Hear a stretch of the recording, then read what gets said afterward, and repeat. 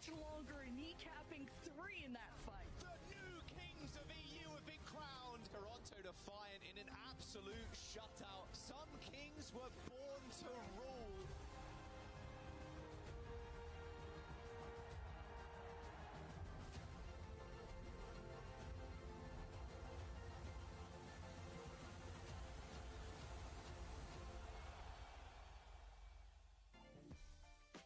Welcome to the 4th and final day of the Stage 2 main event. Zoe here, joined by, getting emotional, the whole family is back together. It's Danny, Danny's it's Jake, back. it's Johnny, and the world is right again. How you doing, Danny? I'm doing good. I've been ready for this day. You know, I didn't want to come in the last couple days because I know this is the most important day. I was like, I'm important. I want to be here for the important day, the finals. No, it's 10 out of 10.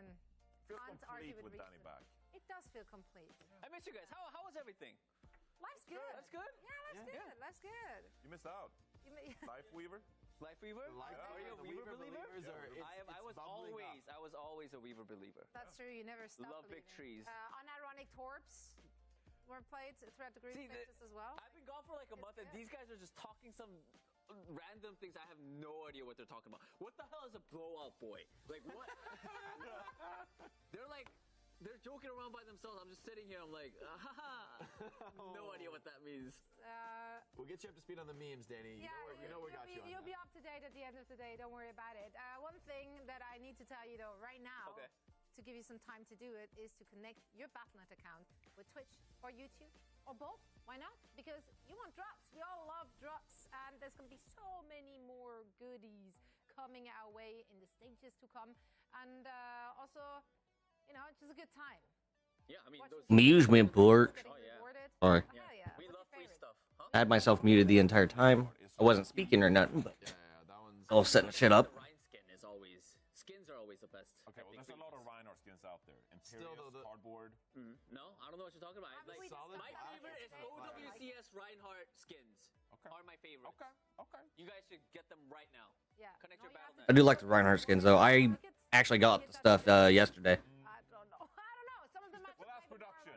I was at work and I was like, I'm gonna watch this so I can get the shit. So I'm gonna stop music at whatever time, and I did. That's right. Now, of course, for the players who may have connected their Battle.net account, they're not just playing for the drops, they're also playing for the points and for the money. And some of them will be finding themselves at DreamHack, our first live Let's event. go. And you can be there to say it, Johnny. Danny, we're going to a festival. We're going to a festival. Yeah. It's a gaming, festival. Is this another inside joke that I'm not getting? No, it's a that's just- gaming festival. No, you're Yeah. coming, Party. Danny. Very You're coming. We watch, I'm good, we watch video games, Yeah. and yeah, And we play video games. Little yapping. Oh, yeah, okay. Yeah. Between the games. Sounds exciting. Dallas, get your tickets for DreamHack Dallas. that's right. We'll be Nice. partying. Say right there, So. it will be a festival with festivities, and we will be there no matter what. We hope to see you there as well. One thing, of course, which is great about those kind of get-togethers is that you get to talk in person. So for some of you which may not be joining us, we still want you to talk to us. In fact, you, good sir, have been offering free coaching advice, basically, but not really. Holla at me.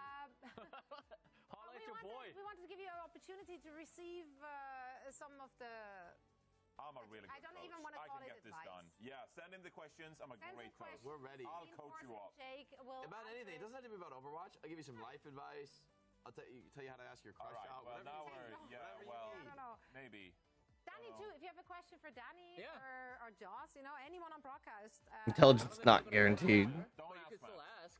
Matt won't help you. Matt won't help you. That might just make it worse, whatever you're asking. You know, it is what it is. Now, whilst you're figuring out what you want to know about from the people here at the desk or in the studio in general, we catch you up to speed here as well with our bracket, because 3 days have already been gone by, and that means this is the last one. This is our double elimination EMEA Stage 2 bracket. SSG is finding themselves in the grand final, and this is where they await their next opponent. SSG pretty much uncontested thus far in the EMEA region. Not many teams were able to, you know, take it to them. In the lower bracket, though, Team Peps have made a beautiful run. Yeah, Yeah, we got huge upsets. taking some big wins. They still have a chance to make it to Dallas, but this is a must-win game for them. They have to beat Ents. Twisted Minds will still be the third team to qualify for Dallas if Peps lose out here. So a lot of teams are watching this match with bated breath, especially Twisted Minds, who are they went waiting out for Peps? unexpectedly early. They're preying on Pep's downfall. Twisted Minds is not a Peps fan after this, but honestly, they've made me a bit of a fan. I mean, I think that team has really come together and put up impressive performances. But Ents, though, I mean, that's a very serious caliber opponent. We talked a lot about the DPS on Peps, how great they've looked, but now they're going to go up against Kevster and Kai.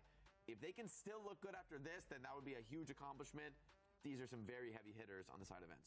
Speaking of heavy hitters, I think throughout the tournament and group stages even, there were a lot of individuals which stood out. Some of them are not with us anymore. Not in the tournament. They hadn't passed away or anything. That was very dramatic. But some of them did not make it to the end of the main event. But nonetheless, a lot of noteworthy mentions. Some of them are still in the tournament as well. And we figured, why not give out more imaginary what is that Award? called? Trophies, awards. Yes. This is America. Everybody gets a trophy. We love handing out like arbitrary awards. So this is one of them, EMEA Stage 2 Superstars. They could still be in the tournament. Some might not be. So we are going to come up with 4 we think worthy candidates, and then we want you, chat, to help us decide who should be walking away with thin air, really, because we don't actually have an award or a trophy. But we want to talk about honor. Honor and glory. There you go. Yeah, you get honor. Glory. You see them in the screens, in the big screen right now. These are 4 we're going to put up for debate, and I think we should just debate. Like each of us, even not debate, but make a case. Yeah. Make a case for one of those for your players. Nominees. Johnny, Is it American or European rule set? What? whatever your heart decides. Just go. I'll give you 30 seconds. You talk about Kevster. Go. Okay, all right. Well, the category is superstar, okay? It's not most valuable. It's not like, great performance by this. It's superstar, okay? The only true superstar in EMEA is Kevster. Kevster is the best player in all of EMEA and all of NA who can really take it to Korea. So if this is going to be the category, if this is what you're naming it, superstar, then Kevster is a trio-only answer. Kevster could jump into Team Falcons, could jump into Crazy Raccoons, and actually slot in. The Korean coaches, they talk about Kevster themselves. We actually want to play Kevster. We want to coach Kevster. He is the best player. Okay. Jake, Funny Astro, go. All right, Funny Astro, let me holler at you.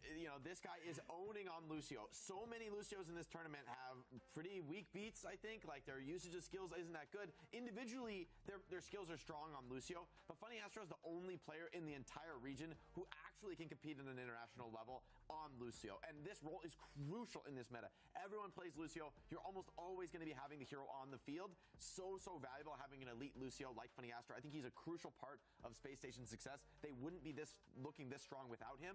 And so I think putting some love on the supports, they don't get enough in this meta. You look thoroughly unimpressed.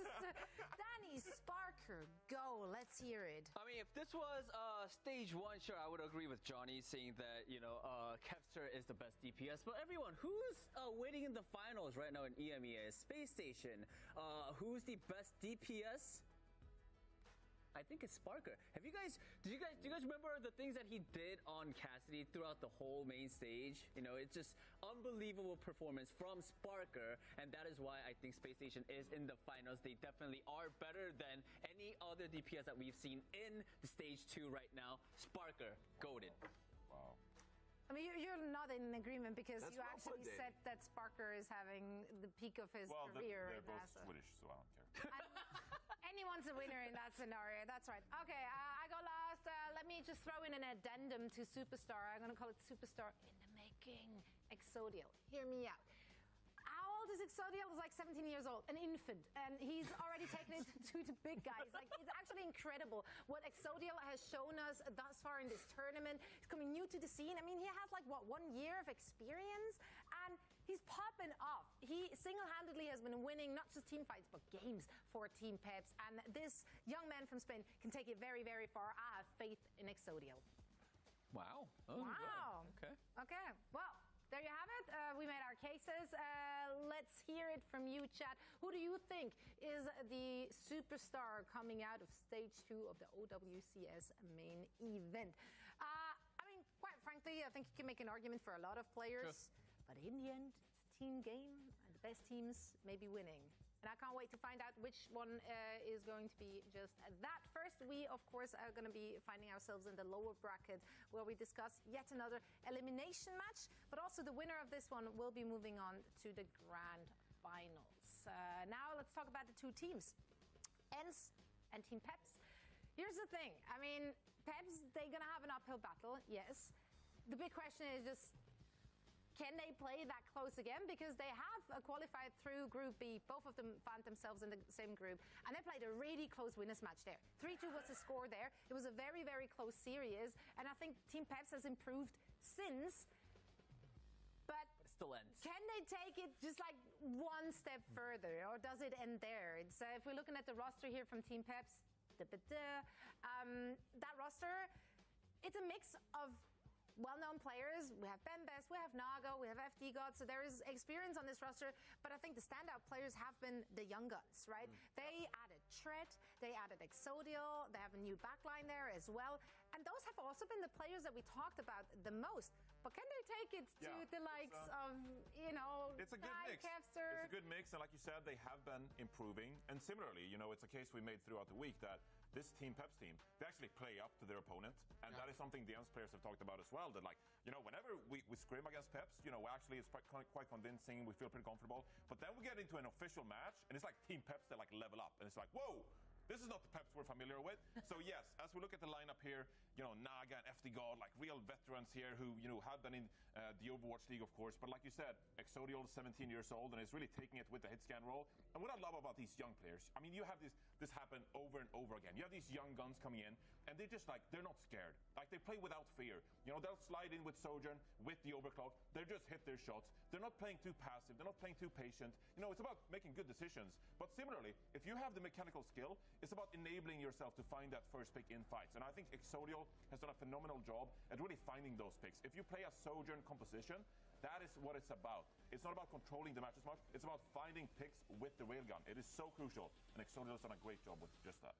I will say, though, this is going to be the toughest test that Team Peps have faced. They might have played these guys close in the group stage, but ENCE is a different animal when we get closer and closer to the end of the tournament. This is a fully stacked team of veterans. Yes, they've got young talent Chase on the main tank now, going to give them more flexibility, but even if they do go to an off-tank meta, they've got Vistola. So really, I mean, this is going to be the difference between these teams. Yes, I think Peps has a few players that I'm super excited about that I want to see go further, but for me, ENCE is a fully stacked roster ready to compete on the international level. There should really be a tier break between these teams. To be honest, as good as Peps have looked, I think this is going to be a stomp. I think we're going to see a different animal in ENCE coming in to these lower bracket finals. Get him. Get him. I agree. Fuck him up. No Peps believers, but surely Danny's got their back. No, apparently not. We're also still trying to figure out what the Team Peps logo is supposed to be, by the way. Yeah, I think it's a mouse. I think it looks like a mouse. But it's also a golden rock. Yeah, but it's like in the shape of a mouse. Oh, hey, looking at the predictions, though, for viewers, 50-50. Wow. That is crazy. That's the first time we've ever seen that, to my recollection. Yeah, I don't think we've had that on the main. But also, like, I don't actually think it's that crazy. Like, if you rewatch It's pretty the crazy. game, No, it's pretty crazy. No, I think people are cooking. Groups, It's like, it was 50-50. not. Are you kidding me? It's not 50-50. Yeah, this is like a 80-20 But type think match. with your heart. Wait, what? My heart is with ENCE in this one. I don't know. My brain and heart is in the same place here, so I'm very aligned in You're my asking analysis. Johnny to root Find against the body Kevster. part which votes for Team Peps. I don't have a lot of body parts voting for Team Peps right now. That's Mostly unfortunate. ENCE. I do think there's exciting stuff, but just, I mean, ENCE are a really, really good team. I think they're going to continue to adapt and innovate. I think they have a lot more comps up their sleeve. I think that's going to be their biggest edge. Everyone for ENCE? Yeah. Everyone's going The veterans, yeah, also, just betting against Kevster Kai, I think it's a very hard thing to do. That is a difficult bet. Yeah. I give you that. But again, I'm pilled from that group stage match to at least believe. They I'd love to have see what it Peps take a what it takes to make it a close one. I'd They love to have what see it it like a takes. close It is one. not impossible. But the thing we haven't really talked about as well is that ENCE have been playing these different compositions too. They're not hard locked into these Ariza comps, so they might just go like ratio plus L plus we're going to play something else. Yeah, we could see a comp gap. Like, we've seen some of these like elite teams versus the top of the mid-table, which I sort of feel this matchup is, that the elite teams have a deeper book of strategies. So if you can force a win with Orisa, Peps have a chance. But if they find themselves countered and they have to, find their way through the counter swap game, I think ENCE have such a huge edge. Okay, so everyone here on the desk, including me, just even though verbally it doesn't sound like it, we are all thinking that ENCE is going to take it. They have to be considered the favorite to win it, and for good reason if you watch their performance thus far in the main event. Now, Necro and Jaws. Can it be a close one? Well, come on, someone, anyone? Any takers? Just say it, Jaws. I'm not going to be offended. It's fine. I mean, you vote ENCE anyway, so it doesn't matter. I'm not going to be offended if you vote Peps. I mean, come on. I think it's an up until battle for sure, and I think with Peps coming in as the underdog, it still doesn't feel great. And I kind of agree with Jake, where and Johnny saying like, look, if Peps, end up playing up to their opponent, like maybe there's a possibility here. But the way ENCE have also kind of integrated Chase and the amount of like different comps they can kind of run into ENCE, who have only really showed there's one star. Well, a little bit. They played Tread on Winston a little bit here, but I mean, Chase coming in as a Winston specialist, it feels a little bit rough, Rose. We're going to Oasis as our first map here. How do you feel going into the series? Team Peps, they have had their best looks on the Orisa and in the mirror, and if there's any hope for them, that's why I like put my pinky toe into the mix. It's gonna be with Naga and Exodial having some of the best performances in their career so far. It's still gonna be really difficult, right? But I think for both of them, Exodial, super hungry hitscam player to keep showing what he's made of, and then Naga as well, just continuing to evolve over the course of this main event. We'll have to wait and find out. Oasis and a spot in the finals on the line for ENCE or Team Peps. Peps making it further than they did in stage 1. And of course, ENCE want that grudge match, that revenge match versus Space Station Gaming, who sent them to the lower bracket here in the lower finals. See what ENCE want to bring out. Of course, they're starting Chase today instead of Estola. Going on to Oasis. I mean, it makes the most sense as well, especially if you want to swap Winston on like City Center, for example. We're starting out on University first. Yeah, and Chase, like, talk about the flexibility that this player brings into the ENCE roster. Chase is a pickup that they took from Exoblivione when Chase was having just such an amazing performance. And Chase is one of those players that does play pretty aggressive. And so you at least need to see the rest of the team of ENCE back him up. But he's able to make these really big engagements into the backline. So keep an eye out for where Chase decides to wrap around. Quite different looks here from ENCE and Peps, apart from the tank. And the Lucio, of course. Kevster on the Genji. Something that we spoke a little bit about yesterday. If there's anybody you trust on Genji, it's definitely Kev. We'll see if Kai and Exodial can kind of match up. Of course, we were talking about before how Naga from Team Peps might just be the difference maker too. Has really come like a big resurgence for Naga over the last few months, or I should say this year. Didn't have a crazy amount of success in Overwatch League, but it's been really kind of lights out on the Tracer. Lots of high efficiency pulse bombs, comboing a lot of the time with Tread's Terror Surge. The first kill just yet, but Tread in a little bit of trouble. Isolated from the rest of his team. It's actually Naga that goes down first. I'm picking him up a second ago. Maybe accidentally glitching him a little bit there. As happens though. It's all good. Caster Curse comes in clutch sometimes when you want the other team to win. And end up getting wiped there. Team Peps with a good first start. Naga going down first is a bit rough, but of course it's Exodial that comes up big.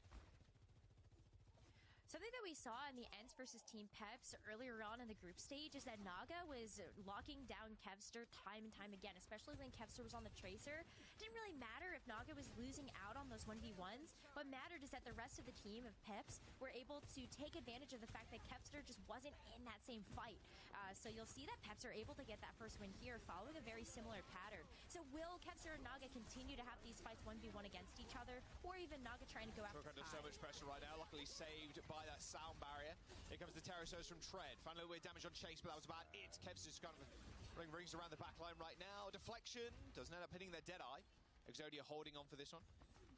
Doesn't end up even pulling the trigger there. Tread super low. It's an easy reset dash there for Kevster. Straight on top of the Orisa. That was a nice little sound barrier from both Marta and FD God. A lot of the time, though, like Kevster just kind of ignored that frontline duel, was just poking down the backline, separated Team Peps. Ends up taking the victory there in that fight. They got 3 ults to spare, 2 coming into next. Peps a little bit unlucky in that regard. Only got that pulse bomb from Naga, but if he can hit the same ones he's been hitting over the last few days, Rose, should be a fairly even fight. Looks like they want to go first, though, that being ENCE. Kai, a little wrap around. Naga just unable to see where Kai was. Looking at the backline of Team ENCE, looking like he could slam dunk one of the supports, maybe. So you have to pay attention to Kai. His positioning on the off angle there. Team Peps weren't ready for it. No, but they might not even be ready for this blade that Kevster's still been able to hold on to either. You're going to have to just use a Suzu or even just kite away from some of that damage, and I don't know how easy that's going to be. Naga has switched over to the Genji, though, as well, so you're going to see this Genji versus Genji, which I feel like is something we haven't had a chance to see in a very long time, Jaws. Masa saving the speed boost might be quite important for him. That's a big slash. There's the Suzu. Oh, nice shot from Exodial. Kite away is good. See, FD Gold also saving the amp it up on the speed from the Lucio so they can get out of there. One down for Ents now. Here comes the Terror Surge. Easy dash out, but Crook's already down. Gets taken out clean by the Terror Surge. And Ents are just going to sound barrier into. Master playing super aggressively. Looks like Team Peps escaping now about 75%. We'll have another chance to recontest, but if Ents want to play up again with this rush, they can do. Maybe force Peps use a rush of their own. You can see they're kind of hovering around this choke point to begin with. Maybe that's the plan. Yeah, you can absolutely do that, and it was really great awareness there from Ents to know that they could re-engage with that sound barrier even though they had lost Kevster with the blade. So they're going to back up, though. They just want to let Peps come to double them. rush on the point. Just Tread and Chase kind of exchanging positionings. High Noon with the Terror Surge. A lot of damage on Chase and Kai. That was a really nice combination of ults from Peps. Dragging everybody in. Exodial doesn't get a lot of skulls, right, but a lot of damage. Little stagger kill onto Master is going to be nice. And no sound barrier used from Team Peps, the most important thing here. They got a barrier and they've got the blade for this next fight. It's going to be tough for Ents to get much stuff done. They're going to have to rely on Kai maybe getting a pick. Yeah, Kai getting a pick, you could still go with the overclock after you've done that damage as well. But Naga just really maybe being able to give it to Ents in the same way that Kevster tried to. You still have a good response, though, with the Suzu from Crimzo if you want it. Super early. Ents just want to lose this fight. They want to get out of there. Just die, reset, go again kind of thing. They're going to stagger Chase, in fact, make it a little bit more punishing for Ents. Eventually kill him with that spear. They do end up using the beat super aggressively. But now Ents can just kind of run in. Kevster actually forfeiting a lot of that percentage on that blade. Was almost at 80%, switches over to Tracer. But they've got the overclock. The sound barrier from Master, quite a fair distance away, but if they can extend this fight out, they might be able to use it at the tail end of it. Peps being a little bit cheeky, though, playing super far up with both Naga and Tread. Of course, they got a blade of their own here. It's going to be up to Kevster to touch. It's going to force OT as he hits the recall, but Tread's too far up, isolated completely alone. Even Naga decided to get back to the rest of his team. Maybe a small miscom there, as Team Peps, they're both their DPS almost instantly losing their entire health bar as they try to re-engage to try and help Tread. Overtime for Ents. They end up capping the point. Tread coming back on the Doomfist, but it's already all over. Nothing can be said. I mean, where was Tread in that comm stack? Like, he was so far up. The rest of Team Peps on a completely different page by the looks of it, as Team Ents claimed the first round. A super back and forth, though, and that was very, very close for both teams.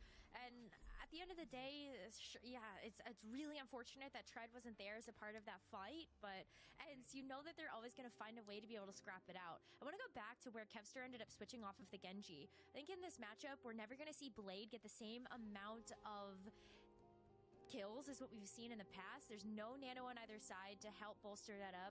You didn't have a sound barrier either to make that Genji unkillable. So I really appreciate how Kevster was able to switch off of that, give up that ult charge, and go over to something that was going to be a bit more high impact with that Tracer. We all know how good he is at that hero, right? So it's nice to be able to see him go back to those basics too. Bit safer to touch as well on the Tracer, of course. You saw him having to go for that one. Few Genji have to like kind of dash in, hit deflect, like hope the rest of your team can kind of rally around you.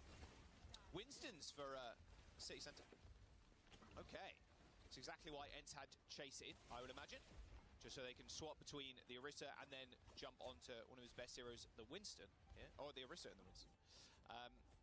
See how Team Peps want to juggle this one.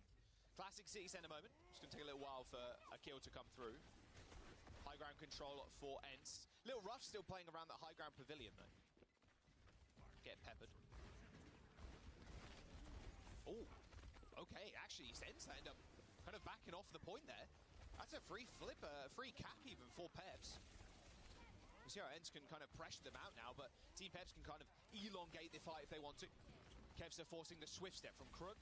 It's actually Marta, first to fall. First blood goes to Exodial.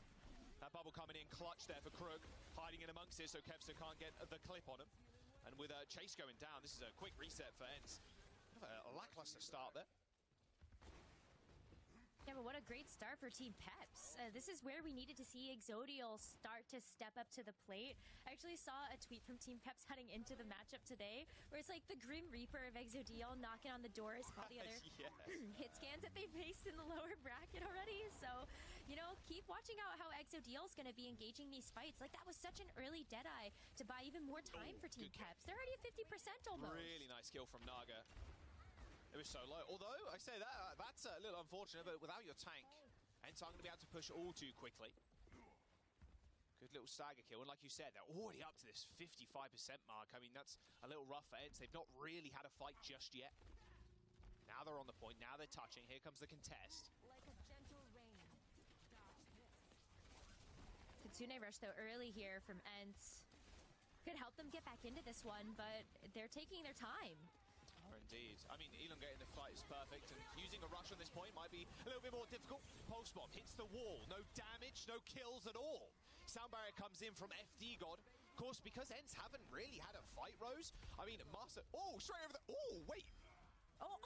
Wait, Chase just hit the Frogger. Okay, just like hopping over the cars, hopping past him. That was kind of nasty. And Naga still killed him anyway. God. Oh my 90% now for Team Peps. Ents haven't had a fight at all. And I was just kind of interrupting myself there with some silliness. But they need this sound barrier. Need the sound barrier. Exactly. Only 10% away and the round's almost done. Here comes the overclock to start this thing off. As Kai has to deal with this bubble. But now, Tread popping the primal.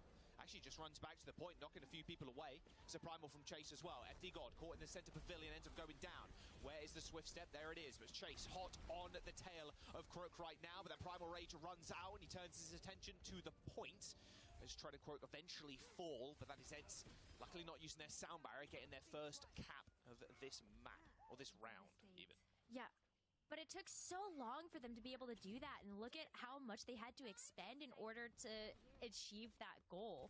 So, yes, they have the sound barrier, which is such a great tool to be able to hold on to, but I wouldn't put it past Team Peps to set up Exodial somewhere with this Deadeye, and then be able to capitalize on either the sound barrier coming out to try to deal with that, and then going in after all those cooldowns has been expended. But Tread's going to go ahead and try to take this high ground away from Chase first. Yeah, that's going to be the name of the game. See what Exodial can get done with this high noon. Fairly successful thus far with it.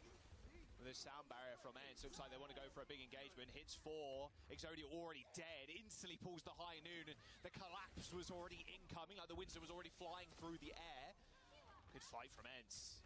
That sound barrier, though, rather large investment on the face of things. I mean, Team Peps, ideally, you just save up both support ultimates. Maybe you take a dry fight here, force Crimzo to use the rush, and then go in with a rush and a sound barrier of your own. You can definitely go in with the rush. I think that would be a great way for Ents to engage into this fight, especially now that they've had high ground control. Get a drop on them and then hit them with the rush. But you also look at Kevster having this pulse bomb, and he's waiting for that opportunity where he sees Team Peps come through, expends a cooldown, and just yeets it into the back line. How wonderful would that be to get out Crook or FD God in this position? You've got to force a swift step in the Suzu, though. It's just so hard to get decent value on pulse bombs. That's why it's a miracle sometimes when we see a double kill with a pulse, which felt pretty normal a long time ago, but now feels almost impossible. Here comes the contest. Ents waiting for the last final moment here as overtime approaches for them as well. Naga looking for something in the backline. Sees Kevster. Kevster is also aware of his presence. Also on the point. There it is. OT triggered for Ents. Peps not in control right now as the fight will break down in just a moment. Peps just so close to double support ult. That's going to be so impactful here, too, because you do have that sound barrier where Masa does it right now. Well, there's the rush from both Kirikos. And now Kevster hiding for a target. It's FD God Ajaxes. Kevster gets the kill on FD God. No sound barrier now for Team Peps. And it's going to cost them dearly. Masa with a double boot kill in the end. The one ult that Peps had and the one ult that they needed, they couldn't get off. The AJ from FD God as Kevster spots him from a mile away and takes him down. What a start from Ents as they take the first map. Well, you know, Team Ents is not a team that's going to let that go unpunished, right? If you are tracking the ultimates, you know that FD God has it, and then you just sang Kevster after that pick. So what a phenomenal recognition to know that that was a huge win condition there for Peps and just take it off the board. FD God, especially over the last couple of days, has had some rough times getting the sound barrier off. Not the first time. He's Ajax, unfortunately, and Kevster exactly like the guy that is built to play Overwatch. Funnily enough, he knows exactly where he is, how much HP he is on, exactly how many bullets it takes to kill him as he's using that sound barrier. Rough stuff from Peps at the very end.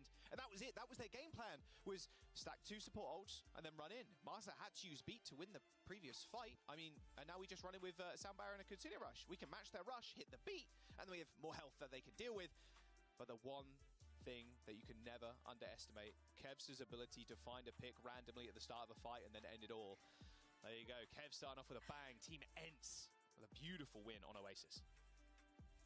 Yeah, it was so close too, though. And I think that's one of the reasons why we can't count Team Peps fully out of these fights, is it is going to come down to these small margins between both teams. Both rounds.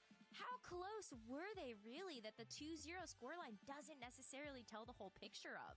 I'm so excited to see how the rest of the series is going to go, because I think if we can still see these big pop-offs from Exodial, Naga still having a really great game, it might just be closer than people think. Hollywood is the next map. Curious if they're even going to sub-chase out. It doesn't feel like they would at all. Oh, there you go. There's the kill. Kill that ended it all there at the very end. So extremely big. close round 2, or like first map even. All 2 of the rounds on Oasis with the stats on your screen right now. And here's the head-to-head 2. We're talking about it a little bit earlier, Rose. You were bringing it up. Kevster versus Naga on the Tracer head-to-head. It's still coming up Kevster. Even though the deaths are really, really close, Kevster is just able to weave into the backline and find so many more picks right now. And part of it is like what we ended up seeing before from that group stage match between Emps and Team Peps is Naga, Kevster, they're going to be going at it at each other if they're going to mark each other down, but Kevster right now finding way more value. Yeah, no substitutions either. I'm just getting word in, so Ent's going to stick with Chase. Makes sense. You're going to Hollywood. You want Winston to jump high ground, etc. Pretty good map for it. And then you can switch to like Orisa if you need to at the very end stage. You can still finish it with Winston, but Orisa sometimes a little bit better, pushing down the long straightaway on 3rd point. Hollywood, all right, let's jump on in. Was a Pep's map selection as well. Ent banning Eichenwalder and Midtown ban for Team Peps. In general, Hybrid's pretty conducive to a lot of Winston play, so I don't think Ent's really minded where they went, and utilizing Chase has been one of their big keys to success. Having a superstar in Vestola sitting on the bench and being like, hey, I can come in, I can play literally anything, but I can play things like the Sigma, which has seen a little bit more popularity. It's just been such a massive boon to Ents over this tournament. I think something that people had recognized about Chase is that he was so good on so many different tanks, right? So knowing that that flexibility exists is just such a powerful thing to have for a roster like Ents that aren't afraid to make those compositional changes. What that map ban also tells me is that Ents don't want to take the Orisa mirror. They know that Team Peps really have that down to a science at this point. So if they can force them onto something else that maybe they're just not as comfortable with, or maybe not quite as cohesive with, like the Winston dive, good. I don't know. I like a good map ban, I think, on Eichenwald, because we've seen a ton of teams just take the Orisa mirror there. Yeah, I mean, especially with Lucio. Lucio's kind of perma-meta, kind of, well, not always been perma-meta, but Lucio's always been there, just on the periphery, if not in the meta. Just speed, it's really helpful, funnily enough. And yeah, Eichenwald is definitely a map where you can just utilize the speed to get on height with the Orisa, so you can either do Winston or Orisa there. Let's get a quick Peps listening, though, as the gate opens up. Monkey, Surge. It looks mirror with Surge, mirror with Surge. They're on top right now. Can we clear top and Zodial still? You ready? they're out of top. Okay, I'm jumping there right now. Where's this monkey? Do we know? Left, I think. He's up here. Okay, I'm gonna jump. Monkey left. Get ready to help me. Get ready to help me. Then look, okay. Yes, real, no real. For real. Can we walk up and force Naga. I'm gonna force one. Ready? 3, 2, 1, force one. Tracer. Tracer. Tracer hits once. He's one. Monkey, No recall. No re. Cap. Monkey here. I'm gonna jump cafe. 3, 2, 1. I'm gonna take top monkey here. Monkey. Killing for a second. Bubble there. There's one. Walk up, I'm behind them, I'm above them. Okay. They're moving me here. Okay. Take point again. We have Kitsu too. Oh, we have to cut. Okay. Look, monkey. Punish. I'm just dying. I get that. Don't fit Kitsu. We have Kitsu beat for them. Yeah. So we have Itsun, though. Serve. Overclock beat. Kitsune 60. OTP. Yeah, he has it. Can we just go Kitsu, like, onto them? And then we can go, like, stack over Bait the monkey, yes. Bit of a slow fight there from Team Peps to start off with. 54% garnered on the first point. Obviously, that's single tick, but we'll see how they do us on this next attack. Calling for the rush here, Rose.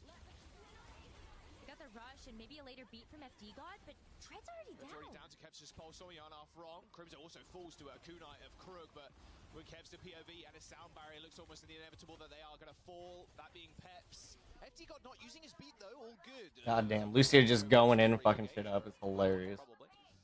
Good stuff so far. Yeah, Tread has been kind of getting isolated on the sidelines. Those bubbles so important in this matchup, blocking all that Kiriko healing. Yeah, Chase has been so good at that, and one of the reasons why that Winston has been so standout is his knowledge of being able to go in and make those aggressive types of plays. To isolate Tread is a huge boon to Ence's game plan here, but FD God having the sound barrier, maybe a chance for a bit of redemption after our first round. Oh, there's the sound barrier. Only hit 3 though from Team Peps, and Kai's on the flank with the overclock. Crimso's already down. Kai gets a hindered aid attached to him. Chase is causing a little bit of pandemonium right now, using that primal rage, gonna isolate Exodial too, and that just leaves Kai open, free range in the backline to kill both supports from Team Peps. There's only a minute to go now. A primal rage kill from Tread as he tries to settle the score, but it's not gonna happen. Kai dies, but Master's gonna be there for the taxi if they really want to do it. Team Peps scrambling now to try and find something. They still have to keep pushing the advantage here. They need a pick, anything, try to stabilize this fight, because if they don't here, it's going to be all over for this round. They also have nothing for this fight in terms of Kai's goals. already back now. 2 ticks on the board for Team Peps. Ultimate hand for Kevster. Oh, the double hit, double melee. Easy kill on Exodial. Couldn't receive enough support as Crook was paying attention to Tread in the front line. A stick. That'll end Tread's life. Quick sharp. And Kevster fighting 3 kills in the fight. Who better than Kev to do something like that on their first hold here? Ends with only, 66% on board for Team Peps. This is a heck of a defense. I mean, with 33% to go, you need something unbelievable here from Crook and Naga. This pulse bomb is going to have to go nuclear. Yeah, this Kitsune Rush 2 just to help make this push a little bit faster, but Ents are going to have the answers. Masa, has the sound barrier. Masa is 1 HP, still lays down the sound barrier, it does hit 4. Chase, unfortunately, not getting that overhealth thanks to the bubble coming through from Tread. Both Kitsune Rushes on the points as Kevster finally falls. It's only Kai now ready to do the damage here as Crimzo still dancing around on this point. Heard a Suzu go off there to try and save Kai. Tread's health bar going considerably low, but it's all good. They only have 33% to take. Nice double shot there onto Crimzo to end it all, and the payload will get them moving. However, only 2 minutes and 30 seconds of the time back. A delightful hold from Ents. That was a really, really good push. I mean, Team Peps, they had to have those monster performances. That's what they got. Even through the sound barrier that Masa had, they were able to deal with all of that overhealth. So a big take of this forward position on the high ground. And, oh my god, Kai's already dead too. And a sound barrier from height. Primal Rage from Chase. I like the gumption, but can he actually find the kills? It's actually Crook that goes down to Crimzo in the periphery. Exodial under a ton of pressure, has only got Tread's bubble to already hide behind now. Like still double jump there from Chase to try and chase down the Cassidy. Can't quite find him, but it should be good as they regain control of this high ground after FD God used that beat. However, Crimzo falling is not really the end of this fight that Ents foresaw, as they now end up having to back off of high ground as FD God and Tread chase them off. It's just been such a back and forth between these teams. We originally saw Team Peps take that forward position. Exodial already opened up that fight with the pick onto Kai. And FD God just continuing to bolster that with a sound barrier. They're off kilter a little bit in terms of Ents and Team Peps matching each other. Masa might be able to get this up first, but Exodial takes back the height with this Deadeye. And Tread has that Primal Rage to potentially knock people up. Exodial taking a little bit too much down. Yeah. A little bit too much damage. A little bit too much damage there. He was getting chunked by the Lucio Cheerios. Like, Master was permanently shooting him, and then Kai just landed a disrupt shot. And that was the end of Exodial's ult. Unfortunate high noon there, not getting anything.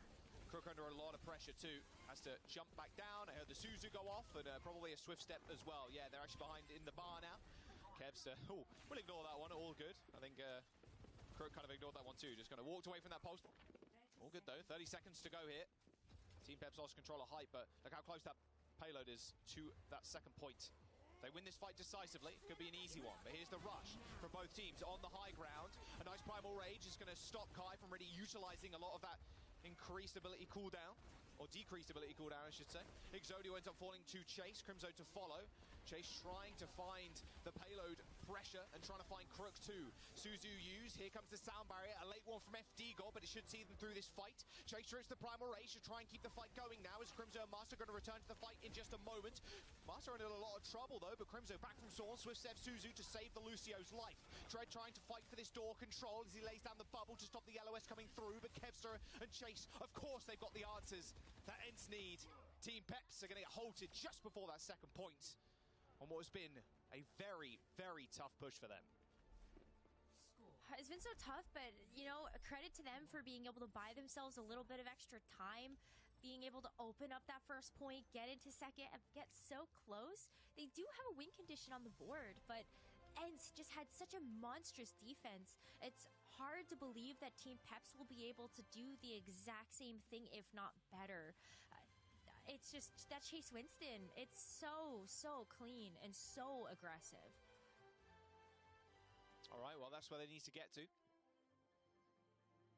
Just before second. Really rough too, especially the way second normally ends up kind of breaking down. If you get a clean fight during like the mid part of the streets phase, it's so tough for the defenders to kind of funnel out those doors, especially if you're on the attack and you have that high ground overlooking them and you maybe have a little bit of jail control as well.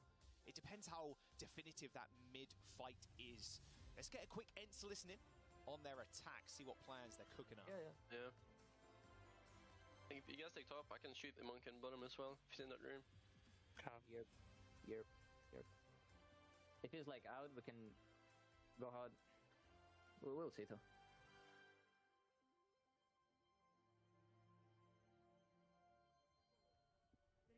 If you're their bubble, they always do that. Yeah. Gonna break it? Pick him in. Alright, game plan set in motion for Team Ents. Not too much yapping, just focused in the game. They know what they need to do. They know their win conditions there. Victory checklist. They're ready to make a move here. There's Kai on the high ground with the rest of the team. He's going to force Peps in a bit of a precarious position behind that dumpster. Rather frustrating against a Sojin, of course, with the disruptor shot covering a lot of that corner where you can just peek around. Kev's forced to recall in this small little room, and with Tread still getting pressured out. It's been tough to Crook to keep him alive. They're going to rotate onto high ground now to try and push them off. Naga was ready for it too. They're waiting for Ents to kind of get descended upon and hopefully follow up with Tread to get a kill onto the back line, but they've just completely swapped sides here. 45% and a single tick on the board right now for Ents. Ooh, FD God though, almost up to the sound barrier. Same with Naga to a pulse bomb. Team Peps are going to be the first ones to get any ultimates online if they can just stay strong. Oh, Naga's in trouble though. You saw him, that was a dangerous recall. Forces FD God to use that very early sound barrier. Luckily, Marsa, like you called out perfectly, Rose, 10% away, a little bit further behind. Good stuff there for FD God and Team Peps, just capitalizing on that very early ultimate. Ooh, but level 1 Crook still goes down, so we're gonna have to see maybe a bit of a taxi, or at least to get look at him go back in the fight with their swift step. FD God's skating away, and they know this too. Ents know that FD God's gonna have to go back. So Team Peps are going to play a little bit more safe. FD God is back in action, same with level 1 Crook. Here's the high noon, stop the chase from Ents. Slowly but surely. It was a perfect timed Deadeye though, because that's the space that you need to buy for level 1 Crook and FD God to come back into things, right? But Ents, they've got the Kitsune Rush now. Kitsune Rush on the point for both teams again. They're still racking up percentages though at Ents. And with double support ultimate, it looks a bit too easy, but Tread could be the difference maker with the Primal Rage. Everybody caught in the small room right now. as Kevster trying to take down Crook.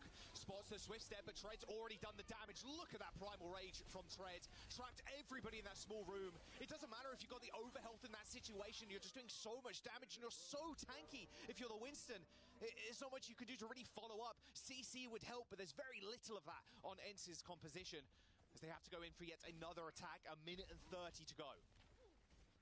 And with the overclock, maybe they're able to get enough progress to be able to unlock this first objective. But Team Peps, they've been able to meet them at everything that Ence has thrown.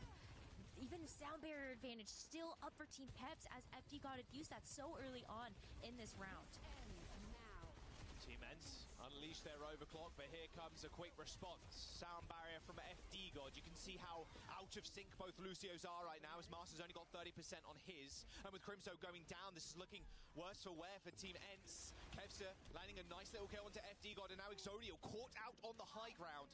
50 seconds to go. Kai's dead. An extremely scrappy fight, but with Crook down, that's it. Ence get that first point. A little bit quicker than Team Peps, but it's been a struggle for both teams to do so. Oh, stagger onto Naga too. It's at least going to give Ence a little bit of breathing room there, but it looked like Team Peps were going to be able to get the job done. The sound barrier was so good until everybody got split up on Team Ence. They couldn't take any of those fights together, and Ence is the type of team with just their raw mechanical skill could capitalize on that. That's a good first pick. And this is it, Rose. This is what I'm talking about. Taking early fights like this is so nice. If Ence can continue to hold this high ground, it's going to be tough for Peps to re-engage if they get team wiped in this next fight. Especially because Crimso has the Kitsune Rush too. So you could just keep this aggressive hold. Exodio taking a little bit of chunk damage here. Chase just playing on the edge, spotting out Naga. Doing a good job of actually checking Naga too, helping Kevster in that 1v1. Just those right clicks from Winston. An unbelievable addition to the Winston kit, obviously, coming into Overwatch 2. Has just been so good at helping from afar. Thank goodness Winston got range. Tank players can prove they're actually good at aiming. Winton. There's the high noon. Kitsune Rush. Deadeye. Look at them all, though. They're all just chilling. Oh, Kevster. Woo, little peek, little bait. All right, back to the high ground. Here's the rush across the bridge. Bubble from Tread, try and isolate people, but FD God and Exodio already down. Tread had already used his leap rose to get onto the high ground to stop the ever-encroaching members of Ence. And look at how close they are now. Almost a complete team wipe. I mean, this isn't a fight from Team Peps they can really take. They're going to have to stagger themselves on if they can even get there. FD God's really the only one. They're going to have to rush basically out of spawn, and Exodio's already dead. 1.5 meters to go as the Tracer does end up getting there, but it's too little too late. Team Ence take Hollywoods. They're one map away now from getting that final spot against Space Station. Looking for some sweet revenge up in those grand finals. Team Peps just not looking the same like we saw them in the last couple of series. No, I mean, where they really shined was that Orisa mirror, and that's something that Ence has done a great job of right now, forcing them off of that. It's more difficult to play the Orisa on this map, so being forced almost to play the Winston dive, and Chase is just such a good Winston, right?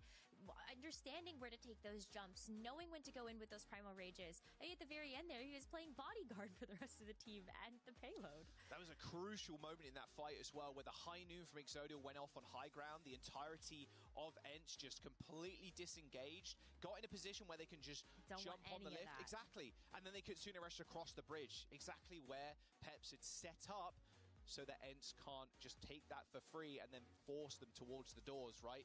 And then Tread had already leapt onto high ground, put the bubble down, try and block off people, but everybody had already ran through it. Everybody's so quick in the Kitsune rush, they're already gone. They were like Usain Bolt just running down the mid, and it was tough for really Tread to then see himself in that fight. He ended up dropping to point to then stall out the payload, but the rest of his team that needed the bubble and just the Winston kind of body in front of them was just nowhere to be seen. Ence just a clinical precision there on that attack. And, well, it took them, both teams, in fact, Rose, a little bit of time to capture first, but that sometimes happens, especially if you're FD God, right, getting beats off so early, not hitting the AJ this time around, right, and they're actually... No, good exactly, redemption. Getting it off before Master could, and it was a good staging ground for them for point A, but they ended up letting it go, and the map went to Ence.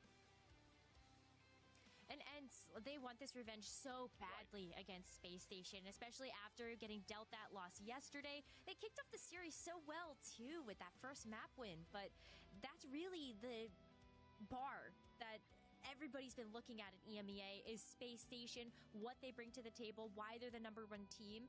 And so we want to see really good fundamentals here and just see ENCE locked in order to have a better shot at that rematch. Yeah, that's where people have been talking about the tier breaks, like you were saying, that bar, that level of play kind of being Space Station right now, tier break potentially. We'll see how ENCE do a little bit later on if they end up taking the series, and then ENCE below them, and then kind of Peps there. Is there a tier break between them? Not too sure yet, but right now it's looking pretty likely that there is. We're going to Esperanza as our next map, Rose. So again, another place ENCE can take the Winston mirror if they want to. Right? Yeah, absolutely. I mean, okay, depending, I guess, on where some of these teams' comfort levels is, we do see the Orisa getting played, but if Chase is going to stay in this roster, I have a hard time imagining Chase not playing the Winston. He's just been really clean with it. Those engagements have been so fast and so decisive. A lot of because Chase has just been a good shot caller in terms of the Winston, also a good listener to when the rest of the team is ready to actually make those engagements and where they feel confident being able to take those duels. So I would love to see more Winston, and I think ENCE has to show us that in order to have a really good, strong matchup for Space Station, too. Well, we are jumping onto Esperanza. It was ENCE's choice as well. They wanted to go here. No new Queen Street. It's been kind of the theme of this tournament so far. Just no one wants to play new Queen Street. I'm getting a small word that ENCE having a substitution, so I would imagine that's Vestola coming in. And yes, it is. There we go. So Chase out, Vestola in. A bit more Sigma, maybe. A bit more Orisa. There's lots of ways this can go here. So another kind of spanner in the works for Team Peps having to now deal with this one, Rose. Yeah, but if it's going to be the Orisa, that's where Team Peps has felt the most confident, is being able to take the mirror match of the Orisa versus the Orisa. Where things might get really interesting is, like, does Vestola feel like they want to play the Sigma on this map? Because that is one of Vestola's best heroes, and Vestola has been the best Sigma in EMEA for quite a while now. But they're going to run Sigma. For sure, they're going to run Sigma. Even forcing out Tread to have to use those cooldowns a little bit more prematurely. So yeah, we'll have to see what they roll out with. All right, let's lock in. ENCE on 2, Peps on 0. 1 map away from seeing ENCE in the finals to try and get some revenge on Space Station to what they did to them yesterday. A 3-1 for Space Station, locked their place in the grand finals. Looking good so far for ENCE. Keeping the confidence high too. Looks like Vestola's running out in the Orisa. Not too much of a shock. Yeah. We'll see how Trek can kind of match up. Well, the really big reason why Team Peps were able to take those 2 maps that they did off of ENCE in the group stage is when they were playing the Orisa versus Orisa mirror. Tread, I heard him talking about how he was really confident at being able to run at somebody like Kai when Vestola used all of those skills and just be able to take that large source of damage out of the equation. Because them dinks. A lot of confidence in the rest of Team Peps to be able to go in and be able to win these matchups. Like Exodial, you have confidence in being able to do that. But Tread already down, so Vestola finding that opening immediately. Yeah, maybe Tread was focused too much on killing Kai there. He forgot about Vestola, actually. He can dish out a fair amount of damage himself. Doing him trading, though, which is slightly annoying for both sides. We'll see if Vestola can try and make it a little bit more painful. Oh, Kevster ends up instantly falling to Exodio. It looks like he was right next to him, like he blinked and he already got headshot, so it was a little bit too late for him to kind of escape, and there you go, there's the kills. You want to see if you're a Peps fan. It was a very even split, actually, on the chat votes, Rose. It was 50-50 in the end, so yeah, people expecting this one to go the distance as Peps get that bot moving. Orisa versus Orisa. This is where we could see Team Peps really start to bring it around. And you saw kind of the example we were laying out firsthand. Going after Kai. Yes, maybe Tread ended up trading himself for that, but Exodial now had so much free space to work with, especially if we were going to try to see the follow-up coming through from Kevster. So once again, we do get a chance to see Team Peps take this high ground control, which is going to force ENCE to have to go underneath this bridge. But great disengage here from Peps so far. Really early high noon available from Exodio too. Here comes the rush. Oh. By Vestola. Sound barrier comes through from FD God. That only hit 2 people. FD God hitting Nargane himself, obviously, but Exodio and Tread end up falling. Potentially LOS slightly there. I'm curious. Unless their health bars just instantly disappeared, that overhealth instantly disappeared. That was FD God laying down that beat, not collecting everybody, and then just kind of walk over them. Yeah, I mean, whether or not the overhealth did hit, Ents just still had the damage. The Kitsune Rush was so powerful in that regard, and now Ents left with the sound barrier advantage. Team Peps, they got like a meaningful amount of progress. That's not nothing, but it's Ents now in the driver's seat with this high ground control. With this Terra Surge as well. Team Peps are going to have a hard time being able to engage on this, knowing that that ult is up for Vestola. Look at the amount of chunk damage Kai's doing to perma headshots on the front line of Team Peps as they try and make their rotation to high ground. Might be where they want to go as well with this rush, or they could just try and take the bot under and then rush behind Vestola. Looks like Vestola's going to drop, so a bit of an easier rush position now for Team Peps. High noon on the high ground for Kai. Dissuade Peps from making any aggressive plays. FD God peek in there. And here comes the Terror Surge, straight on the low ground. Good boop from Master coming in clutch. Sound barrier used by Team Ents as well, as they end up just losing Vestola initially with a pulse bomb from Naga connecting. As the fight breaks down is FD God and Exodial being able to take down Master and Kevster. Nice little pulse bomb from Naga too, just waiting for that sound barrier to wear off, plus hearing the Suzu going off pretty early as well. Even if Crimzo laid down the rush, it's still a few seconds before that Suzu comes back online, so patience is Naga's best virtue there as Team Peps take the lead. Naga's been so good at that too. Like, I think that's one of the reasons why Naga is stuck out as just such an improvement in the Tracer, is that he knows like he has to wait for those cooldowns to be offline. He's not going in too greedy or too aggressive, and he's also feeling confident that Exodial is going to be able to get that damage down beforehand. But it's not going to be too much longer before Ents come back, and here they can use the rush. Oh, good stick. Wow, double from Exodial though before the post bomb could go off. And Peps still want to fight this one. They lay down the sound barrier, hits the 3 remaining members of Team Peps as Kevster has to try and get out of there. Hits the recall as Naga was just chasing after him, hot on his tail. 33 HP, and Naga finishes him off. What a play from Exodial. Still manages to pick up 2, regardless of being stuck with a high noon. A scrappy fight with Peps coming out on top. Wow, that's enormous. And we saw Exodial have trouble being able to get those Deadeyes up when you have a Winston jumping on you, a bubble, a disruptor shot when you are super stable. But Team Peps just bringing the chaos and really giving space for Exodial to be able to make that work. Again, cooldown management and identification that Deadeye really could help you, not only to zone, but maybe even get a pick here. Team Peps, they've got the high ground control now as Ents come back, but it's going to be Kai's turn soon with that Deadeye. So he wants to use it. Vesto's already taking a lot of damage, and looks like that was a go symbol for Team Peps. Nice little spear, does hit the wall, but it's all good. Vestola got followed up on. I like that rush play too. Playing big ultimates right now, forcing a position of Vestola where they have to run away through this small little choke point. They're so close to this checkpoint, and being able to cap that early on is all for better. High noon from Kai does land 1 kill onto FD God. Can Ents even contest though? It's actually Kevster that's stopping this bot moving further as Kai finds another kill. Like, he just killed the backline on his own, Rose. Okay, Master comes in. Okay, fight's over. Ents end up taking this one. My word, it was an easy kill on Vestola initially from Team Peps after using that rush, but Ents staying in the fight and Kai coming up with a double is unreal. That was a huge hero play from them, especially when Exodial was also starting to even up the score a little bit. But Kai, you can always count on him to be able to hit those headshots. He's always been so clean with that aim, and just giving Ents another chance here. You got to back up a little bit though, because you're walking into some pretty big ults here from Team Peps. They have this Terror Surge, and FD God's also not too far away from being able to have that sound barrier either to match that of Masa's.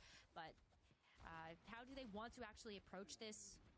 Ents can't just step up to Exodial knowing he's got the Deadeye again. Master's so low. Oh, he's still going in.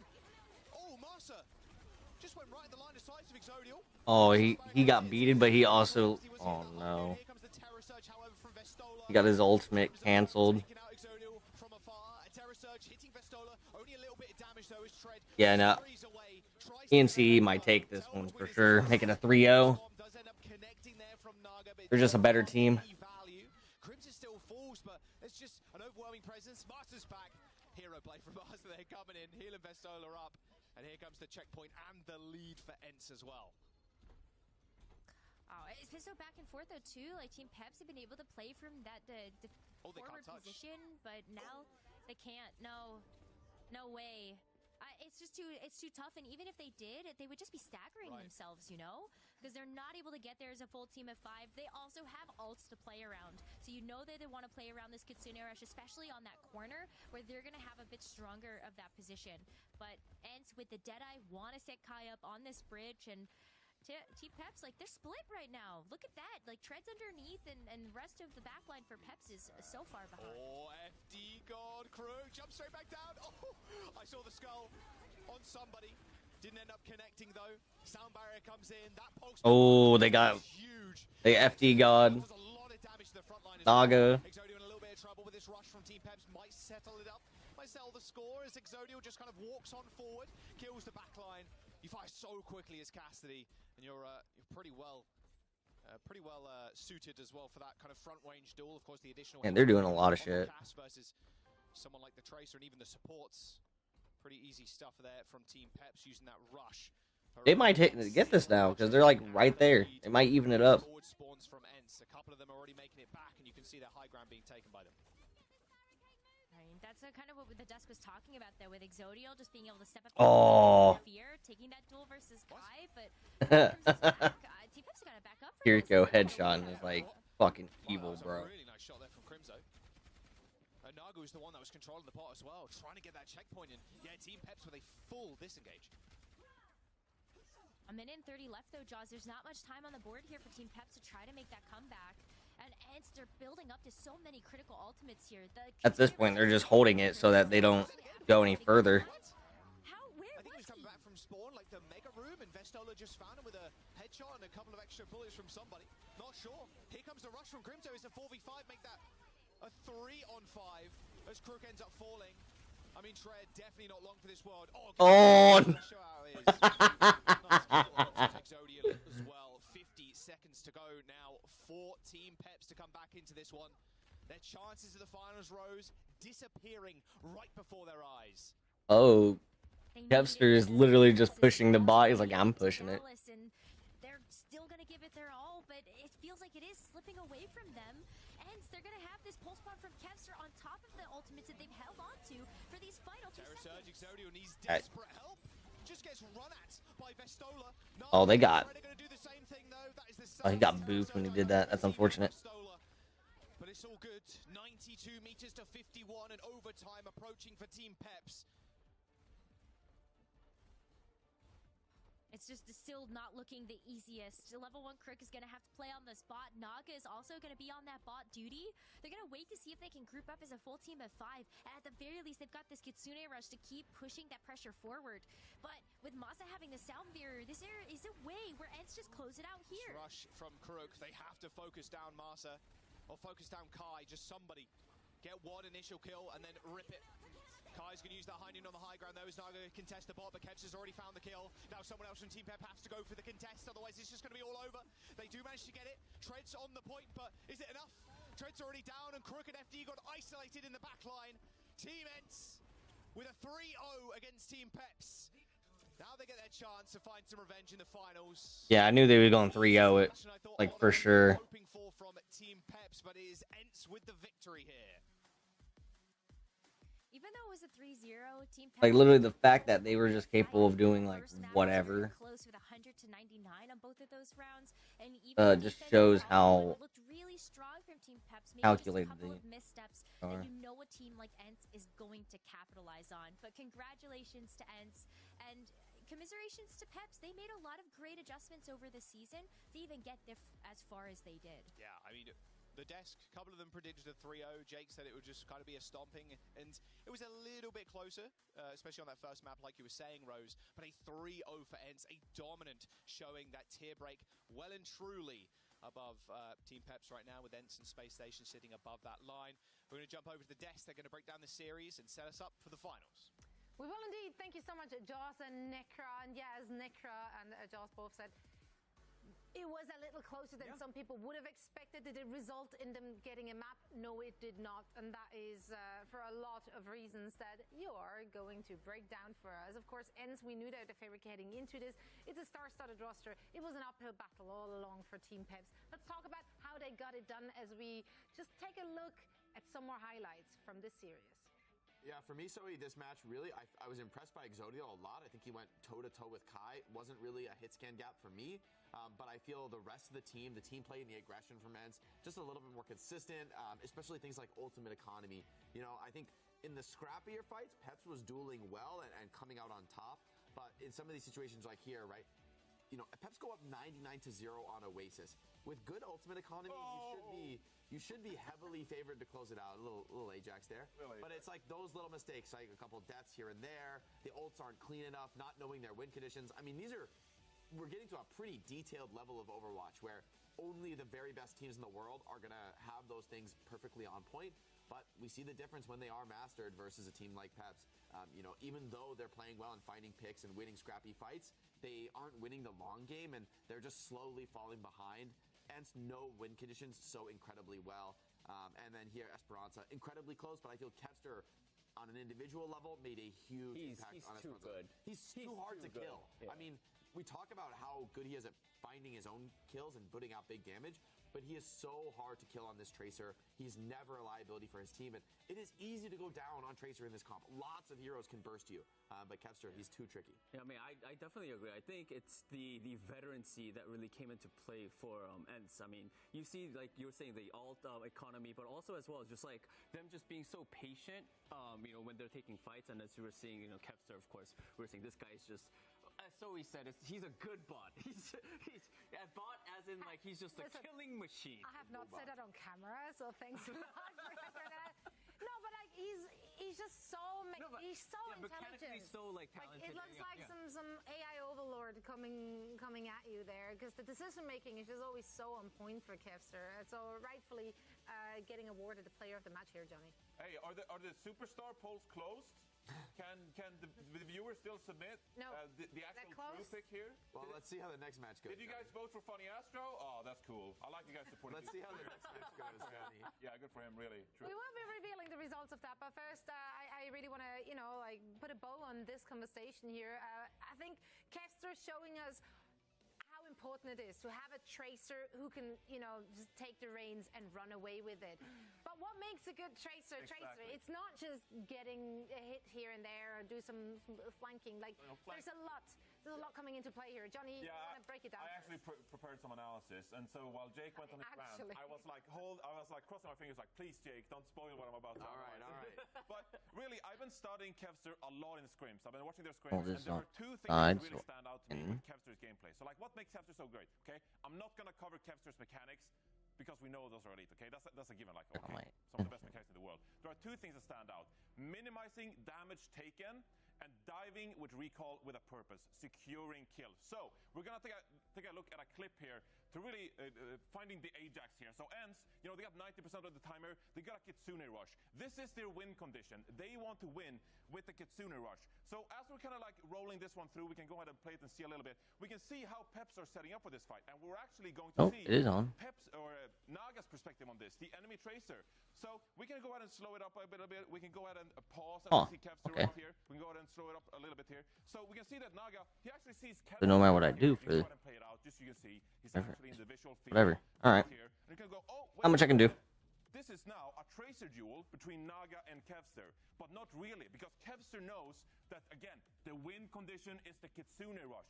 So Kevster is actually not going to even bother with this Tracer duel. We can go ahead and play it out, and you can see Kevster blinks away, not once, but he blinks away twice, because he doesn't want to risk their win condition by using recall early. He doesn't want to take damage early. He wants to save his resources for the actual dive. So as we go ahead and play this one out, we can see Ents, they're preparing for a dive. We're going to go back to Kevster, and they're looking for this dive.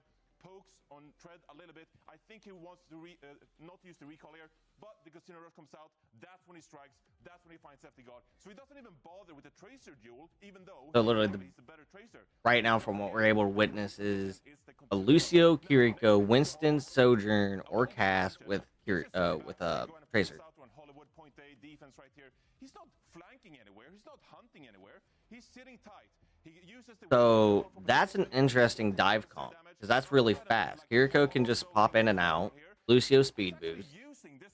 Of course, Tracer blinks everywhere, and then with either Cass or Sojourn, Cass can sit there and evade shit and hinder people, prevent them from running, or Sojourn can just slide in and start blasting them and Right So click. you can go ahead and like play this one out. You can see he's poking from this room, pokes his head up. Nope, immediately blinks back.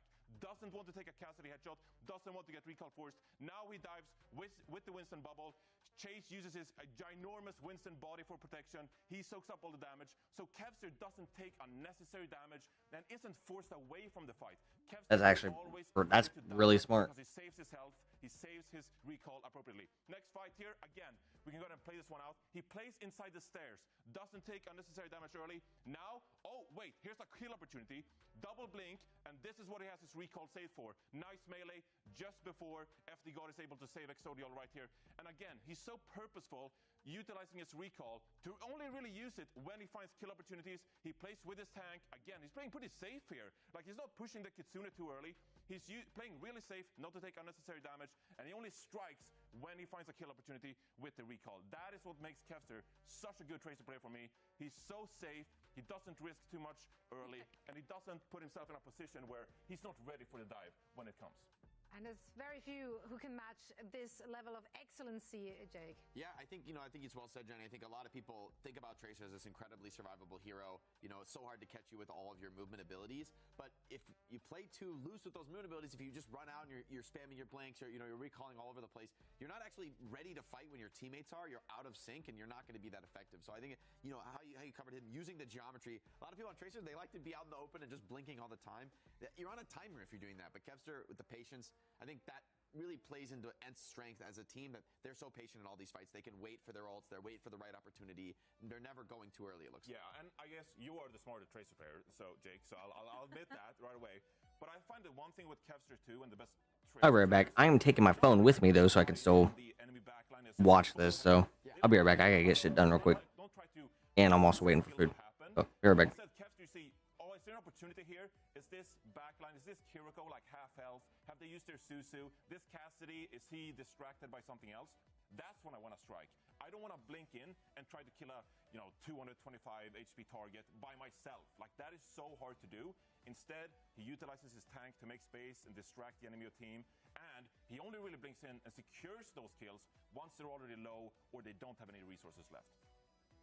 Disagree, Jake? No, I agree. I think that's exactly right. Thank God. I'm so relieved, honestly. One of the things you can always do on Tracer is if you get that isolated 1v1 on the low target who's lacking cooldowns, you can finish them off, kill them, just as you said. But if there's multiple players marking you, just by showing a little presence and never committing, like that thing where Kevster peeks his head and then blinks out, those little plays actually have a huge impact, because now on Cassidy, you have to watch that corner now, right? Like, the Tracer wants to go on you. She just scouted your position. You feel the dive is coming, and you have to be ready for it. But Kevster's just hiding. You're just staring at a wall, waiting for a peek that may or may not come. He's invisible. So he's pulling a lot of vision aggro to himself, a lot of attention from the other team. Yeah. So a lot of things that come together there in order to make a Tracer a good Tracer. Kevster definitely one of them, but not the only one we will be seeing on the server today for sure. We are now getting ready for our grand final of the EMEA region here in Stage 2. But before that, a quick reminder to everyone that now with Team Peps being eliminated, that opened the door for Twisted Minds to Dallas. They are now officially qualified.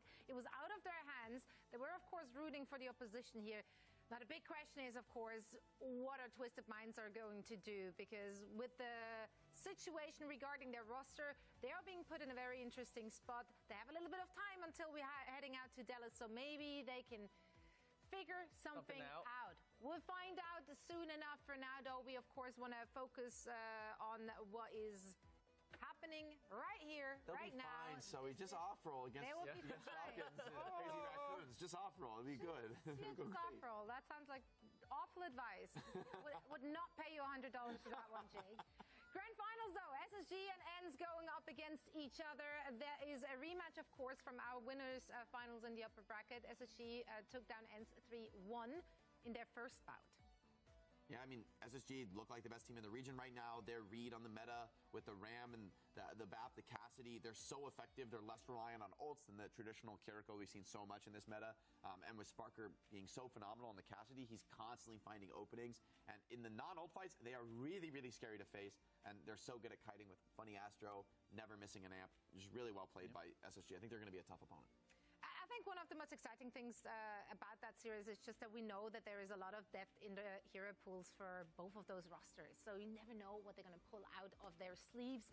However, I know for sure that we didn't have to dig deep into our sleeves to make a good case for our nominees for the Superstar Player of Stage 2 in the EMEA region. We put 4 players up for nomination.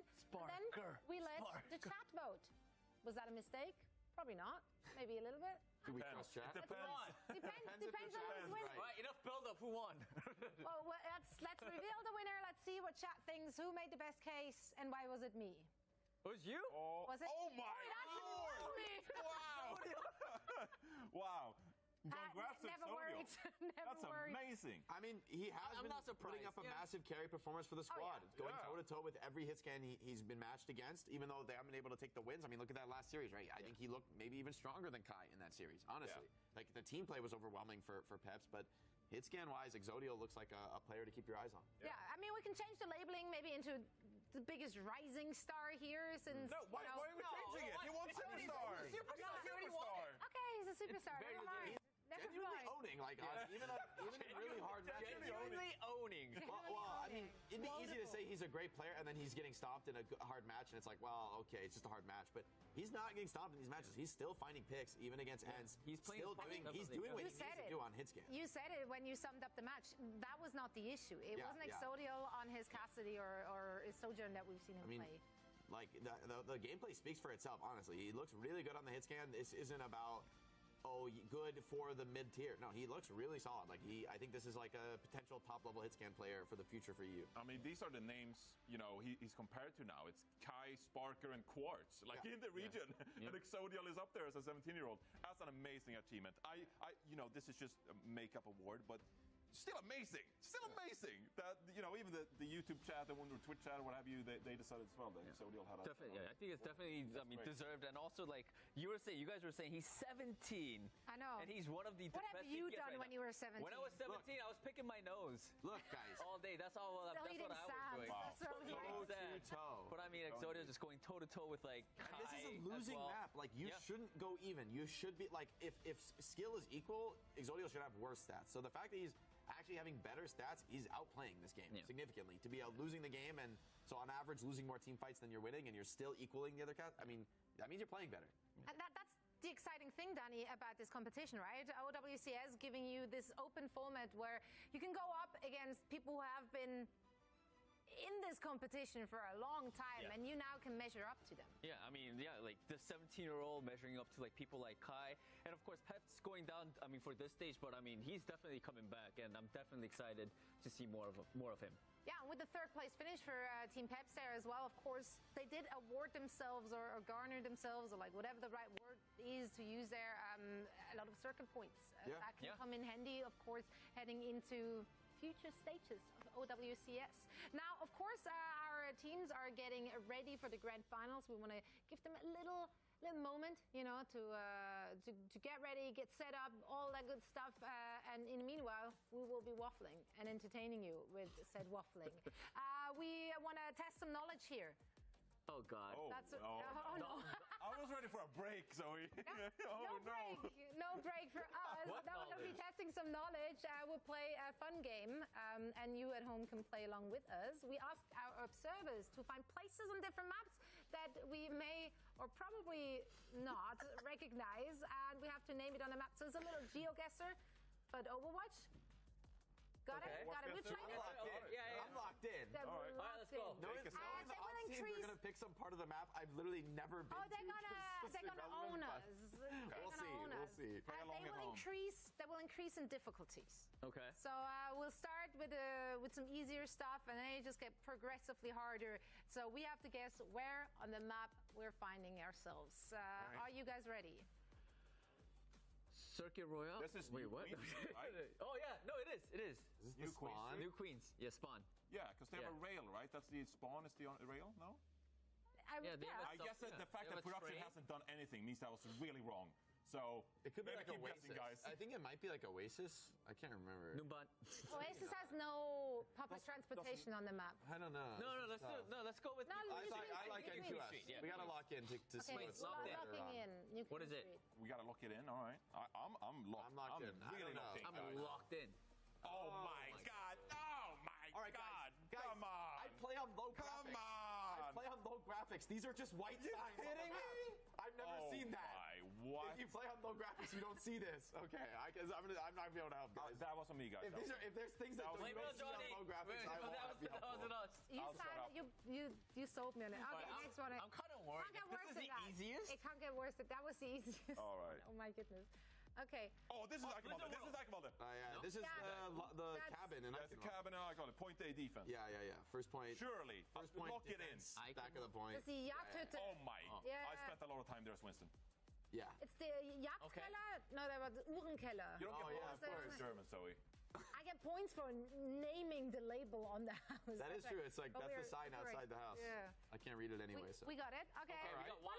One. Like I'm yeah. not feeling too bad about this. Danny's house. That looks. My house isn't that clean. This looks sad. What is the saddest map we Junk. have? why do I want to say Havana? Is it the Havana? No, Wait, stop. the tunnel under the map on Havana? It I must could be wrong. somewhere on like Junk City. I feel like it's the tunnel under the second point of Havana, or like the bottom Okay, right second point of I Havana. think. I give this a new Junk No, New they don't Junk have City. walls. They don't have like wooden walls there. Look at the window. They don't Junkertown. have that. It's Junk City or Junkertown. I'm Look at the not. window, Zoe. I don't think It's a sad place. It's. I'm locking Junk. It's Yeah, wood. I'm locking They're like- Junkertown. Are you with me, Yeah, Danny? I'm down with Okay, you. Danny's I with me. said Danny's Junkertown with me. first. Danny What do you said guys it say? first, and I then I'll don't- leave I you, Danny. We don't care. Damn Don't good. do Look at you. Wrong map. Sorry, guys. Oh, is that wrong? Good, right country, but wrong map. Well, we said Junkertown. We locked in Well, Junkertown. you said no junk city, no, didn't you? No, I said it's either or, and then he said Junkertown, and So then we locked Junkertown. Danny gets credit. We're on Danny the gets same credit. team, actually, so I don't know why I'm doing this. Yeah, like, what are you doing? Actually, we don't get points, so that doesn't count. What is this? Oh, wait, water? Where's the water? Oh, Nani? The penguin. This is not. The Penguin City. This Antarctic is like World of Peninsula. Warcraft, bro. This is Antarctic Peninsula. And no. Ashara! Serpent's Run Cavern. Right, This guys, what is it? Antarctic Peninsula. No, wait. Samoa. That must be on Samoa. Oh. Tropical Islands wow, somewhere. Oh, Smart. There must Smart, be cave like smart. somewhere. Yes. Samoa. Lock Samoa. it. Ship it. Wow. Yeah, let's go. God. Also, you don't see that on low graphics. I'm a I've never been there. I've honestly never been It's there. under the floor. It's under the floor on that part of the map, which I've I never never knew been was on there. that It's part of kind of the cool though, because Is that it? Nice, yeah. there's an aquarium under the One floor. more. We got one more. Oh, that's Wait. No, this is a bait. It's a bait. It's a picture of Ilios on another map. It's a Hey, it's on picture low of Ilios graphics. on You another play map. on low which graphics. map? You would No. know I guarantee on low graphics, this is like a flat blue texture. Okay, Like- which map would picture this map and why? Picture of What Ilios. lore? Picture of what we got Ilios? lore-wise? Okay, well. Maybe it's like the spawn room of Gibraltar, where like the Overwatch headquarters is. Oh my God. No, is it a photo on the wall of the spawn my room of God. Gibraltar? If I get this, I might be the best player of all time. No, it's this. this Okay. Oh, turns out you're not. I like the idea. I mean, that was chaotic, man. Like that's a definite doesn't exist on You low were graphics. cooking, and I can respect that. We were experimenting with this one. Well, I think we didn't do we that bad. weren't that bad. Did we win? Alright. Did we get 3 or wait? How many? Chaz, how did you do? How did you do that? Yeah, First, don't. Before we Yeah. figure out how we did. We got them all, I think. Yeah, ish. Who's to say? I don't. Actually, we could just rewatch the tape. It's not on video. There's no record of it, so it's fine. I think we got them all. Well, I think we at least bought our teams enough time to get ready, strategize, and plan for this upcoming grand final. We're ready for it. We hope they're ready for it. It's going to be a rematch, and I am extremely excited to break it all down for everyone. So let's hear it. Let's once more go over those rosters and all the good stuff. First things first, we're going to get really hyped up. Let's take a quick look at some fun tape, and then we're coming back right after that to break it down for you. Let's go. Let's go. Champion Series. I love the sound of that. And XO against the wall, and Team Peps will full cap. Where did Pelican come from? Straight on top of their heads. Quartz won't let them stand much longer, kneecapping 3 in that fight. The new kings of EU have been crowned. Toronto to defiant in an absolute shutout. Some kings were born to rule.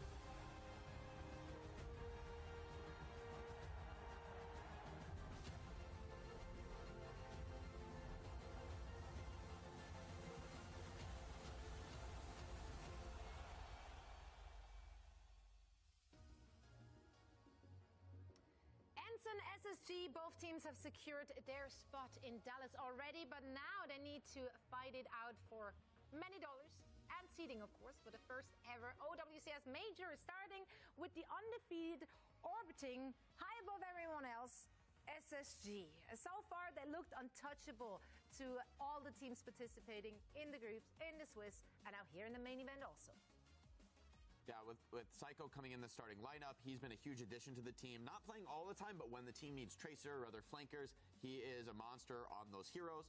Sparker really has been a highlight for the squad on the Cassidy in specific, partnered with Landon and Funny Astro. This is a really scary backline that shoots back in a very, very big way.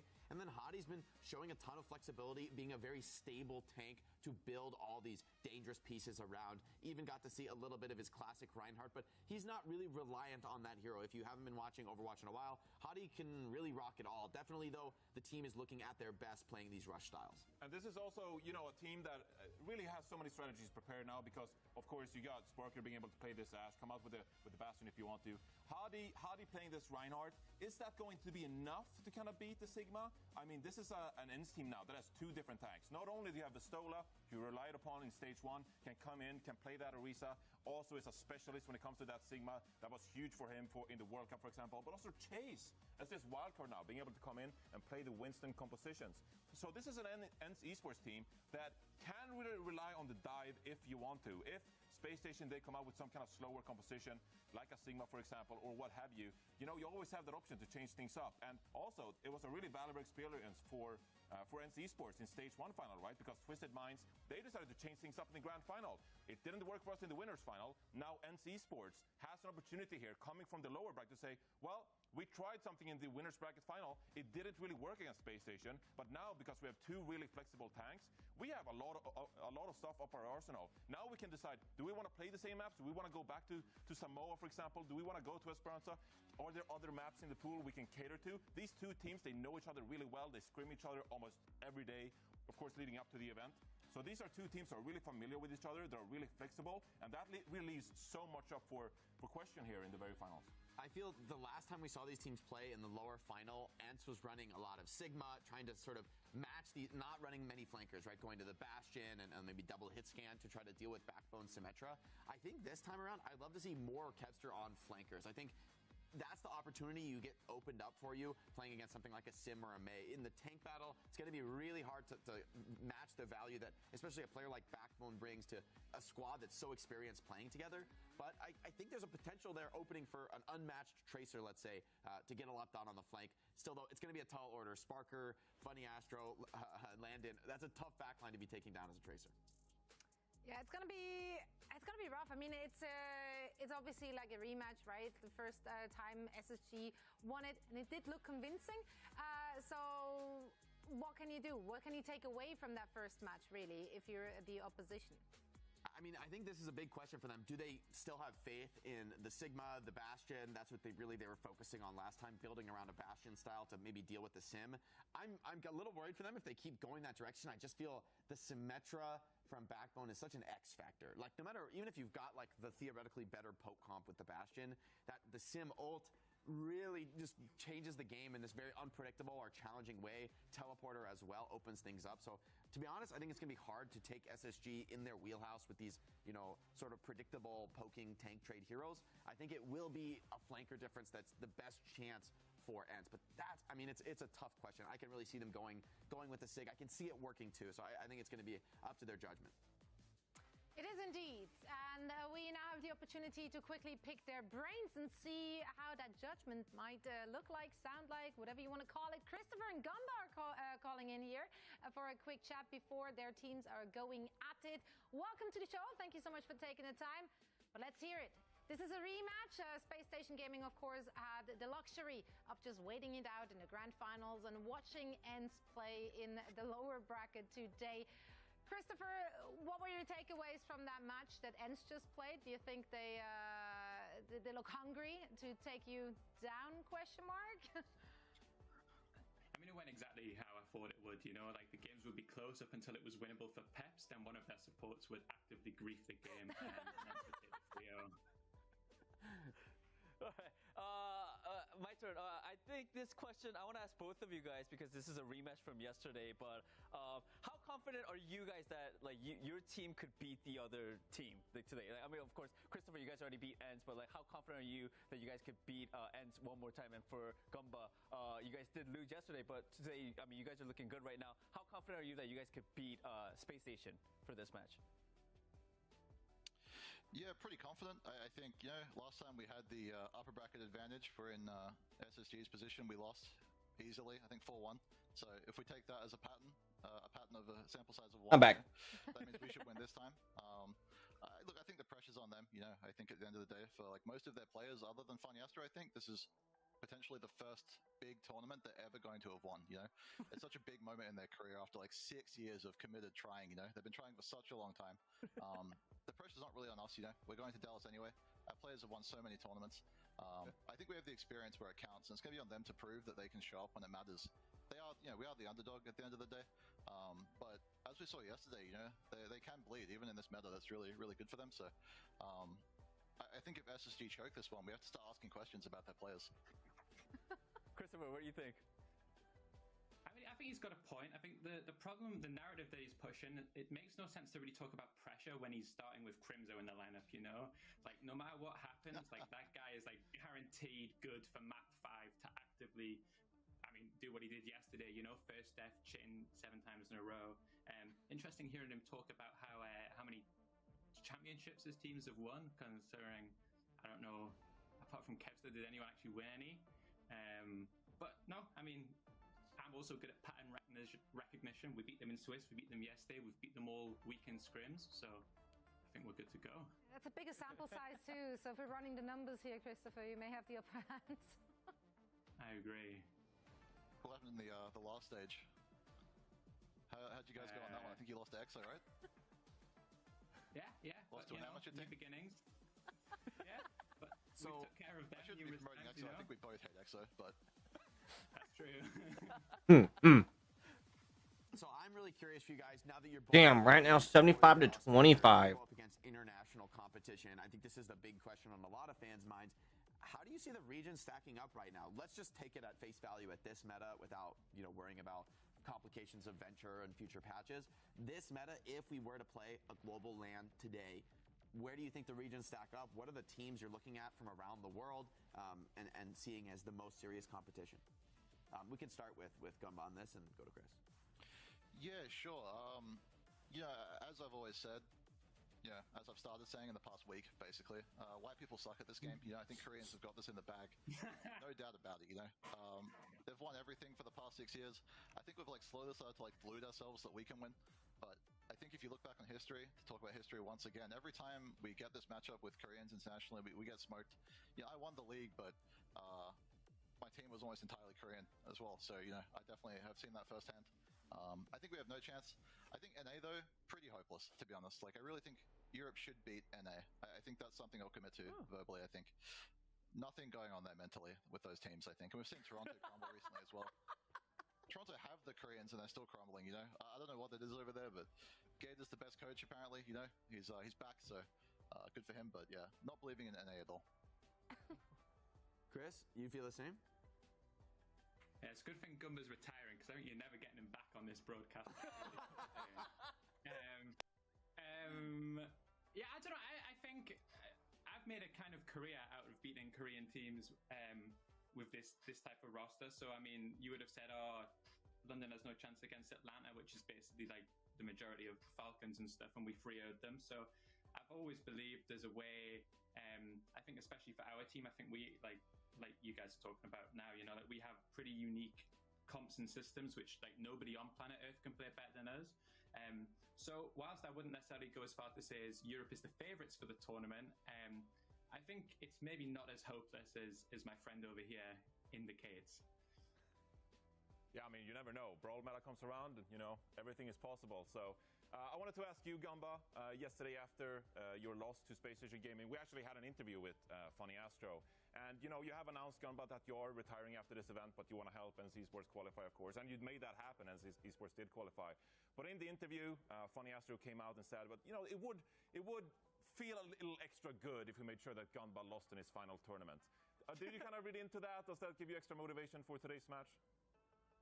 No, I think it's the opposite. I think since I'm retiring, I feel like the pressure's actually much less. I don't get as upset about things like, the occasional loss. But I do feel really good about the team, in all honesty, SSG has a great roster. They're a great team. I think they're peaking at the right time. But I think the way the draft has gone, and you guys will see which maps were drafted, but I think we're going to see a lot more Tracer from SSG, and that feels really good, because the sim was a big problem for us, especially with Crimzo dying, as Chris alluded to. That was mostly because of Backbone, who he's elected not to play. So, I don't know. Yeah, feeling really good about this match. I don't think the pressure's there at all for me. All right. Right on. Well, we can't wait to get into it. Thank you both so much for taking the time, and best of luck in the grand finals. Yeah, thanks, you guys. Thanks, guys. Thank you. Thank you. Bye. Gumma and Christopher, the coaches of ENCE and SSG, bringing the bands here, of course, some spicy words coming out of both camps, but rest assured, they are friends. A lot of that may or may not be as serious as it sounds like. You're like, I'm not actually. No, I mean, there's love there. They're not, I've seen those guys be a lot more toxic. They got love for each other, and respect for both teams. Like, they both have competed against each other many times. And same for the players, right? Yeah. All these players on these teams, they know each other well. They play against each other in ranked all the time, and scrims all the time. So I think this is an exciting match to watch. It's really about putting your stamp on who's the best in EU right now. Right. And I think we've got two great contenders to head over to the international land. Yeah, I think Christopher made a really great point there about the depth of the roster, which we also touched on here on this very desk. They have an opportunity to play a lot of different styles, and this particular roster with these particular players have shown us that you don't have to buy into a meta. You can kind of just make your own. That's probably a Hardy quote from somewhere sometime. So yeah, I'm very excited to see what they're going to bring to the table. Both of these teams are trying to vie for that #1 spot in the EMEA region for stage 2. So let's get this show on its merry way. We're ready for all the action, and for all of it, we're bringing in Necra and Joss. Thank you very much. Yeah, I'm not too fussed who says who first, to be honest with you. I know Matt and Mitch are always trying to beat each other on that. It's like, oh, she said me first. She said No, me I definitely first. say Necra first because I like her more. Oh. Like, Yo! actually. Just stirring up. I love you, Joss. Caster pairs. I love you, Joss. Josh, you're okay. I'm okay. You're okay. You're all right. All right, well, Half we're of glad your we got life. that. I'm Good glad we got that covered. Thank you for that. Yeah, okay, let's just go on to the game. Thank you, sorry. Thank you, Desk. Yes, it is the title match, Rose, Space Station versus ENCE, Stage 2 champions on the line. I mean, look, they both locked their place in Dallas already. ENCE coming in, like Gumba said, is a little bit of the underdog. Space Station Gaming looking like a brand new team compared to Stage 1. As we load in, I mean, look, there's going to be some harsh words, I'd imagine, spoken in match chat. Hopefully we get to see a little bit of that as well. But how you feel about this, the top of this series? Because being first to 4 as well, we're going to go all the way. I feel it. I feel like we could too. Most of the time when we see final matches like this, it's like, oh, it's still a 4-0. I think the only time we ever got treated to such a good one was our Dallas Fuel win a couple of years ago. But, maybe we get to go all the way.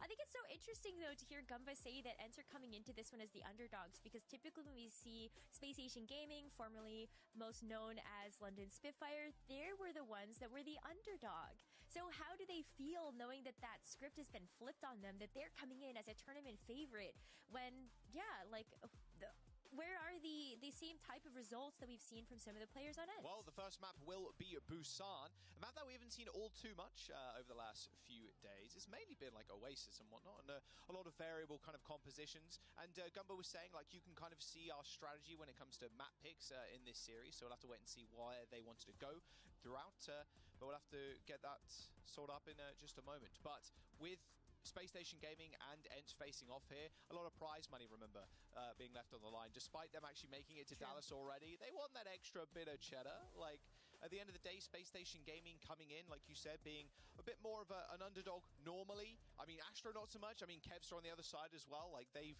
taken trophies before, like way back when we went to Dallas in Arlington, Texas. Like, I remember me and Scott kind of casting over that Gladiators win. It was an unbelievable showing from the team. So they've tasted some of that success. But you know what tastes better than success? Even more success. All right, let's load into the first map. Busan. Space Station Gaming and ENCE fighting for that Stage 2 title.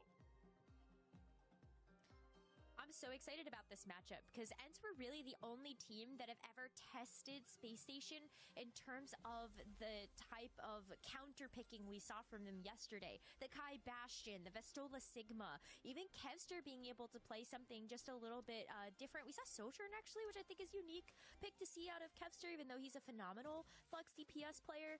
But Space Station opting not to have Backbone in this roster when that Symmetra was such a key piece of being able to just get onto the back line, I think is so interesting. And you heard that there first, that it's going to be Tracer here if Psycho's in the roster, and no Symmetra. Yeah, no Sim, only Trey. And now with ENCE rolling out on what they've been playing against Space Station Gaming in the last couple of series. I mean, the Bastion from Kai has been just superb to watch. The nade in the windows from Crimzo. One-shots more often than not as well. Could be quite scary for Space Station to deal with, especially if you're Psycho on the Tracer. Lower health pool, of course. Swift rotation from ENCE. They try and get a good overlook over this point. Ooh. Soldier's interesting because you have the legs to be able to move around the map, and that's why you see Kevster taking this wide off angle. That's also really great to mark down somebody like Psycho, already forcing him to have to use the recall. You got this health pack too to just be very stable in this position. Pretty there, Landon. A little bit of trouble. Kevster permanently getting poked down by Psycho. Yeah, like you mentioned, doesn't have recall. Should have it in just a moment, you'd imagine. There it is. 13 HP for Kevster, though. Narrowly escaping the wrath of Psycho. Space Station Gaming, all this meanwhile, have managed to claim the point. Kai is super low, cowering behind this pillar. Kevster on yet another flank. Landon spotted him from a mile away, but no lamp. In fact, threw the lamp at Kevster. Little rough there from Landon, not quite deploying that one in time. As ENCE, they do end up team wiping Space Station. And a small swap from Space Station 2 with Sparker going over to the Ashe now, as ENCE now gain some percent. Oh, that Ashe was so good yesterday as well. If you remember the just great retake we saw from Space Station on Esperanza, after ENCE had already been up like 100 meters in that map. And Sparker had this big hero play with the Ashe, the dynamites, the Bob usage. Just so smart at recognizing when to go for those. Landon going super aggressive there, almost one-shotting Kevster. Nice little whip shot onto Landon though, ejecting him from his land. Psycho on the other side of things has managed to get a nice little double kill, but this rally is going to be hard to fight into if you're Space Station. Instantly split up by that window.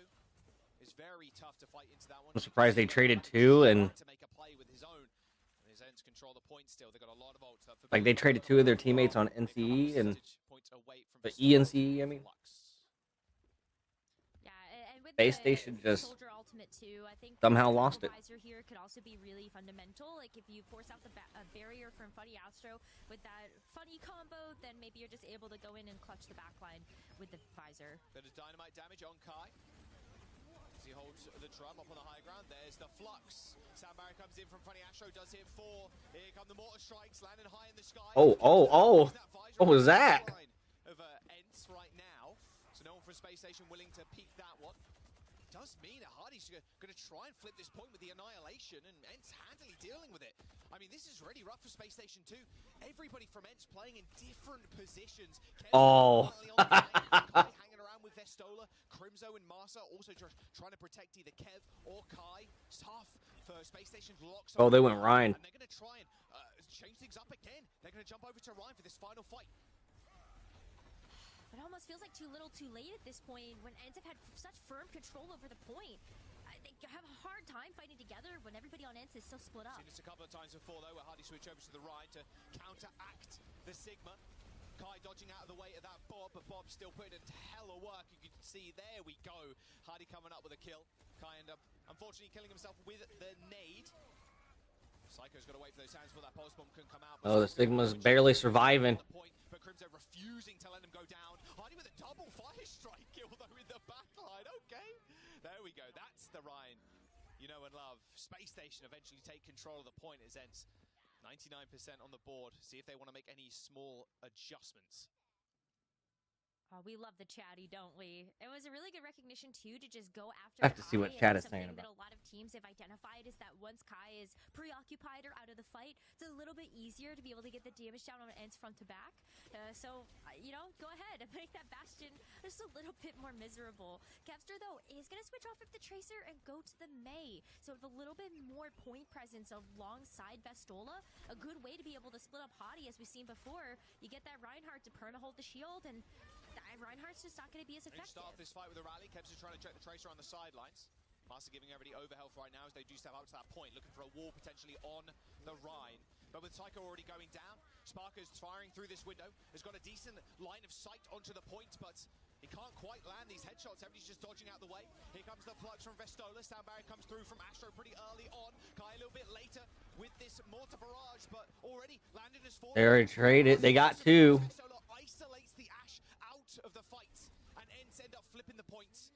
These counter swaps from Ents looking a little bit too much for Space Station to handle. As Psycho tries to jump back in, but gets clocked by Vestola.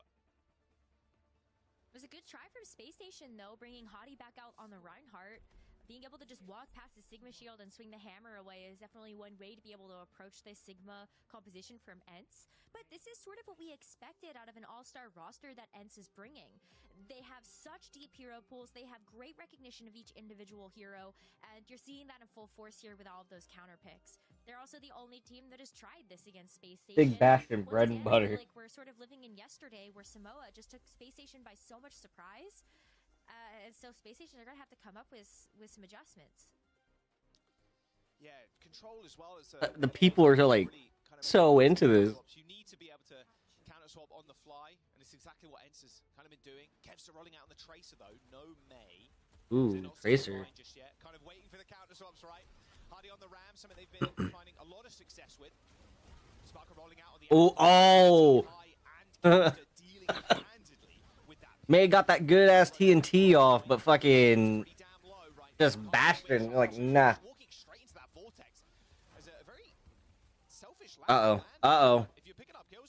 Yeah, no. They may not get this.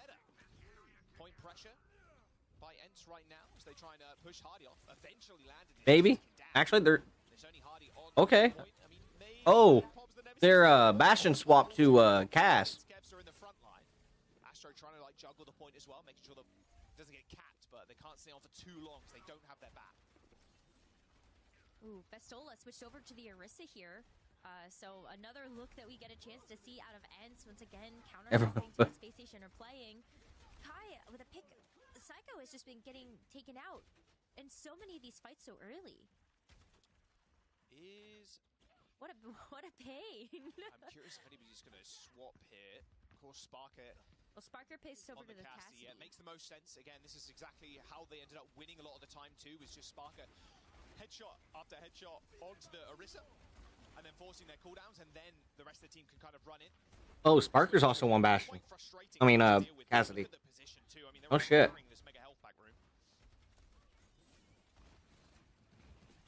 Once that's expired, though, Space Station can walk back out. Hottie's very close to the Annihilation. ENCE, though, is running Tap and Brig. Psycho on the high ground. Hottie just kind of walks over them. Nice aim from Psycho, too. Pressuring out Master is going to be really important as well. Just they might lose this map. Getting used on Crimzo, but also that shield as well. One of the big tools that Brig has to kind of deal with the Tracer and negate a lot of that poke damage. Good positioning from Psycho. Right, and Masa was not with the rally yet, so that would have been a really good ult to have in this fight.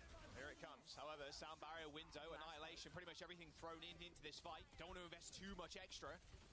Nent's kind of happy with that trade. 3 for 1 in terms of ults. They are harassing that dude. Yeah, no, they made him stagger. Seconds, if that. I mean, that is a big ultimate dump there from Space Station. That was a lot of ults. I don't know if they needed that many. The sound barrier was nice Not to again. have as a response to the rally, just so you can kind of keep up with all of that shield that the Brig is giving over, right? But now you have a couple less tools in the bank. Sparker with a Deadeye, though. There's no symmetric teleporter this time to be able to help Sparker wrap around the team, so he's just going to get set up somewhere. God. Okay, or you could just do that. Yeah, no worries. Works. Psycho just gets a double on the backline with the pulse. All right. Quick reset. Oh, nice kill. Well then. He tried. Tried going back. Didn't work. That's buying Space Station so much time. Sparkler still has that Deadeye. They can still get set up on the high ground if they want to. They can use that Deadeye to zone away Ents and just make sure that they can tie up this map. But Ents, they still have yet to use the bulk of their ultimates. They could have even another amplification matrix in this fight, but they got to get in there. Oh, look at those headshots. All those skulls building up too. Hardy taking that damage straight to the face.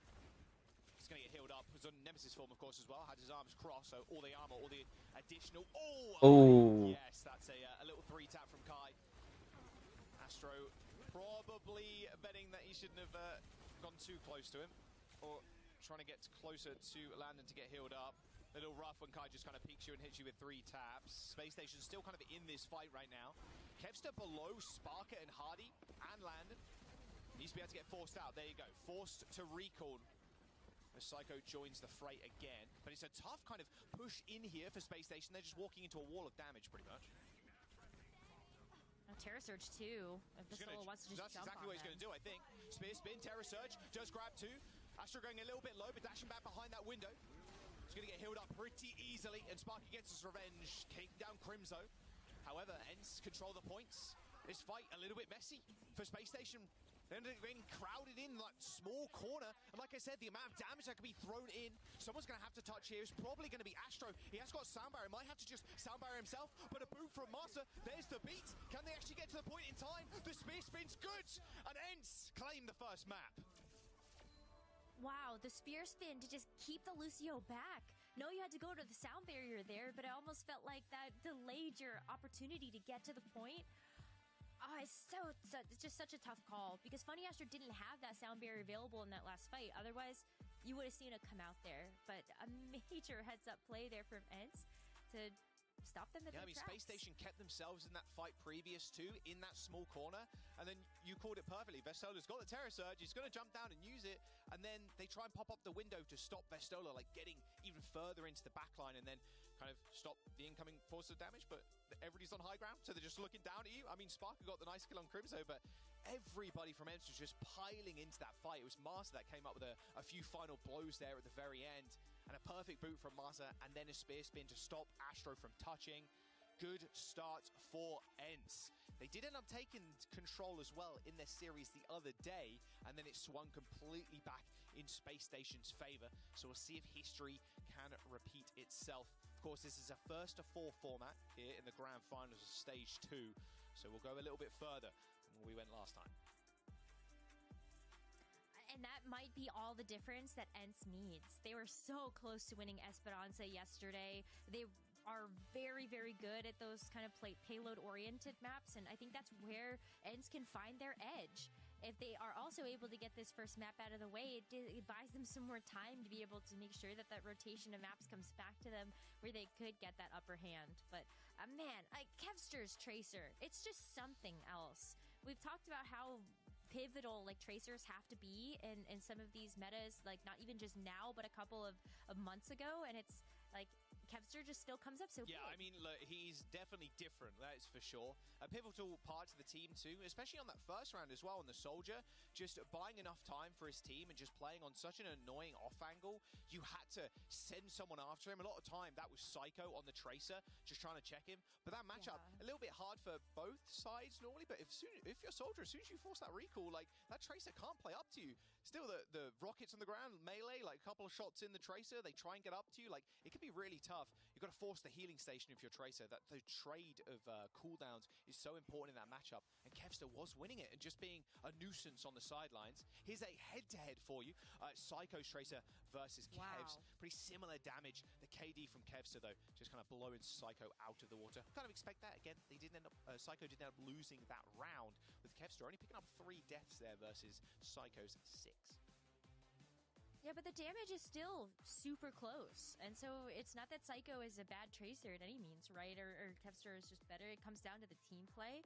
And I think, too, when you take a look at how annoying Kevster is being on the Soldier, I think that's going to be the linchpin and the thorn in Space Station's side.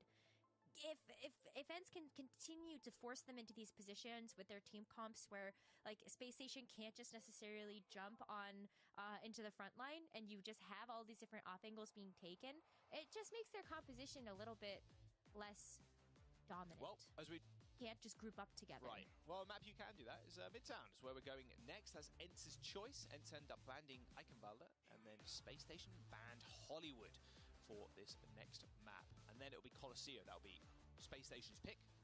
All right, Midtown. What are we expecting? I can imagine, again, Space Station Sigma being able to just perma-run the ramp. It's been the style that's worked for them the most. But yeah, maybe ENCE roll over to Sigma.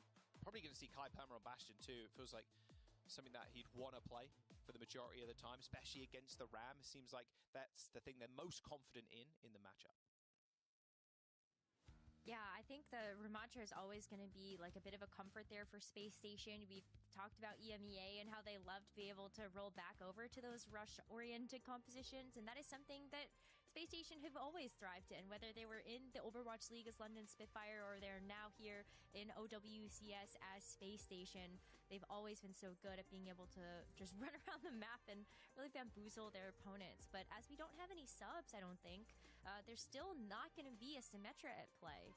So Psycho staking in the roster should mean that we see more Tracer, but ENCE, the onus really is on them to kind of figure out how they want to approach this defense. Again, they're feeling like the underdogs. Gumball was kind of talking about in the interview there, no pressure on their shoulders at all. It's up to Space Station to prove that they are Europe's best. Of course, both teams locking in their place at Dallas. It's going to be very exciting, especially with the Korean team showing up as well. It's been a hot minute since I've cast someone like Lip, and it's going to be a good time doing so. We'll see if NA really is that bad. Oh my word, they really did just add that. That's insane. Really? It's only for you.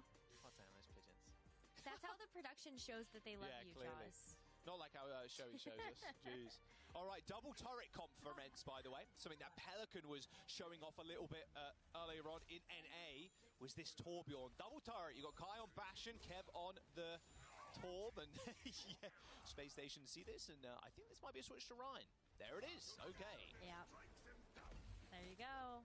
The shield is just so nice too, because I think that they're so quick on the rotations that like Hadi also just understands his hero inside and out. But the Torbjorn, that really does throw kind of a spanner in the works. It's able to lock down a lot of the flanks that Psycho wants to take with the Tracer. So Psycho's gonna have to play a little bit more together with the team while they figure out a way to dislodge this Torbjorn turret. Speaking of which, like, Psycho, yeah, okay, there it is. It ends up getting taken down. You're going to want to ideally put it in an off angle so people have to peek it to kill it. And they take extra damage. Master receives a fire strike there, has to back off, use that shield bash to get away. And Kev's is kind of hard to dive to sometimes, especially when you got the overload, but did use that fairly early. Increased rate of fire, of course, increased health pool as well. It's kind of splitting up right now as Hadi does put himself on the point, but they do notice Festola's isolated on the sidelines, but a bit more of a bait than I think ENCE were kind of, or Space Station were hoping for. As Hadi ends up falling. They do trade for Master, but they're in a tough spot now. They need to be able to get the kill on Vestola or get out of here. They're just going to take so much span damage, and this is going to be a flux for Vestola already. He's up to 95% as Space Station make a small retreat. That's crazy. A flux this early? I think it's insane. They're going to go super early. With Sigma, like, I play Sigma a lot. It is not hard to get his ultimate real quick. If you just sit there and you prioritize whatever, like, just sitting there poking and shit, and you're able to hit whoever all the time, you're going to get your ult real quick. He's really good at getting his ultimate.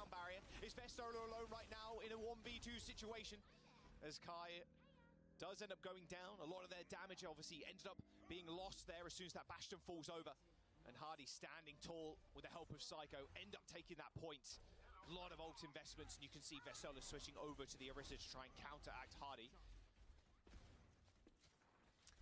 I think we're going to see that a lot. It's just like Vestola's comfort is on the Sigma, but if that doesn't work, then Vestola can always pick out that Orisa.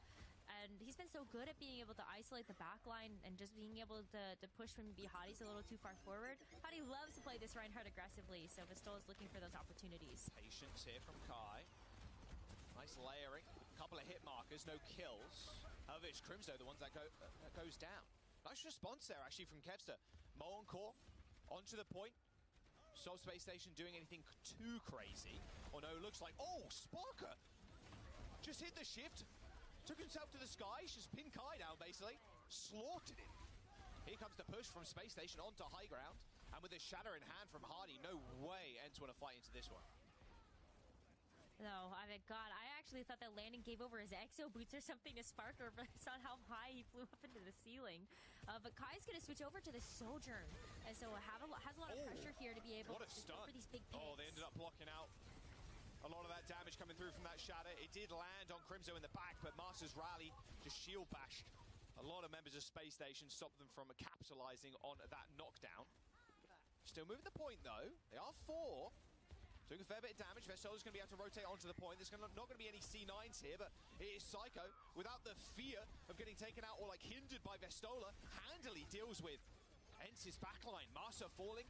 No CDs left from Vestola. This turret and Crimzo are going to be able to do enough to withstand Space Station's offense. 4 minutes to go for Space Station. Maybe control for them is really just an anomaly of a game mode. I think it might be. You know, Space Station won that fight without Hadi there either. Like, he was coming back on the Ramatra, just walking, and the point had been capped. I love those moments for them where they're just like, oh yeah, we've got the point, no worries. It's a smart rotation. Taking the elevator up. Yeah, I love that. Just being able to grab that high ground here for Sparker, especially when he has the Bob, to just help keep this cart moving forward. Oh, yes, it's what you want to see. Kevster on the Widow. Needs to find value. Very hard to get kind of headshots here. Someone has to peek their little head over, but if it's only their head peeking, it's the only thing you can hit, right? So there you go. There's a bit of a copium for you. Oh, what a shot to Landon, though. He heard Jesus. All right, okay, that's going to stop the push for at least a time. No shot, they're peeking that. I'm curious if we do see a switch from Sparker, but not fully known for the Widow play. Nice rotation now from Ents. Especially without your Batiste, you really want to just push them off high ground. And Vestola can push so far forward here with the Terra Surge. But, like, Kevster just has such nice sight lines right now with the Widowmaker, and I think Sparker, just having the Bob, is going to find more value being able to use that ultimate. Because they've got 4 in the bank here, Space Station. If they can approach this last stretch of the map with these ults and just have a clean team fight win, that's the map for them. They've had so much time to get in on this 3rd point. They just can't get picked off by Kevster. I really like that Aang as well through that little book stand or magazine stand. Here come the sights. Might hinder the push. Oh, Landon popped the window down. Thought he was safe. No one's safe when he got Kevster on the Widow. Oh, my God. And he rips another one, too. I mean, Sparker knew sights are up. Fight's well and truly over now. Oh my gosh. Yeah, it's so tough because, like, as soon as you get hit like that, I think that the rest of the team just has to back up. At least there was no extra investment from Space Station, so they still get to come into this with 4 ults, with Hadi coming up on the Annihilation shortly. But Ents, like, they've just been playing this so clinically, and if Kevster can keep getting these Widowmaker picks early on, this just halts Space Station, and that time bank that they entered into is already half gone. Yeah, you aren't half wrong. 1 minute and 50 seconds to go as they try and round this corner. They send Psycho to try and deal with Kevster, but Kai's here for backup with the charge railgun shot. Just protect Private Kev right now. Psycho handily dealing with Kai, though, but it doesn't matter. Landon instead again! 3 times in a row, Kevster has found the BAP. Pulse bomb on the floor, Kevster, oh, quick grapple out. Was even saved by the Lamb, too. Didn't even need it in the end. Terra Surge comes in. Here comes the sound barrier from Space Station, though. Hardy with the Annihilation, punishing this corner hold from Ents. They've still got Kevster up. Takes a lot of damage from Hardy. And now they're getting this payload going. Oh, but not everybody's there from Space Station. So the respawn advantage from Ents is going to keep this defense alive for them. Kevster gets to still take this angle as the Widowmaker. And Vestola's found Sparker. Watch your head, Landon. Just back up. Only 50 seconds to go. Vestola's super low. Hardy similar. Doesn't really want to push around that corner without the Nemesis form, without that additional backup. And here come the sights again. Another 15 seconds disappearing. You're not peeking this. You can't. And that's going to bring Space Station into the last chance that they have to complete this map. Arguably still very difficult to do that on Midtown, but Kevster's not making it easy for them to have a cohesive push. Almost hit Funny Astro too there through that angle. Now Masters on the defense of Kevster. Here comes the overclock from Kai.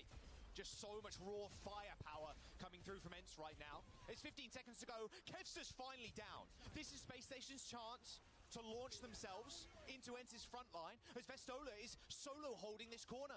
Picks up the mega health pack, receiving some help from Crimzo, but they need to dislodge him. Psycho nearing a pulse bomb. The Suzu's already out, but here comes the rush. A pulse bomb straight onto the Orisa, but Vestola is already down. And overtime in session with Sparker, picking off Crimzo, was just hiding around again. That stand over there alone and isolated. Kevster's back on the Tracer and Sparker taking names and numbers. It's in OT, but Space Station going to have to be happy with this. A little hello as they try and greet people as they come and flood out of the spawn. Vestola not quick enough to touch, but a 4 and a something time bank whittled down to OT by Ents, and specifically Kevster on the Widowmaker. You've got to be happy with that defense. Kevster just lights out. Absolutely shutout performance here for the defense. Pick after pick, as soon as Space Station moved there, had those sights up for so long as well. Just got so many rotations of that to just buy even more time off the clock for Space Station to make their push. Like they had to send like a whole unit of the whole squad looking at him to get rid of him. Ridiculous. Let's get a small listen in though with Ents. Got to plan their attack phase. You think we can? Yeah, you can. I go late, man. Do we want to play Pepper Break? Yeah. I mean, Break, Pick or Lucio. I think Pepper Break. Break. Yeah. Okay. Oh, you guys think we run up the stairs? I feel like that's such a fucking troll strat. Like, I feel like Go through terrain. I don't mind. What hit scan do you want? 3 for sure into that. I think. I don't know. It's more up to you, I guess. Okay. Why Throw on Ram, just play Cray, I think. Yeah. Let's push him off the train. Fuck it, let's go through the train. Fuck it, push him off. I'm Fuck it. Push him off, and then we go down together. Make sure we 3, 2, 1 the corner. Keep forcing RAM cooldowns. We play Paprix. All right, there's the plan. Now to set it in motion. Take the train, push them off high ground. 3, 2, 1 the corner. All push at the same time. Try and find a pick. Have the Cassidy out as well. So one way that Ents know that they're going to be able to take these fights, especially if they can all play together like this. Kevster's looking for that angle too, maybe just through the window to try to nail somebody in the back line. Look at it wrapping around to those stairs. Someone's going to have to pay attention to eventually. Astra taking a lot of damage there as Vestola pushes on to the high ground, spearing Hardy off. Hardy quick to try and reclaim that position, but unable to do so as there's no Nemesis form anymore. Small weight there, just don't want to walk into that vortex. Give Hardy some additional ult charge and obviously chunk everybody down, so they're just going to wait that one out as they now move to the fire truck. Mission successful. At least the high ground portion of it. But this window from Crimzo super early too. Landon's 20% away. Oh, Landon! Head taken clean off yet again. One of the best bat players we have in EU. And Space Station saved the world. Just unable to stay alive for more than a brief moment against Kai and Kevster. They really just nailed one of the best players on Space Station, fight after fight. And they know they have to as well, because Landon has been such a big difference maker, and the longevity that Space Station has to just elongate these fights because of all of that burst healing. Crimzo getting that window online so early too was just a nail in the coffin here for this attack push. You get the card unlocked already, Vestola gets to play far forward, and you have so much more to cycle through.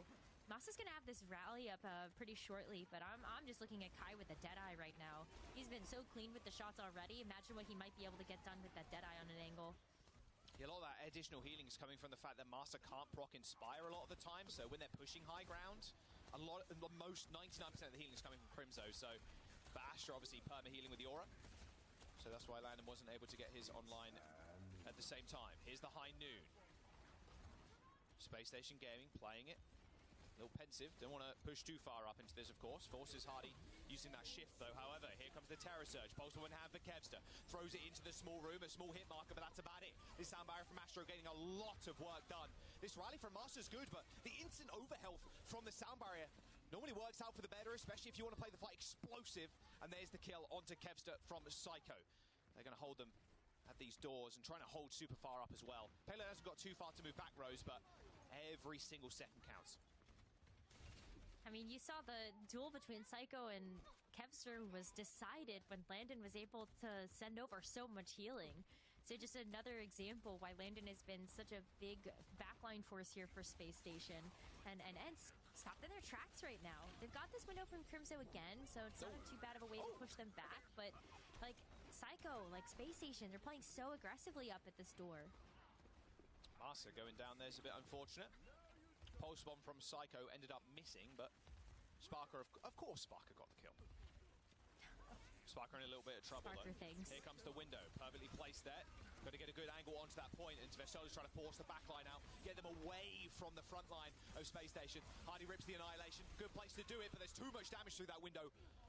Funny actually takes down Vestola, but this needs to be a clean fight from Space Station, not Ents. Their spawns are so close, they're happy if this is scrappy. They're happy if they're scrappy, and oh, Hottie actually thought about switching over to the Winston, but goes back to the Ramatra. And so, like, they're finally starting to get things moving, but not after Sparker finds that angle again. I'm telling you, it's crazy. It's all about these Baps. Sparker and Kevster, just a vendetta against the Baps. But it really is just the best pick, right? That is the pick that you want on either side. Take care of the Baps. And in most solo queue rank games, quick play games, or whatever, take care of the player that's doing the most healing, and you're good. Or the most damage. So Sparker and Kai, they definitely have each other's numbers right now. Nice little roll there from Sparker, getting out of the way of the high noon. Terror Surge from Vestola as they go down to the payload. Vortex on it as well. Was traveling with the payload there. They're going to be able to split up the rest of Ents right now. Here's the Terror Surge. Lamb available. Does get instantly destroyed. That beat coming through. Not enough overhealth there to save Sparker from the pulse bomb. And now is landing in trouble. Kevster steals away the mega health pack, but has to get out of there quite quickly as Fanny Astro was on the case. In fact, Kevster does end up going down, but all the healing resources were distracted by Kevster. Meant Hardy was alone on an island. And now the car wash phase completed. All the pulse. Oh, not quite from Psycho. Defense isn't dead though here for Space Station. There's enough time for Hottie to be able to get back. Sparker has a Deadeye too, so it might allow for some time here for Space Station to catch their breath. But Massa has a Sound Barrier. Crimson once again with another window. Means that you just have so much firepower. Such a good angle for the window again. Hardy's trying to block a lot of that damage off, just using his big burly body. But here comes the Sound Barrier from Ents. Suffer for Hardy. Oh my word, there's just no chance he survives here. Again, no healing. Vestola using the spear spin to push him into the rest of the team. Nowhere can Space Station kind of position themselves where they can help Hardy in that small choke. They still come up with a kill on the DPS of Ents. Sparker just determined to hold on to this point. 0.01 meters for Ents, and they can't get the payload in. No way. The fan the hammers for Sparker. See how quickly they were able to delete Vestola. And Vestola didn't have enough sustain to be able to go down with the Terror Surge or just any sort of follow-up, even if he had been able to use that ultimate. So, Ents, they are up against the clock here. Jaws, they might not be able to finish this map, especially with where that card is. Space Station just have this high ground control. Well, they're going to have a touch at the minimum. Here is the high noon on height. Space Station Gaming. They're going to back off just a little bit, so Ents use that single ult to regain control of that high ground that they had a little bit earlier on. Kevster with the touch. No C9s here. Now it's Vestola's turn. Receiving a lot of healing. Has to pop the gold fairly early on. Because look at that window. Sound Barrier couldn't come in quick enough. The Master's no way near it. The Terror Surge to keep Vestola alive just for a mere moment longer. The high noon on the side. And Sparker kills two. Kevster in trouble. Crimson only there for heals now. Can Swift step away. But Hardy is just cementing himself on this point. Kevster falls. Crimson to follow. That control looking like a blip on the radar for Space Station as they take Midtown. Kind of what we saw yesterday. Samoa went into his favor, but after that, it was coming up all Space Station. And we might just see at least a little bit of a repeat of that this time around. What a great defense from Space Station. Yeah, unbelievable stuff. I mean, honestly, and Ents too, to be fair, whittled down that 4-minute time bank on that last point. Kevster just ripping face on the Widowmaker. But yeah, I mean, they look, Space Station Gaming looks so drilled in their comp as well. There's not really much Ents can really throw at them, it feels like, at this point. Maybe on control, they threw him through a loop, right? Just perma counter swapping. Kevster jumping over the main to stop that ram. But Kevster and Kai can't quite get it done. Not against the sheer firepower coming through from Sparker and Psycho, who have, again, shown up big throughout the tournament and continue to impress everybody. We even saw just pieces of swaps come through from Ents as they were trying to throw things at the wall in their attack to see if it would stick. Like Crimzo switched over to the Kiriko, Masa to the Lucio. We even just saw like a full DPS swap here from Kevster and Kai, and nothing that they were throwing at that was working. It's a major credit here to Space Station 2 to not get rattled by that one loss on control, or even just by getting held at the door from Kevster for so long. That must be so frustrating, knowing that you have to send like a whole platoon after this one player because of how big of a issue. Yeah, I mean, with the sights as well, like that's we're not playing the game for 15 seconds. Like that's just it. Like it's so powerful, especially at this level of play where Kevster will land a headshot and then another one and another one if you peek him, if you give him the chance. He'll use it. But they were able to shut him down, like you mentioned. Psycho on the Tracer. There was a couple of times where Masa was trying to defend. Same with Kai too, trying to defend Kevster on the Widowmaker. But as soon as Psycho got on top of him and managed to take him out, Space Station knew what they were doing. They knew they could just run them down, and they did finish in OT, but what a miraculous hold on point 2 there. 0.01 meters. You don't see that every day. That hold was ridiculous. Start off with Sparker, of course. I was so scared, Jaws. I was like on the edge of my seat. I'm like, oh my god, please do not let them see It can happen. I mean, a lot of that was Sparker as well, just with that high noon. The double kill started it off. Sparker's just been unbelievable. But here's another Tracer head-to-head. Psycho and Kevster once again going at it. Kev, 10 deaths to Psycho's 2. The gap real here on the Tracers.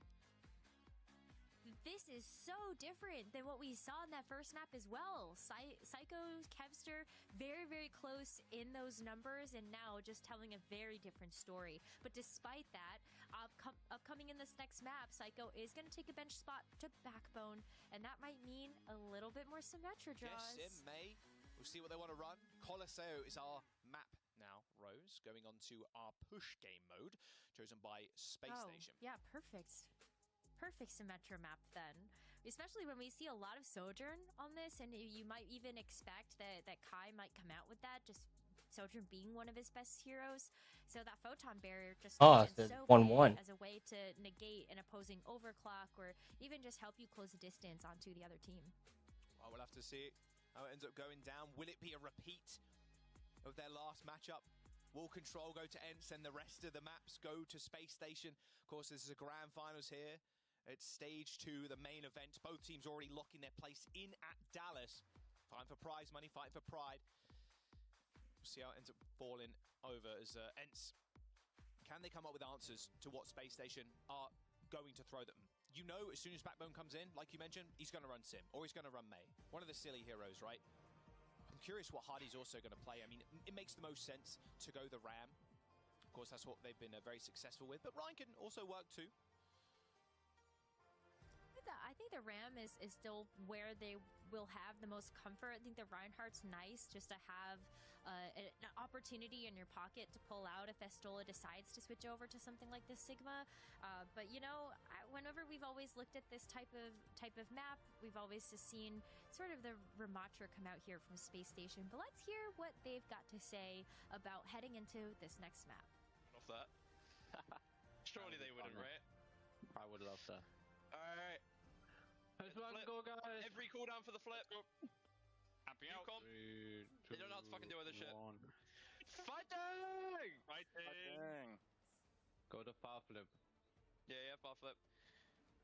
If it looks like they've got a fucking setup for it, by the way, care top right, just in case they're fucking gladiators, you know? Looking. I hear Lucio. 3, 2, 1. Go. Yeah, here, Bash is here. We need to fight, fight. Bop one, bash one, bop one, bash one, bop one, bash one. Blue one. Stick off. Blue one. Got it. Nice. Live more, you're actually only one down. Can you live Spark? No. The whole gang is on you, bro. Okay, we kill both supports. Yeah, we kill both support. They legit get nothing from this, so don't worry. Yeah. Aggression May, by the way, so just get the aggression. They only have ID aggression.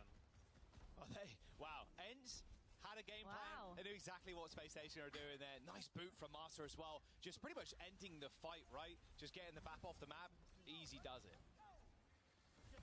That was the fastest kill I think we've ever seen on this map. Yeah, actually, you're so right about that one. What the hell? It was like 10 seconds, it felt like. Yeah, not bad, not Didn't bad. get too much bot But still progress. fighting over the neutral. Yeah. Not much to work with on either side either, but you still get a chance to set up with this teleporter. So if Ents want to hold this corner, might want to watch out for where Backbone puts down that TP.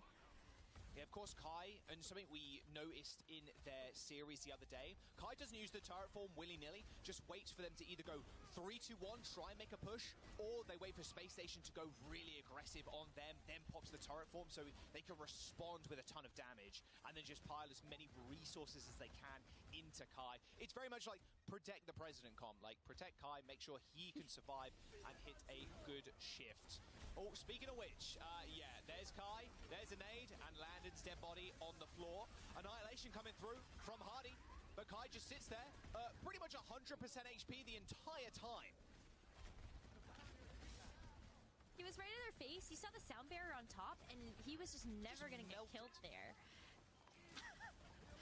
Like Hottie didn't stand a chance with that annihilation. You saw him pop that, and then he just instantly died. That's because Kai was right in his face, mowing him down with the Bastion turret form. And so Ents, they actually start to get some meaningful progress on this push bot. Vistola, Kai, they've got the forbidden combo up with the grab flex and the mortar strikes. So Vistola, he could just hold forward like this. Yeah, absolutely.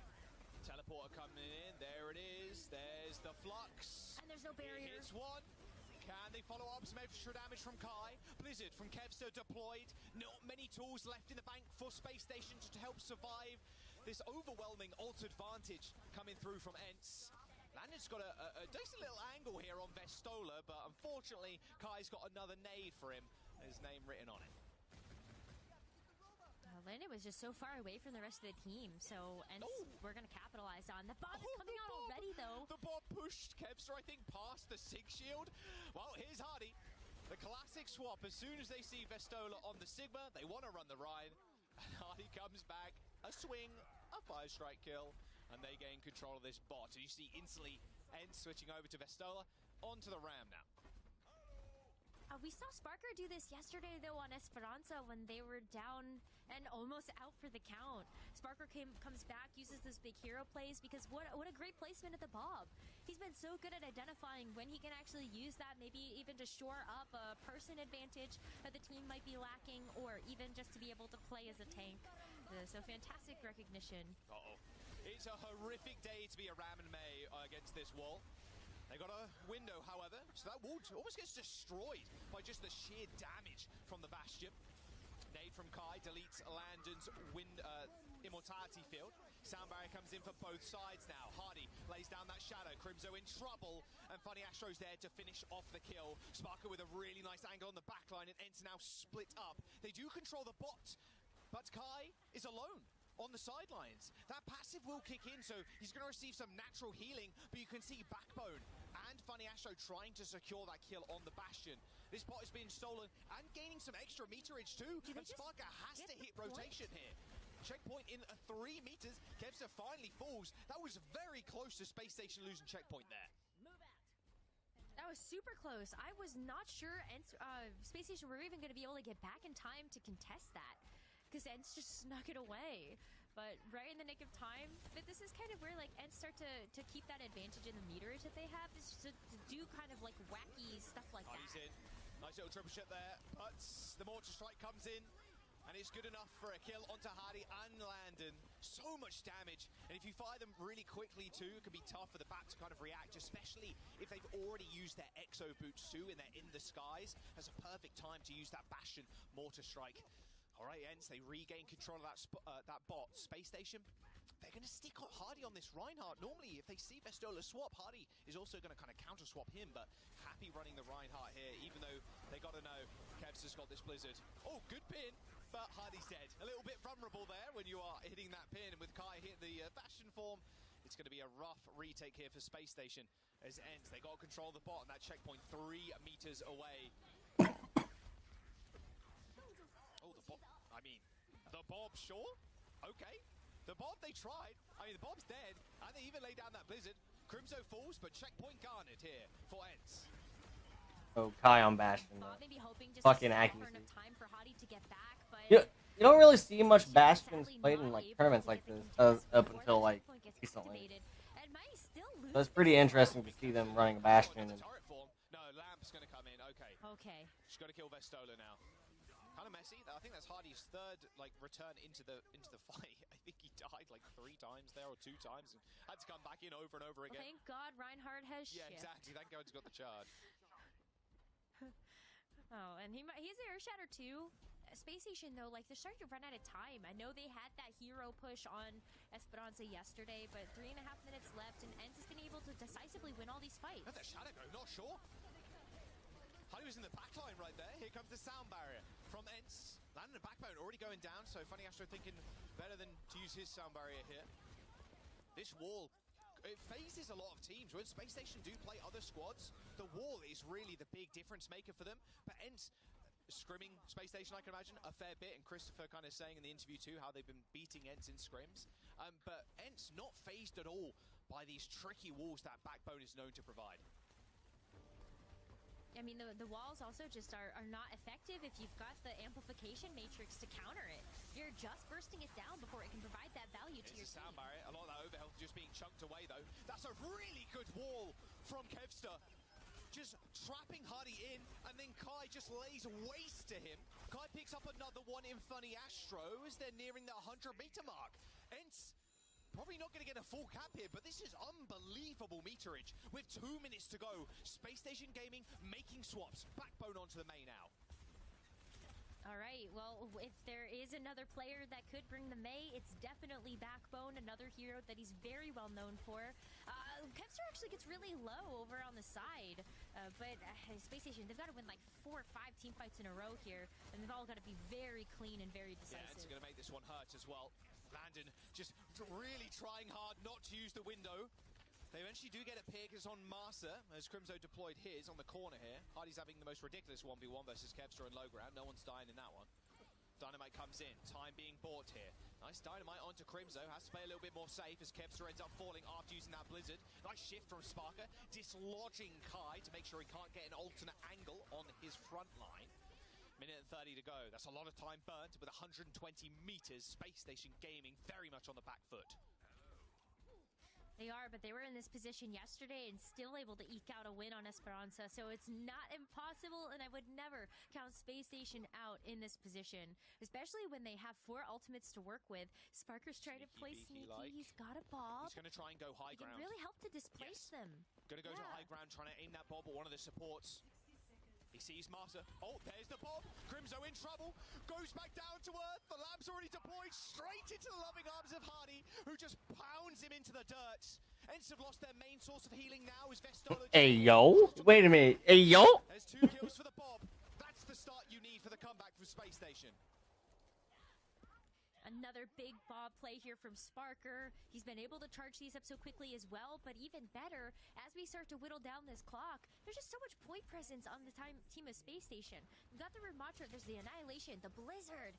Even this amplification matrix right here would be great to be able to push Ents back. Force Masa to have to use his sound barrier to not respond to any other of the DPS ultimates. Kevster and Kai have switched as well, and they're going to steal the bot. Kevster's stealing the bot. This is huge. They're going to get it to mid before someone can react. 10 seconds. Okay, Space Station eventually get the bot back, but Kevster's stolen it again. They need to hit the rotation, but are they going to be quick enough? Landon's Lamb's already down. The bot's blowing away from them. They're not going to be able to... Uh-oh. Next ends the win. Space Station Gaming, sorry, I did a little turn there, get the cable up behind me. Space Station Gaming get the bot stolen right from the small swaps that they were making.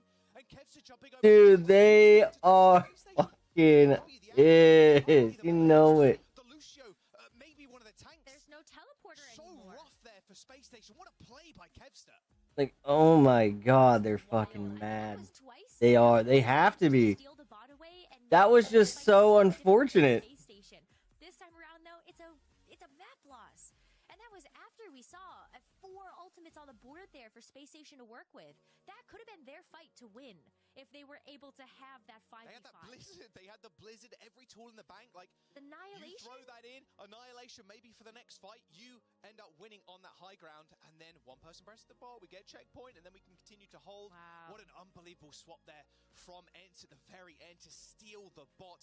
Kevster knew the game plan. Didn't think he had to be part of the fight at all. I can just steal the bot, and then you have to come chase me. No right. TP, like you said, Rose. And the rest is history. Here's the tank head-to-head in that map. Hardy and Vestola on the Rams. Wow, I mean, Vestola just hard diffed. Like, that's so much damage. That's very few deaths. And Vestola just being able to, I mean, as you expect to see, right? When Ents were so far ahead in this map, you would expect to see the stats go in that direction. But it shows you the whole full picture of how good Vestola was on this Ramatra. And I love being able to see that from him. This is a player that was so well known for the Sigma, the top Sigma and EMEA contenders for such a long time before getting a shot in the Overwatch League, where, I gotta say, he was kind of quiet. He wasn't really on a team that was able to show off the full potential of a player like this. But being able to come here with the Ramatra, the Orisa, he has so many counter picks right now to the Hadi Rammer Rhine. Yeah, they've even got Chase if they really want to sub Chase in as well. Ents looking good after that map. That is a big confidence boost. They want sweet revenge here against Space Station for knocking them down into the losers bracket. They, of course, fought their way back here, defeating Team Peps in a 3-0 fashion. There you go, look at that. And the bot moves so quickly too. You can see Astro hits the beat for his team and then is just hurtling at the bot, just trying to get the touch, trying to get the contest. He got to be a couple of pixels away from that one. Or a little rough loss there from Space Station. Now down 2 maps, a first to 4 format. This isn't match point just yet for Ents. Suravasa up next, Rose. Suravasa, if you get a chance to rush into these smaller choke points or even just these smaller flash points, I think we could see Space Station take back the edge. But wow, like, I don't know how I would be feeling if you are Space Station just like kind of getting the bot stolen from you like that. That's a strike to the mental right there. Yes, most definitely. I've got to say though, you're thinking, especially with Christopher and how veteran they are in the scene at this point in time, like that stuff doesn't really phase you. And going into the next map, you're like, okay, just go again. And I want to pick up something small that we heard in the player comms as well from Space Station Gaming at the very start of that one. Backbone just bringing British lad energy, like Peebo lad energy. It was really nice to hear, and it just really fires you up as well. So you can imagine they're going to be saying that in the next map as well. Don't want to go down without a fight. We're going to Suravasa next. Let's listen into SSG's comms though from that last map. Shoot point. Where's taking it? Yeah, I need to push. Guys, we need to go back. Trey Hope. Yeah. Drop and go around. I dropped. Everyone drop. Come under. Stack it. Oh no, cart main. We get cut.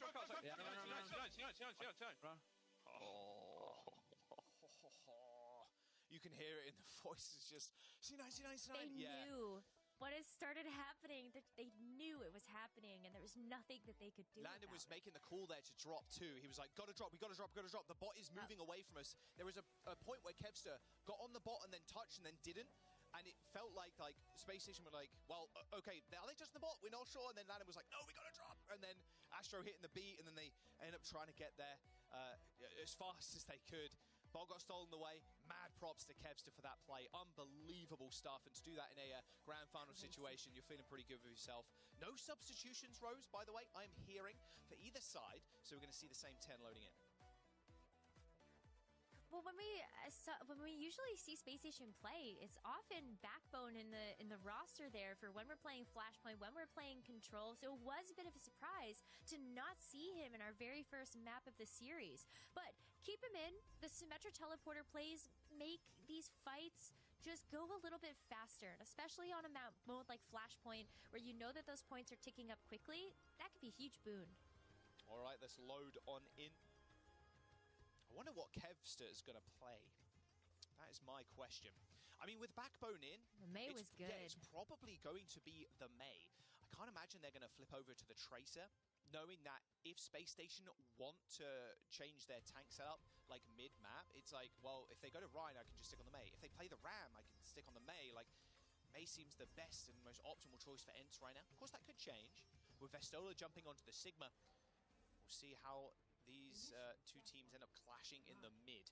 And his backbone sticking on the Sim. So, looking for big TP plays here. And Kevster, of course, can lock off the TP2 with the wall. Worth keeping in mind. Very small thing, but it can stop people going through TP, and you can isolate people like that. So, got to watch out for it.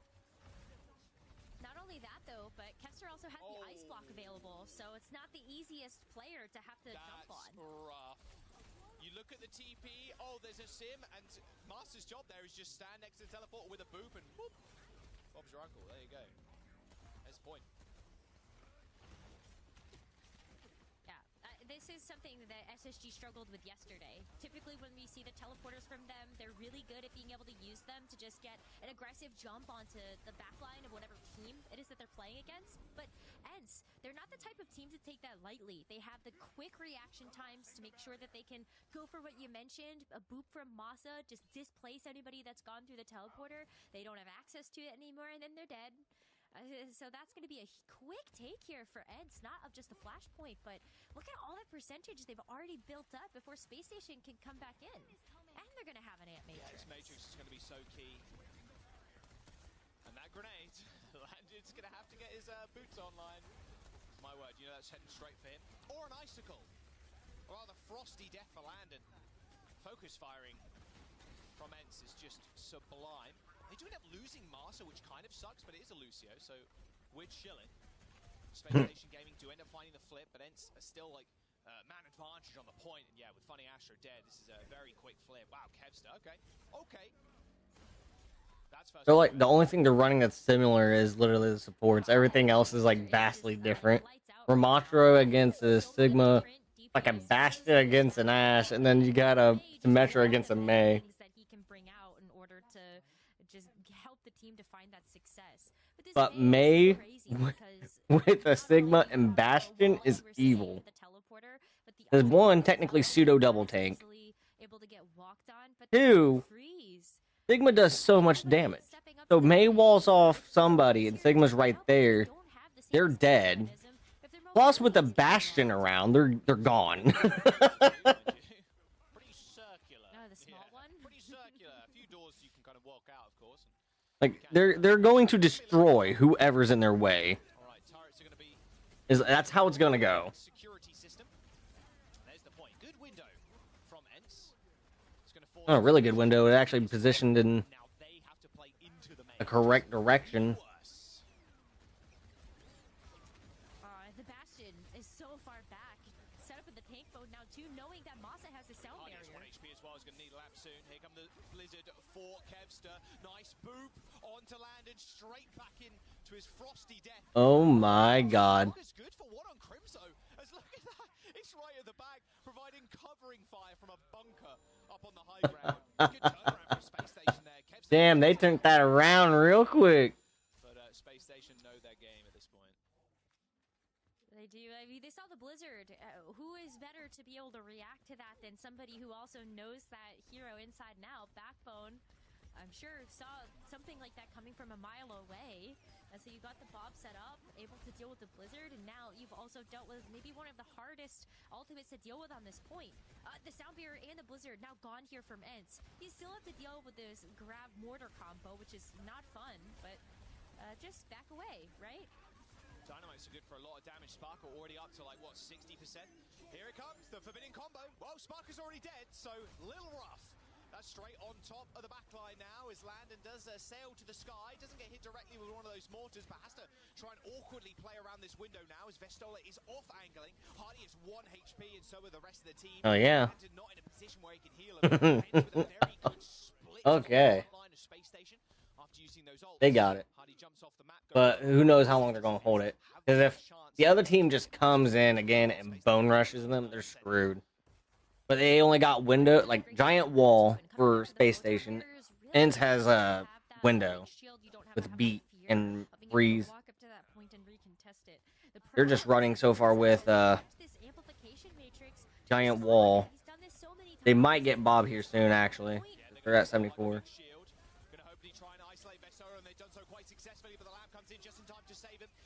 That was actually really clutch. Oh my god. Does get booped off the map, and here comes OT for Space Station. Someone from ENCE does have to touch. They do manage to successfully do so. They don't need to waste ults. Okay, they did. Oh, they're keeping them off. That's why. Okay. OT and with the turret form, the Bob's going to come in, does knock up the main. A small little boop here from Master might just do it, although the wall is just going to stop Bob from doing all of anything. Bob's going to eventually cap. Kevster wants to play a little bit more safe, doesn't want to mess with the Bob. It's actually Backbone has bought enough time for the Tracer to come in. They force the recall. Here comes the second turret form of this fight for Kai. Kevster taking down Backbone, finding Astro. Ooh, they got it. They got it. Okay. So this is going to be a hell of a game. Holy shit. Just such a big turnaround from what we saw yesterday. ENCE just really cleaning up their counters to this space station comp. Even the Bob, just not enough to be able to turn the tides when ENCE can play around that with the May wall. I like how just have those answers in the current little game mode that's going on right now for Mirror Watch, Bastion doesn't take any damage from his grenade. But without the game event, just like current, he takes damage. I don't understand that. Junkrat don't take damage from his shit no more. I don't think Farah takes any damage from hers anymore. They should implement that for Bastion. Here come the hands from Vestola, walking through the window too, isolating the backline. That lamb not too much of an issue for him now as he rocks him out of it. That nade, I think that banked off one of the little columns there to end land. Ooh, he's about dead. He's about dead. He's about dead. Yes. Okay, there's the cap for ENCE. They find He hard went after Bastion. the forbidden combo. They've still got the flux, and they still got the mortar Like, strike. oh my. And Funny Astro used the beat. So there's no answer that Space Station can come at this with outside of just the annihilation and hoping that they can live through that combination.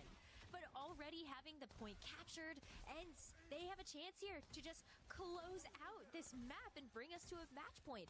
But it's going to be so tough. I think Space Station, their backs are against the wall in this one. And they kill Funny Astro really early on there. Lucio comes back quick, right? But still, on Flashpoint, the percent ticks so quickly. That might be like this is last 1.5 fights worth. Yeah. They're literally already on 60-some%. That, like, ooh. Not Bastion, about Sigma. Oh? Oh? Oh? Oh? Oh my god! They won it! That's a GG's. They fucking won it, bro. Oh my god.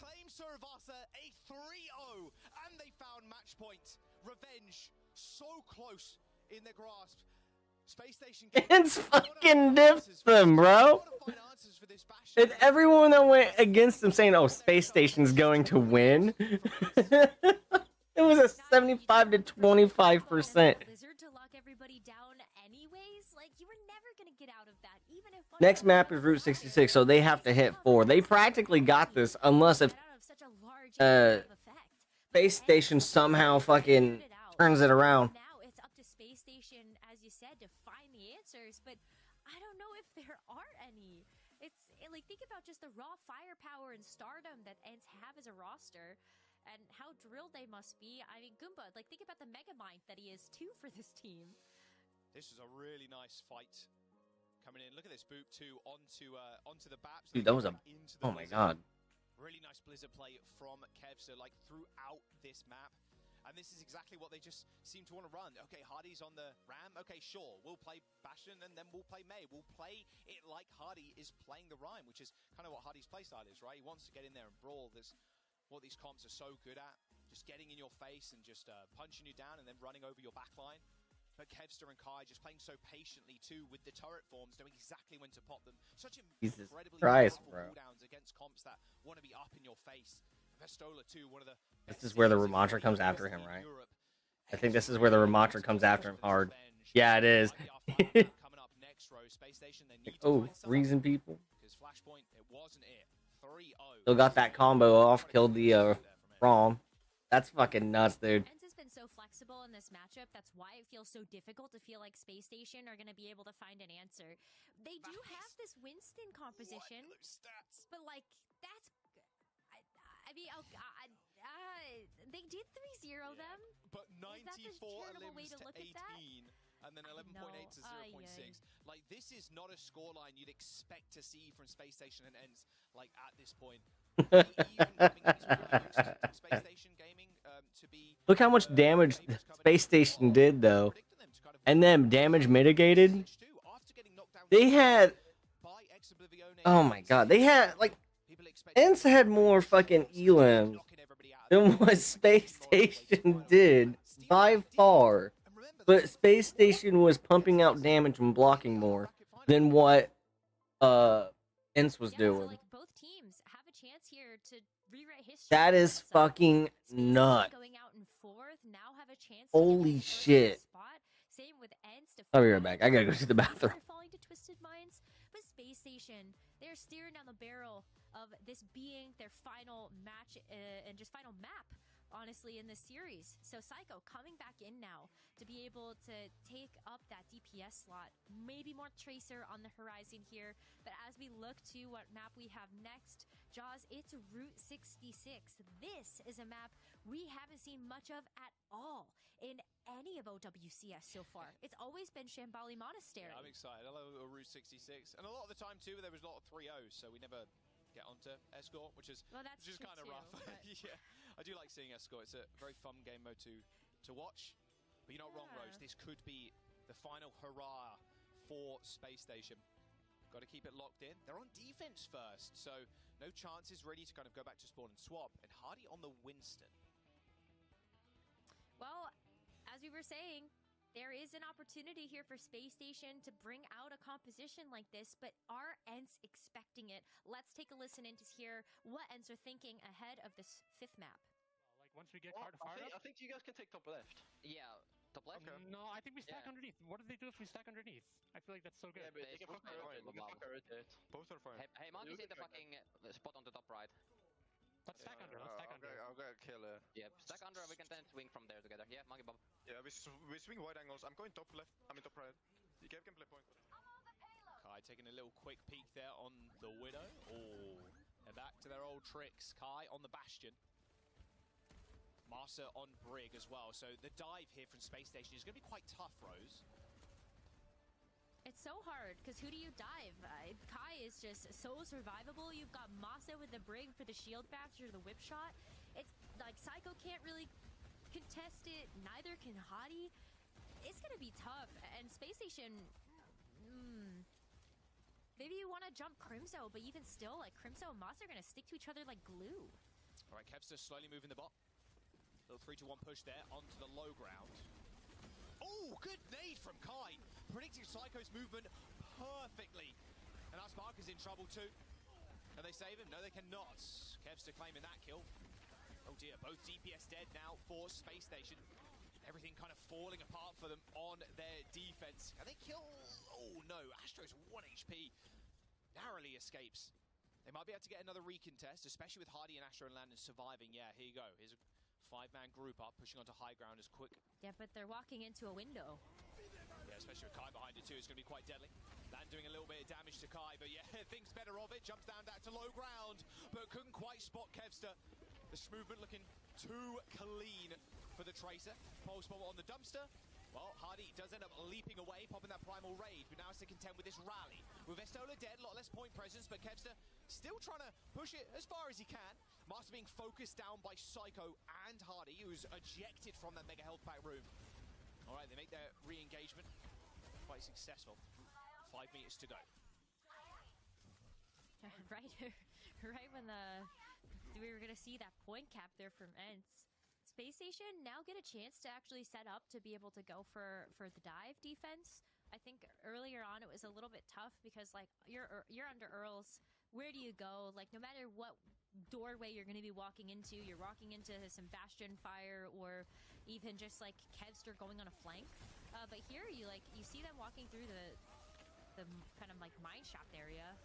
Yeah, oh, Hardy tried to get to mega health pack.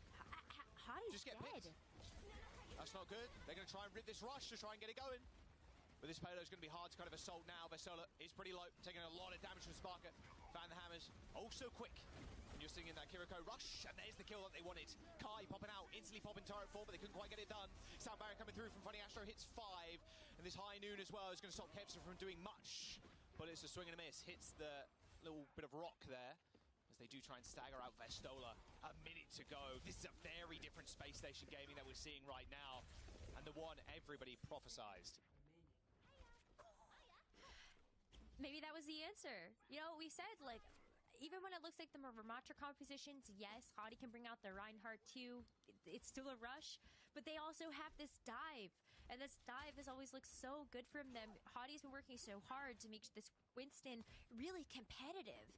And this has had the perfect answer so far. A little still difficult to jump onto anybody in the back line, but Hadi's holding the door. Just has to time all of the burst damage that could come through. Yeah, nade into instant turret form, into you getting deleted. OT in 20 seconds, they try and dive the bash in the backline. Nice little lamp deployed as Psycho tries to just deal with this bot being pushed forward. A perfectly placed dive there from Hardy. Kills Kai once again first, and 10 seconds to go in a Primal Rage to deal with. Looks like Ence's push is going to end here. It's only Kevster to try and jostle this bot, and look at the hit squad they're setting after him too. 4 players from Space Station to deal with Kevster. Sometimes that's what it takes. Space Station Gaming holding Ence on first. That's impressive. That's a very, very impressive hold. Especially when running a defensive dive is not necessarily the easiest of compositions to execute.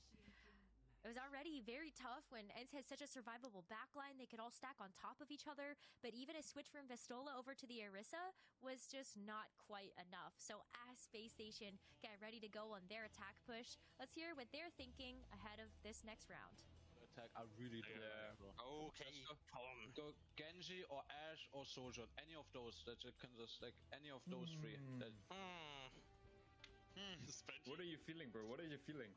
I mean, just fuck it, guys. Genji. Yeah, fuck it. If we go out playing Spenji, we can fucking go out playing Spenji. Yes, I had fun then. Fuck it, dude. Let's get it, boys. That's all we need. Get it. Still take space slowly. Yeah, just take it slowly. Shoot Tracer. If they don't have a Tracer, just fucking move point, okay? For a long time, till they make a move and we kill them, okay? Even if they have Trey, we can shoot point till yes. Yes. He can die. Some triple ding shuriken or something. Fuck him up. Bro.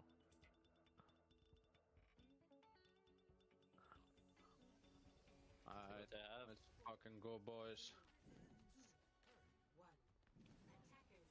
Pretty positive sounding words there. Things that I can't say on broadcast. Being shouted out by Space Station. That's why we let them. Exactly. We can get away with it if they do it. It's all good.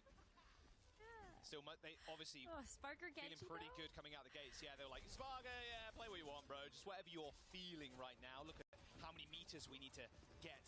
And a Blade, Rose, I mean, that forces out support always pretty readily. That rally sometimes not even effective against the Blade if the dive is good enough, because that overhealth takes a little while to build up on all the members of Ents.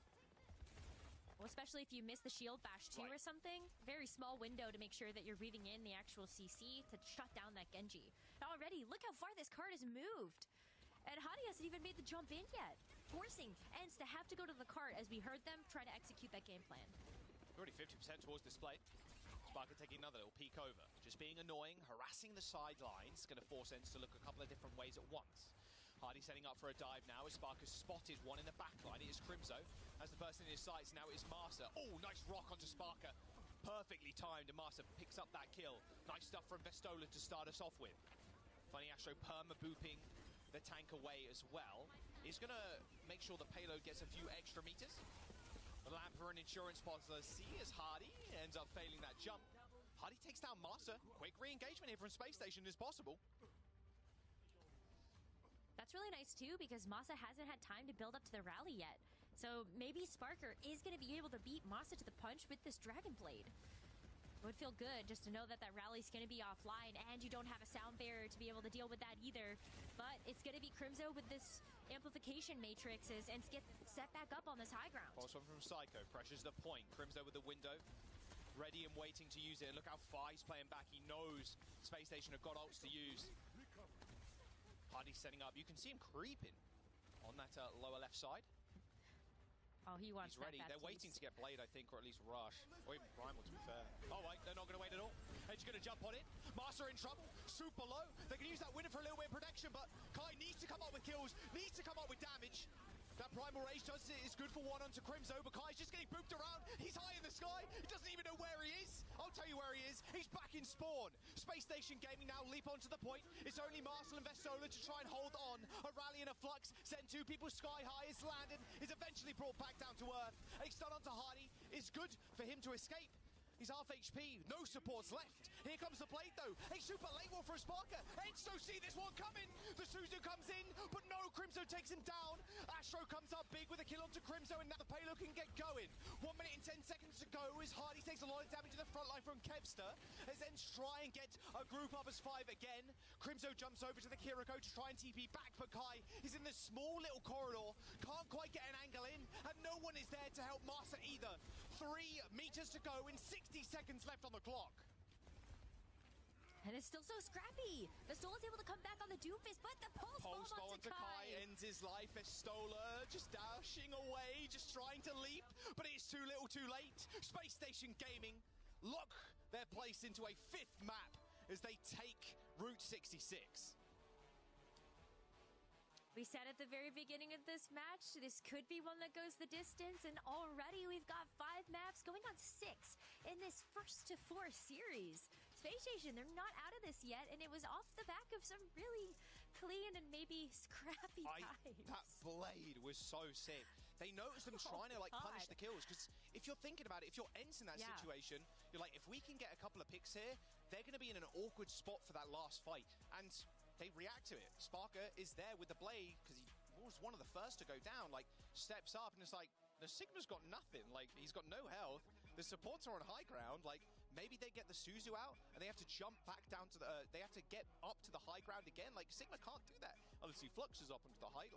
It's a real rough spot for Vestola to be in. Just punished for overextending a little bit, but overextending with good reason. I think that was just a clutch play by Sparker in the very end. Here's a couple of highlights for you from that first map. I was excited to see more Route 66 Rose, but unfortunately, we only got to see first. We got Big Earls. That's okay. That's enough of a sightseeing destination on Route 66, I think. It'll do. We saw something that's not Shambolic Monastery, so we're all chilling. That's actually so true. No, it's great to see this dive be so successful for Space Station. I think it gives us even more hope that this could very well be a map 7 on the horizon.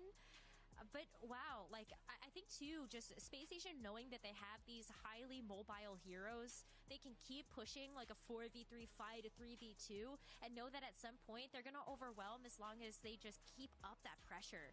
So that fight felt like it went on for 2 minutes, even after we saw those swaps over from Ents to the Doomfist, to the Tracer, just to be able to get back, and not enough.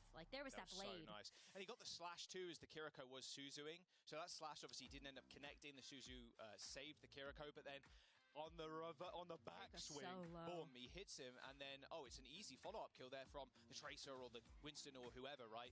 Really nice play by Sparker, clutching it out at the very end. And to be fair, Rose, we heard in the comms, play what you're feeling. If you feel confident on it, then good stuff. We can go with it. And Genji was the pick, and the Genji saved their asses there. Let's listen into the winning comms from Space Station on that clutch victory. Commit brick, cat and bash, next turret, guys. Play it slow, we win. Play above. Shoot point. Yeah, pulse on the second. Bash one. Bash one. Kill me. No pulse. Do one. Okay. Play one bar. Do one. Nice, good job. Spengy! Good fucking job, guys. Spirits is still high in the Space Station camp by the sounds of it. Control room lighting up for sure. I mean, look, still on match point though at Ents. They got beaten last time by Twisted Minds in stage 1 in the finals. They don't want a repeat of that. They've got a couple more maps under their belt, but Space Station Gaming, they're not making this series an easy one.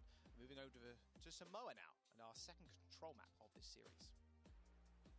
Well, Control has seemed to be the kryptonite for Space Station Gaming, losing the control map yesterday of Samoa and also losing that first map in the series right now. So I don't know if they're feeling great about this one, but maybe they've been able to take some inspiration, some learning moments from Samoa yesterday, and even just from the map earlier today, and they'll feel more confident. Well, there's no substitutions, Rose. So again, same 10 loading in. Entz's pick too. And you've got to feel confident as well if you're Entz, like doubly so now, because you had the pick. You not only beat Space Station twice in their series, you had the pick of the map as well. Like, you're feeling real good if you're Entz right now. I mean, this match is going to be pretty close. We called it already. And I'm curious how the chat is feeling right now too, because Space Station Gaming, they're one map away from going out. Both teams, of course, have still locked their place in at Dallas to face some of the international teams, which is going to be a heck of a show. And if you haven't got your tickets already, go get them. Go get them. It's going to be a good time. We'll be there as well. It'll be a chill one. Samoa, though, is our next one. So what do you expect we see? Do we see a little bit more dive kind of tactics coming out from Space Station Gaming here, or do you reckon they're just going to default back to the ramp? Well, there are a couple points that you can play the dive. I think I'm thinking about downtown and just how it can play so similarly to like City Center on Oasis. Not the same like high ground types of control, but you know, you get the picture. It's circular and they actually just look the same, just reskinned. But I think you could also see the Sigma be really powerful here for Entz. Volcano feels like such a good point for that, or even the Ramatra, or I guess the Orisa as well, since Vistola can absolutely play that too. But we are starting on Volcano, so that's very interesting to see how they're going to counterpick each other. I would expect to see some swaps throughout this round. For sure. I mean, Kev's just already locking in the Mei. You'd be pretty happy. This point's really weird and kind of annoying too when you're playing against the Mei, because the entrances to the point are pretty much perfect Mei like width. I wonder if they actually design it that way. It's just like, well, Mei walls can fit it in here, so like that's the... How many Mei walls can we fit in this choke point? One? Okay. Perfect. One. Perfect There's choke point. one. Okay. Yeah. Two. Here's one. Exactly. Here's one more. It's gonna be a little bit tough, especially for Hardy. Probably being a little bit more passive. And you can see, yeah, they don't want to stray too far forward. Here comes the wall. Oh, he sneaks past it though. A little slipperiness. All good. They're gonna get punished for it though. A little bit of damage. No initial kills, but it does force Crimzo to use Lamp. Sparker's still on that angle, though. Look at how high up Crimzo is. Has to drop down a little bit, knowing that Psycho is behind him. Like Entz was trying to make the call there. So we want to take the point, so Kai ended up popping turret form, and now they try and take this high ground again. Headshot onto Astro with that Icicle. Still dicing with Kevster by the looks of it, and here comes another wall. Luckily for the BAP, though, those Exo boots coming in clutch to save Hardy, who was isolated from the BAP. And speaking of which, two BAPs going down. Same with Kai. A good pulse bomb from Psycho. Trying to look where the Lucio's gone. There he is. In the kill feed now. Oh, Kevster with a nice headshot through the window. It's a very scrappy fight. It's a Lucio Ram versus a Ram and a Mei. Vestola in a whole heap of hurt, though. Even with that Mei coming in with the wall. Can they actually... I mean, Kevster's a good block, and the heroes are going to come in. Probably going to lamp him, too, if they really need it, but they might not even... Oh, okay, there you go. Yeah, lamp comes in. They can't even cut the point. Wow, even the wall, too, to just stall them even more. Vestola's going to be able to get back into this fight. Well, Take a block. Big pick on Namasa. That's two block rotations from Kevster. Signals to the team, like, I'm going to die. I've used block, wall, then block again. That was a lot of additional time by Entz there. Perfectly played. Nice cooldown management. 50% for Entz. And ultimates to spare. That's going to be a sound barrier, a blizzard. Think again about, like, the blizzard, the mortar strike combo that we saw. I would be worried if I were a Space Station, but that's a funny Astros score. We got the Immortality Field. Landon's also going to hit the amp. Nice engagement there. Sparga holding off to the side. They use that sound barrier. And the window. And now here come the problematic ults. The Blizzard and the Mortar Strike. That is going to be the second Forbidden Combo V2. Blizzard into Mortar Strike. That doesn't feel good either, though, because you can't get away. We saw that on Survasa. Well, I guess with the grab flux, too, but the fact that Funny Astro used the sound barrier in that last engagement means that they don't have that now. They just have to use the Immortality Field and just raw healing. You're not going to be able to survive that with the Immortality Field, sadly. Here comes the Blizzard. Tries to lock off the healing from Landon, but Crimzo's the one that falls first. Sound barrier comes through as Master's getting ticked down and chased down by Psycho.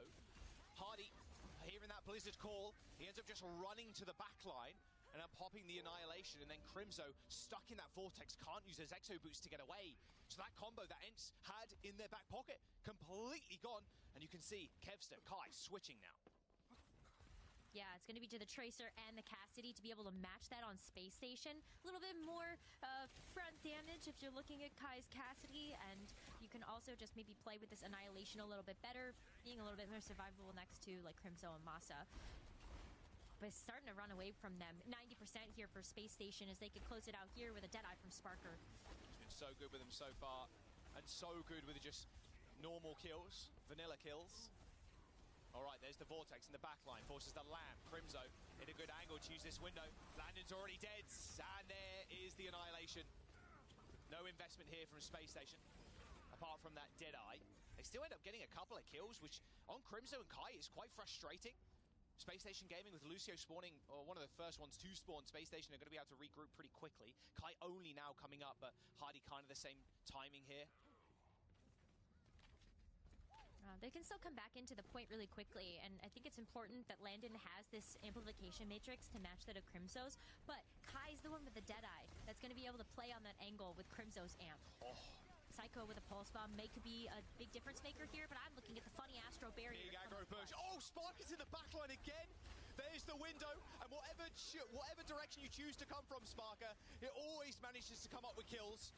Vestola doesn't end up killing two in the front line. I mean, Spark is still here. They're going to eventually kill him, but not before he kills Master as well. There's two people left. Overtime coming in if they can get the touch. Looks like they're going to be able to with Funny Astro. A nice little boot, and he survives. Oh, the Vortex aiding in that sound barrier usage too. A nice little boot down to the low ground. Vestola saved by the Lamp. Overtime as everybody grouping up as 5 now, but Psycho clears Ents off of the point. A pulse bomb on Vestola. Master low HP, has to go for another touch, but it's looking rather unlikely he can do so. At least not without paying for it with his life. Space Station Gaming come back. They end up claiming that first round. Ents looking like that was a shutout there, but these fights end up breaking down. It is the carries for Space Station that come out strong. Sparker on the angle and doesn't even need the symmetric television. I'm back. What the fuck happened? So getting a couple of picks here. I also had to help out with some other shit. But 2 and 3. Okay, so they. Okay. Funny Astro's barrier could not have come up in any better of timing. Like that Vortex almost killed him before he got that barrier off. Insane stuff from Sparker. You're right. Like he doesn't even need the TP to find these flank kills. Ridiculous. And getting Master there when the Ram's like punching you in the face is absurd, and that's really what kind of tipped the scales. TP out Kai and Sparker on the Cass. Mirror compositions pretty much, apart from Hardy and Vestola doing the Orisa Ram head-to-head. Oh, Master on the Brig. Well, Master's on the Brig not quite too. mirror comps there. Yeah, so you just get to play with the Orisa a little bit closer. The Inspire healing could be really big in order to just make these duels a little bit better for your own team. But I think that the fact that Funny Astro's on Lucio, the sound barrier just feels like a better supportive ultimate to have when you look at the rally versus the sound barrier in these matchups. All right, see how long it takes the point to be capped. Sparker not doing anything too crazy right now, just checking Kai on the corner. It's actually Vestola, the ones that goes down. You saw Masa and Crimzo trying to help stop Sparker get away with murder. It was actually his rest of his team that were getting away with it. Scot-free, although Psycho going down to a headshot of Kai isn't good. Still a point capture for Space Station. Sparker is a Deadeye almost too. He's so double heady. Please heal him. Kai doesn't want to mess with that. Doesn't want to mess with that either. As soon as he peeks, Sparker clicks his head. Psycho pretty low as well. High noon available. Yes, you are right. Good stick. Oh, the pulse bomb. Even like a full clip from the Tracer couldn't take down the Cassidy. And the Vestola falls down yet again first. And Space Station, remember, they still control the point here. This is time lost for Ents. Like it's even, and especially too at Space Station, we're able to take that fight so economically. 4 ultimates still for them, as Hadi's gonna come up to the Annihilation pretty quickly. And Ents, like, they just haven't had a foothold in this round yet. Kai as the Deadeye is still not really enough, it feels like, to be able to get these picks, especially because Funny Astro has the Lucio to help speed people out of that line of sight. Ents is taking their time to come back into this. Vesto's got the Terror Surge. So because he doesn't get bursted, which is what Space Station have done for the last 3 or 4 fights in a row. High noon for Kai, forcing back the members of Space Station up onto that high ground, but Hardy is going to pop Nemesis form in order to stay alive on the point. There's the window, the re-engagement. Vestola using Spear Spin to get away. Space Station wanting to put this in OT rows as the stick comes through from Vestola. Hits the Terror Surge just to stay alive. Here comes the rally. Vestola down first yet again. Space Station Gaming used the sound barrier, unable to get the annihilation off, but it might not matter. Masters the target for Space Station as Landon also falls to Kevster. Overtime in a couple of percentage points, but it's all Kev and Sparker.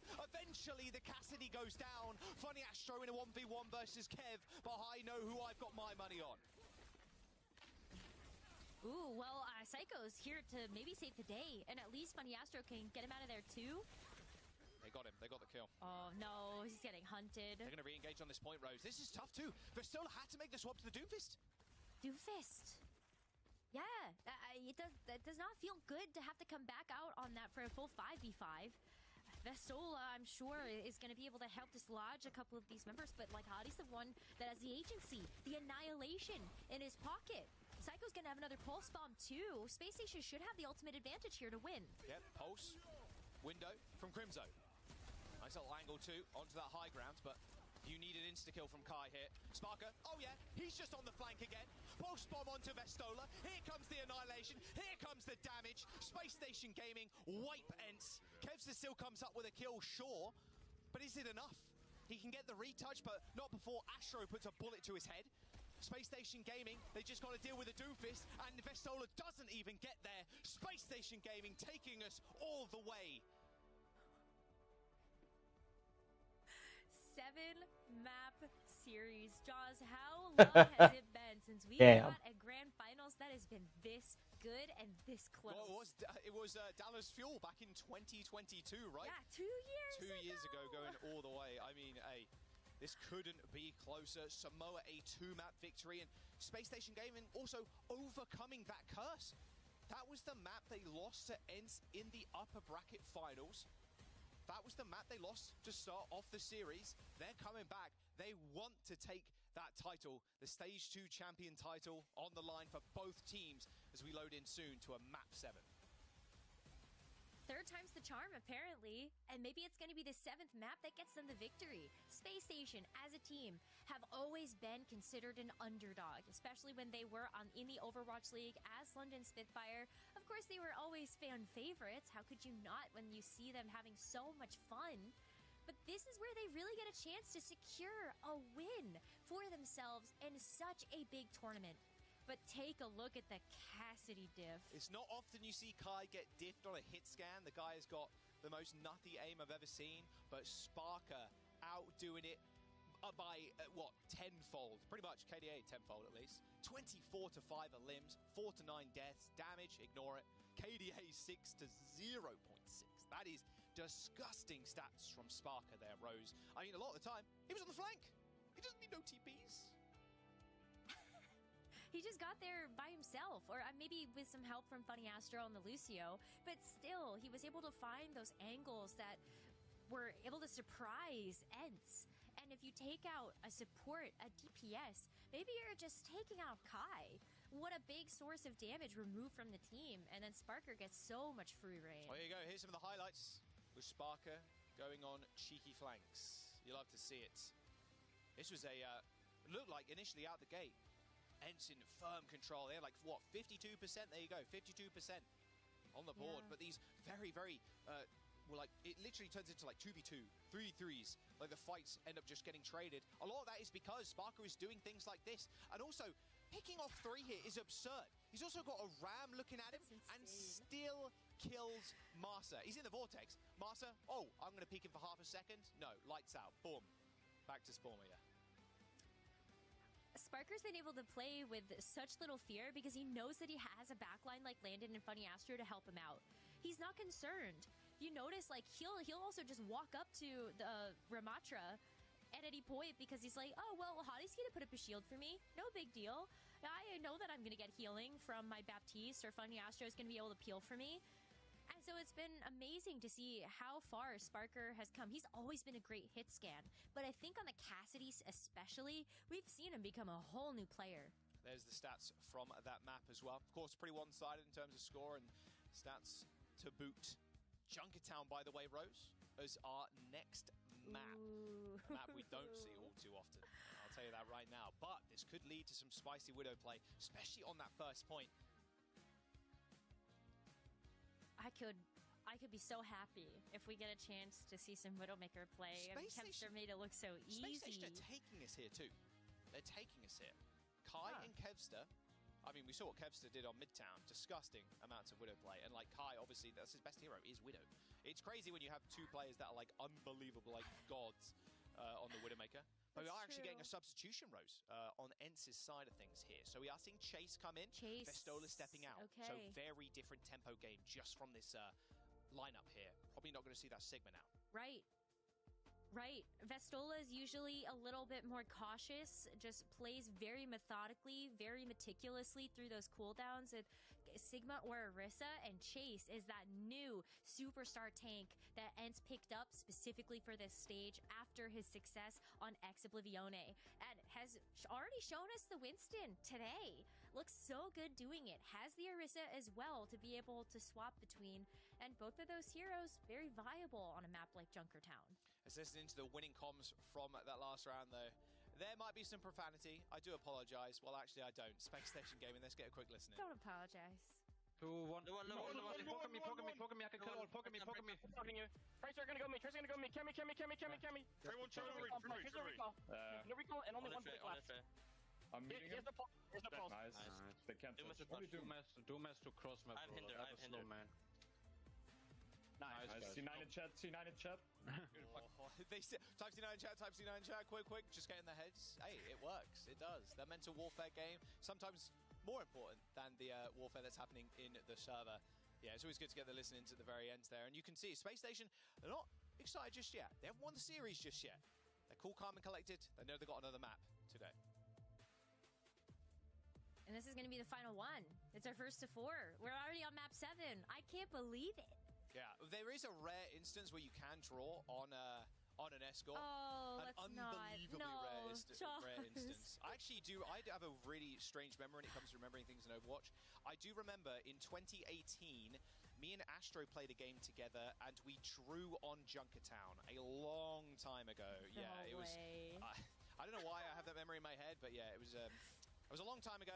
It was very strange set of circumstances led to that happening. But yeah, we did draw on this map. You know, very weird. It's funny it's not just Junkertown, and it's funny you have that memory, because I feel like whenever I think of the most drawable escort map, I think of Havana. Yeah, Havana's pretty drawable. Pretty drawable, especially with the 0 meters on either 0 side. meters, yeah, you just hold spawn. Right, let's see what Ents are going to do on the defense end.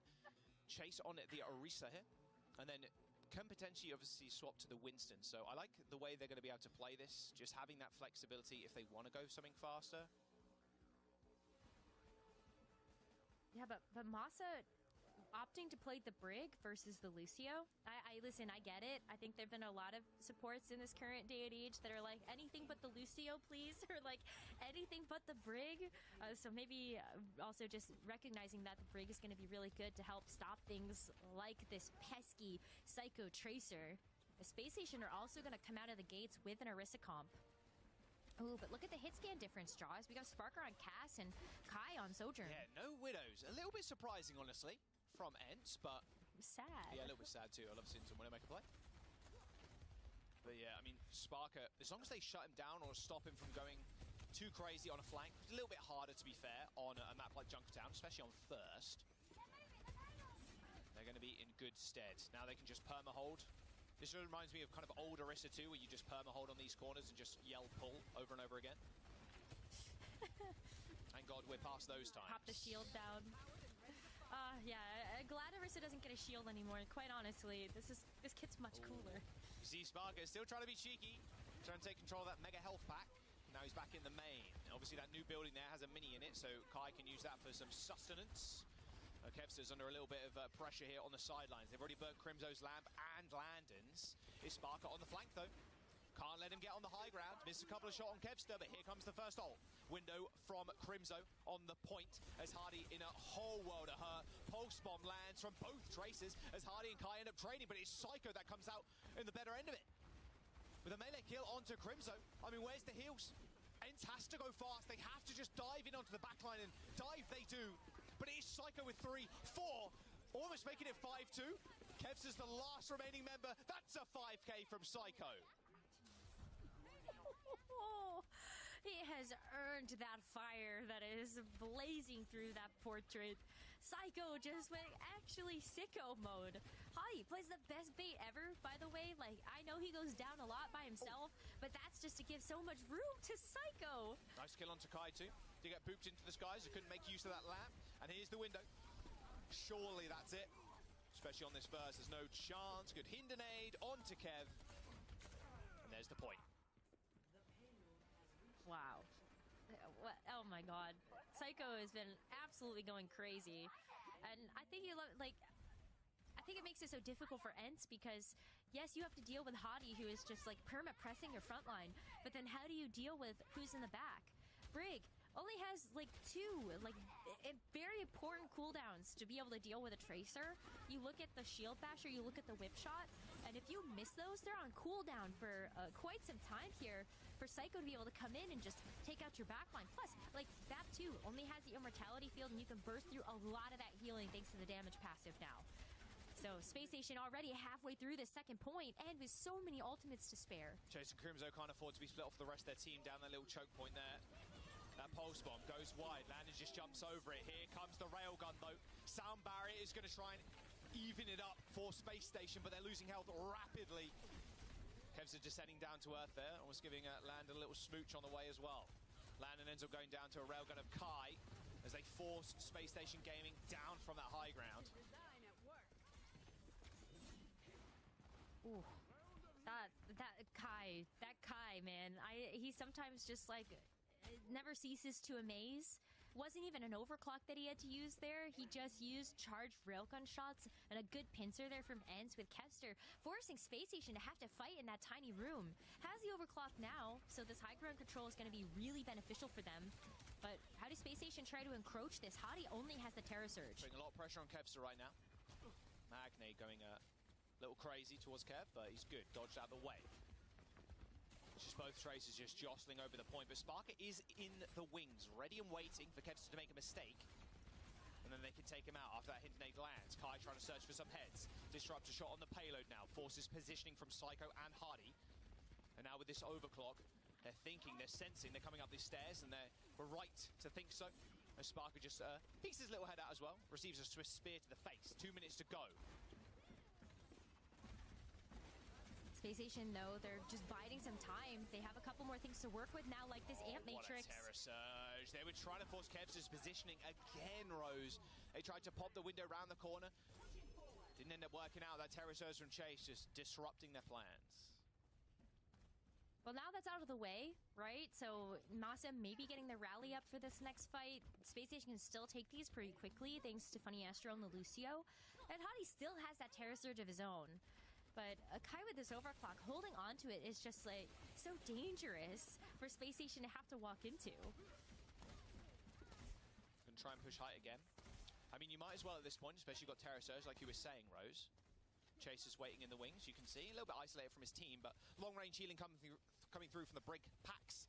Quick rotation from Space Station, knowing that's the case. Immo field, down. Straight onto this Mega. And now they can regain control of this high ground, try and push Chase out. Big rotational play here, but again, Kai comes up with a kill. High Noon, spared out. Sparker looking to click on somebody. Here's the spear from Chase, down on the Mega Health Pack. Ents doing a dance with them right now, and they are leading it. And starting to run out of time. 45 seconds left. Hottie's already going down to half.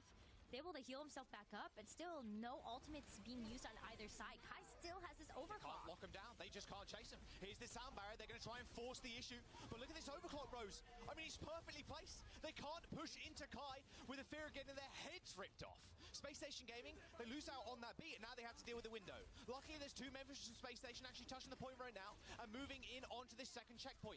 Mouse is going to jump back down to earth and take care of Funny Astro, or at least push him off. No kills coming through just yet for Space Station, but they're losing numbers rapidly. Hardy low, pulse bomb lands on Astro, and Kevster takes the kill. 7 seconds, and where is Space Station? They're in orbit. Ents, they've perfectly played around them. They refuse to let them get on top of their backline. The rotations looking so good. There was just no access to Kai, even though they were trying to force him out of position. Ents, great packs from the Brig, just great awareness of where Space Station were going to try to push them from. And that's a full hold on the second point.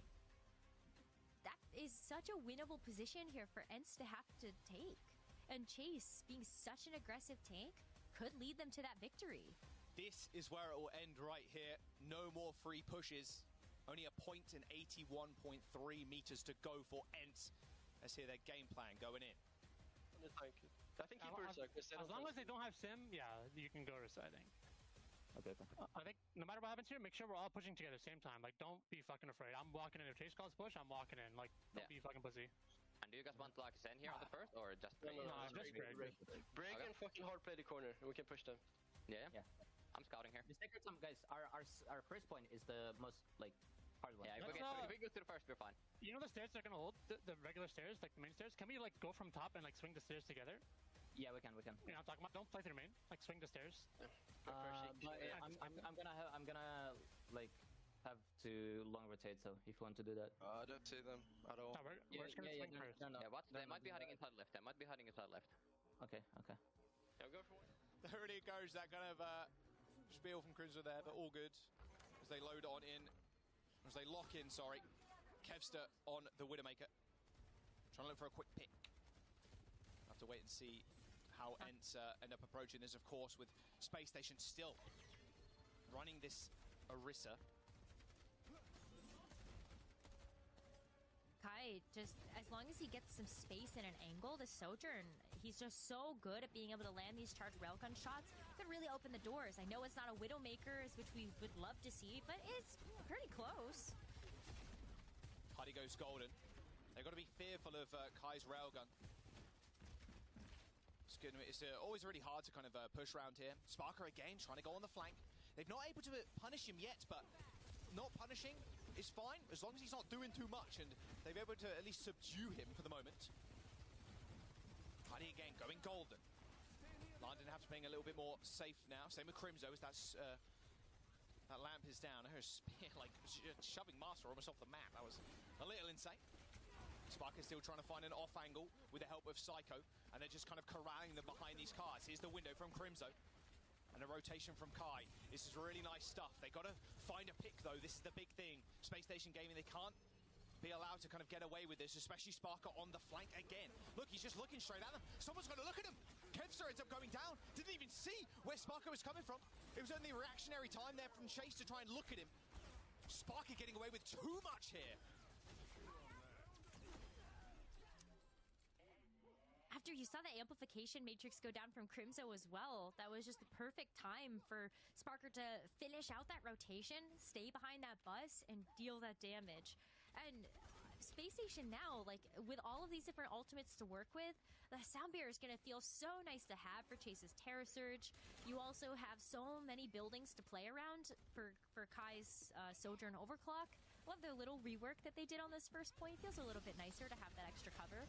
But Terra Surge coming up as Chase is trying to get a little Trying to get in there. Here come the sound barriers. Terra Surge from Chase come out at any moment, but his Kai is the first to fall. Whoa, that was a quick fight from Space Station. A Terra Surge from Hardy, just dragging people back down to the floor. A minute and 30 seconds to go, Rose. And it's just walking into a brick wall, it feels like now.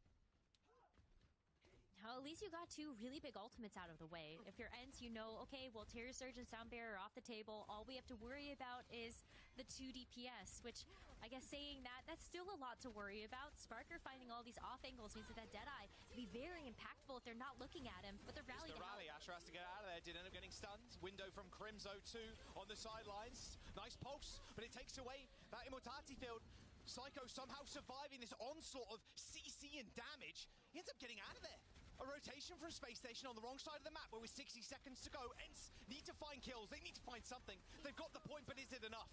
Overclock comes through as the high noon from Sparker just tries to delay the inevitable. A pulse bomb from Kevster helps kill Landon, and Kai, still too scared to pick the Cassidy, eventually brought down. But it is Psycho once more. Master and Crimso dead. 40 seconds to go. It's all on the traces now. Sparker, Psycho, the Titan, eventually slain by Kevster.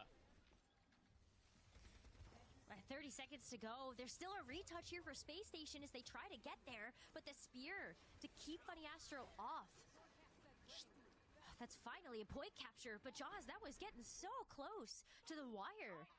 30 seconds left. Pretty much everything invested to Landon going over to BAP. No more Kiri. Here we go. How does Ents do this dance now? Of course, they were expertly led Space Station in a waltz around this point, and Space Station weren't able to kind of get on top of them. We'll see how Ents now try and conquer this one. Only a few more meters to go and they will claim the title. Space Station want to put the end to their dreams now. Hadi is a Terror Surge. Psycho is working up to another pulse bomb as well, but Sparker's hoping to open this up with a pick on the side. Someone's got to deal with him. There's a lot of the time he's just able to freely off-angle. A lot less chances to do that now. You can obviously just peek your head through that little window, of course, but... Kai's looking over there. Slowly but surely just chunking people down. Jostling on the payload again. It's just both traces. Here comes the push. Sparker in trouble, but it's actually Masa that goes down. A bash onto the high ground to help Kai set up. Terror Surge ends Chase's life. Kevster still takes down Psycho, still willing to fight this, but with a high ground advantage. And with it, this stagger! This stagger's going to be huge. 1 minute and 30 seconds to go. They've got to boop him away. Yes, they're going to body block him too. Can they get the kill? No, Crimzo manages to get out alive. Couple of packs thrown his way, but still a very, very small stagger. They get back as a group. It's still scary, and that's already a minute and a half off the clock. Ents have just a minute remaining to see if they can push this payload over the line and get that first place that they've been looking for and their revenge onto Space Station. Kevster's got a pulse bomb, wants to find an opening for it, and Kai working up to this overclock, but Chase is getting stopped at the door. Okay, rotation down to the lower again. Space Station refusing to give this one up, and Kevs is already dead. 45 seconds to go. They've got to make this fight fast. Ents have to make it fast right now, but Sparker's on the flank. He's taking down Crimzo. Sparker's already found 2, 3. Chase has to get out of there. You've got to run. You've got to reset. They're going to try and punish Chase, but I don't think it's likely. You're an Orisa still, but they're going to go for it. A spear ends the Orisa's life with 30 seconds to go. Ents have one more chance at this. One more chance, 3 ultimates. Masa gonna have to rally up as well to help bolster up this fight. But they're gonna have to contend with 4 out of the bank of Space Station, one of which is gonna be the Funny Astro sound barrier. His barriers have been so big to help keep Space Station in these fights, but this is it, Jaws. It's coming down to the final seconds. It's now or never. Kevster gets the touch. Here comes the overclock from Kai. He has to get an angle on somebody, but nobody giving him the grace to do so. Still a lot of time to kind of touch the point, and that's it. Overclock done, used. Pulse bomb, window coming out. Kevster has still got it in his hands, and here comes the rally. Slowly build up that overhelp, but Chase is already dead. Sparker through the window finds one. Hardy's in a little bit of trouble, but not trouble for any longer. This high noon stops him from touching. Kevster down, beat comes through. Sparker, the king of Space Station Gaming, more stars on their roster than Omega Centauri. They demolish Ents and claim the title as Stage 2 champions. What a close series between these two teams, but Space Station finally getting their just desserts. After being touted as the best team in EMEA for this stage, they finally get to live up to that prophecy. And Jaws, it was a close one, but a good one here for Space Station. Again, shut down at the final hurdle. A 7-map series. It's been years since we've seen such a thing in a finals, and Space Station Gaming finally taking their place at the very top of EU. We're going to jump over to the desk. Going to take a little rest of this one. They can break it down. This absolute... words? Anybody got one? Banger? We got so many words.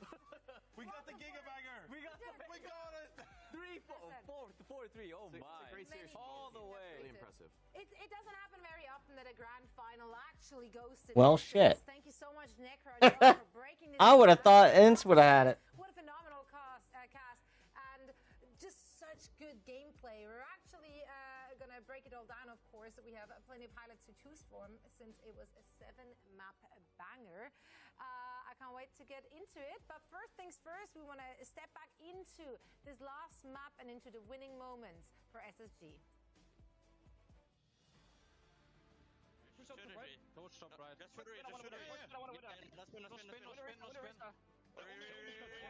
Shoot point. Break. Ori one. Break. Shoot trade. Find enough window. Try under. Try under. Keep looking point. No recall. Try. Bottom right. Break.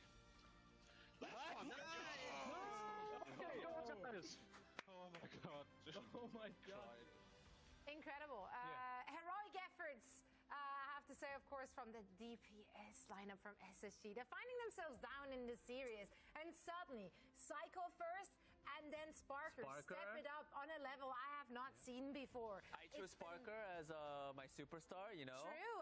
Actually, Johnny did so yesterday as well, saying that this is where his career is peaking currently. And honestly, like, what a fantastic series. Yeah, I continue to say so as well. Like, just mechanically, but you saw there in the end too, just like the presence of mind to go on those flanks when you recognize that NC Sports, they're playing a Brig, they're not playing a Lucio. That gives you the opportunity to utilize Funny Astro's Lucio speed instead to go on those wide flanks to fight picks on the off angles. Sparky really is peaking right now, but honestly, Psycho as well in this series, incredible job on Tracer, really taking it to Kevster on so many of these maps. And it was Space Station for some of those couple of maps there towards the end, swapping over to the dive, especially on Route 66. That kind of gave them the opening, and then also moving over to Samoa, of course.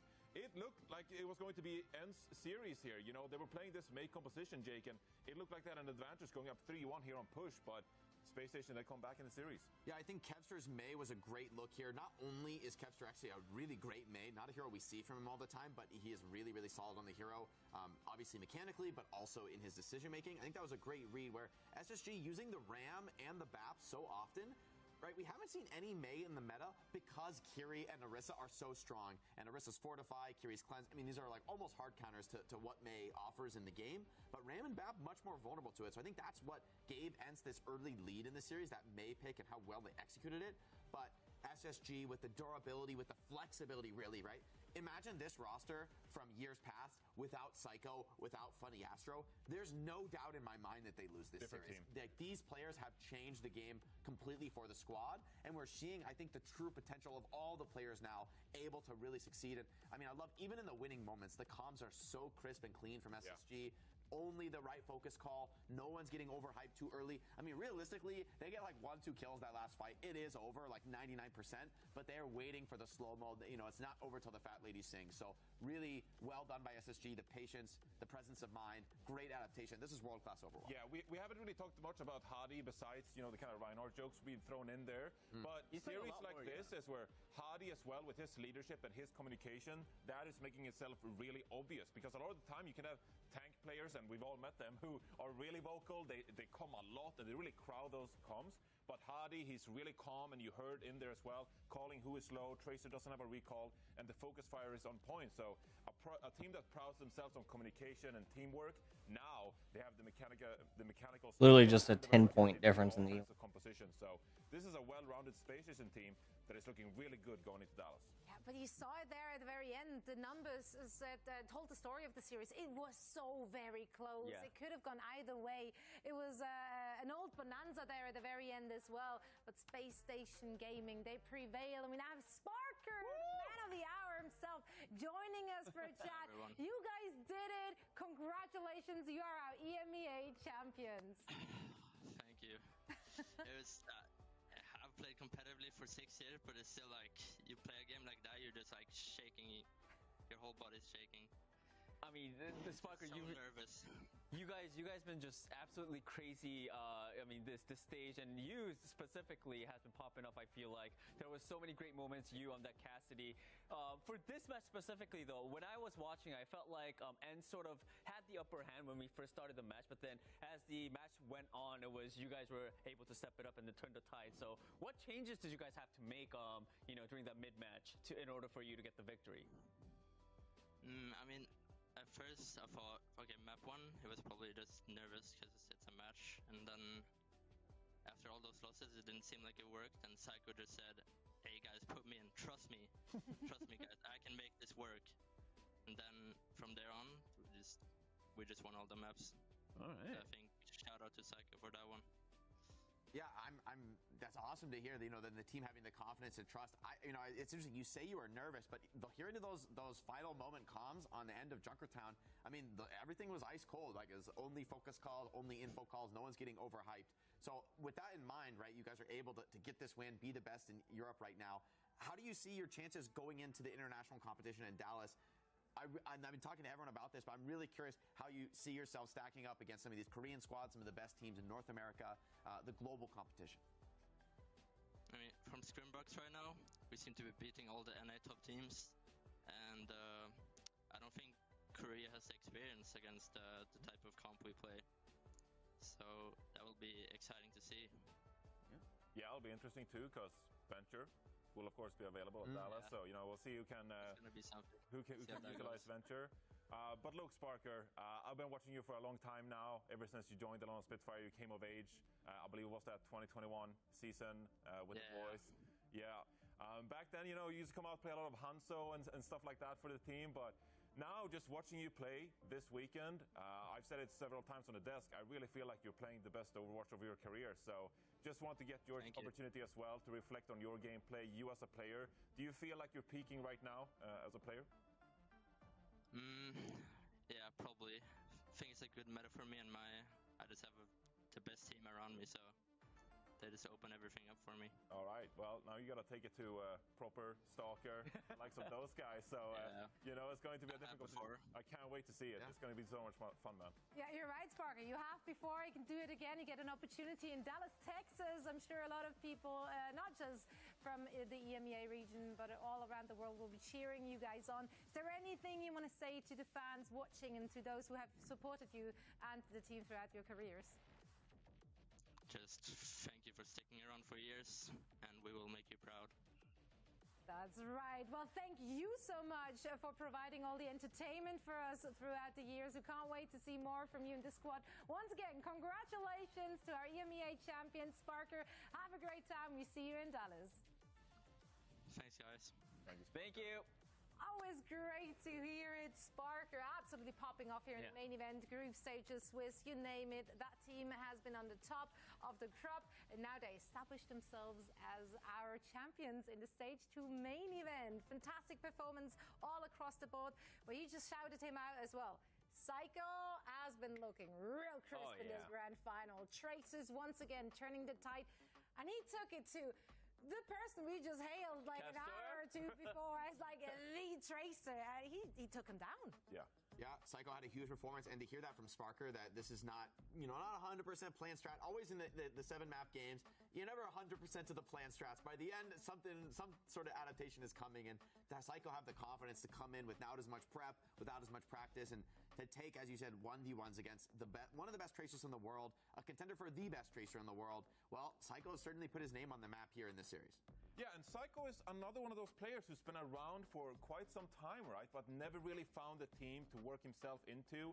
And now here on Space Station is really finding his opportunity to blossom as a star. And this is arguably like, yes, I know we've been talking a lot about Psycho in stage 1 and like, wow, he's been so good in stage 2, but now we officially have like the Psycho series where you sub yourself into a grand final, super confident, hey, coach put me in, and you actually have an enormous impact on the outcome of the series, a series you were down 3-1. This is an incredible moment for Psycho as a player, so I'm stoked for the guy, well-deserved player of the match. Took it to Kevster. Just gotta give him a huge shout out for that. This is a great moment for him in his career. We could do even more than just a shout out. We actually have a illustration from Jake to just highlight how good Psycho was in this game. Yeah, so as I jump into this, I want to say it's Psycho, but it's everyone, really. I think the focus of this illustration for me is how well Space Station Gaming, how well they play in the clutch, even when, you know, pressure's on. It seems like everything's stacked against them. So we'll just watch this fight right. Just to set the stage here, Sparker's in the back line flanking, kind of a desperate scenario. His team in the front lines losing the fight, but I mean, he's putting up numbers, getting these big trades, finds even a third trade here. But to be honest, right now, if I'm this guy, I mean, I feel like the game's over, right? Everyone is dead. Ents has 95%. They're going back to the point. In my backstage, I was like, okay, game over, right? Positionally here, I mean, you're coming across this choke point. It's so hard to retake on this map. This is such an extended, open sight line. You're just going to get spammed down walking to point. I mean, no one could touch this point. No one could keep the game going. I mean, no one in Space Station Gaming is even in sight of the point right now with 5 seconds left on the clock.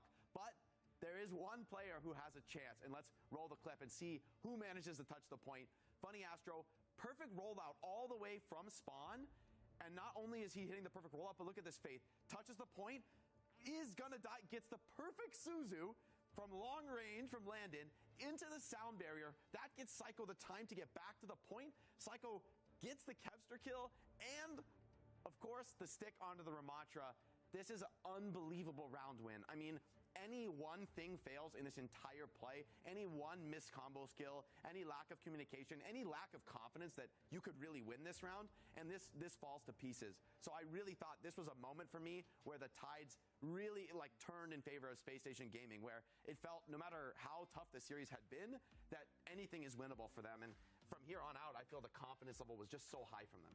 That is the beautiful game right there. It literally comes down to making every single play perfect. A perfect rollout from Funny Astro, like you said, with the speed. Perfect. That Suzu was insane. That's long range too. He's throwing that across the map, with knowing the timing Astro's going to get to the point, knowing that he needs it before, like he's probably throwing it with Astro at full HP, knowing that the damage will come. I mean, and that's beautiful Overwatch, right? Sound barrier in the vortex. Exactly. You see it all coming. Everything is, you know, every skill is a symphony, right? Together with the rest of your team. So beautiful Overwatch in Space Station. At this point, I think we got to talk about Christopher. I feel that we got to give some love to the coaching staff on SSG, because we talk about all these players individually peaking at this moment here together as a team, and I just don't think that's an accident. I really think we got to give credit to Christopher and the gang and the coaching staff to be really delivering this incredible system, putting a team on the map that can compete against the Koreans, frankly, that they've done it before, that they're continuing to do it, they win EU now.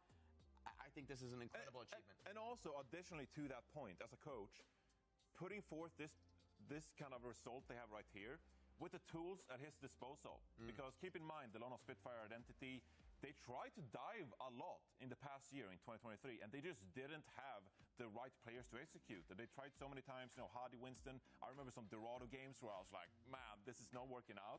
But instead, they pivot. Backbone, of course, an amazing Symmetra player. Sometimes they put Backbone onto the flex support because they recognize that is the better role for Backbone right now. We need a double flex support composition. So they utilize the players at their disposal. Christopher makes it work. Amazing team chemistry. I mean, this is one of the most, you know, iconic rosters now because they have such a great brand identity, right? And so to get this to finally work, you know, you bring in a Tracer player in Psycho, you bring in a Lucio player in Funny Astro to really just enable Christopher to implement all these different strategies while still executing the Symmetra teleporter strats at a really high level. This is it finally coming to fruition for Space Station. So huge credit to Christopher for making this roster this successful. Teamwork makes the dream work, and they came out on top as a result of it. So let's take a look at our bracket to see how it all went down here in our EMEA region, Danny. I mean, as we're saying right now, I mean, Space Station Gaming, of course, is our grand final winner for the EMEA stage. But we had some great matches throughout the group stages and, in the brackets as well. Which ones do you guys remember being really good? You would have really liked Super Shy. I just... Oh, yeah. Super Shy? I really love that name. I missed that one. But I think Peps really Peps impressed me all tournament. True. You know, despite the tough loss earlier today to Ents, I think there were a lot of bright spots for Peps, a lot of interesting players that they could build on their success with. Yeah. And even Ents, of course, they did lose, but they played it super close with Space Station as well. So EMEA is a very fun region. Fun region. Yeah, there. It's Danny certified. And now, of course, we mentioned it already prior to this game, with Team Peps losing there in the lower bracket, not making it to the grand finals. They now enabled or opened the doors up for Twisted Minds, who have officially qualified. And we actually have a quick interview ready for you guys to just get a little bit of insight on what the mood is like over there in the Twisted Minds booth. So we have Willie, you're the mental coach of Twisted Minds, and quite frankly, without beating around the bush, given what's happening this very week, you're going to have your work cut out for you as a mental coach. What's the mood like in the team at the moment?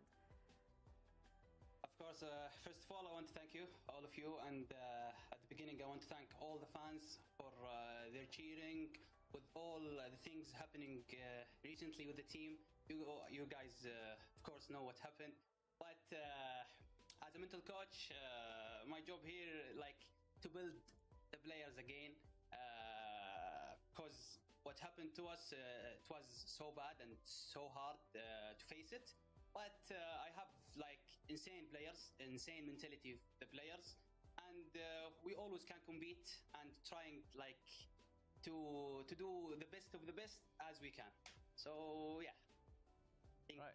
Yeah, I'm very excited to see Twisted Mind in Dallas. So talking about Dallas, you guys are qualified. What are your thoughts on the international competition that's going to happen in Dallas? About that thing, it's really impressing. We want it from when we were in contenders doing that stuff. We want something like this, and this time it's coming right now. It's like major international thing. We're playing around the world, Korea and NA and EMA. So it's gonna be insane thing. We're really excited for that. Of course, it's not the best circumstances and all of these things, but we're gonna do our best to make our fans happy always. And yeah, I think inshallah we can make a good thing. That's right. Well, we're definitely excited to see Twisted Minds in action again. It was a very dominant performance, of course, in stage one. And even though the circumstances might not be ideal, it's going to be interesting to see how you guys work around it. Willie, thank you so much for joining us, and best of luck to Twisted Mind and the gang in Dallas, Texas. Thank you so much. Thank you.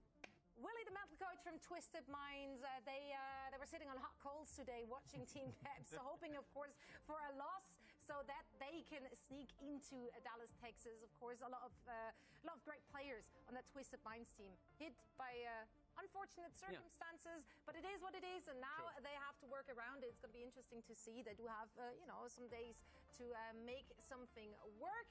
For now, though, we won't be seeing them for a few days. And that gives you some time at home to get yourself ready for Dallas, Texas, because you can not just join us, of course, on a stream. You can also join us in person. Danny, sell it. All right. Sell it. Buy.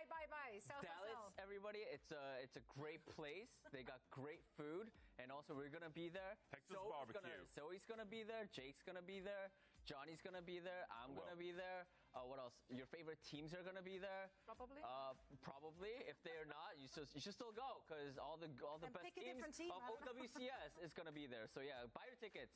Let's have fun. And you can have coffee with Danny. Yes. Yeah, we're also shilling out Danny's time for coffee. Sure. Grab one. Why not? Does cost extra. Subscribe. I don't know.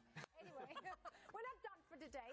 EMEA is a wrap, but of course we still have to crown our champions in the NA stage 2.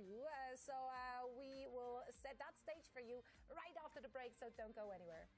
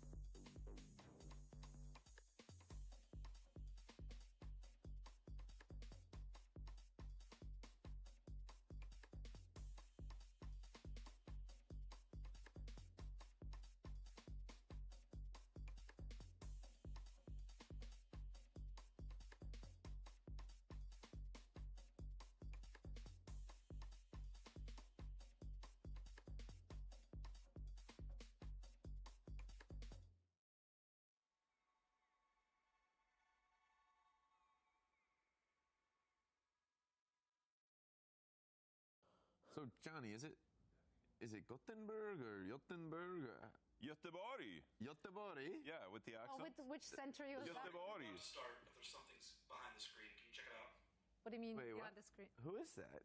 Ew. Are those feet? Those are. That's a person. Hey. Those legs? Hey. Hi, Danny? Chloe. Hi. What are you doing here? I never left. I was always here. You ready to do this? Let's go. Oh, yo, these stairs are cool. Yeah. OWC Champion Series. I love the sound of that. An EXO against the wall, and Team Peps will full cap.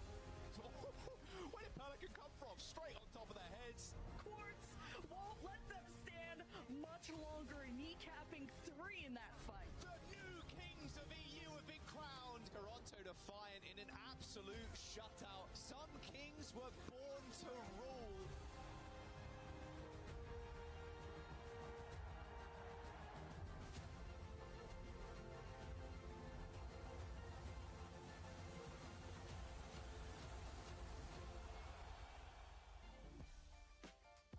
Welcome back, everyone.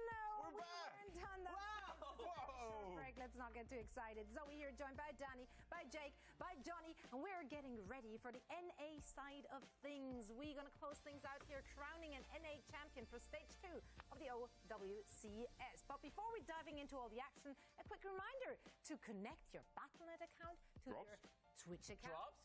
YouTube account. Drops? Any accounts?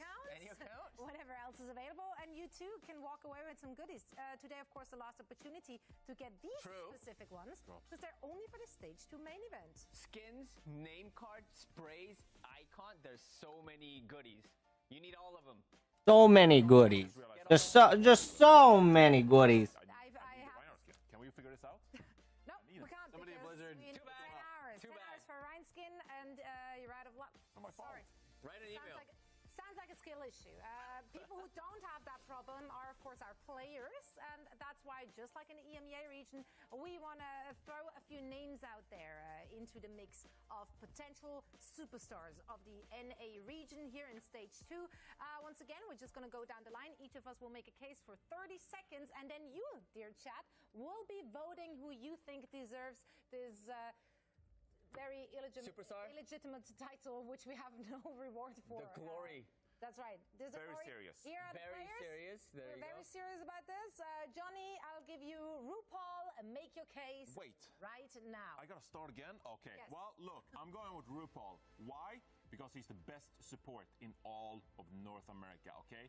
People talk about Vega. Yeah, Vega, you're pretty good. But RuPaul really makes this backline. I don't know why I threw his teammate under the bus when I'm trying to make the case for him, but RuPaul is the true superstar of Toronto, keeping the backline alive. Have you seen RuPaul come out on Ana recently? I'm just happy we're seeing some Ana gameplay. But RuPaul's Ana, being able to keep his tank alive, being able to change the win condition with a biotic grenade, amazing stuff. The Batiste that won them the Overwatch League Grand Finals just a few months ago, RuPaul is a difference maker, so he's my superstar here in NA. Right on. Johnny living in the past. Let's take a look into the future. Jake, why will Pelican be our superstar of the NA region? This one's easy for me, guys. M80 wouldn't even be here without Pelican. The heroics throughout the group stage in matches they shouldn't have been close, but they would have lost without Pelican basically putting the team on his back time after time. You remember those moments. I mean, Tracer 1v3s, 1v4s, unbelievable clutch performances from him on the Tracer. Now beating Toronto yesterday.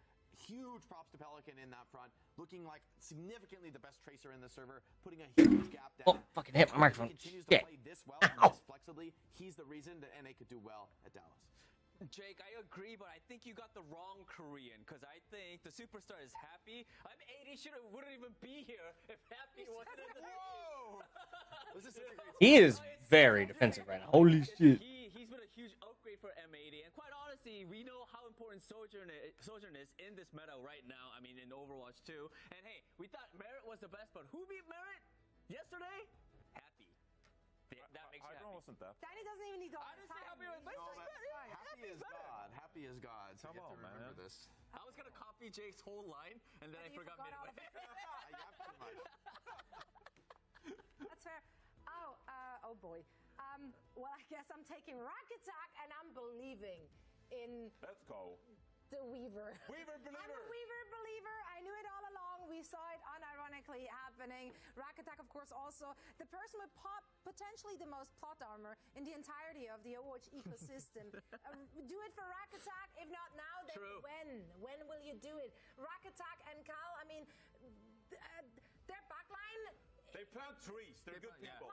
They're good people. I don't know if they're planting Very big trees. They're the emotional support of this. They hype this team up. True They're the support. reason. Trees good for Earth. True supports. So Life Weaver is good for Overwatch. I need to work on my skills. They pull people out of But vote for Rack Attack. Vote, yeah.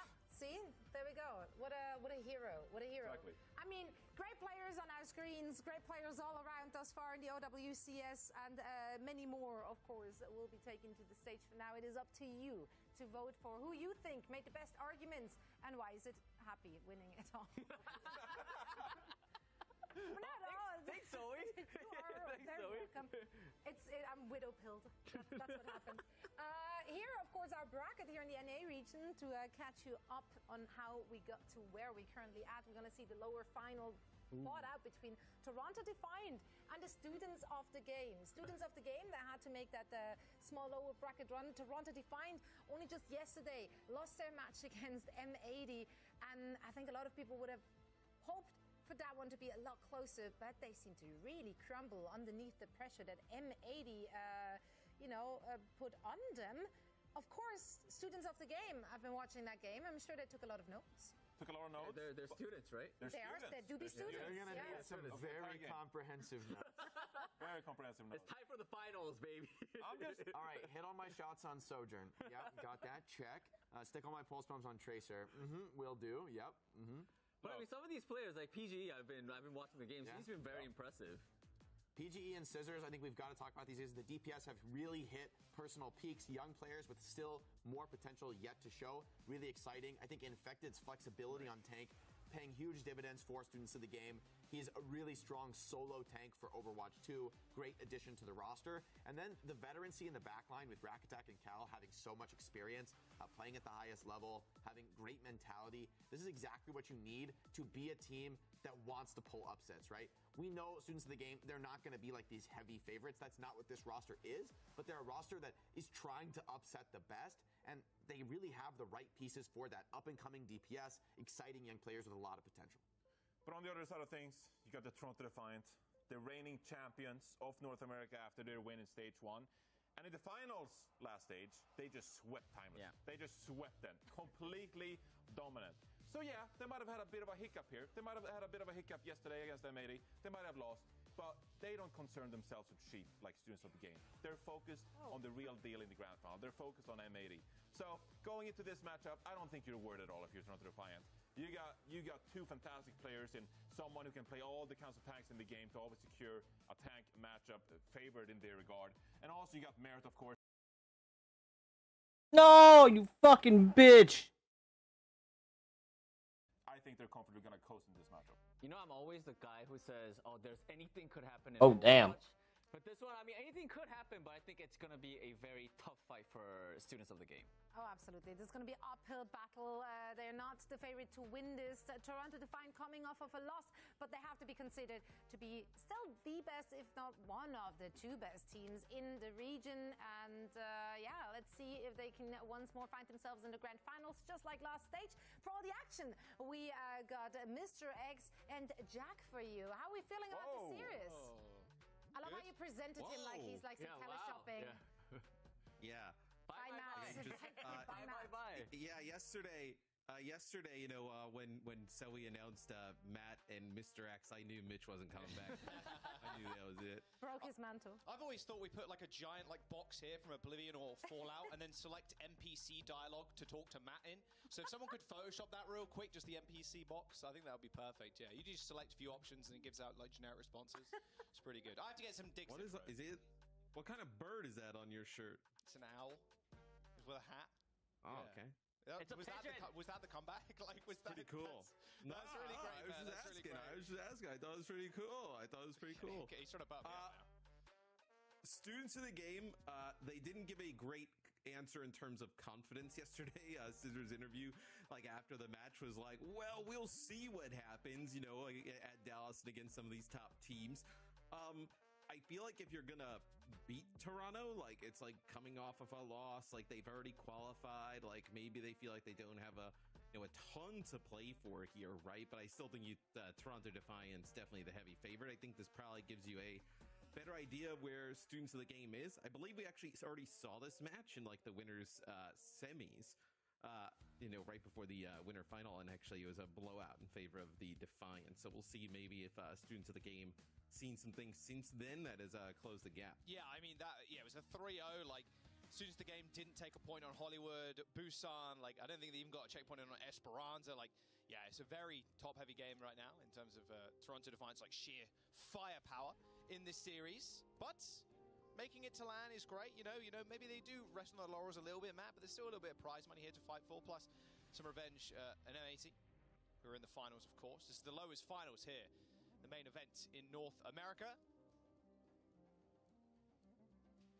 Yeah, I think you do want to like make it back to obviously the final here if you're the Defiance, right? You don't want to give M80 like even more confidence, right, going into Dallas, because they're definitely a team that has a roster that can contend with winning Dallas, right? Which is, Defiant obviously would love to win this event, but really Dallas is that ultimate goal. Is it'll be the Defiant hovering a dive competition here with the Winston in play. As Students of the Game going to play the Orisa. Yeah, a little dive. Saw this a little bit earlier. Play the Winston, hold the high ground, and just try and jostle around the central pavilion.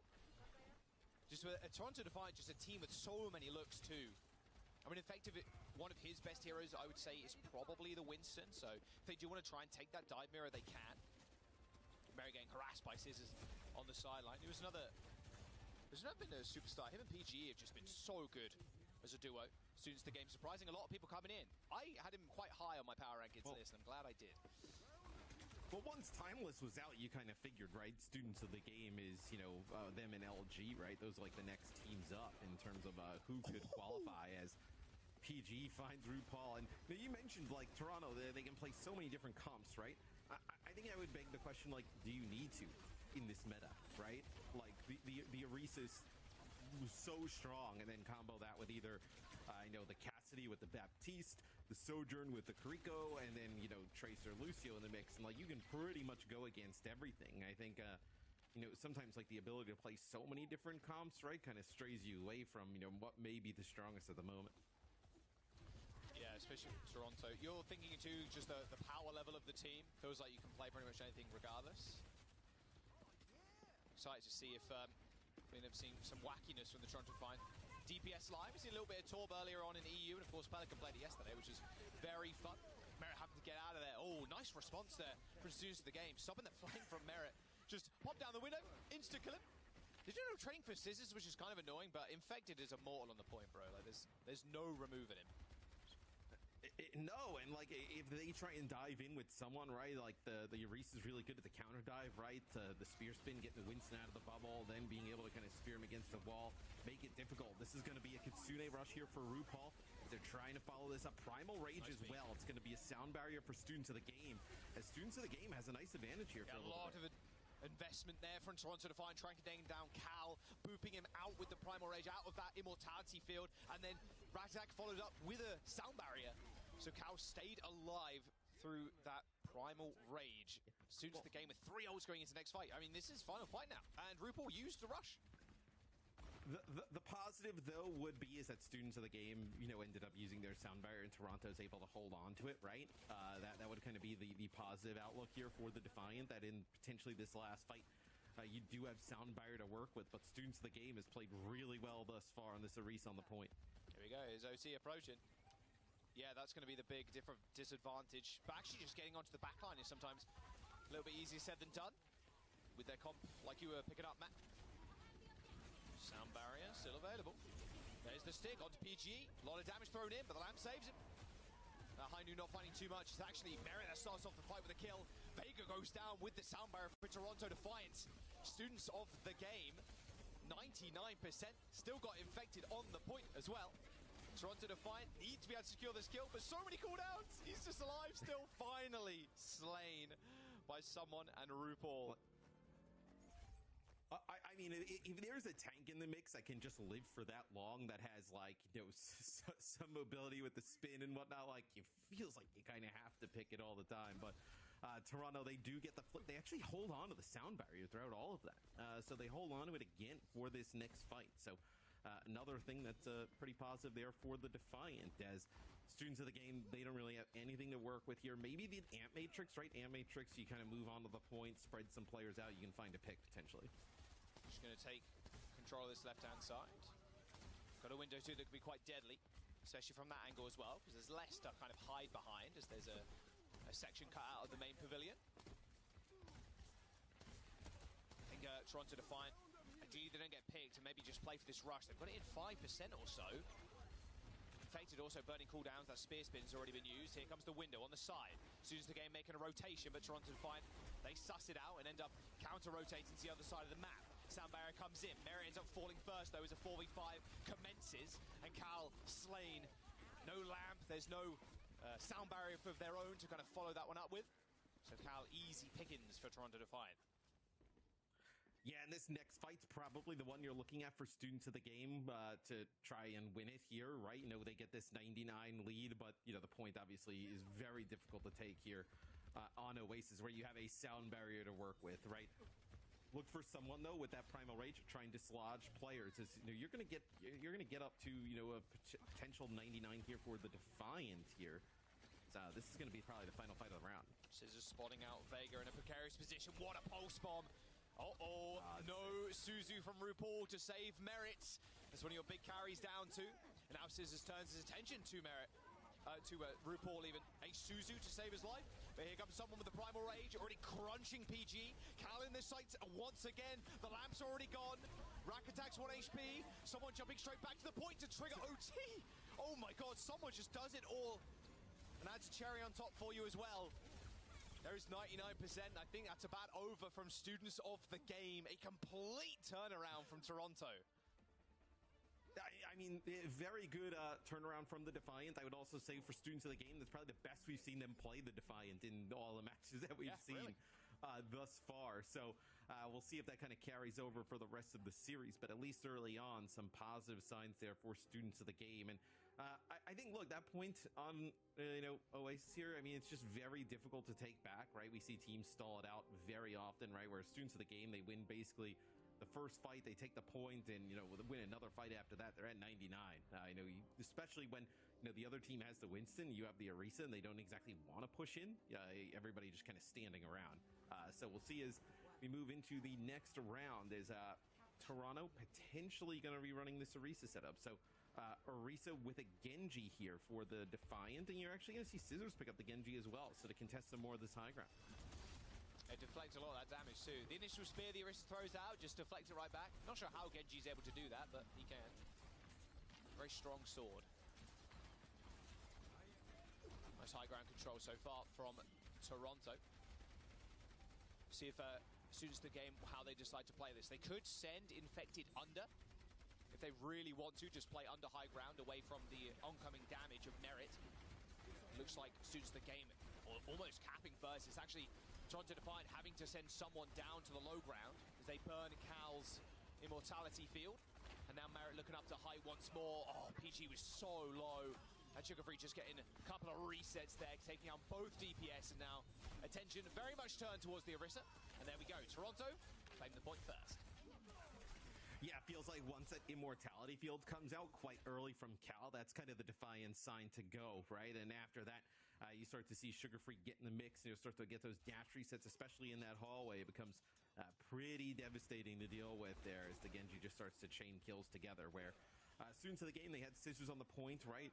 Still trying to vie for that high ground early on, but once they take some damage, use that Immortality field, their push is over. How are they going to reclaim control? I mean, Sugarfree's 5% towards the blade. Or away from. Scissors at 30.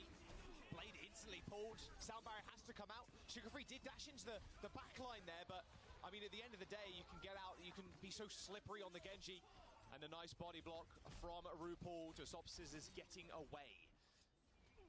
Oh, and that's an Amp Matrix here from students of the game as well. So not only did they invest the sound barrier, they invest the Amp matrix there towards the end of the fight, maybe trying to cap some of these players that were coming on in. Chasing after the sound barrier wears off. So now you don't have that Big Baptiste ultimate as well. As now you're putting a lot of pressure on Scissors to get something with this blade. But there's going to be a sound barrier to counter this on the other side of things. So Toronto just playing the ultimate game perfectly. The blade can be quite easily counteract, obviously, with that sound barrier, or you can counteract it with the Terror Surge. Just pull Scissors in as soon as you use the dash. High Noon, speared, PGE. Not getting anything with that audible. It was like half a second worth of High Noon. That one a little bit better. Tag some damage on Infected as overtime approaches. Cal is in trouble. Both Orissas spin in to win, but Cal's already dead. Focus fire from Toronto Defiant. Just so clean. Scissors pops the blade. There's the deflect. Tries dash past him. Oh, gives him the alley-up. Gets behind him. Slashes him in two. But soon's the game need to touch. It is Vega looking for boops. And that'll be not even looking for boops. Just taunting them. Toronto Defiant 2-0 on the first map. So the round one was pretty close. Round two, not really that close. It's really Toronto Defiant in control of that all throughout. They get that immortality field out at the end. They put some damage down onto Infected, so Cal has to use it.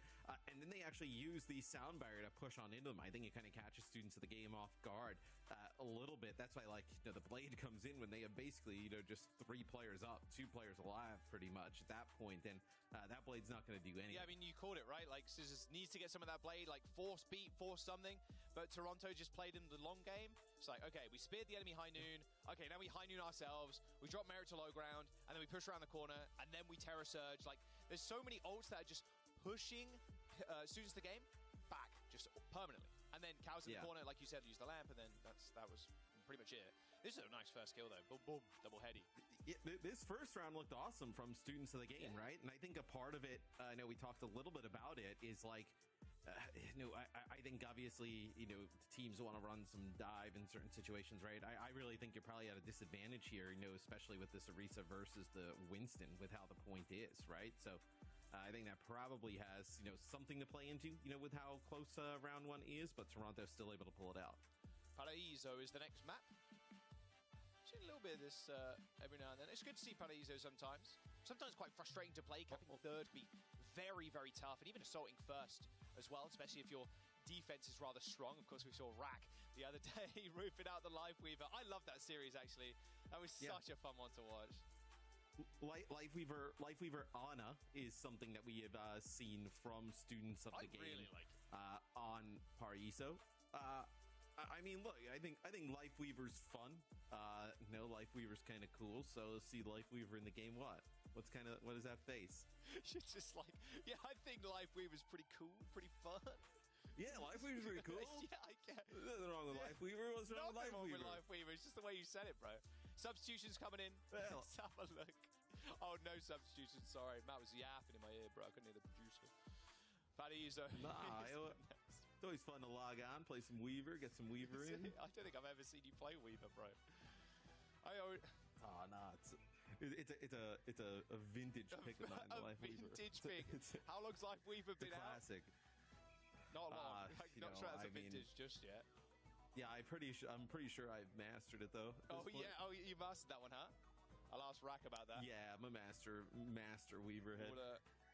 We'll have a little listening to students of the game as they set up for their attack. Whatever. I'd only do if they have a good content. Oh, dude, no, I got the mythic. That they're just listening to us right now. You're just gonna hear to infinity and beyond. Get one on Widowmaker. Shut up, Buzz. Yeah. Shut up, Buzz. Is that the comp? Shut up, Buzz. Shout out, Buzz, bro. Mike. Dude, I got that mythic skin on. Yo, turn me up, PG. Oh. I missed. Monkey holding close right here. Alright, Tracer forces point. You guys walk right side, and I jump there high.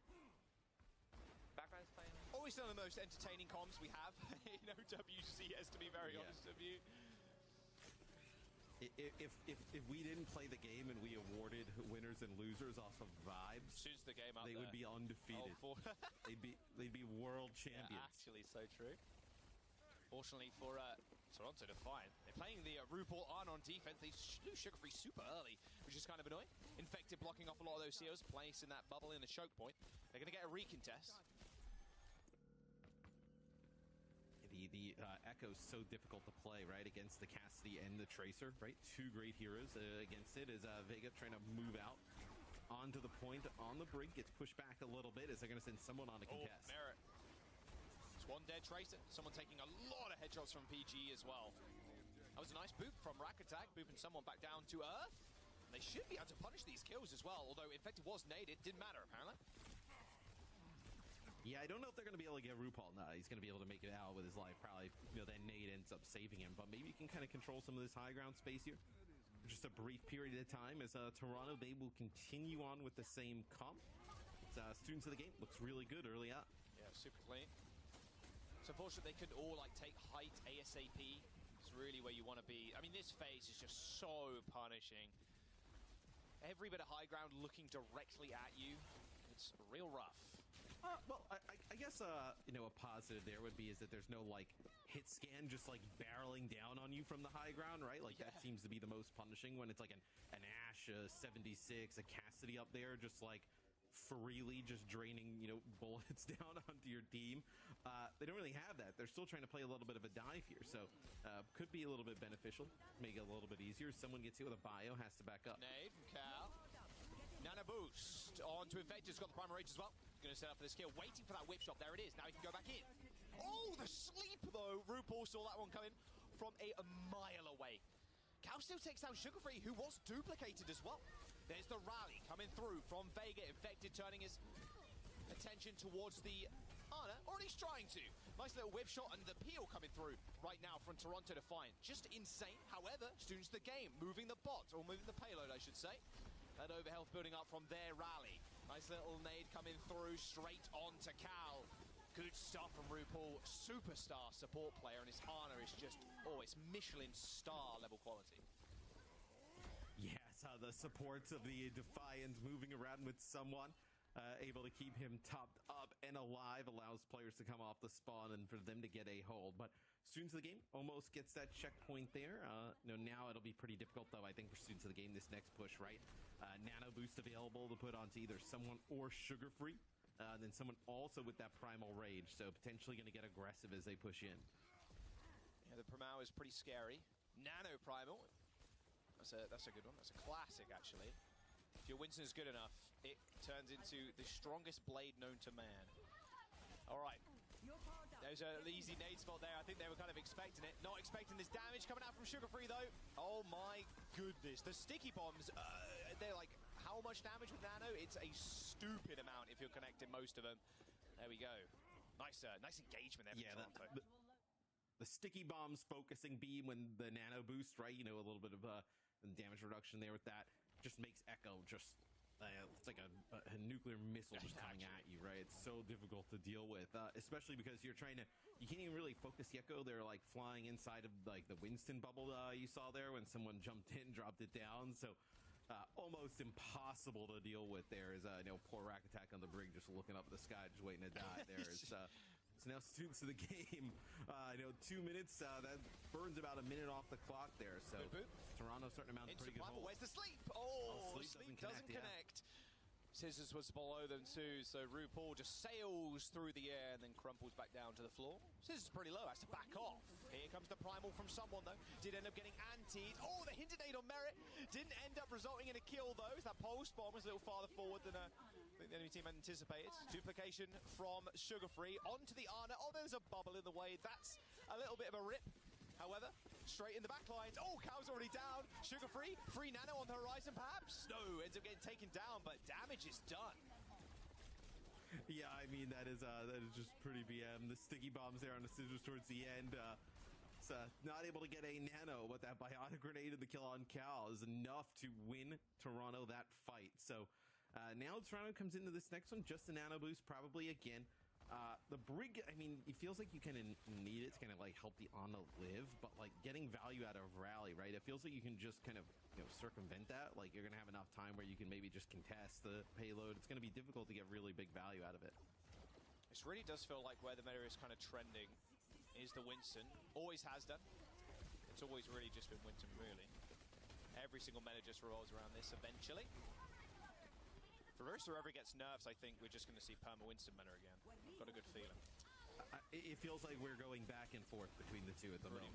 Nano boost on someone, just holding that door firmly closed. Students of the game just trying to get through there. That rally being quite annoying for someone to deal with, but a lot of that effectiveness has kind of disappeared. Luckily, though, they end up getting kill onto Merit, and Students of the game still have a nano boost if they want to use it.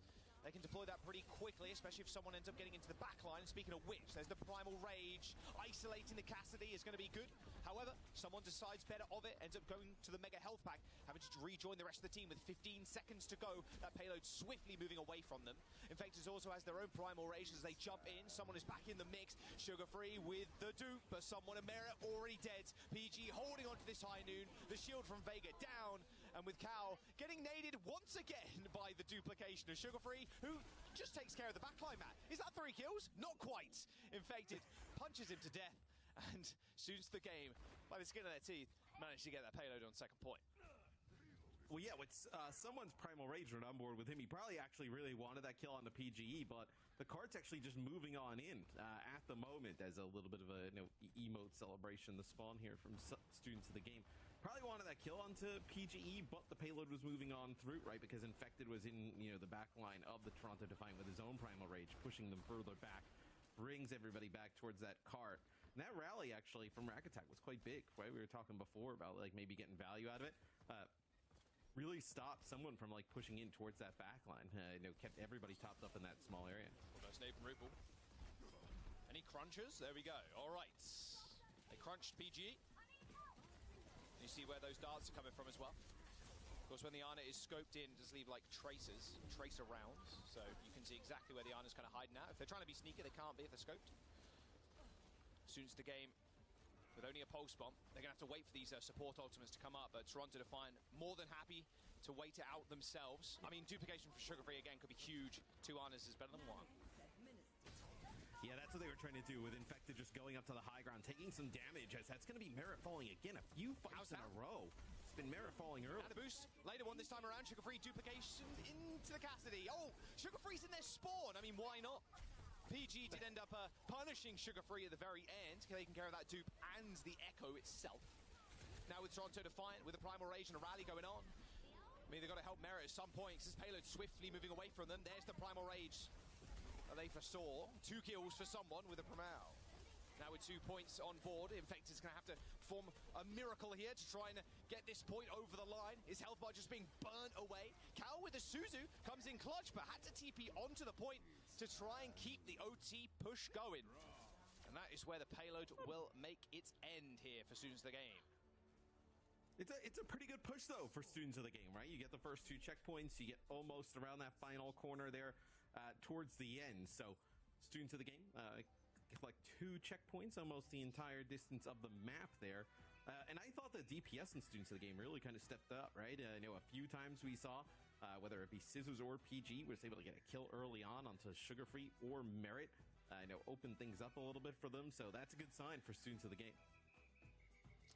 Well, Toronto Defiant get their chance to attack. Will we see Students of the game playing a little Weaver? I mean, they played it to very good success the other day. Like, hey, the Weaver on the staircase, like, with the tree, goes kind of hard, but they kind of like use the pedal to like lift up the Ana and put the Ana into like really odd spots, whether it be on the side or just positions that Ana really should never really be in. So we'll see. I think with how good Toronto's dive is, it would be pretty difficult to do.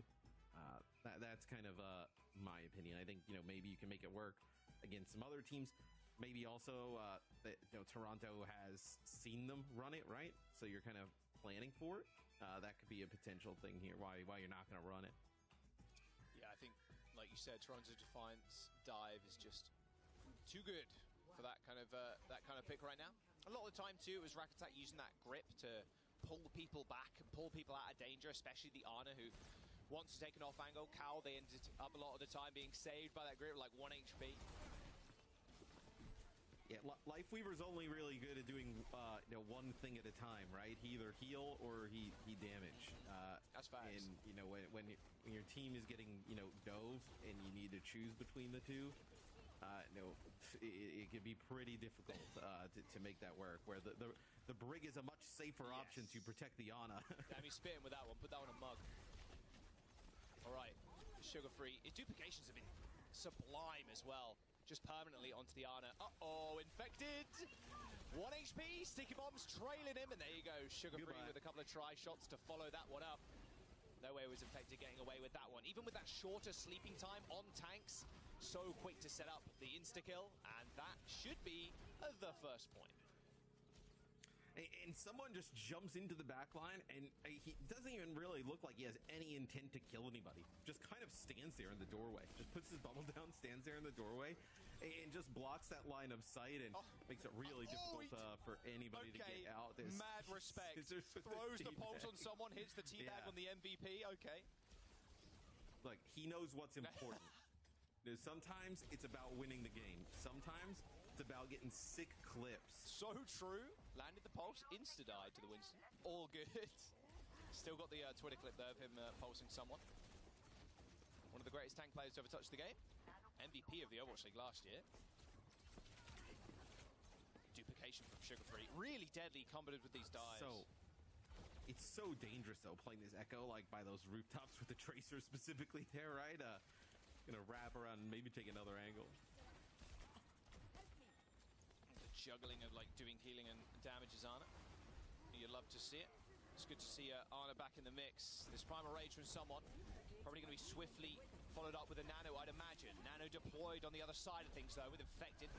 Glowing bright red. Duplication for Sugar-Free onto the Cassidy this time. Thought the high ground was good enough for a kill. The ends were getting taken out by Cal. Like 3 people just staring at him as someone was trying to peel for the backline. Students of the game, they need to control this high ground. 4 minutes and counting on the clock for the Defiant. That's an eternity. You kind of have to get probably, 3-4 holds here. If you're students of the game, put yourself in a better spot to be able to win this. Is this going to be a nano to the high ground? Someone, thank God he's in his bubble right for him. I mean, that would have been pretty bad if he was outside of it. Would have most certainly been a kill from PG. Yeah, what a sleep from Cal, too. Stopping the Nano Winston getting on the back line. Rally coming through from Toronto Defiant. Merritt goes down to Scissors again. My God. It's really standing up to the very best. The DPS have done a really nice job. And we know Merritt's obviously, an incredible player, right? But it seems like at least on the Tracer, they've been able to find him a little bit early as opposed to, when historically playing some hit scan. All right, they're going to go for a re-engage again. Someone, Primal closing in. Scissors hunting for Merritt, who has Pulse Bomb. Merritt knows his game, though. Hits the recall, has to back off to the rest of the team. As Scissors also gets a pack to heal him back up to 100% HP. Halo's being slowly moved by someone. You can't let him get away with that, surely. That space is too free for someone to take. The fact that he gets away is crazy. I mean, he gets hit with an anti, it's just a little bit late. What a shot from PG! Dude, they've been sick, even in the first round, right? I know on Oasis in the first map, the really sick, plays from PG and Scissors. And they've, it's not been it was completely one-sided in the DPS battle. I think some people may, have expected. We do get a pause here, so we'll figure out what's going on there. As Toronto setting themselves up pretty good in this next fight, right? They're going to have 4 ultimates to work with. Still a ton of time on the clock. Yeah, a lot of time to go. A lot of ultimates coming up as well. Maybe somebody's monitor fell over like the other day. The most insane tech issue of all time. Yeah, my monitor fell off the desk. How is it? How? How is that possible? I'm just looking at my desk, and my monitors have a reasonable amount of space that even if I just full-on punched it, you should do it. Test it right now. Probably not test falling. Right no. Well, how do you know if you don't test it, Matt? Well, I agreed to potentially pay for jerseys for students of the game the other day, which they tweeted me. They said, we will talk. So I do not have the funds for monitors as well. That is a lie, Matt. That is a lie. Oh, who wore it better? Me with the bird hat or just the bird? It's me, bro. Look at that hat. Look at that bird with the hat. Or they should have done can you spot the difference between these two pictures? They look eerily similar. Dude, I got beady eyes in that one, actually. That's actually terrifying. Why did they choose the worst picture of me of all time?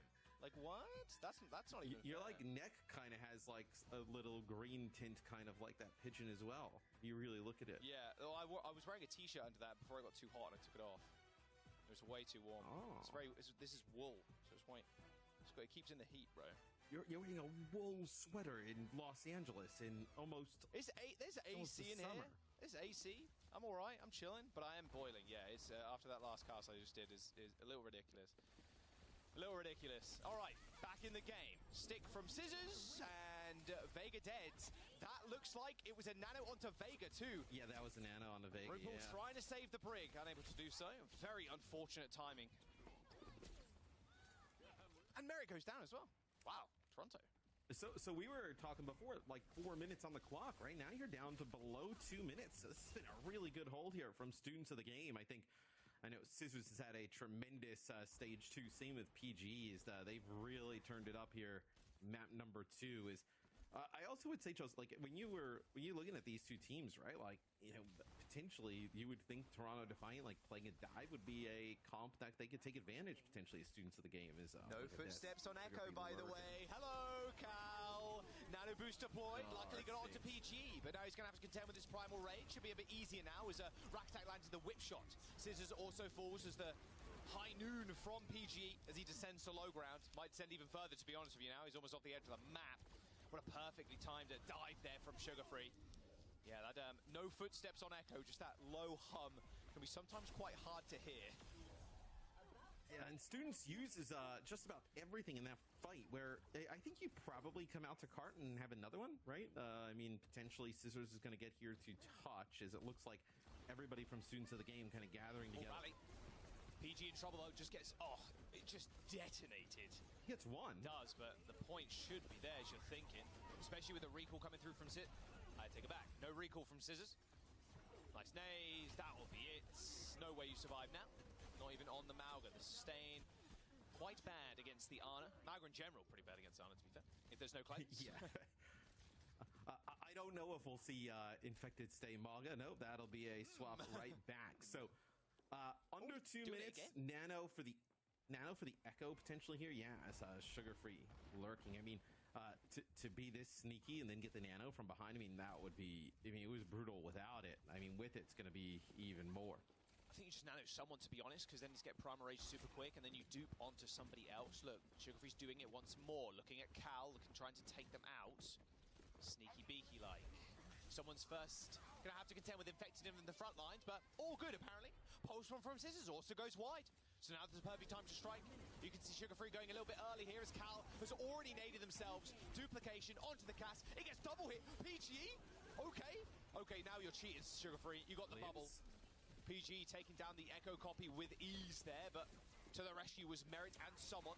They're closing in on this victory here, Matt. 1 minute to go.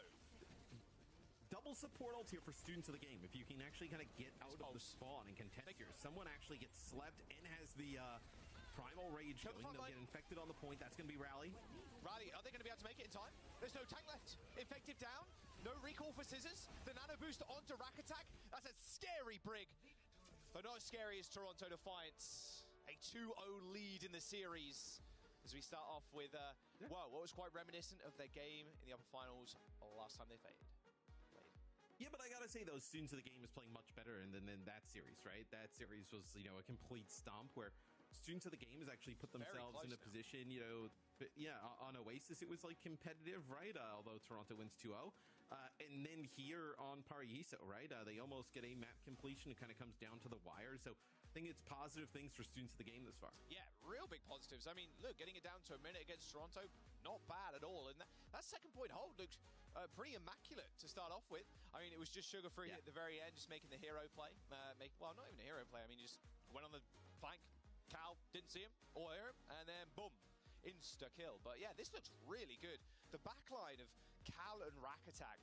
I mean, we talk about how they play silly things, but look, at the end of the day, if you're hitting sleeps, well, that's RuPaul, but if you're hitting sleeps on someone like someone, just take him out of the fight for the majority of the time. It's you can stand up to any team. Like, only diving without the Winston as a tracer or an Echo could be so deadly against someone like PGE, who's Cassidy. Their aim is just sublime. Yeah, I think it just kind of speaks to, you know, Students of the game, right? Moving forward, right? I think Toronto obviously comes into this the favorite, right? I know probably the favorite of the entire tournament thus far. But there's Students of the game, right? You qualify for Dallas. You have some more time to practice. they've at least shown in this series that they can hang, right? They were kind of questioning the other day, and even after previous results, right, you would definitely question it. But I think today they've like put together a series where like, hey, a few things here or there go right, in our direction. Like, there's a chance to take some maps here. Oh yeah, absolutely. This definitely felt like one of them. So look at the stats from that last map. Despite how close it was, Toronto Defiant leading in all factors.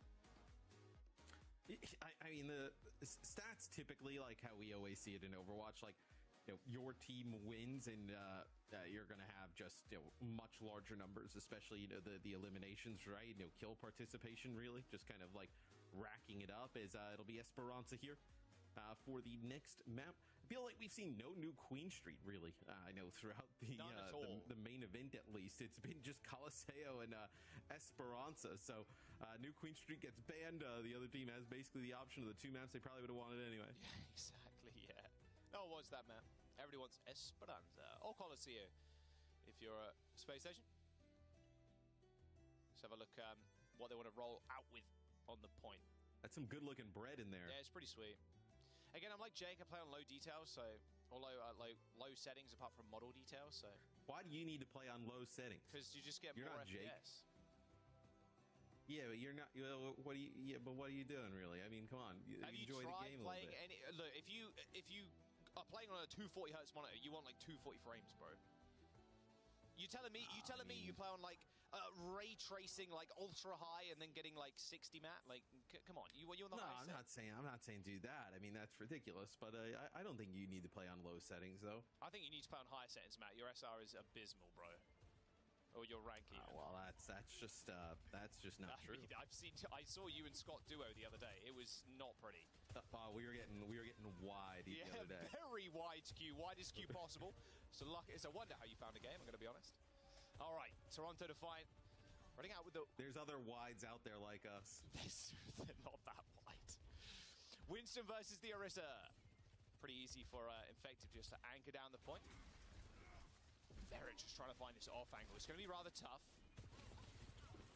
especially with Scissors being on the case too.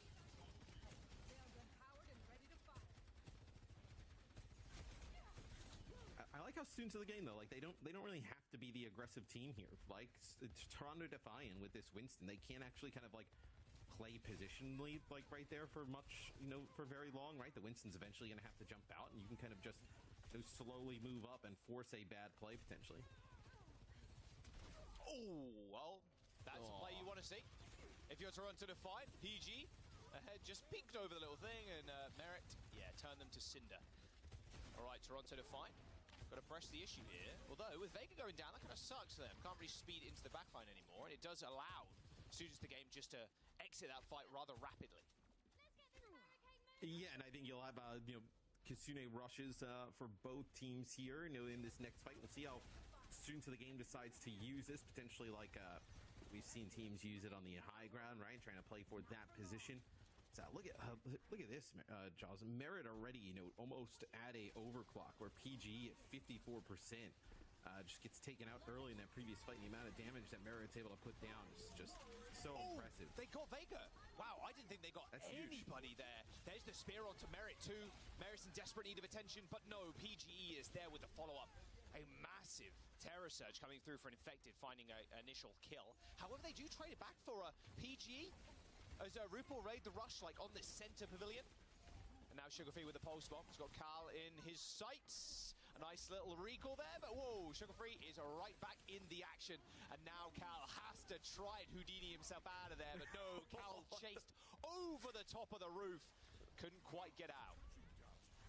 Hey, was that sound barrier also trying to get Cal as they were coming over the roof? It looked like potentially Rack Attack on the opposite side. That was a sound barrier connected with him and Infected. Maybe they were trying to get Cal over the roof, given the benefits of the sound barrier. That does not work out, though, for students of the game. Yeah, and the round in this corner as well is going to be super rough. We'll see if Scissors come up with something big with this pulse bomb. He's been going toe-to-toe with Merritt on Tracer. So it's Sugarfree now. Both Tracers have the pulse.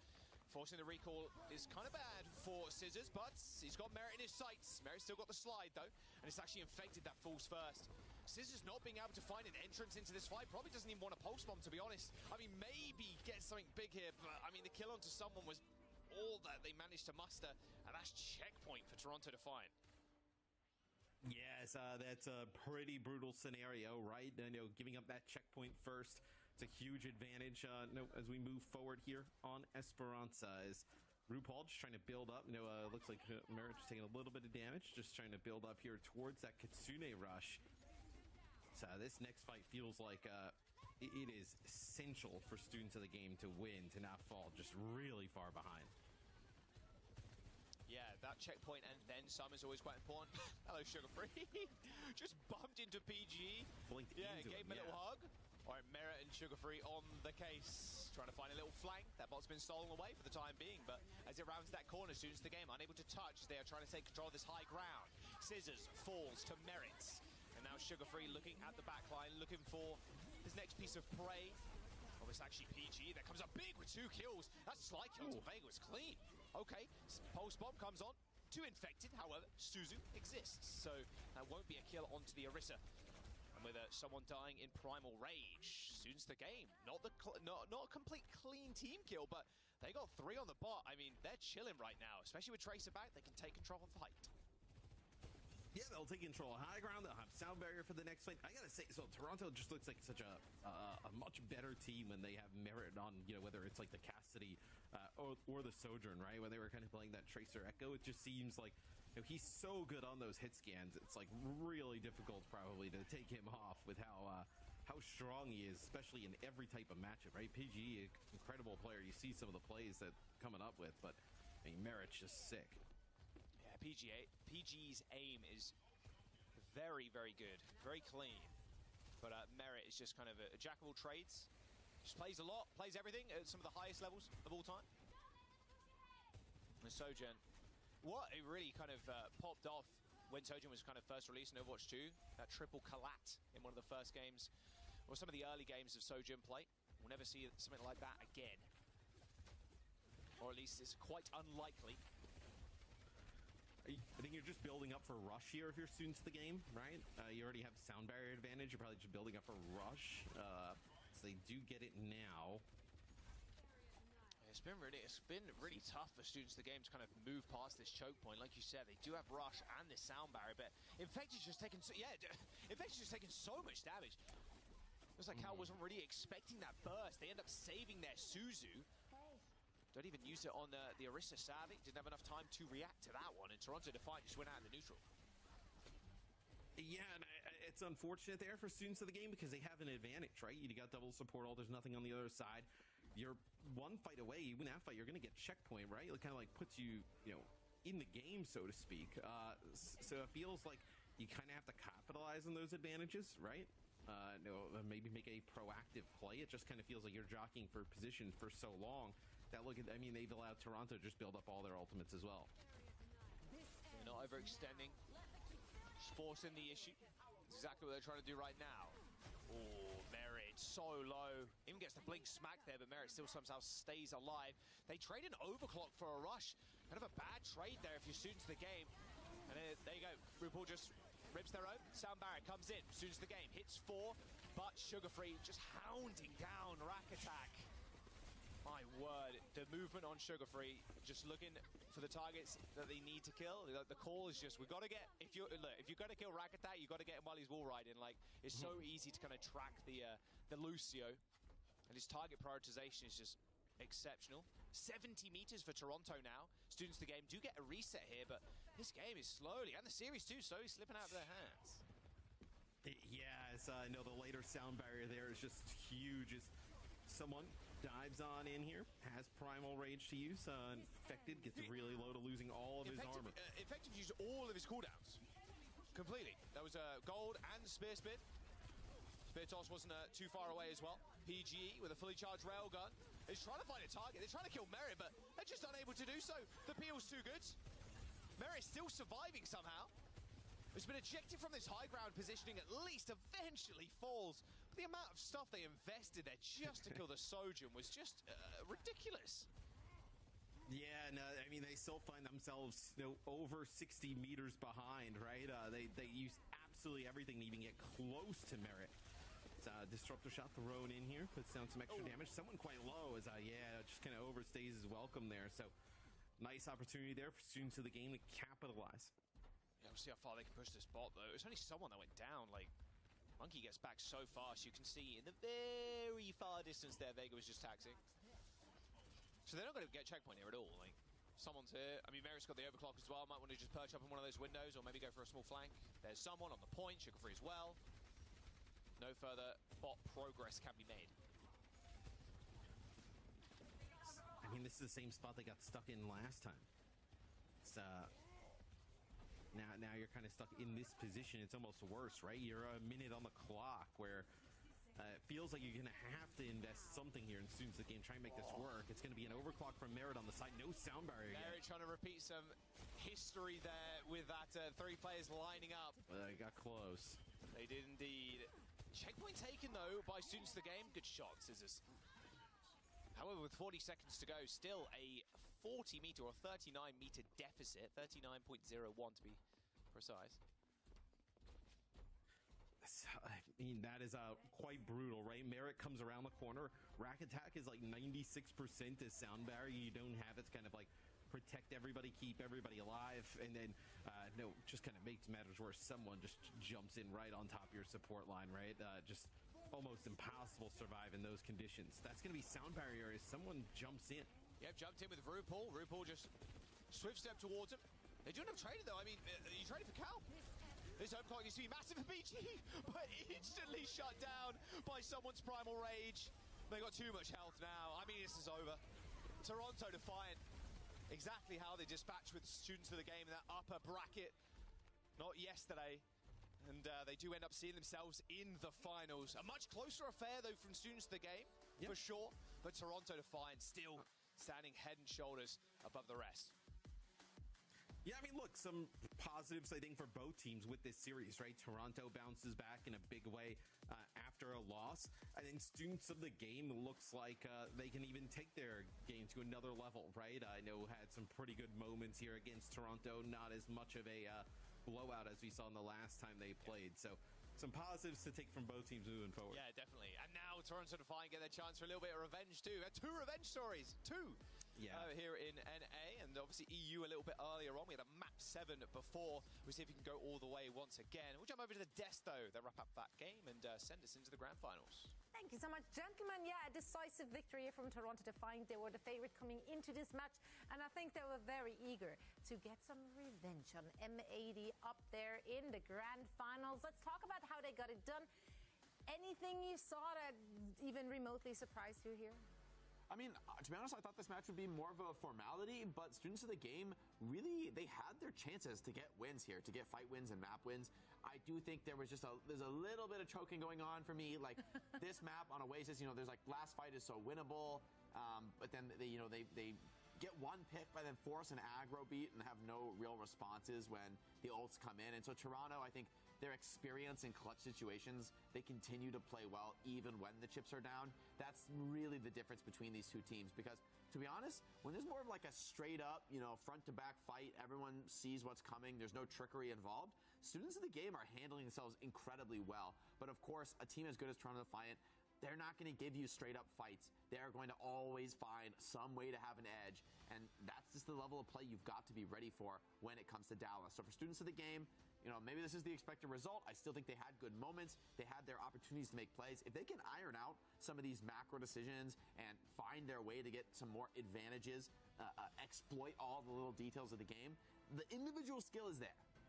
Yeah, the individual skill is there. The way I describe it is that this is the kind of tier break between students of the game and Toronto Defiant, where it actually, the deciding factor kind of comes down to the micro.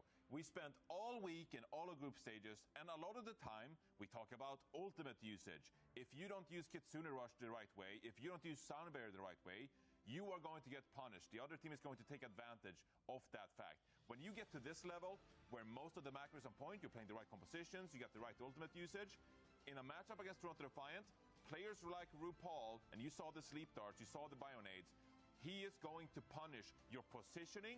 He is going to punish your Winston bubble usage. We saw a few times this series where Merritt on the hit scan punish PGE for maybe peeking his head out when he shouldn't have. And those small details is the difference between a team like the Toronto Defiant and a team like Students of the Game.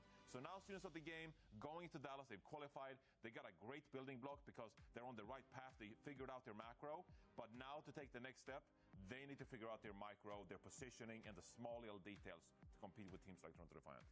That's right. Now, I'm excited, of course, to see Toronto Defiant in the grand finals here in the NA region. And Danny, we got a post-game interview with... He's walking.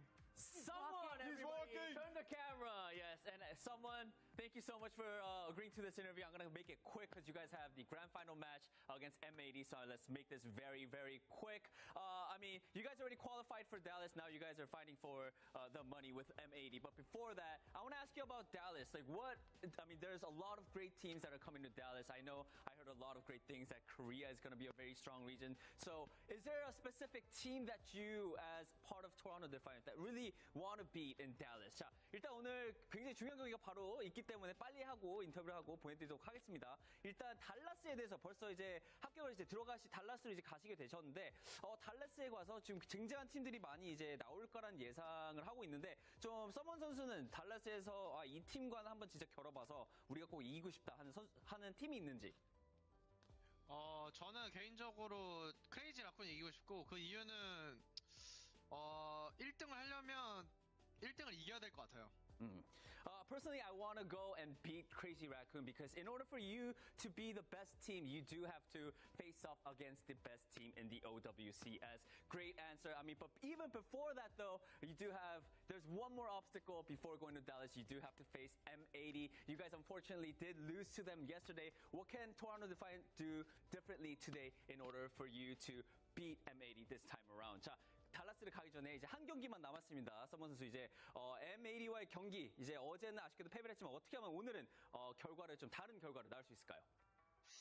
일단 어제는 저희가 솔직히 말해서 플레이적으로 좀 자만하고 상대 팀을 뭔가 좀 무시하면서 게임했던 경향이 있었는데, 오늘은 경각심 갖고 좀 더 꼼꼼히 좀 대충 아니고 이제 하나하나씩 다 생각하면서 하면은 쉽게 이길 것 같습니다. Yeah.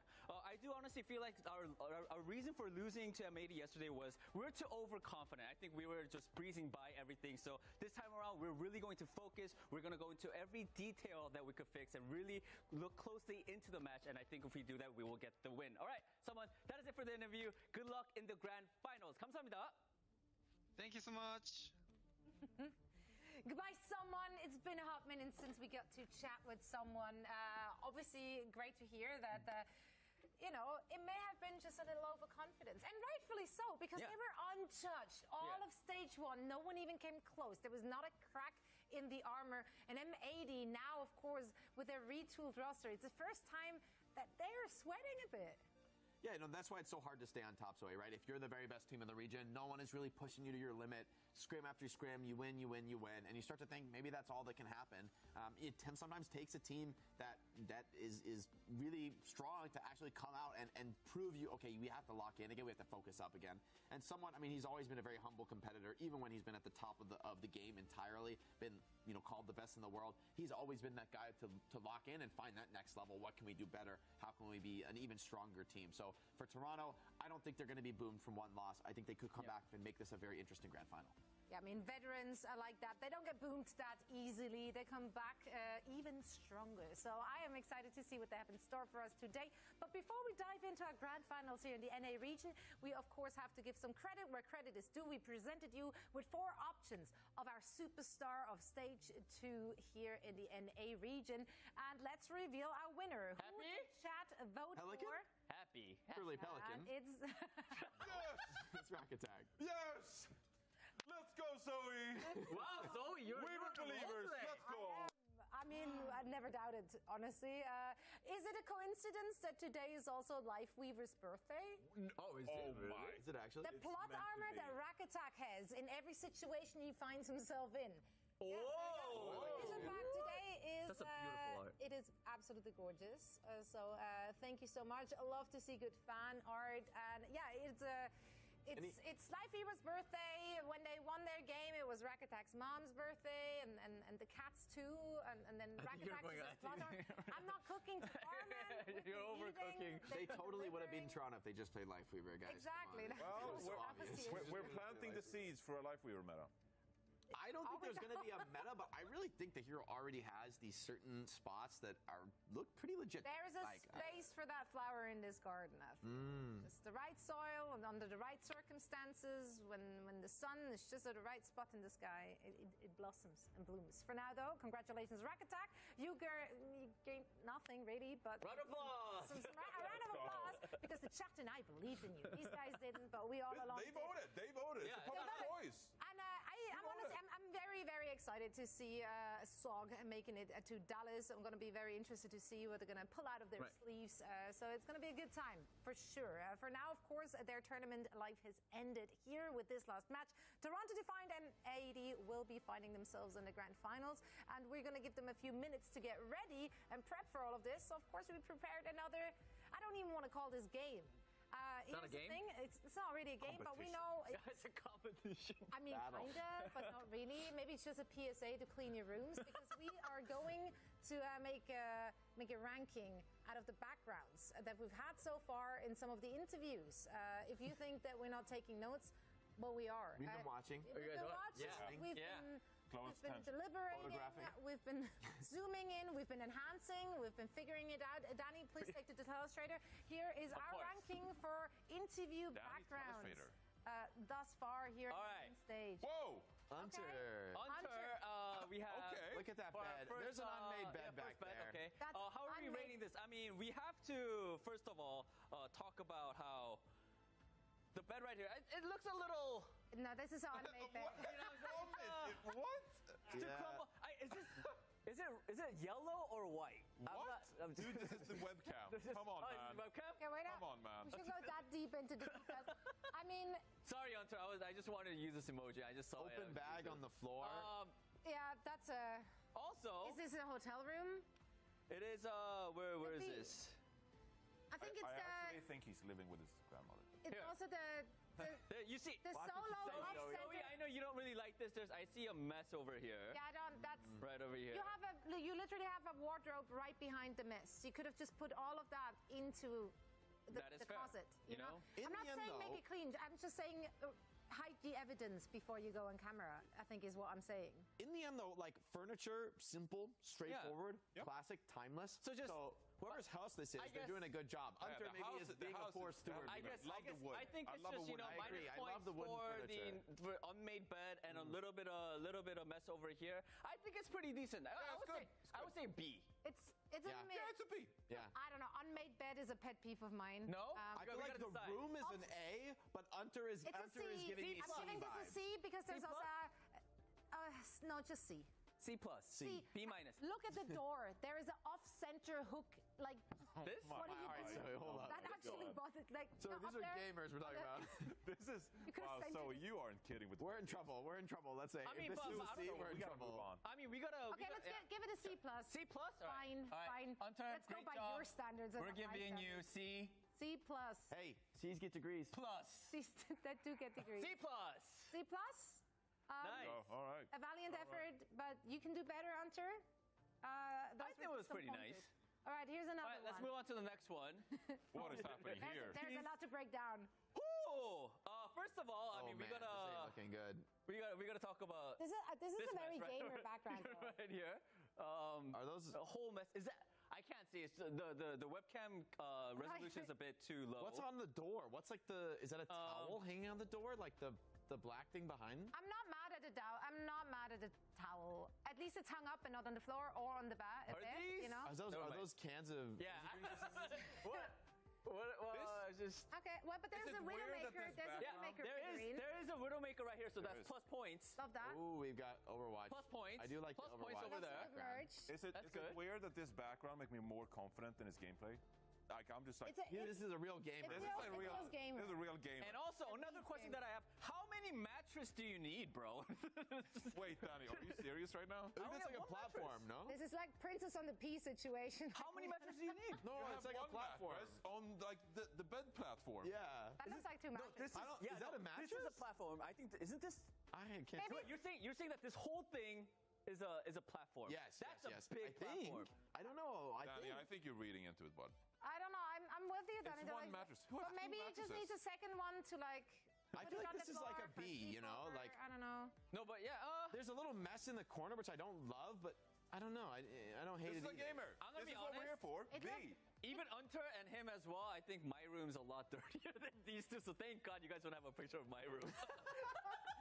That's up next, Danny. We need to send a spy We've been in your house. B minus. B minus. B minus? B You guys want to be B or B Zoe minus? is the Kinda angry B. Russian judge. Let's You guys, go with you B guys have to minus. remember, he gets plus points for the widow. Oh, the towel Widowmaker is figurine, though. The towel is not on the floor. There is a Widowmaker That's true. figurine. He's staying hydrated, I think. Let's just pretend those are probably very healthy sodas. Hydrated. It's water. It's Well, water. yeah, but it could be water, canned water. I don't know. It's a bit polluting, but that's okay. I love it, Got please. B or B plus? Minus. B minus? There is a mess in the back. Like you cannot. All right. B minus. But you Are we also happy with turn that? on the Let's go. light. Let's you go. know, for the, Yeah. just- All right. yeah, okay. The white balance is way off on the camera, but we All right, can. cool. Okay. Cool. Moving on. Okay. What else do you have? What are we Who's having? next? Oh, Yeah. ooh. Oh, I love this. I love We've that. got art in the background. We've Actual got, art. This is beautiful. Now we're getting past Beautiful a lack of a art. mess, and we're into there's Beautiful art. actually something to look at, something enjoyable. That's not just like you don't have stuff on your floor. So I Yeah. feel like Cal is the first one to I love this. potentially go above and beyond the average. Yeah, no, I think Cal really exceeding. You know, I honestly- is it scary art and a little worrisome maybe? It's cool though. I think I it's a like cool it. vibe. Yeah. I honestly, I love it. I think this is an A. I think this I think this is an A. Yeah, This is an A. this Yeah, is an A. I agree. 100%. And Like he also Cal- he hung up his hoodie. And stuff Yeah, at the things door. are hung Actually, up. And also, You know what? A plus. You A know what? plus. I'm giving- A+? I'm giving this an A plus. huh? I'm feeling it. Okay, all right. They're hung like You guys level agree, as A+? well. Like they're not. Or A? I give it an A. A plus. It's hard to see better than this. There's no mess. We've got art on the Yeah, walls. there's no mess. I mean, we're talking about gamers here. This is Great. serious. This is impressive. Great Sounded as camera well. angle as well, so that you don't see the floor. You know, It Yeah. might Yeah, be, yeah. You know, great angle. Okay, great framing. Yeah, all right, position A of the plus. setup. Cool. That's true. What about this? Cal nailing. Well done. We need more art. Let's see more art in the background. Yeah, give us the art, give us the merch. Ooh, I'm looking Crook? for this. Ooh. It's rustic. Again, It's me and giving- Jake, we see the wood. And A little. I like the furniture. It's a little messy for me. A little mean- messy What, for me. this furniture to be right over honest. here? what do you mean messy? Well, why is it Well, messy? there's like Where's stuff it on messy? top of the cabinets, and I mean, Where do you put your stuff? you get a little It's not on box, the like a floor. little tasteful box. Hey, I mean, At if least you it's guys not on the organize floor. guys, if you guys want to nitpick, I mean, you do Organized. see the reflection. There is a little bit of Mirrors mess over give- here. Oh, come There is on. a little bit of mess over Zoom there. enhance. Penny, zoom enhance. No. You know, It's giving I mean, erudite. I'm seeing wood paneling. If you- comfy. I do like the bookshelf. Organized that's- bookshelves. we're Organized nitpicking. bookshelves. We're nitpicking. Organized this bookshelves. this is unfair. Yeah, this is an A. This gotta be an A. And Crook has a painting on the There's a left-hand side on the painting wall too. I mean, there's singular there's painting. a bit of mess. It's the stuff on Right top. here, yeah, I stuff on want it top, right together. here, right I want over it in here. like a little box You know? or in a cabinet or just out of sight. You know, just a little. I am nitpicking. All right, I am nitpicking. Yeah, no, of course. That's the whole point of the segment. I want This is to a say nitpicking say segment. A minus. I could get down with an A You know, minus. A I like minus, it, but I'm it down just for it. there's like a couple. The mirror. If you didn't have the mirror, maybe we wouldn't be able to see. We got curtains as well. So like this is cozy. I like it. Yeah, I like the curtains. I'm down for it. All right, so we're going A minus. A minus. Yeah. The bookshelf on the wall And is a Crook's nice touch. dreamy eyes are helping the Yeah. entire scene. It really ties We're it rating the together. room, so we Rating the room. He's got some beautiful Oh, I eyes. got it, I got it. All right, Claire. Next. Do we have one more? Do we have one? Oh. That's an A. That's an S. This is S. This might be S. You know, you This see, is S you see tier. all the jerseys right here. We got old school merch, Everything is ordered right over here. Lucios, This is like a thought out know? background. This He is got like plants what's and gonna they be are behind alive. me. Alive plants. Living plants. Oh my goodness. This person is taking care of you, man. Like you can Now I'm trust. kind of on wondering, Yasser. is he in like an office? This Is has this to his room? be a home because I think aren't those all of his jerseys like over the years? That's true, yeah. Like right over all here. the teams he's played. Yeah, I think that's like a beautiful, like thoughtful And like the display. Astra thing is that his own logo. I think so. Back there, Maybe it's like a banner. above the fort. Oh, right here, right over here. I think that might be how he signs. Also, for is that a printer in the corner? That is a printer. Is that a what? Wow. This man means That business. might be a functioning adult. This is a functioning adult on your screen. I don't want to alarm anybody, but Funny Astro might be a functioning adult. I do want to. I know this stress ball. This is from Washington Justice. I got it from the backpack. It's a stress ball. Yeah. He's taking care of the mental. We got a stress ball. Yes, there is just a paper bag. That's That is like true, my, if that's you're my- nitpicking. Art on the wall too, though, right above it. He went so- to buy groceries, you know, and he got the paper bag to not get plastic. Okay. Oh He's my probably God. reusing That's This is- brilliant. Just saying. You know what? Funny Astro. I want to say S. This is This is the best we've seen. I mean, this is beyond. Yeah, if we Funny get, Astro I got can't it ask for more. together. I truly can't ask for more here. We got plants, a thought-out Everything. display. Yeah. A printer. Like, I love wow. the. And I love how everything is organized right here. Yeah, it's great. I love lovely. I love the peach level. Atlanta Rain jersey. Yep. Yep. It's in the All right, middle so right everyone there. agree with S? Yes, All right. 100%. S rank. Well done. Beautiful. Well done. Well Nice. done, Funny Great Astro. job, Funny Astro. And Oh! all right. Oh. Sit quietly. Sit quietly. We Okay, have let to me see. think. Let's nitpick. All right. Let's find anything wrong with this picture. We got to look for any mistakes. I do see a little bit of spot. I think you need to vacuum, Zoe. Yeah. I can see some dirt over there on the floor. What is this paper over in the corner? This is my calendar. No, that That's a calendar. That's a That's like desk on the calendar. desk. No, that makes sense. It's like on the side for when she's working. I Yeah, can't so really make, criticize that. Yeah, I make notes. I like the furniture. The dark wood really goes great. It's my with the carpet. There's something on the table in the back next to the paper towel holder. We need to zoom. Why and is there enhance on something this. on the table next to the paper towel holder? Why are there so many books, huh? What? Okay, hold on. Why are there so There's many too books? many books, Zoe. There's too many books. Stop reading. There's no way you read all those. The best part about it is it's all It's all comic manga. books. It's all manga. I know where that is all manga. It's not real books. It's not real manga. It's not real books. It's Hold on. not real It's books. manga. What else? Who carpets anymore? Hey, dirt. You I hate that carpet. You need I want- Zoe, you need to clean your mic. I see some dirt over What? there. All right, now you're I mean, okay, I can give myself minus point for having a silver cable on a black mic. Yeah, holder, like the that actually- color coordination. I don't like how there's there's silver right here with the black. It And the doesn't big really go. metal pole, that's all on Blizzard. I'm taking absolutely. Is that like the green screen? Yeah, that was the green screen. Okay, nice. Yeah, that is the only weirdness of the this setup. thing? Yeah. Oh my It's too god. heavy for me to Oh my lift God. it and Wait, get wait, it out of my room. You guys don't see this, but right here, that's a pole for Blizzard. That's Blizzard's pole. Please Yep. pick it up. I don't want it anymore. Shades of And that thing 2020. is heavy. That thing is all right, heavy. Good old Jake, green Johnny, screen what are we giving? I'm gonna say it is a basement, and so there's a lot of stuff in there because it's a storage area, right? So I feel like since it's less intentional, I don't think we can give you an S rank, Zoe. I think it's That's like all right, I this get is it. like a solid A. Hey, I'm thinking like B I'm not minus. giving glasses. B minus. B what? B minus. Why? I mean, just to mess with Zoe, I'd be down, but for real, it's an A. There's at least. no art on the walls. Yeah, but Where would I put that's it? how you get to S rank. You know, that's why I won't give it S rank. Oh, I because put my bookshelves up, so I don't have to put art up. Well, I mean, It's I actually like a bed. bookshelves. The I grew up in a bookshelf, home full of you bookshelves. can pull the so- bookshelves apart, and it's a bed. It's a behind Murphy it. bed. It's a Murphy bed. Oh, you got a Murphy bed. Dang, Yeah. that I like that even more. And it's a cinema. You see the stairs going You up have on the a left side. cinema? I have a cinema in the basement. Oh, that Got is it from cool. the- I'm gonna say A. So, Yeah. You have a cinema in your house? How much are you feel like making? All right, I don't say any. Okay, I'm gonna put A. Zoe, previous great owner job. just gave that to Just us. dust your basement a little bit, but everything else looks pretty I'll clean. dust it. I'll be dusting. Dust it. All right. I'm I defend taking that. it. That is I all. like that carpet. You And, know what? I don't mind I that hate the carpet. It smells like mildewy Okay, too. that's so not I so need good. To, I need to really get rid of That's that not so carpet. good. I can't. I didn't know not that. on me. Now I like it less. Yeah, but I mean, what did we learn? It's really not that hard. Make your bed, kids. You know. Your and back was a lot you of too effort. might be a B+ in our books and get some passing grades. But enough slamming on that player's background. We think you're all beautiful, and so are your backgrounds. Yeah. Except Hunter. Except for a few backgrounds. Make an effort. All right, is all I'm saying. Our teams definitely make an effort when they're on the server, that's for sure. And we're ready for our grand finals. Enough waffling. We're done with this. We want to see them back in action. Toronto Defiant taking on M80 after this. Woo!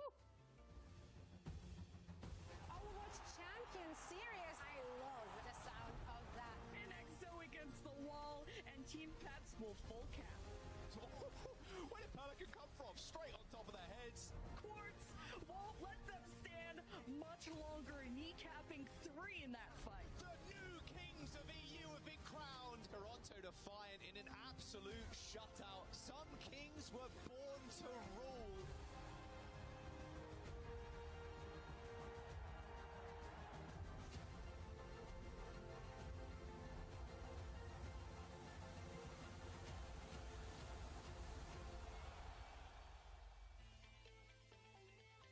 Welcome back, friends, for the last game of the day. We are going to be heading into the grand finals here in our NA region, stage 2 OWCS. So here, joined by Danny, by Jake, by Johnny, and we're ready for all the action. This is a rematch of the winners final in the upper bracket, and now they're doing it again. Both teams already qualified, of course, for Dallas, Texas, but now they're fighting it out for, of course, the placement, also, of course, for the circuit points and the big bucks. Let's take a look at the rosters to see who is going up against each other.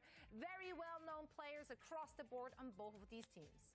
Yeah, and a chance for a rematch here for Toronto Defiant, who has been the most dominant team in North America the entire year. Obviously, huge pickups in the offseason, but now facing some stiff competition, you know, with M80 picking up Happy and Pelican in the roster. You gotta say, though, they have so much versatility to the roster. Someone is the most valuable tank in Overwatch, being able to play both dive heroes like the Winston, for example, but also being able to flex over to whatever you need to get the advantage over the opposition. RuPaul has had some phenomenal Ana impact in this stage where Vega pulls out the Brig, but also when it comes to the Kiriko, even the BAP, I mean, you can't ask for much more when it comes from RuPaul. Question for me is going to be on the Tracer play. Can you pull something out on Toronto Defiant to match Pelican and everything he can do on that hero? Otherwise, this roster is pretty much perfect. Yeah, and on the other side of the server, it's going to be M80. We talked about Happy and Pelican. This is a world-class damage duo hailing from South Korea. These guys are some of the best in the world. That's why M80 is using their import slots on them, and the two of them together can handle any heroes in the game. I mean, I'm very confident in saying that. I think either of these players can handle literally the entire DPS roster, and it gives them an incredible flexibility to work with. Hawk really has leveled up his main tank gameplay. I think that's really crucial to highlight. We've always known he's one of the best off tanks in NA, probably the best, it's fair to say, but I think these days his Winston looks a lot stronger than I've seen it in the past, and he's going to set his team up for success. Ultraviolet and Liar, less experienced players, but I think they've shown a ton of potential. UV in particular has great mechanics, and so if they can build well around their incredible damage players, incredible tank, this could be a very, very threatening team. And I mean, they won yesterday, so I'd say they're the favorites. Yeah. Well, let's see. I'm pretty sure the opposition has something to say about that. Let's actually bring in our coaches to have a quick chat before the match. Casaurus and Gator joining us. How are you guys feeling? Starting with you, Gator. Good, feeling good. Yeah, just let some more. What about you, Casaurus? No, feeling good. Gator's been doing a yalla yapping, so I figured I'd come on here to give him some yapping back. All right, Casaurus. Finally. All right, Casaurus. Yeah, I mean, you took a pretty brutal loss yesterday. You know, I made it looking real good, but then afterwards, as the instigator I am, I did give Gator the opportunity to take a victory lap here on the broadcast. How do you guys feel on Toronto after yesterday's match? Do you still feel confident going up against M80 here in this matchup? You know, I think yesterday is more of a Mickey Mouse victory. Everybody knows that coming from the upper bracket doesn't give too much in Overwatch. So today is going to be the real game, and we'll see if they can perform again today. All right, I actually have a very interesting question. So, I mean, both of you guys have great Korean players, right? One side has someone in Merit, other side has Happy and Pelly. So I want to ask coaches, I want to ask you guys, which team has the better Korean duo and why? Casaurus, you want to start? Yeah, of course. No, I think, you know, Ham and Merit, they're just insane players. I think both in leadership and in just raw mechanical skill coming from Merit on the hit scan. I think, you know, a DPS line is great, but I think a tank controls the entire game, and we have the best tank in the world. All right. Gator, how about you? Do you feel like Pelly and Happy is better than someone at Merit? I think they're better because the other roster is flawed in that they'll never be the best at anything. So I think being able to H-key is nice, but getting like a sick monkey player without the rest of the team being good at dive is a bit of a waste in my opinion. So, I mean, they can play dive. They're probably not even top 6 on it in the world. They're not top rush comp. They're not top poke comp. So they're good at everything, but they're not the best at anything. So I think it's a bit flawed for that reason. that's interesting to hear, and we get the chat preds in. It's pretty much dead even, dead heat, 50-50. So I'm curious to hear, especially from you, Gator. What do you think is your team's strongest look, right? Like you've said, like what's the comp that you can beat the world on, especially looking ahead to Dallas, playing these Korean teams? What's the style that you can plant your flag on and say, like we will be the very best in the world playing this way? I think we can be the best in the world on anything but pure actual dive. I think we can beat anybody in rush. I think we can beat anybody in book comps. So yeah, I'm quite confident today. I mean, I don't feel like we have any pressure. Like when you're like Toronto and you're expected to win, it's not actually really that fun because when you win, you're just happy you didn't have to lose. So I think we're literally just chilling. Like there's really nothing on the line for us, but I feel like everything's on the line for Toronto, and they're in a bit of a dogfight with SOG in the dive, so that was a bit weird. It's a bit weird. Wow, guys. Lots of talking. It's time for some walking. Thank you both so much for taking the time, and best of luck to both teams in our grand finals. Thank you. Thank you. I don't think we'll need it though. All right.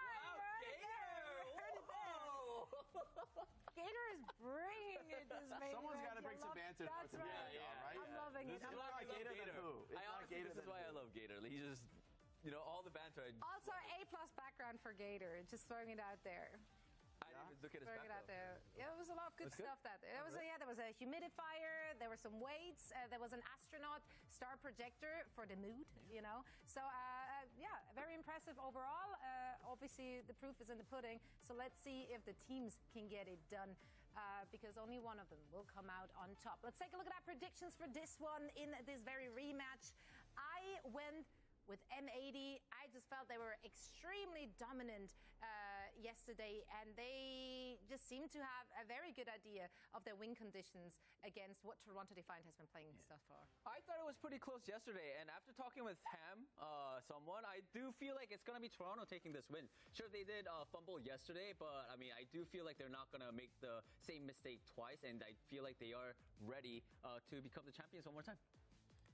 For me, I think this is going to be a very close series, but ultimately I had to predict M80. I mean, getting that convincing win yesterday was huge, and I think Hawk is, or rather Gator is right about his team, about with their utilizing Hawk. Yes, Toronto's incredibly good at the H key, which is to say counter-picking, always staying in the strategic advantage is crucial to top-level Overwatch these days, but I feel that M80 has kind of equalized that advantage with Toronto, at least what we saw yesterday, with Hawk able to follow right along behind and stay ahead of the hero swaps on his own. And then when it comes to the damage dealer combo, I feel like they actually have better swap potential than Toronto, because I think truly, like, even if you only had Happy or you only had Pelican as individual separate players, each one of those guys can literally play the whole roster. I mean, you don't see Happy going Tracer very much, you won't see Peli going Widow very much, but like, they can. And the fact that you have that option means even in this weird scenario you didn't plan for, you didn't expect, that can happen in the grand finals in a 7-game series. And it's hard. I'm hard-pressed to think of better DPS to be in that spot, to need to play an unconventional strategy and adapt on match day. Well, I was on M80's corner yesterday, so I don't see much reason to change now and start believing in Toronto Defiant. I still got M80 here today in a 4-2 win. We've been talking a lot about how good the teams are, though, and how good they are, their kind of individual styles, and I very much think we're going to see some top-tier Overwatch in this one. But if there is anything that Toronto Defiant maybe could look at as a bit of a weakness for M80, I do think that maybe you could target the backline. Maybe you can put some more pressure onto Liar. I think we saw yesterday, especially on Midtown, that Liar struggled under pressure when he was playing the Brig, for example. And that is, something that we don't really see from top teams. Usually they're pretty well-rounded, but that could be an attack angle. If I was Toronto Defiant, that is something I would look at as a potential weakness for M80, and maybe we can secure the edge that way. Maybe we talk a lot about someone's versatility. We talk a lot about, how good Merit and Sugar for you is. But honestly, when you're in a matchup like this, you need to create attack vectors that you can focus on, that you can find an advantage in. And I really do think that the backline is the difference here in this matchup. And if I was Toronto Defiant, I would look to gain an advantage by having the better backline today. It's interesting that you're talking about this again, because even yesterday when we set up this match, I think it was you, Jake, who said, like, the backline is most likely going to be the weak link of M80. It certainly isn't the front line.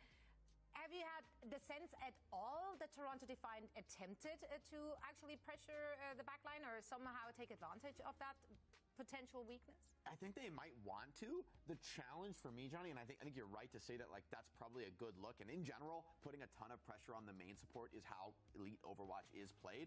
But in order to do that successfully, you've got to be taking positive trades in the Tracer duel. Yeah. Usually, that's going to be the first step. Like, if you try to run past the enemy Tracer and go on his support, a Tracer like Pelican is going to eat you alive trying to just come past him and disrespect him like that. So I think in order to even get to the step of pressuring the backline, you've got to be taking positive tank trades, positive DPS trades. So in a way, having a support that you're like always trying to force dives on, at this level, you can't just send it to the backline, you know? You're just going to feed. No, but you got someone who's a really good Winston. He is, but if his DPS are getting caught up in duels and he's going alone, he can't do it, right? I mean, even someone's good enough, he won't be forcing those until his DPS are actually ready. So I think, to be honest, you have to be able to equalize this Tracer situation between Sugar Free and Pelican. I do give Pelican the edge there. I think he's a little bit of a stronger player. More or less all the heroes that they play, they're kind of similar players in terms of hero pool, but I just give Peli the edge in raw mechanics there. So Sugar Free, I think, is going to be the player to watch in this match. If he can prove me wrong and really deliver a devastating performance on the flankers, I think that could blow M80 wide open, because if Sugar Free's taking good trades on the flank, that leaves someone like Liar to be the one who has to absorb the pressure. That could be a problem for them.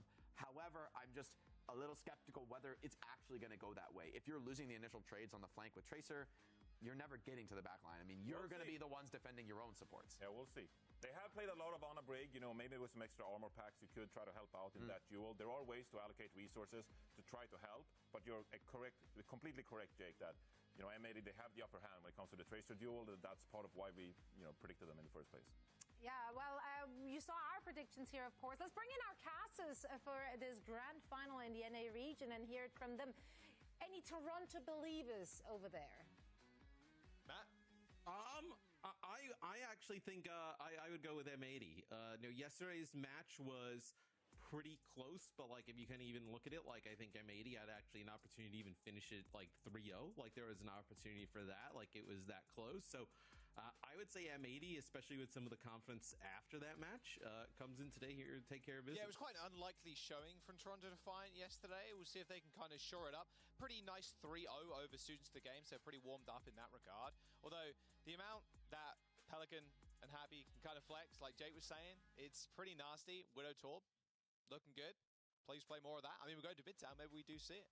Nepal is up. I'm still reeling and not over the fact that on Lifeweaver's birthday, Rack Attack didn't play Lifeweaver. Did for half a second. He was in Spawn. He played in Spawn for a little bit. I say played. I don't think that even counts to play time, but he selected it. Yeah, Lifeweaver existed in the lobby for half a second. All good. Don't go flaming my boy Rack like that. Come on, man. All right. What? Toronto Defiant and M80 load in here for main event stage 2, the grand finals. It is a 1st to 4 defending champions in Toronto Defiant. Don't want to go down the same way they did against M80 yesterday as we roll out the gates. Both tanks hovering the Orisa. Who do you think has the advantage in terms of the Orisa mirror? Like, I actually think, like, it almost, I mean, it's hard to say, but I almost would say, like, M80 in an odd way, right? I think, like, you know, Hawk can play the Orisa really well, and I actually really like Pelican on the Tracer. So when we've seen, you know, Toronto Defiant, we see someone playing, like, some Winston at times, you know, even some Sigma, right?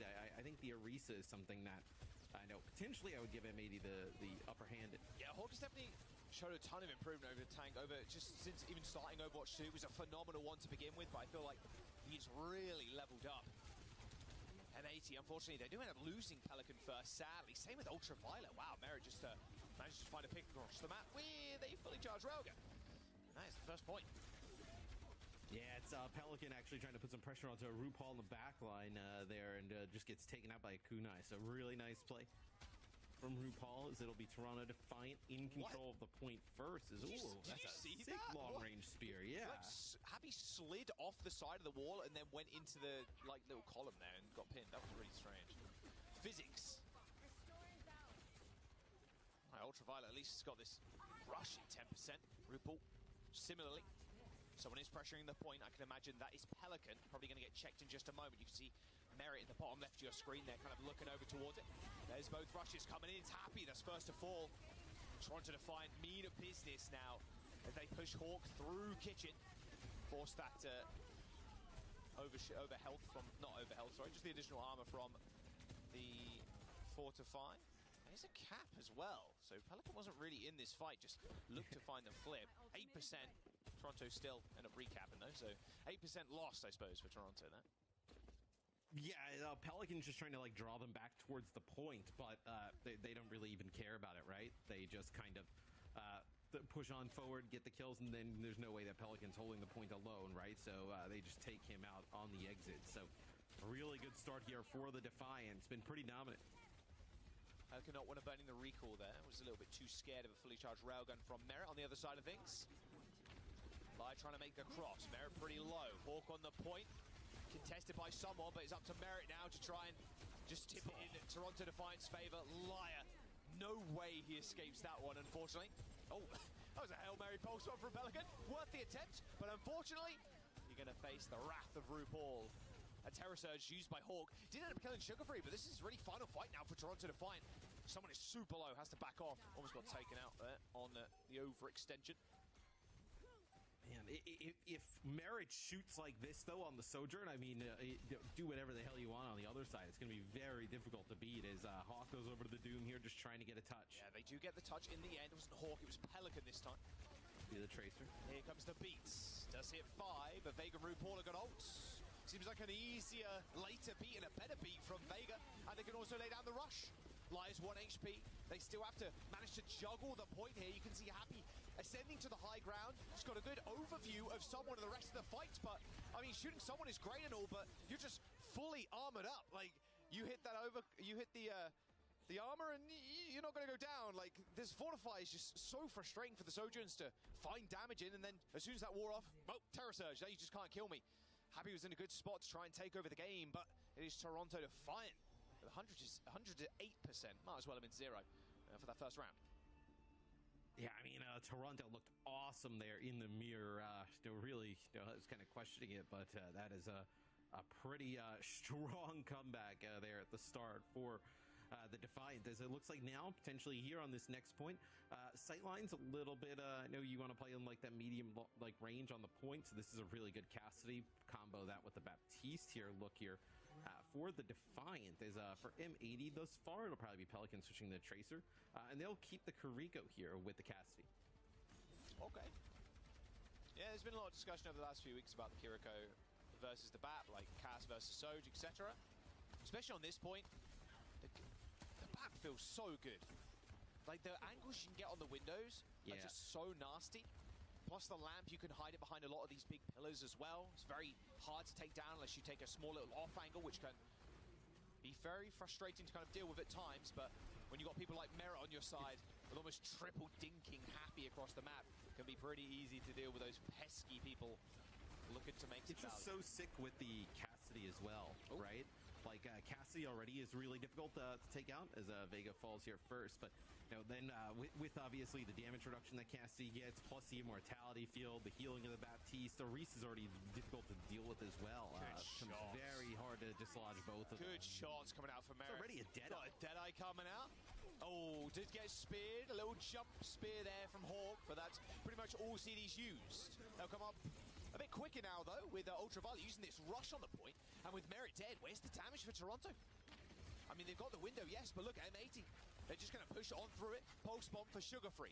Looking for Liar, who's in trouble, struggling to get away from the Tracer. Oh, Pulse bomb, alley-up over the wall. Didn't end up getting anything, and Happy just rolls back into the scene. And a headshot, Sugarfree. Still Toronto Defiant are holding on, but for how much longer is really the question. There we go. Hawk pushing someone off the point, and then Pelican does the dirty work. Bro, he would have connected with that pulse bomb. Oh my lord, that would have been wild. Just chucking it over up and over the wall there, just trying to hit the Curie is teleporting back to the Lucio there. So I do get a little bit of a take there for the Defiant, but like you mentioned, as soon as they lose Merit, it's very difficult to kind of like hold on to that point as everybody for M80 kind of comes back. you have the Cassidy in the mix, and the damage that Happy puts down. It's just there's no response.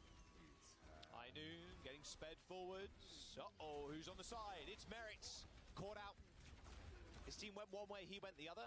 Now High Noon splitting off both sides. Very unfortunate stuff. Quick reset though for Toronto. They know they can just go again. Don't want to fight without him. Yeah, smart play though. They rush in with that Deadeye. They get the speed boost behind it. That kind of separates some players as they're all trying to hide. Turns the corner, Hendrick grenade, and then just finishing off the Cassidy on the opposite side. So it'll be Defiant now trying to push this yet again. RuPaul gets slow. They'll heal him back up as you'll have both support ults. So look for them to set Merit up in a pretty good spot with the Sand Matrix. Such a nice angle to get it on as well. Just pop it down. There it is. Hawk just running through it though. Almost preempting it. Light does hit the sound barrier. Does hit 4, but Merit's actually the first to fall. Both Terror Surge being thrown into the mix. Can Toronto Defiant just hold on to someone right now? He does end up going down, but it's all up to the DPS. That focus fire at the very end of the fight from N80 was good to take down the tank, but RuPaul killed like half the team. Then RuPaul and Sugar Free just decimating the rest. Yeah, I mean, up on the high ground there, RuPaul and the Baptiste, you're so worried about some of that damage that Merit and Co are putting down. Someone as well with that Terror Surge, RuPaul just goes unanswered up on the high ground, and that's going to have Ultraviolet.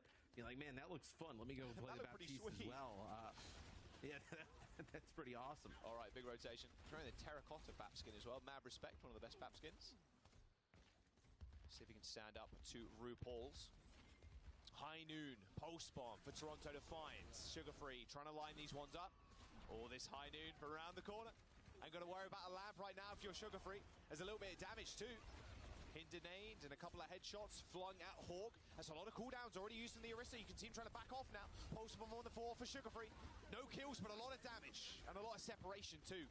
71% for Toronto Defiant, chasing away the rest of M80 who've got one final attempt here. Yeah, and they're going to be walking right into this Ant Matrix yet again. You can set it up here. For the Defiant, it seems like M80, they want to get aggressive, right? We see Hawk, constantly kind of like push on in, and it's working a little bit for M80, but now going straight through that Ant Matrix is going to be very costly in terms of the HP pools. Deadeye looks like they want to take main this time around. Little speed boost. Spear ends up landing on Hawk there. Nice little tank by the Orisa. Can they end up flipping the script? Oh my, Ultraviolet. He just crumbled. Same with Happy. Oh my god, that window was instant. The kills just came through in a blink of an eye. There was no time to react with a lamp. And I mean, that's Toronto Defiant taking map number 1. 2 rounds under their belt. And that'll do it. That is a fast 2 rounds. It feels like as that is both Ant Matrixes like almost dropped like right on each other in the same exact spot. And as soon as they go down, it feels like M80 loses like what 2-3 players. As Toronto, we were all kind of, I think everybody mostly on the M80 train. Is Toronto looks really good after map 1. Yeah, looking real good. Although Control can go either way. We do sometimes see the weaker of the 2 teams end up taking that one, but neither of these teams are weak. That is for sure. Let's have a look at some. A fluke game mode. Is that what you're saying? Fraudulent game mode is sometimes what I call it. Damn. Hey, sometimes Control can be a little bit wacky. Just saying. No, I don't believe you. That's it? You don't believe me? No sources to back it up? Yeah, I just don't. Nah, I know Jake feels the same way I do. Okay. Are you sure? Same with you asked him? Same with Johnny. Yeah, absolutely. We talk about it all the time. Yeah, I bet you discuss Control in depth on the weekends. Me and Jake, we text a lot about like, Control on the weekends. You talk about that stuff, huh? That's crazy. I never knew you were tight like that. All right, okay. Yeah, sometimes I'll just text him and be like, hey, what's your thoughts on Control again? Still the same? Still the same. Like, yep. Weekly check-in with Matt and Jake. God, what a terrible segment that would be. My word, thank God we're not running that. Wow, that's quite mean. All right, some highlights to... could be worse. It could be, let's see what's in Jaws' fish tank hey, that's today. Cool, man. You see some plants growing, see the fish doing their own thing. They're little homies, bro. Yeah, handful of goldfish and some weeds. Goldfish and weeds? They're not goldfish, nor are they weeds. They're plants that I paid money for. All right, here are the stats from that map. Man, this is that is representative of a blowout, right? I mean, that is just Toronto just kind of mowing down M80.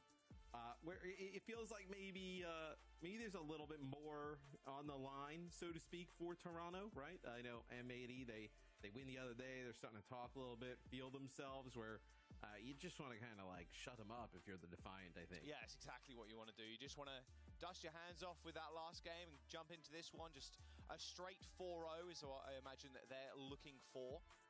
Yeah. That ticket to Dallas already locked in for both teams, of course, already. Playing for a lot of prize money, a lot of extra prize money. So Toronto Defiant and M80 looking to secure that one. And that, #1 seeding in NA, too. Let's listen to the winning comms at the end of that round, though. Let's hear how Toronto Defiant are feeling.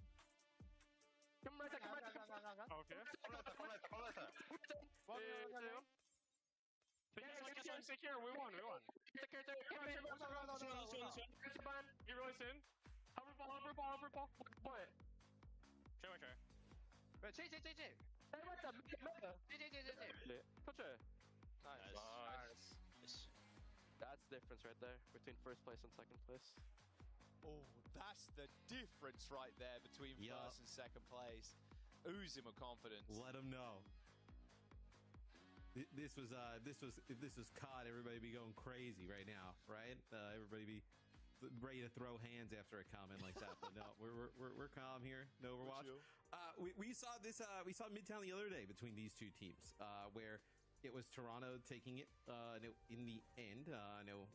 Against M80 2-1. It was a pretty close map. This is actually the one map that Toronto actually does end up taking. It kind of came down to the wire. So.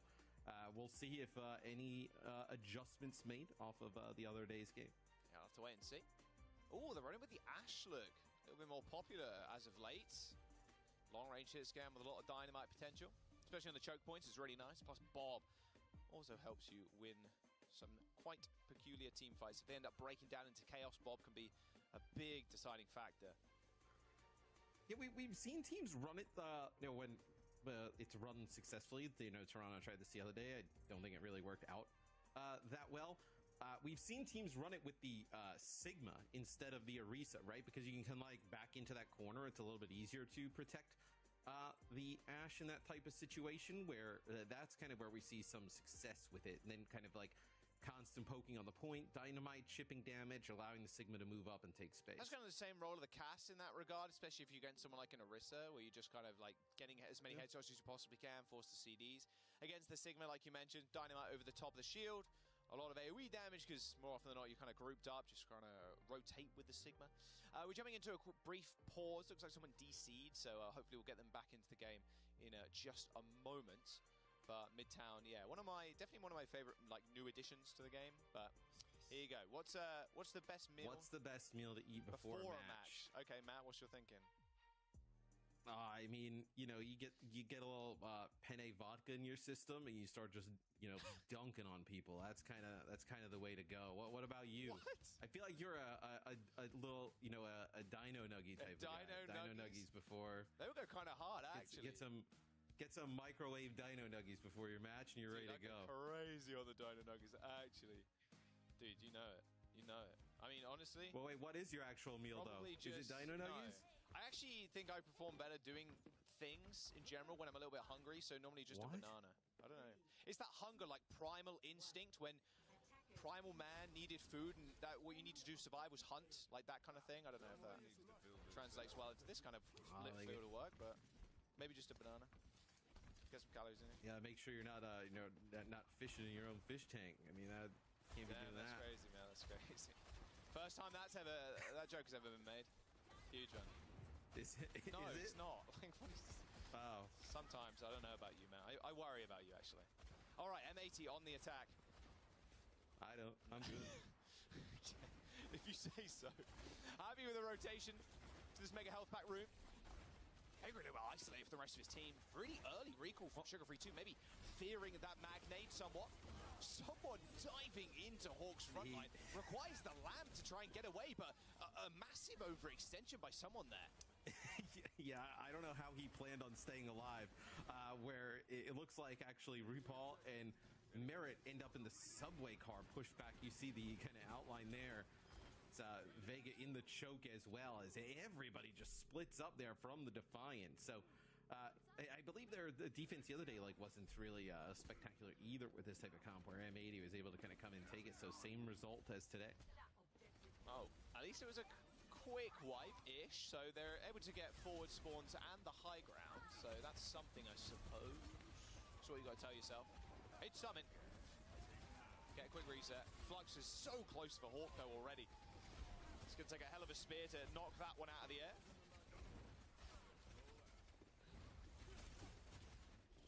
Just control this area with the Sigma so well, right? I mean, what does someone do? Like, to close that gap, you're going to have to use all your cooldowns, especially with the Cassidy on the other side. Is Hawk getting close to a Gravitic Flux there? Just kind of constantly putting damage down from the high ground. Yeah, Pelican's got a pulse bomb as well, ready and raring to go. Same with Sugar Free. Oh, Sugar Free got the better of Pelican, though. A little differential there. Now they can really try and... Not sure they're going to be able to get any staggers. The amount of CC, you don't really want to step up again if you're someone.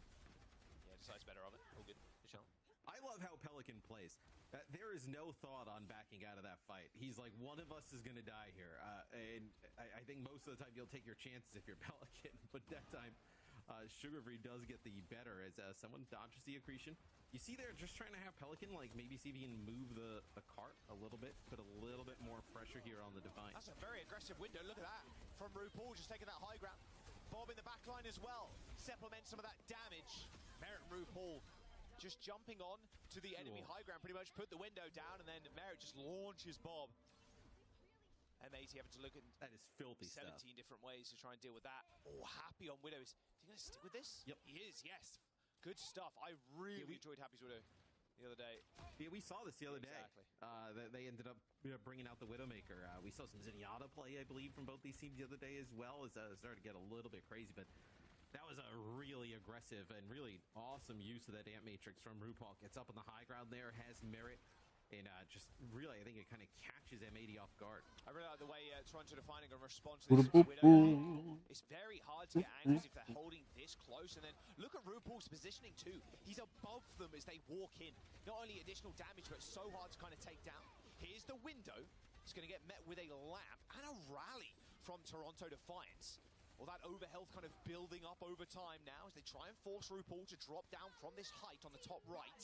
Here comes the rally. Terror Surge in for M80. Liar isolated alone in the sidelines. Spear dodged. Happy dead. Dynamite and a pulse bomb thrown in. M80 just surrounded by Toronto Defiant. They end up killing Merit. This has to be a clean couple of kills here. They cannot afford for any more people to go down. And in fact, it's Pelican coming out with 2 kills in that fight. Oh, they managed to kill Hawk. Okay. Chase actually Pelican out there for a second just to see if they can pick up the kill on the Tracer to give themselves a little bit more time to get everybody back at full strength. But you know, when you push that deep, what sightlines does this Widowmaker have, right? You know, it just becomes very difficult for, you know, Happy to kind of create that space and distance that you would need on Widow to be effective.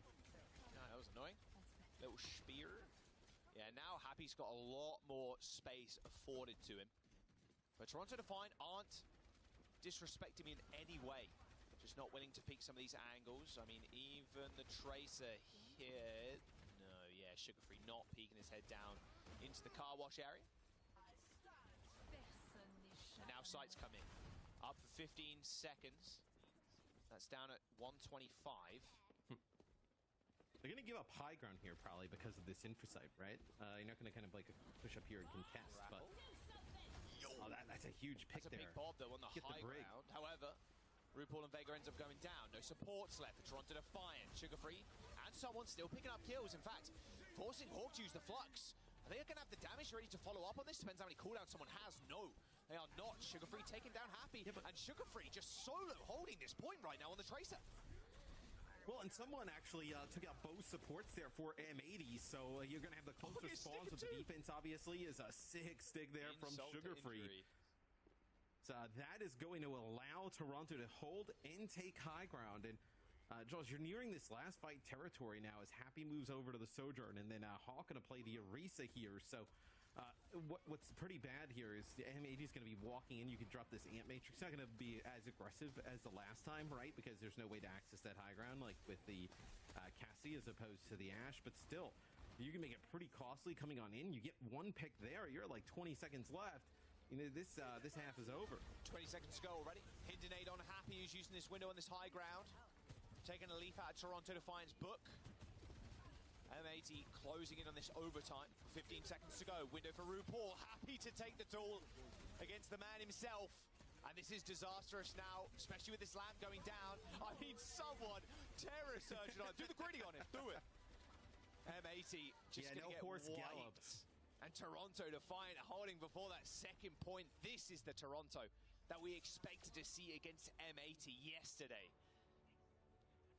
Yeah, no, it might be a little bit of kind of there's levels, right? And they're like, okay, fine, we lose a upper final, but once we get to that grand final, we're a completely different beast there. As Toronto stops M80 before they're able to get that second checkpoint. So really, all the pressure now on M80 on defense. Have a good first point hold. Be rather tough on defense. Is Pelly going to go the Torm? Is my question here. Works out pretty well for them before. And Pelican's Torm is kind of nasty too. Very hard thing to kind of dive and even poke out. It's just so annoying to deal with. Yeah. Like, it's just constantly just being a nuisance where look like maybe the Torb there for a second, but it will be Pelican on Tracer. So they'll run the Sigma on defense here to kick things off. The Sigma's also pretty good to control some of that high ground, that second point. And Toronto, I think they're totally fine matching it. Yeah, I'm wondering if Toronto even come out with a Widow of their own. Of course, Merit's probably just going to spawn peek here to see if anybody's trying to get some early picks and early damage. Let's give Toronto a quick listen in, though, for their attack. But, only Widow. Just no markup. Yeah. Let's go.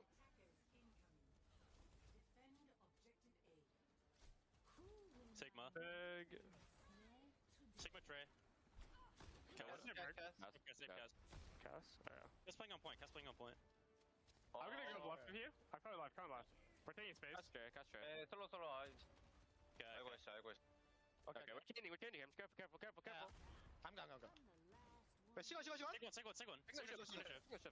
We don't watch. Just go left now. Yeah. We're walking left. Get the man. Wait, they want to push I think. Yeah. 브릭 백. Push.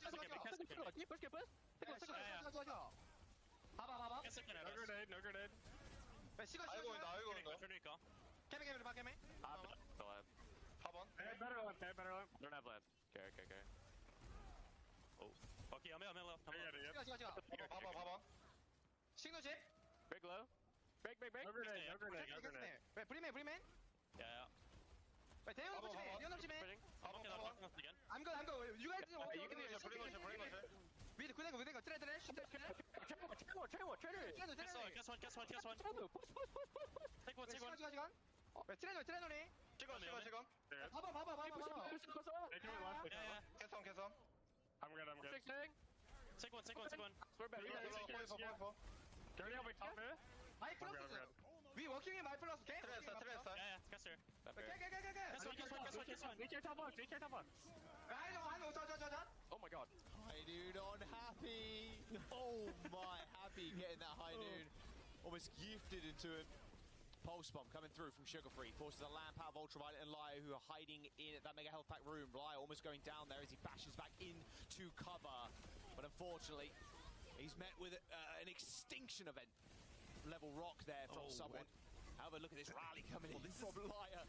Yeah, this is Rally. They absolutely need to win this now. At this point, as the Rally's trying to keep everybody alive. You have Hawk, Pelican, and Liar still there. Nice dead. So you might be able to hold this. Oh, the slugs. Oh my word, it is just Pelican and Sugar Free at the very end. Sugar Free's one. Pelican couldn't. Oh, no blinks. He had one blink left. And yeah, this is a hold. That was close.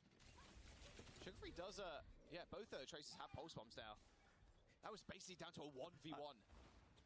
Yeah, that was a wild fight. I also love the last comm we had was when someone was using the Flux lifting Happy up in the Deadeye was RuPaul going, oh my god.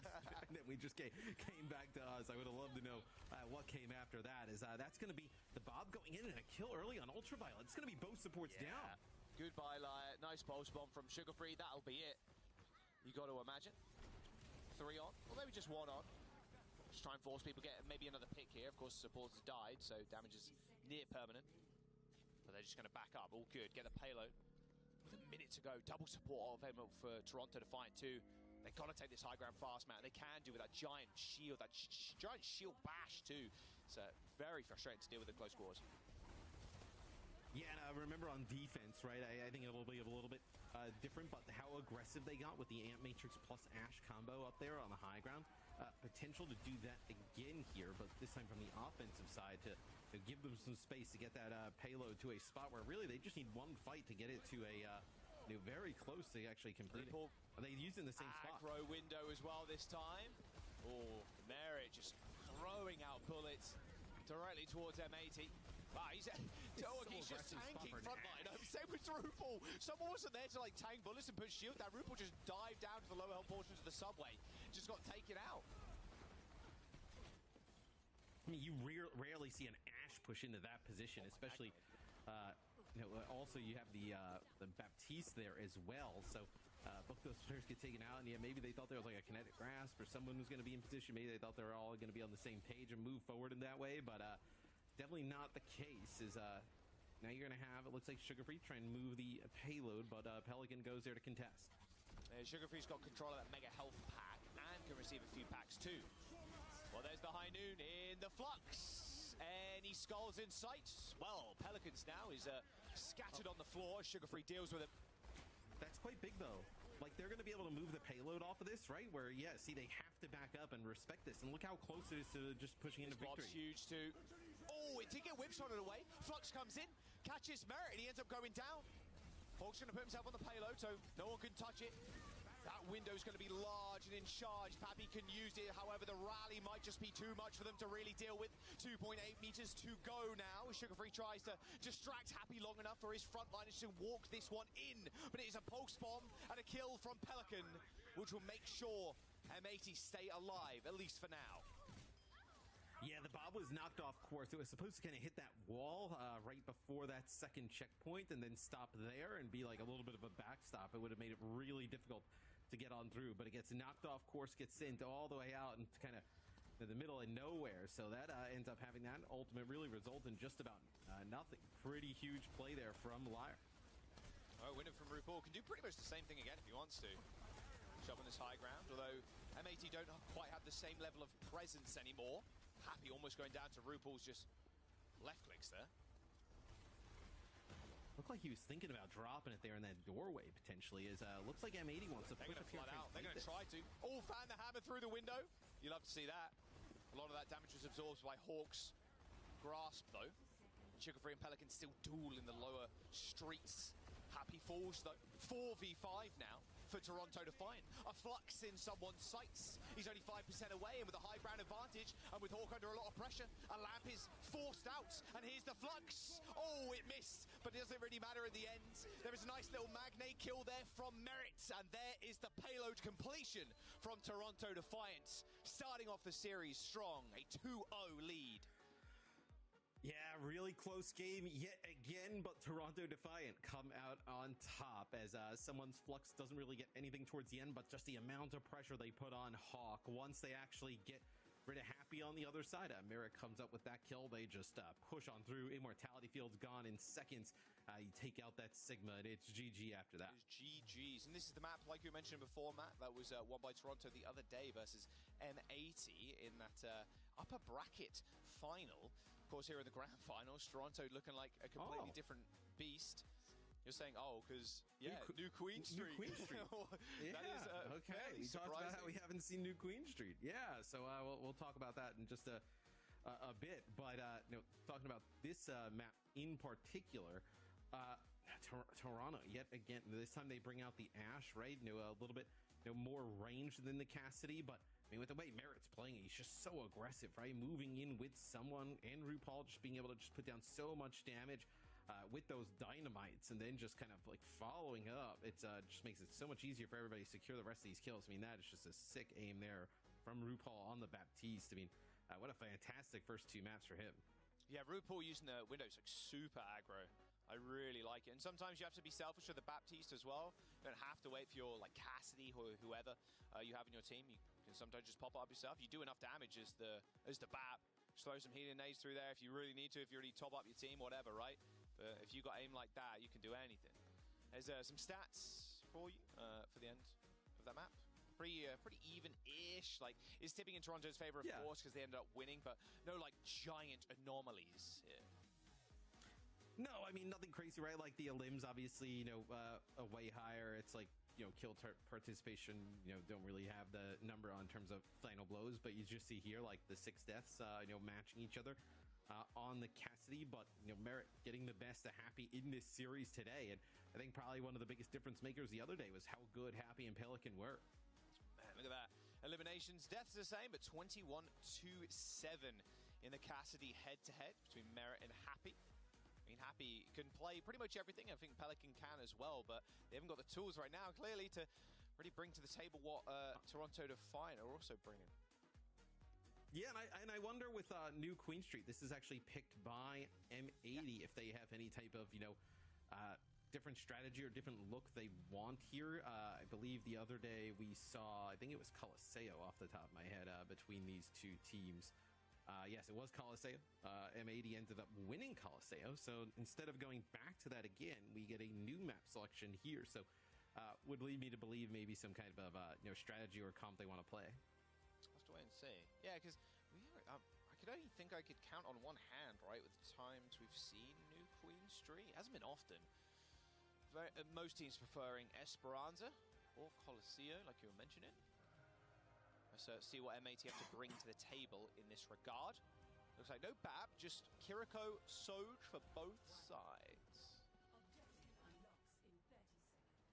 Yeah, so nothing really too special. I mean, this is probably what we would have saw on Coliseo as well. So I think what you're looking at here for Toronto is keep riding this hot hand to Merit. I mean, we've seen, you know, when he is on Hitscan, one of the best players, you know, if not the best Hitscan player, you know, in the world.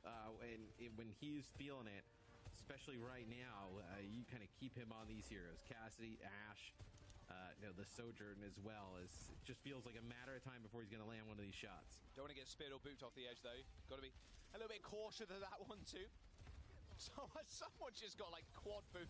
Like, boop, boop, boop. Very frustrating. Ends up backing all the way up. You can see the presence from M80. Really standing up here. Happy using the slide, dipping behind the statue so he doesn't get one-tapped out of midair. All right, bots moving too.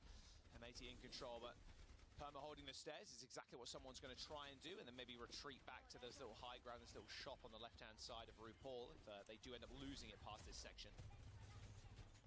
Yeah, M80 definitely feels like the more aggressive team throughout this series, right? Like, it always seems like, I know, Hawk and Co. moving forward, right? Maybe some rotations out for Toronto as Toronto doesn't want to take as many fights, just the good fights. Yeah, exactly. You don't need to take that many, but as long as they're good, you're good.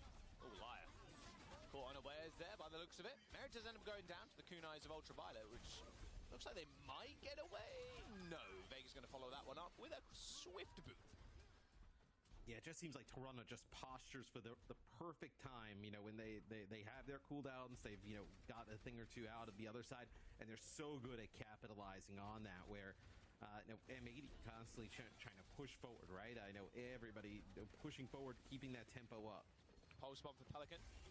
Sugarfree's not far away either.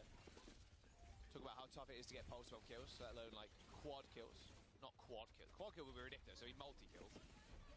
Pulse bomb for Pelican, goes a little wide, Terror Surge coming in. Quad kill at this point is the entire team. Exactly. Terror Surge for someone, tried to stay alive by the looks of it. Probably a connection from Pelican there with the pulse bomb that forced someone to do that. There we go, lead for M80 as they push this bot around this corner. And this is it, right? Ideally you want to hold in this small little window, Warbird's gym, like you just kind of chill. And then just jostle control of the bot so it doesn't move any further, but unable to do that at Toronto, who has to play on this corner now. Well, now you're going to have both overclocks available, right? Both overclocks, both sound barriers, so I think, nice shot there on the Sugar-Free. That's probably going to force recall, or at least a blink back to the health pack. Yeah, heads up play, just knowing that potentially the Trace is looking to make a move onto the high ground. Sugar-Free in the backlines now, and here comes the overclocks. Sound barrier pretty early from Vega as they try and chase down Happy. Just make him regret popping that up. Sound barrier later one from Light is going to save Happy from a post bomb. And Merit goes down. Toronto Defiant didn't have the firepower to take down Happy. and just end up losing out the health war with this later beat from Liar. And they're still moving the payload as well. So Toronto Defiant need to come up with something here, and they're just losing another one. They've laid down this rush map, but I'm not sure they're going to be able to win this fight. No, as soon as the rush goes down, they end up losing their Lucio, right? So you don't really have that kind of speed in that position. They go all out for Happy, and M80 able to keep him alive using pretty much all of their resources to do so. Got hit with a pulse bomb, sound barrier comes in, able to keep him up. This time, Sugar Free finds the kill, though, on the Soldier. There's the kill that you want. Alrighty, no checkpoint either by M80. 6 minutes to go. New Queen Street moment, where they end up getting near to the checkpoint, then you flip, and then it's just like a perma hold of the bot around the center point. Hawk went down pretty I feel like you're only really worried about giving up the checkpoint. Like, you know, if you're Toronto, like, sure, you gave up, 50, 55 meters, but, like, giving up that checkpoint's, like, when it starts to feel pretty brutal, and it's also where teams start to put together, 20-plus meters every time they get the bot together, and it goes deeper and deeper into your territory, and it forces you to win more fights to even get back to that other side. So I think if you're Toronto, it's just like the focus on not giving up that checkpoint, right? They're kind of like working back now towards the middle of the map potentially here to try and get a fight. The time it takes you back to get back from Swarm to an engagement is pretty slim too. A lot of long sight lines on this map, and this bot has to make a big like U-turn to try and get to the other side. M80, oh, nice spear. They're trying to push Merit off high ground. They're trying to punish him at least somewhat for taking height. Someone is making sure that doesn't happen, however, by just playing in the tunnel. Yeah, Toronto, I feel like just playing a little bit slow, just trying to force out a mistake potentially from M80, build up some of their ultimates, right? They're going to have double support ultimate. They're going to have all 5 here coming up, just playing this type of patient play. Yeah, I mean, Sugar Free's also just playing on these stairs, making sure the bot doesn't get stolen away by Pelican, or anybody from M80 for that matter. It's just all about getting a kill. Oh, whoa, that was close. This went from like a frenetic pace to now just like a snail's pace. Is the bot just kind of stuck in this position? I don't think Toronto wants to be the team that kind of like advances around the corner, but now they will, as Merit does have the overclock. Trying to search for targets. Everybody's hiding from it. Yeah, I think they thought they had Hawk. Hawk split off in this room. Here comes the rush. He got also, almost no CDs left. He's got one big one, though. That's the ults. Terrace doesn't find too much. Here comes the beat from Vega and from Liar. Trying to run down Merit, but Merit's more than safe in the front lines, but not for long. As Happy unleashes the overclock. A swift spear, though, does end up killing him. And with someone going super low, it's up to the Tracers to try and secure these kills. It's Pelican and Hawk in the kill feed now. It's Liar finishing up a kill onto Sugar Free, and Toronto Defiant lose control of the bots. M80 with a nice fight win, but they're not going to be able to get it too far at all.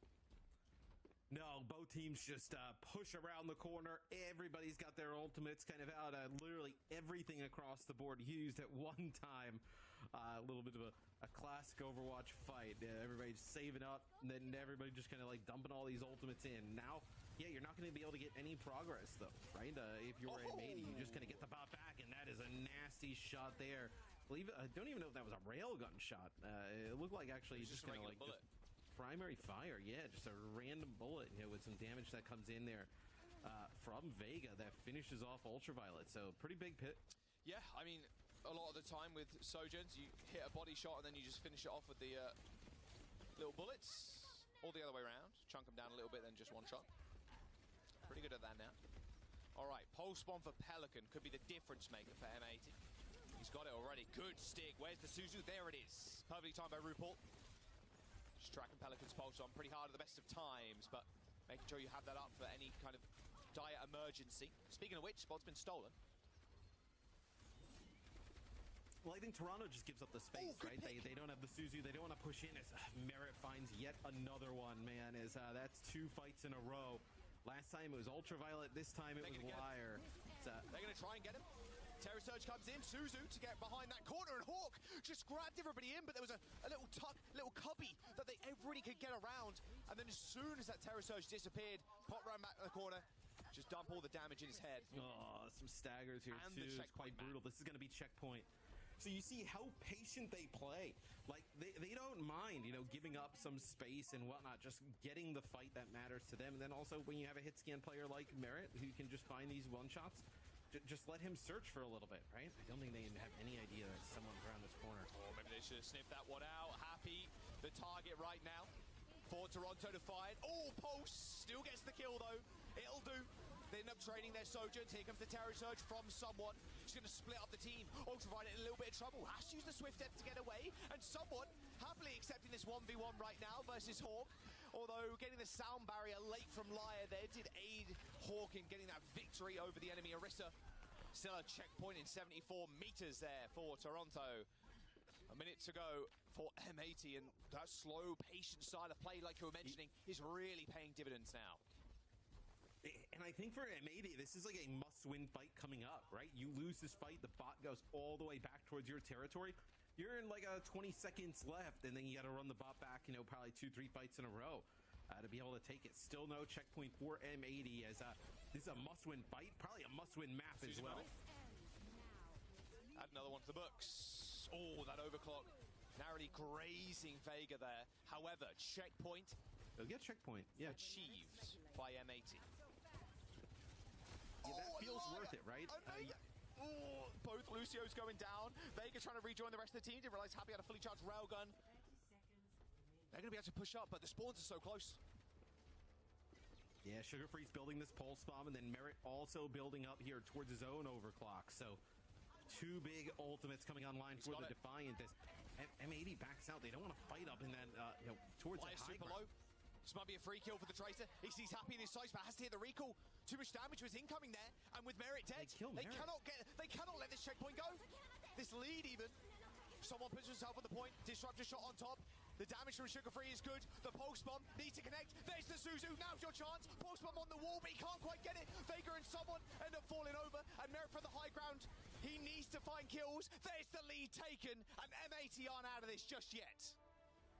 No, as they clutch up in the final seconds there on New Queen Street. And it was really, I think, that kill onto the Lucio there from Happy that kind of opened things up. Has to use the overclock to do it.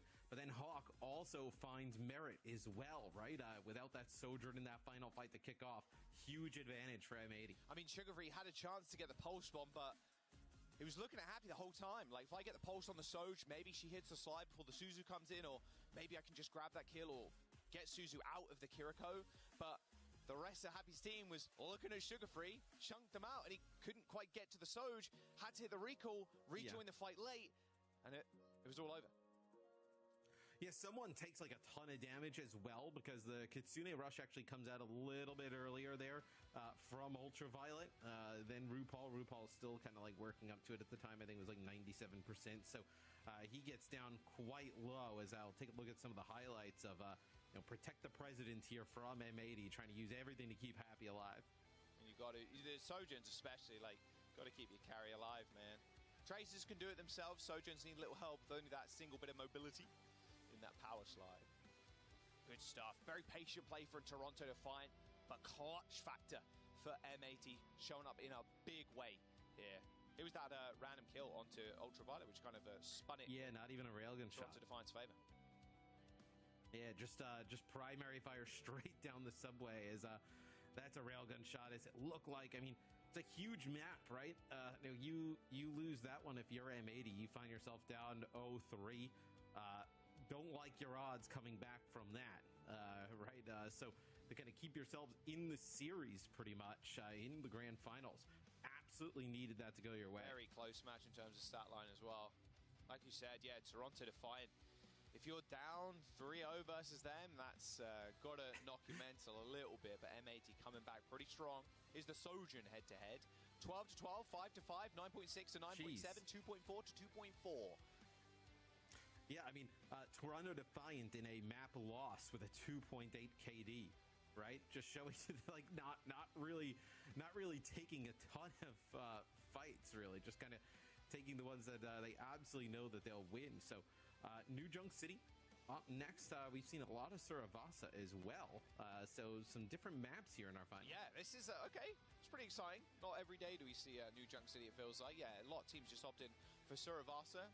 Fits the style of the play, or just like in general one of the favored maps in the map pool. Very small still. Flashpoint, that is. yeah, I mean, we'll see if Happy can kind of do similar things here on the Sojourn. Like, it was the kill onto the Lucio. I mean, careening through the air. You see in Vega, like, looking at Happy, like, oh, okay, I'm dead. Like, you just know that's happening. Like, sometimes you got to take those risks. Sometimes you got to get to the rest of your team. But rather unlucky from Vega at the very end. M80 with that W. Let's listen into the winning comms, those final few moments from that map. Jeremy, come. Come here. Here we go. Walk. Push. Rissa now. Kill me on me. Yeah, princess. They have Sojourn. Carry beat. Lucio. Alois. Tracer. Touch one. Nice. Yeah? Good job. Good job, guys. Good shit. Nice job. That's a good warm up. Something at the very end, they're breathing a sigh of relief, wiping the sweat off their brow. Yeah. Holy, that was close. Down to the wire, like OT approaching kind of thing, and then, you know, you've got to win that fight. You've got to be perfect there. Well, you know, that's the series, right? I mean, you don't win that fight there. They're not saying they can't come back, beat from 0-3. You'd say it's highly unlikely, though, at that point. So the series really kind of holds in the balance there with that fight. So it's the map, it's the series. I know, don't obviously know off the top of my head how the circuit points are right now, but maybe even like seeding potentially, right? Doing that type of thing. So a lot on the line there with just that fight. So M80 definitely needed to pull it out, and you can kind of hear the urgency of the call. Yeah, screaming one character will get them to die quicker. That's a tip you can take to your ranked games. There you go. Yeah, M80 and Toronto Defiant now going to New Junk City, like you were mentioning, Matt, is Toronto Defiant's map choice. I mean, are we going to see...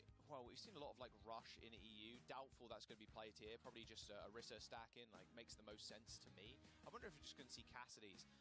After what Happy did on the Sojourn, though, I wouldn't be too surprised to see him stick on there. I think that's going to be the biggest thing that you're going to see the difference of is like, okay, is it going to be Cassidy? Is it going to be Sojourn? I think also, like, depending on Cassidy or Sojourn also changes the support, right? You know, is it Kariko? Is it Baptiste, right? I don't think you're going to see... Look, Lucio is always going to be around, right?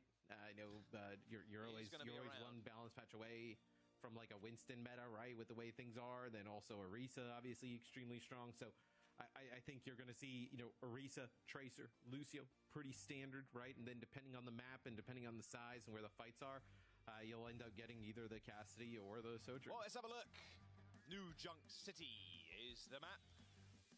As we load on in. Fourth map of the series thus far. Going to escort control and escort again if we really need it here in the grand finals of OWCS Stage 2 main event. Of course, both teams, if you've only just joined us, where have you been, first off? But both teams have locked their place in at Dallas already. An extra bit of prize money, plus maybe some additional like seeding things might end up going down depending on who wins here. 15 seconds to go as we unlock the gates. We didn't account for the birthday Lifeweaver pick here. So true, King. Potentially. Yep. Not happening though, I don't think. No. I would say, apart from Rack, no one is going to be hopping on that Lifeweaver train just yet. To really reinforce the lore for like the birthdays, they should just do like double damage on their birthdays whenever. How would that reinforce the lore? Because everybody becomes stronger on their birthday. Is that true? Are you lifting double at the gym? What am I saying? You don't go to the gym. Yeah, on my birthday, absolutely. I make sure I go on my birthday. Only on your birthday. Heard it here first. Once a year for Mats. Nice little early push from Toronto Defiant. Want to keep up that pressure. Sugar Free on the Genji, so very different looks. Genji's so good recently, and I've really liked his players picking up the pick. So a lot of the time, it forces a sound barrier out of the Lucio, which has been basically the key ultimate to a lot of these fight wins. Who can use the better beat? And normally it's kind of forced out by the Genji team. Point has been capped by M80, but looks like Ultraviolet caught off. But M80 decides, you know what? If you take our map, we'll take yours. Well, it makes the Lucio have like a choice, right? As a Pelican, I mean, you're just going crazy here. The Genji forces a choice, right? Do you beat the blade or do you beat the, you know, whether there's like an overclock on the other side, right? Or, you know, this time, yeah, it's the enemy beat. So M80, I think their comp with the Tracer is just like a little bit more consistent, right? You know, the Genji needs to kind of get in, the dash resets, you got to do some damage down early. to make it work. Where the Tracer, I mean, as you see in that last fight, right? Pelican can kind of go off on his own and just make crazy plays. God, Merit landing a swift headshot there onto Pelican, who's almost got a pulse bomb. All that damage he did last fight. Here we go. Ring around the rosy. Pockets full of pulse bombs. As Pelican looking to insert that somewhere. Hopefully in the back line of Toronto Defiance. Oh, good shot of the lamp. Can they get any additional damage though? Got to stand up, stall down someone. You've got a lot to deal with in the front line. This window looking rather scary.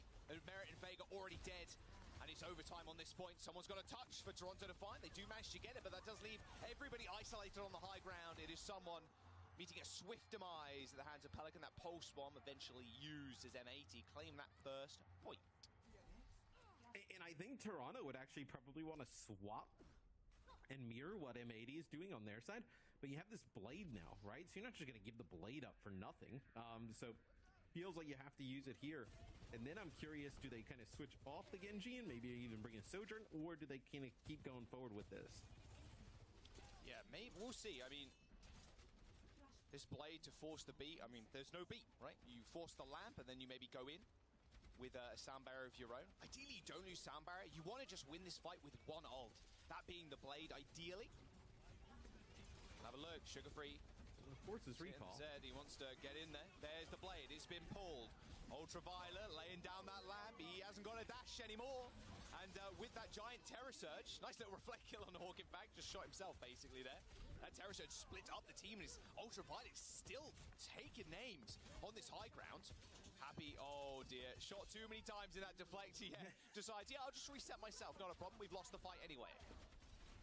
Yeah, he was like, eventually this is going to run out, or he just kind of resets himself. Just says, okay, you know, screw it.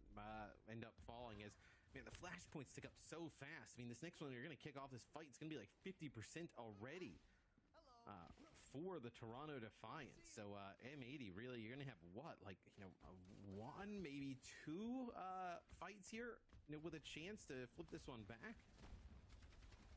Two windows available to M80 and Toronto Defiant. A little bit more deadly for M80s.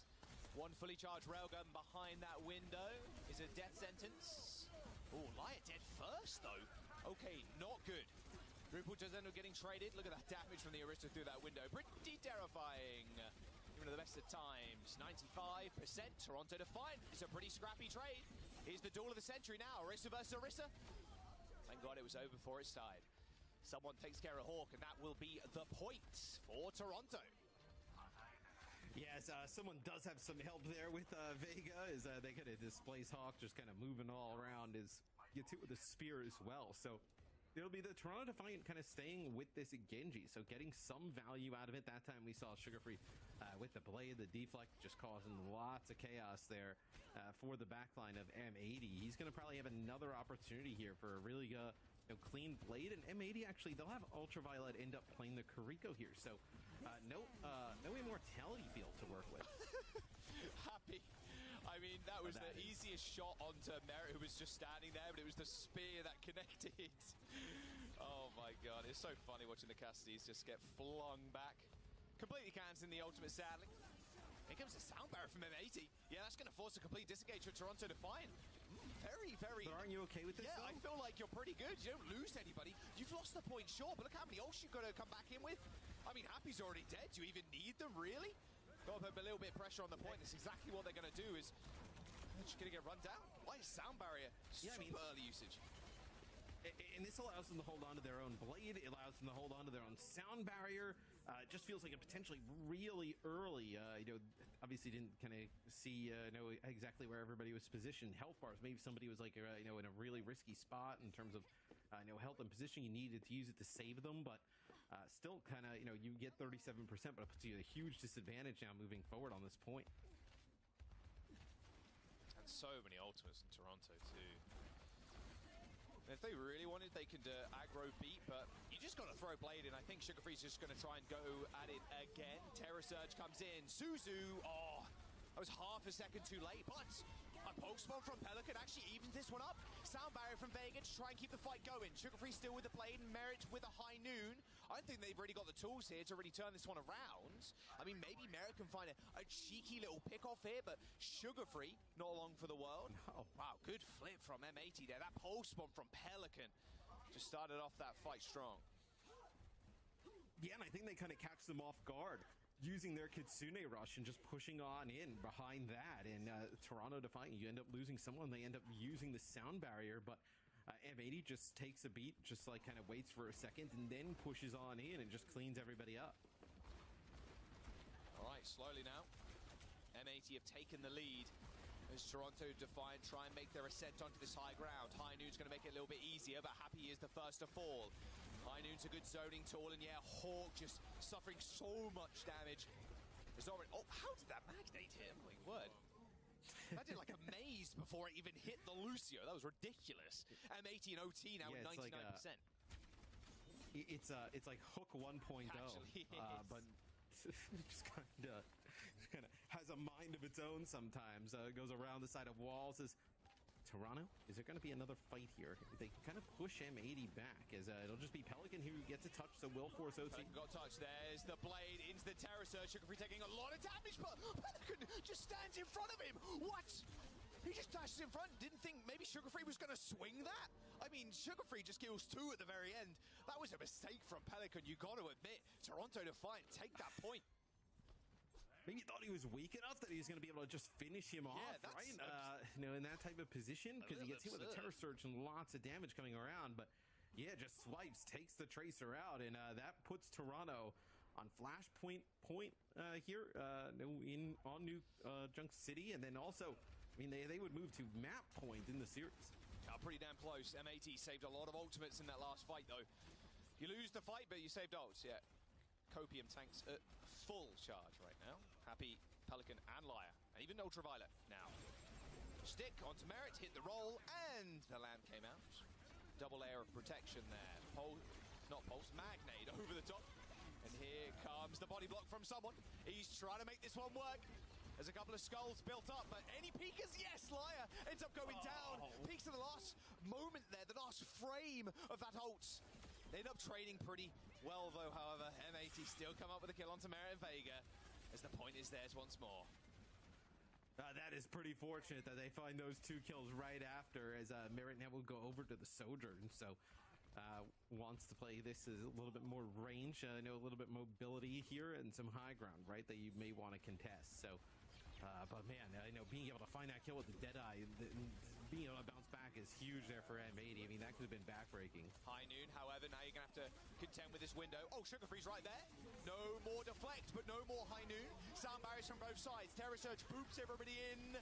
And Merit in trouble. It's all good, though, because Sugar-Free's got his back.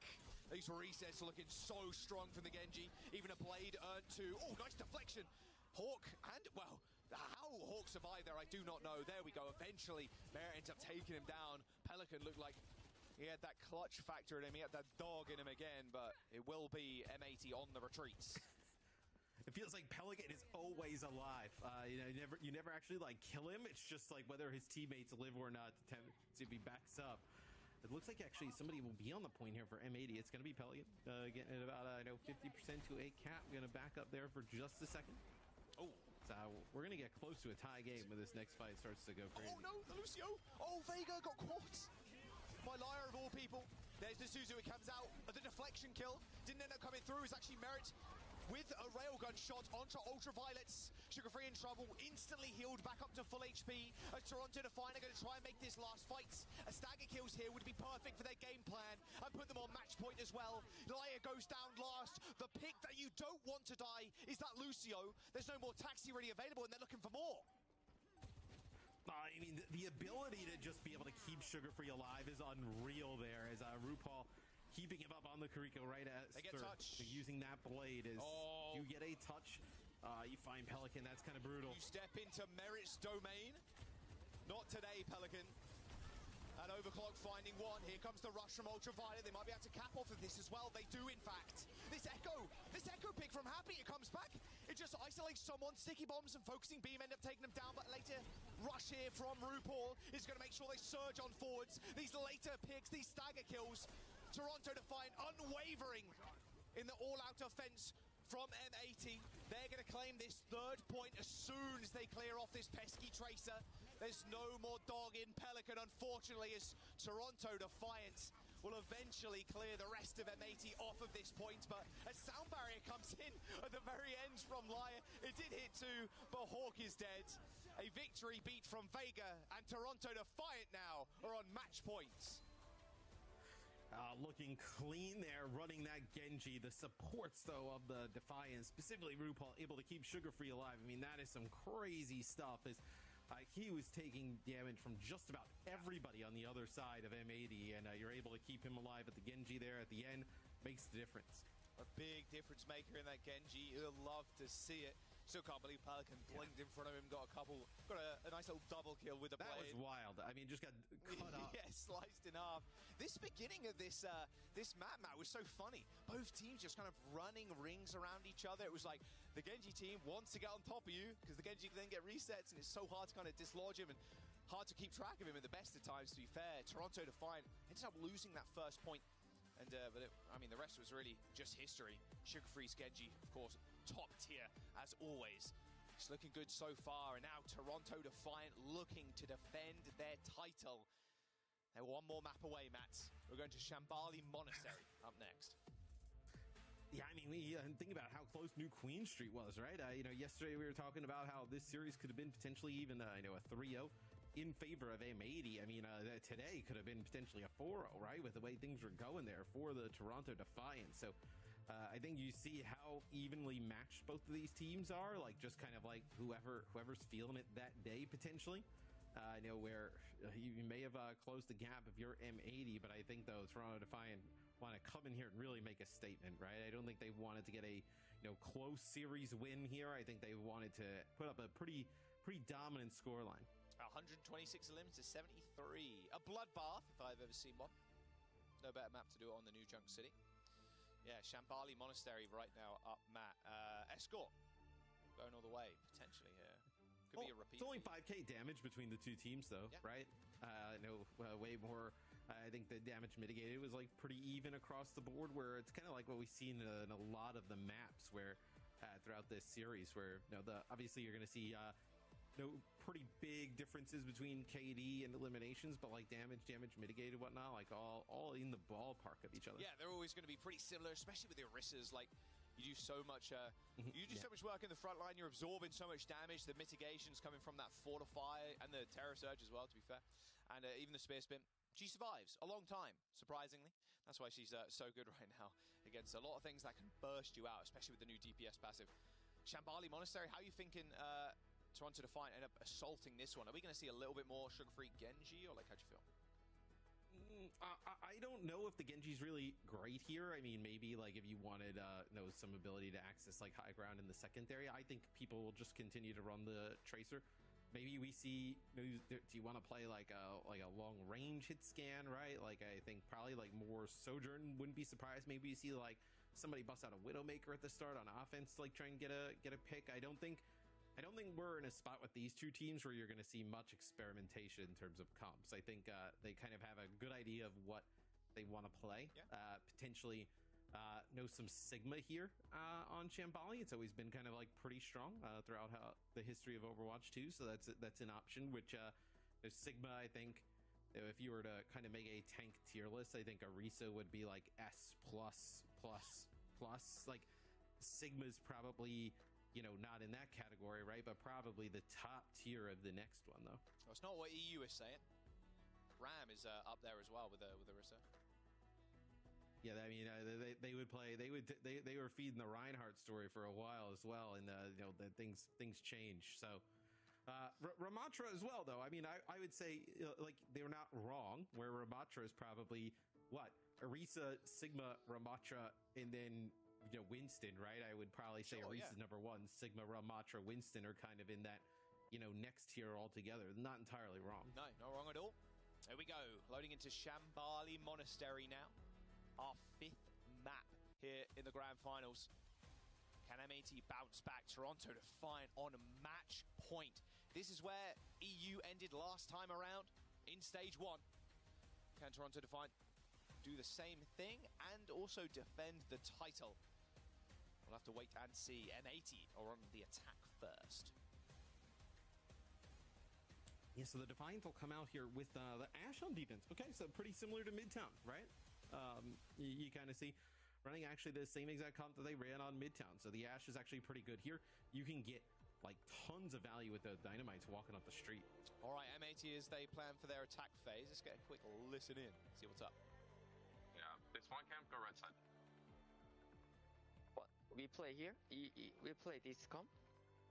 Oh, I think Cass? Maybe? Yeah, if they Genji. I think Sojourn is good on this. If they don't have Genji, we go kill Sojourn, right? Yeah. I think so, yeah. I'm saying bot. I think they play maybe SG. Don't break. Break? Break SG, I think. Do I go break. Yeah, okay. 형도 바꿀래? 우리 조합 너무 구린데 지금. I think it's security. We change now. Wait. Lucio Curry? So yeah, they're in bad break. From down the holes. They're also the fact that he's doing this. Tell me the chest now. Lucio Curry? Yeah. Push down a little bit. When someone drops point, we can go. We're faster. We go top left and map heals, I think. Yeah, we can. We can go top. We can go top. Yeah, come top left. We can map heal. You ready? Yeah. 3, 2, 1, let's do. He's here. We're so close. We're so good, Wrist right. Wrist one. Push. 3, 2, 1, push. Wrist up. Oh, drone. Come inside, I see you. Drone. Wrist up. I'm 3, 2, 1, Ready pushing. Push. Go. Break. I'm on left. Break first. Yeah. Nice. Stop one. I push guys. Go. Kill. Nice. All right. Hurry on, I think. No. Really decisive shot calling there from M80. Calling out the Orisa CDs and then just going for that push. Really nice stuff. Calling the amp heal and Suzu and whatnot as well. Nice starts. Just dislodging the high ground. It was a nice adjustment as well to go over to the Lucio, right? I think they kind of quickly talked about, I know how they didn't really love what Toronto Defiant were running, right? I don't think it's that great of a comp, and like figured out how they can really attack it with this Lucio speed and collapse. So really nice adjustments from M80 at the start. Gonna need to win another fight or two though to get this first checkpoint. Trying to push through this window, and someone's just the only one that's using it right now. It's a lot of damage from the Orisa, but unfortunately that railgun landing in merit should be the end of this fight. I mean, Toronto Defiant now just on a slow bleed out. It's a very quick push from M80 despite the time on the clock right now. It's very hard to get it around this corner. We see a lot of teams being stalled here, so you take this with time. Look at that, 4 minutes to go through the caves now. Yeah, and I wonder how long. I mean, Toronto, right? You have this, you have the Bob, you have the rally. Feels like you're kind of stuck on this comp for now, but feels like that with what M80 is doing with playing aggressive, you know, with this Sojourn, Kiri Lucio, you're able to just kind of collapse on the Ashe. Just the kind of like chip damage doesn't really matter. Oh, good boot by Liar. Where's the Bob? Not sure, but it's not in the fight. That is something I do know. Terror Surge coming in, Sugar Free waiting to stick in this pulse bomb. Nice little bash there from Vega, just dashes over towards Hawk and Merit's Dynamite, and his bullets will do the rest. Yeah, so maybe now you can get more value out of it, right? Because you kind of slowed things down. Now you can control the high ground, where before it was just kind of the constant flow and push from M80. So we'll see if Toronto's comp starts to come alive a little bit, right? It's going to be a little bit harder to kind of like speed up through this high ground. Okay. Just a quick rotation. Oh, Liar's quite lucky. A lot of architecture you can hide behind though, so you're all chilling. All right, we'll see how Toronto Defiant respond. It's just going to be a flip of the map here, so the high ground advantage in M80's favor right now. If they can continue having Merit on this, it's not an off angle, but he's like kind of right at the back here with RuPaul. It can be quite frustrating to deal with if you're Hawk, having to walk up like that. And in fact, no, they're just going to flip again, so now they're on low ground. Yeah, but look at how much they've closed the gap between these two teams. Now they're so much closer together as opposed to Toronto controlling that high ground. What a stick onto Liar from Sugar Free. They wanted to try and take down Merit, and you look how many resources just being pumped in, and Merit still comes up with 2 kills in that fight, despite 5 people from M80 looking and shooting at him. Nice stagger onto Happy, too. Yeah, it's just a stagger here. They do get the kill on the Happies. Just tried to slide away, make it a little bit interesting. But yeah, they actually do a really nice job. I actually thought M80 kind of like rotating around the map, using their speed to force a closer position for them to attack from. So I see Pelican gets really low, actually just trying to push his way up towards that payload, where I thought it was really good for M80, but just not able to secure that kill on a Merit, as Merit finds another one off spawn. This is where, this Ashe becomes really strong, right? Controlling this high ground here as they're trying to push up, just constantly just doing damage. Yeah, and the Bob is so strong in these caves as well. As long as it doesn't get booped or anything, like out of LOS, you just send it. Hopefully it doesn't get speared, booped, whatever, and it's just annoying. It's like an extra person just perma-firing at your front line. Real rough stuff. Ooh, good dynamite too. All right, that'll be Bob in about 10%. It's a couple of shots. You're only at 1:20 on the clock, right? I mean, you're looking at what, this fight and then another one here for M80 before you're in OT. So although they had a really good point they take, here's the Bob. May go for nothing. Look at Bob's LOS as well. Almost perfect. They've chased Hawk away. Bob shooting Hawk though, yeah. They managed to get Hawk out of there. Terror Surge for someone, doesn't end up finding anybody, so just uses it more of a style thing. I feel. Yeah, the Bob got like dislodged around the corner, but it still had line of sight of Hawk. Because Hawk pushes around the corner, takes tons of damage. Oh wow. They're beating in. The spear onto Happy, forces them back. Here comes the rush. Sound barrier, no available for Tontavine, obviously no Lucio, but this Brig over health is just going to be so hard to take down. Pulse bomb even landed on Vega there, but still stood up to the test of the damage. I mean, I think you're just using the sound barrier and everything there to just to try and find a pick, open up some space, but they find absolutely nothing there. So that's all your support ults gone for M80. Pushing up into the high ground now, where Toronto Defiant only needs one more fight. Happy can't get a pick either. It's so difficult for Happy there. There's so much overhealth still remaining from that rally. Happy just getting chunked out in the backline as well. Merit almost a perfect position there to get some damage in. Someone with a spear to Happy's back as he tried to flee is going to come up with a kill. And with Hawk going down, it's looking quite disastrous for M80 as they try and push on to this point. I think their journey on Shambali Monastery will end here. And Toronto Defiant have a clear goal in mind. Get it to those caves, get it up that ramp, and take victory from M80. Yeah, it's obviously good there from M80 getting that first checkpoint, but then it was all Toronto. Once they kind of stopped that bleeding and was able to kind of gain control, play a little bit slower, then Ashe is set up in fantastic positions to do some work. That was a really nice push initially, though, from M80. Their initial attack was fantastic. Obviously, we listened to them to the comms just to see what was up, and their decisive decision-making and, like, how they approached that first fight, dislodging the high ground, was really sublime. Let's get Toronto listening to compare. If they upgrade, we can just point the corner and walk in, okay? We can walk in. Okay. Because you can have a point. Yeah. Maybe like I think we don't need a hard push top. I think we can just first point. Yeah. Today Pelican like dead like randomly. Pelican always nervous in finals, just normal.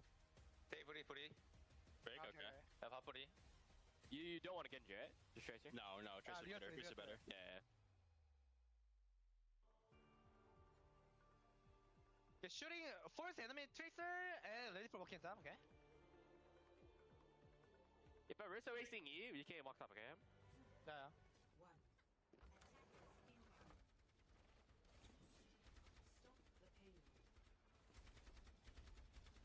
Alright, we're back in.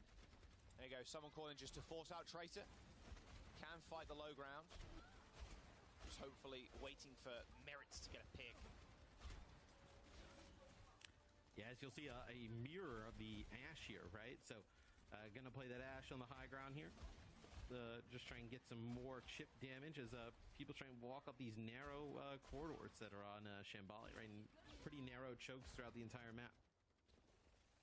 Are they going to do the same thing? Probably. I've got the amp up heals, but that Inspire still does a lot. Dynamite actually burning Pelican alive, I think. Unfortunate stuff. Here you go. Here's the push. RuPaul just keeping his front liners alive. Still that fire damage just so annoying to deal with because it applies that DPS passive to everybody. And how they found Hawk in a small room. They try and body block him. There's the lamp to try and save him, but it's not enough. Good aim from Sugarfree to just chunking down that brig. My word, though, Happy and Pelican still come back with kills. Like, that's absurd. I mean, that you shouldn't win fights like that. I mean, that is just so stupid that Pelican and Happy just absolutely dominate there towards the second half of that fight. Do I think they're going to be able to get like a hold here? Like, you still have some players coming off a respawn, right? So you might have to back up just a little bit, but they're fighting. That potentially stops a lot of progress there, so that's huge. They're throwing hands, but hands were thrown right back. Pelican got smacked by Merit. That's a window and a bob used by M80 to try and control the high ground, and they lose a Tracer. Uh-oh, and now I don't think Liar's going to survive this one, sadly. 1 HP dashes out the window, and there we go. Okay, Toronto Defiant. Oh, come on now. Come on now. Oh, Hawk, my boy. There we go. He ends up going down. Nice small stagger, but that might be the difference maker. Yeah, I mean, what that little bit of time is going to allow the payload to cross these narrow choke and then make it around the corner. Yeah, but no Lucio. I mean, we have Spear Spin to make it out of spawn, right? But like, yeah, you see how far away he is. Sugarfree going to go for a spawn camp on him? No, he's just trying to get a pulse on the brig, I think. Oh, what a stick! Shifted out of there, but it was too little, too late. Happy. An alley-up from Sugarfree, and with Merit finding 2 as well. M80. They've disappeared off the map.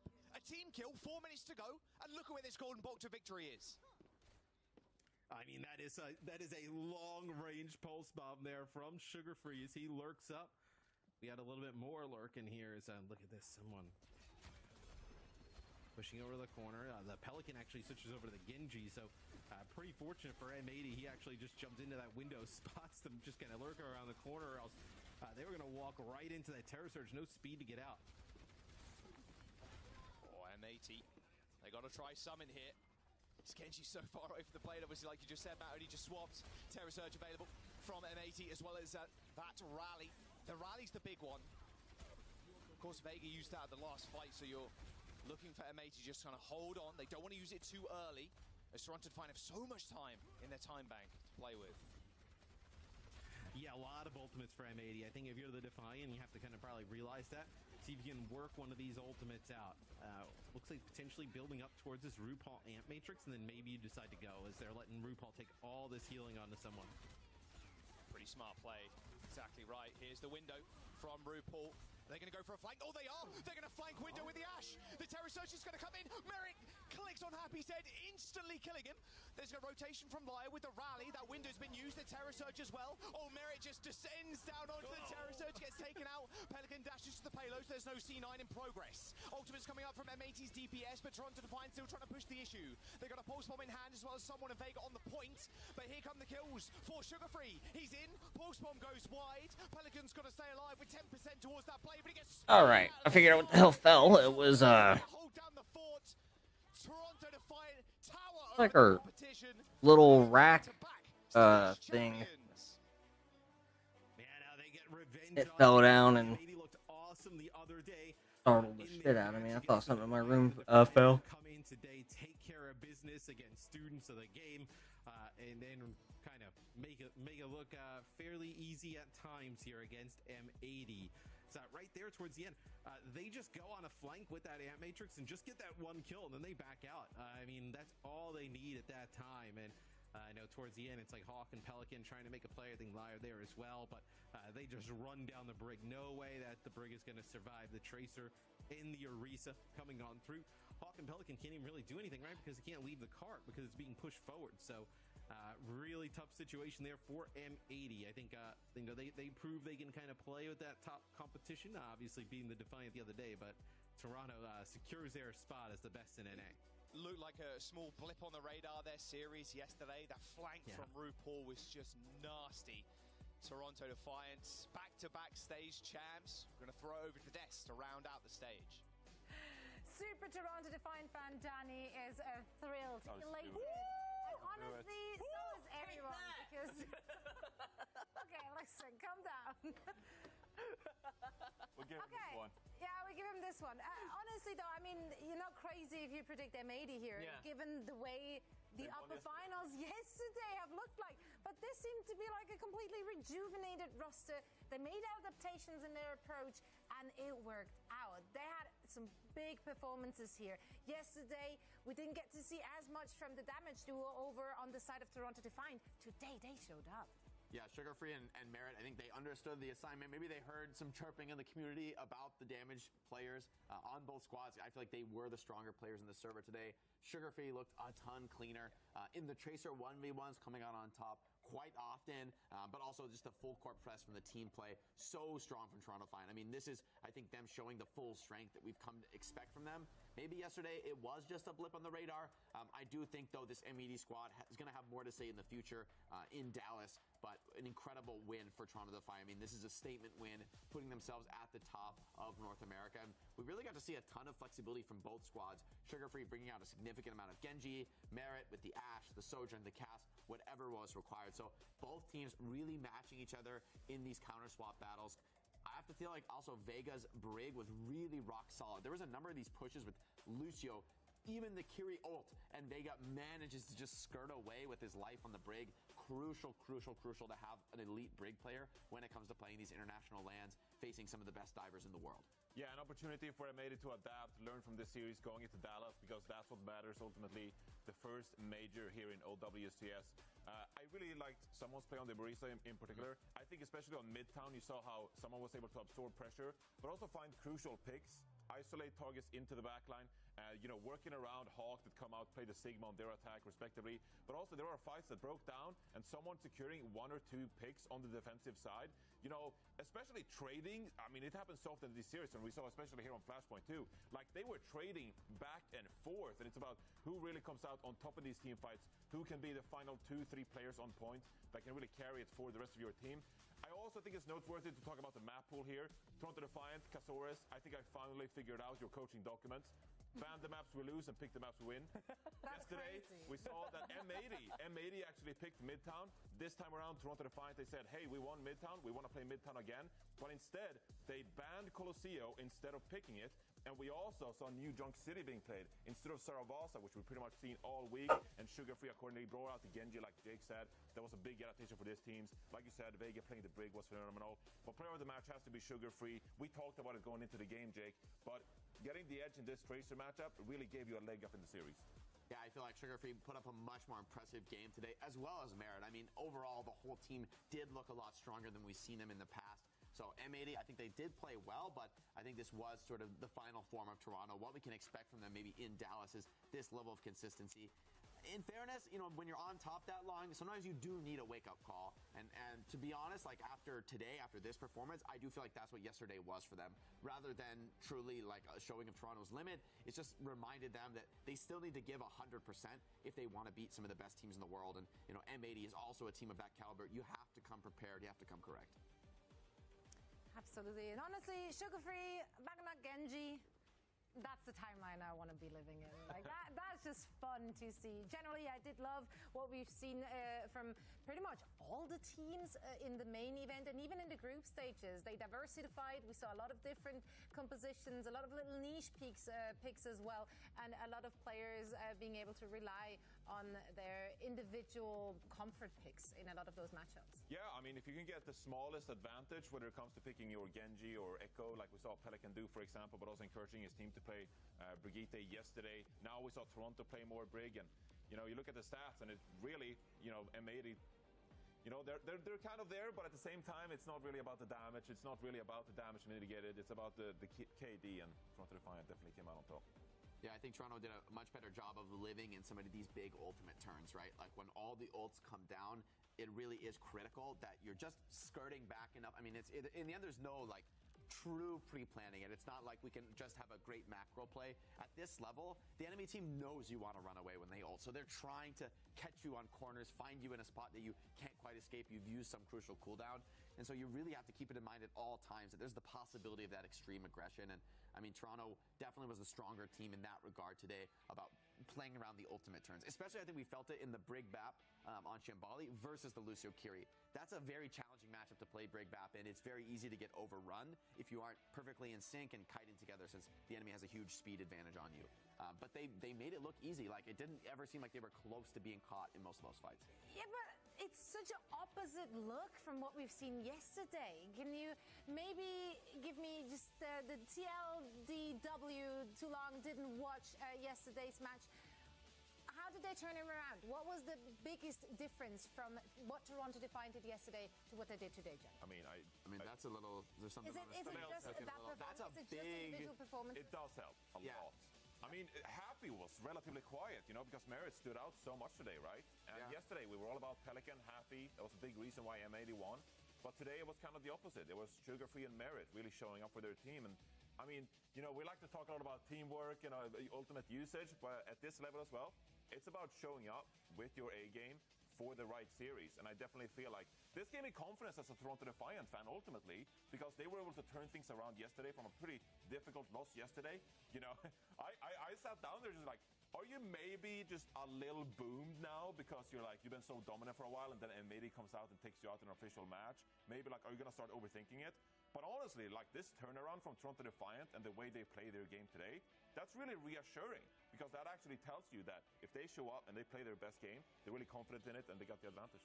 And also they played 7 maps total the whole day, right? With the first match and then against M80 too. So Toronto Defiant just being able to, you know, be focused for that long, it's another great, I think, asset to have, or like ability to have. I mean, and that's what you want, to be honest, right? Like, the upper bracket final, maybe you don't have your best game. Well, you have your best game in the grand final. I mean, like, that's exactly what I want from players if I'm building a team, is I want the guys who are going to do the best under the most pressure. I want the people who can take that pressure and turn it into something incredible. And I really feel like, I mean, for me, Sugar Free and Merit are maybe those guys. Sugar Free was, in particular today on the Tracer, noticeably stronger. That, I mean, some of these pulse bombs changed the course of the game, whether it's the Lucio, I mean, Shambali in particular, right? A couple huge pulse bombs from Sugar Free lock in the series victory.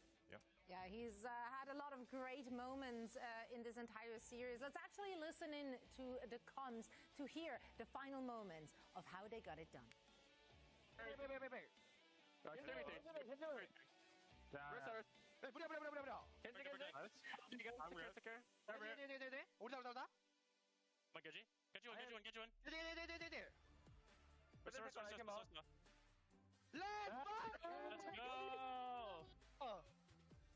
The team obviously elated. They got their revenge, they got the victory, and they now have the title of the best team in Stage 2 in our NA region. And now it is time to talk to 2 of their players.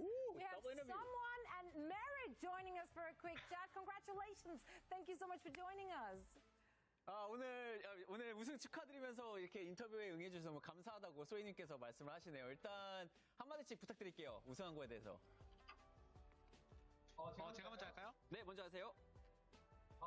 일단은 솔직히 말해서 저는 무조건 북미를 먹는 게 맞다고 생각하고, 근데 이제 어제 져가지고 좀 제 자신한테 실망스러웠지만 그래도 다시 우승해서 기분이 많이 좋습니다. 네, 일단 메리트 선수 듣기 전에 먼저 서먼 선수부터 일단 제가 통역을 먼저 해드릴게요. Let's start with let me go translate and then we'll go into Merit sense as well. Someone said, you know, he felt that it was his duty or his like right to like win over the best NA team title. Of course, yesterday because they did lose, that made him sad, but he's really glad to you know, take the title back and win become the champions for the North America region. All right, Merit, how about you? 메리트 선수는요? 일단 저번 경기 때 ML이한테 졌었는데 그게 이제 저희한테 경각심을 갖게 해줘서 그런 저희 문제점들을 보완해서 이번에 쉽게 이기게 된 것 같습니다. Definitely the loss against M80 was a big wake-up call for all of us on Toronto. Definitely because of that, we were able to fix a lot of mistakes from that match, and I think that is how we were able to win today against M80 one more time. So I guess I'm curious, I want to ask Merit personally. Yesterday, a big stand was Pelican and Happy had great performances.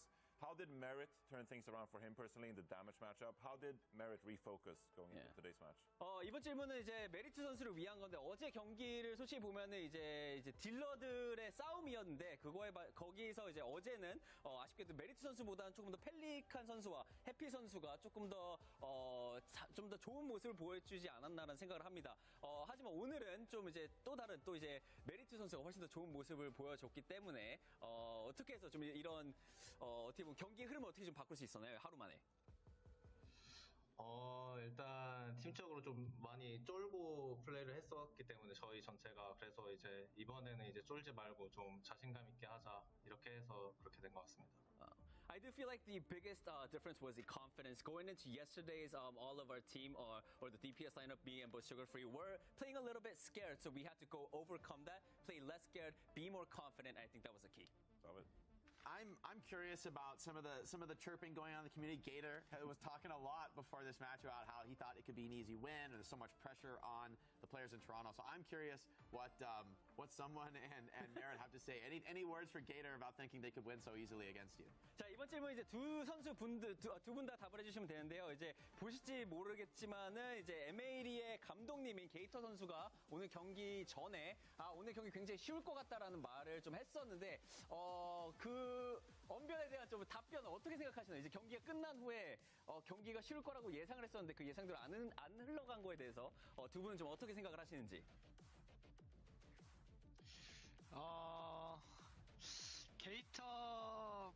게이터 감독님이 준비를 제대로 안 하다가는 방탈당할 수 있으니까 좀 더 준비를 하셔야 될 것 같아요. So someone says, I mean, Gator, if he doesn't really prepare, he's probably gonna get knocked out super fast. So he should probably go back to, reworking his strategies. All right, Merritt, how about you? 메리트 선수는요? 일단 게이터 감독님이 일단 자기 팀들이 이제 지기 쉽다라는 말을 한 것 같아요. 제가 생각하기에. Alright, so Merritt says that I think he got it wrong. Maybe Gator said it was going to be an easy loss for the MAD. Makes sense. I misheard. Of course. Alright, I'm going to close it out. My question is, I think going into Dallas, we're going to see it's going to be the first time that we see all of the regions going to be played together. So, someone at Merritt, to be honest, what are your thoughts on if you could do a ranking system with Asia, NA and also EMEA, where would you put NA in that tier list? In your honest opinion. 자, 마지막 질문으로 저는 이제 궁금한 게 이제 달라스를 가면서 처음으로 이제 새 대륙들이 이제 처음으로 만나는 그런 경기가 될 텐데 두 선수는 어떻게 북미가 아시아랑 이제 뭐 EMEA 이쪽이랑 같이 이렇게 비교를 했을 때 티어를 먹인다면 좀 몇 순위에 있는 것 같으신가요? 저는 솔직히 말해서 사탕 발린 말 하기 싫어서 팩트만 말하자면 토론토, 코리아, EU, NA인 것 같습니다. I mean, he just said it. He just added, he doesn't want to sugarcoat, and he wants to get the straight facts. Toronto, Korea, and then he said EU, NA. All right, Merritt, how about you? 메리트 선수는요? 유럽 쪽은 잘 모르겠고 일단 북미 아니면 한국인데 솔직히 이제 경기를 해봐야 알 것 같습니다.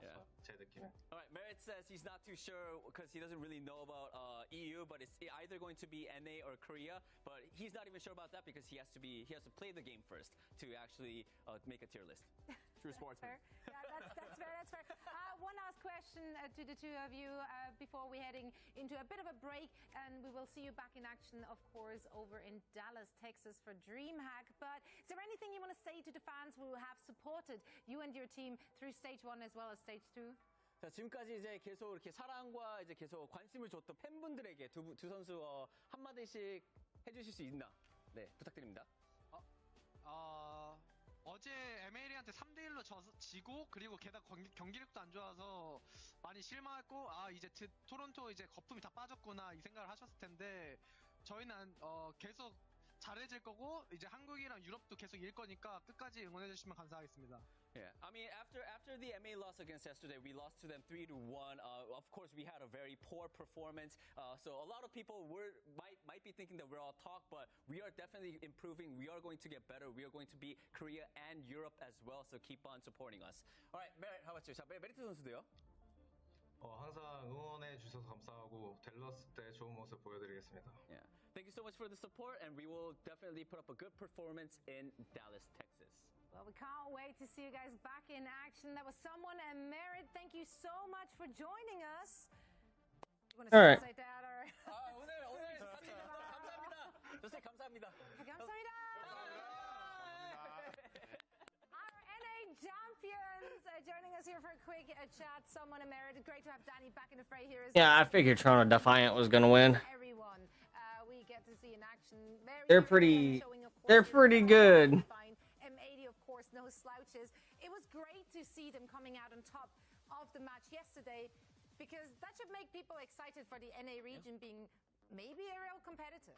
I mean, I think this is really important, actually, for Toronto. For Toronto fans, if anything, you should feel even better that they took a loss and they're able to rebound from it like that, come back so much stronger. Because you better believe in Dallas, even great teams will take losses. The real marker of the champion will be the team that is standing in the end. It won't be about, who wins early. Sure, that's nice to see, build some confidence. It's who's standing in the very end. And so for Toronto to show that resiliency, they hadn't had to yet, right? They just hadn't had a real test. And this has been that opportunity for them to prove what they can do under pressure, and when people are doubting them, that they can still rise even above that. So really excited for this team in Dallas, and for MA to be a true competitor out of North America, that there's actually a sort of a second team coming out of NA that really can take it to the top teams. And also, there's another different factor, because everyone's going to be playing on LAN. They're not going to be at home playing in front of a computer. Now they have to play in front of thousands of fans, and I feel like that's going to be a huge factor for all the teams that are competing as well. That's right. Lanimals will be released in Dallas, Texas. Let's actually take a look at the teams which did make it through a grueling stage, followed by group stage, and now a main event, of course, in all our regions. I mean, you'd be lying if you don't see Team Falcons and Crazy Raccoons to be the teams to beat. That's being honest. I want to be super clear. Crazy Raccoons and Falcons, if you just take them as individual teams, each one of those rosters is arguably the strongest super team we've ever seen built in Overwatch history. Those teams would not have been achievable, financially in Overwatch League. It would just not happen. But that's the nature of OWCS. It's brought these incredible super teams together. And to be honest, Crazy Raccoons and Team Falcons are Oh boy, here we monsters. Oh shit. Here we go. Toronto Defiant versus Twisted Minds. Toronto's gonna get that. I'm gonna call it. I haven't really seen Crazy Raccoons and Team Falcons play because they're on the Asian bracket. But we'll see when this comes out. But it's Sunday, right? They really are globally elite on Yeah. this style. So hopefully tomorrow. The meta, and to be honest, with Venture coming in, I think Venture really is a strong hero. I think they will see playtime. It will change the style of the game, because I think that hero competitively has really a ton of potential, can hold objectives for a very long time, and I think that's really going to be good for Space Station, actually. I think it's going to play towards these brawl styles. Will Team Falcons be thrown off by the style that might see from ends, or is that just going to be like... I don't see... I can end the first part of your question. It's Falcons. This is so boomed. Probably not. Probably not. Yeah, look, I might even extend that to Crazy Raccoons versus M80. As much as I love Happy and Pelican and the rest of the They're gonna get boys, sogged. It's an uphill battle. Crazy Raccoons, Falcons, we already said it. Probably gonna be favored in this one. Anything can happen. I think Toronto Defiant might be feeling pretty good about this one. Damn, Space Stations and students of the game. Twisted Minds, obviously a force to be reckoned with. They're fighting out. I'm gonna say that Space Station's gonna get it. To figure out your main tank position. I would like to see Ents take the victory from Team Falcons, mainly because of the rematch between them and Space Station. But I think Team Falcons are going to dominate. And then, like I said, Crazy Raccoons are going to beat them. Toronto Defiant's going to dominate Twisted Minds easily. You can be there live and in person, joining us, celebrating the best in the scene. Get your tickets right now for DreamHack in Dallas. We will be there, and we would love for you to join us as well. And you know what? Even if you can't make it in person, you can still participate in some way, not just by watching, but also by joining us in our crowdfunding efforts because that's right. For the first time ever, we actually will be crowdfunding or boosting. No, you're not allowed to boost. Bolstering. That's the word. We will be bolstering, of course, the prize pool with a crowdfunding effort, and that, of course, always includes some very, very cool things. How will we do it? What are we getting? Well, what are we getting? Glad you asked. Fire. I'm just not gonna say anything. I just want you to look at it. It's look at it. I like. Oh my God. Open your wallets. This kid is actually. Hey, get your credit cards out. Get your credit cards out. I just bought the Mythic Hanzo. We got the anime hair Hanzo. It's actually going crazy. Azure Flame Legendary Hanzo skin from the season. Look at those boots. Those boots. Those kicks are. I need those boots for Dallas. That's hot. That's hot. You're gonna sweat a lot, bro. If you're wearing that in Dallas. It's a bit. I'm gonna say it. It's a little Dallas fuel like. It's a fueling. Yeah, it's a little reminiscent of Dallas fuel. I like Dallas. I have a feeling we'll see a lot of those colors in Dallas. Yeah, that's true. That's true.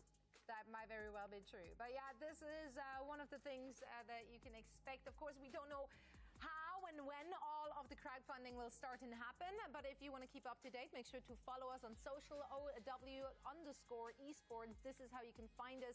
And we will, of course, keep you up to date on everything you need to know about our first LAN event, the first in-person LAN event for the OWCS. We are so excited. But first, we'll be heading into a bit of a break, and then we will be back with more Overwatch action. For now, we have to say goodbye from us here at the desk. Danny, Jake, Johnny. It's been a fantastic 4 days.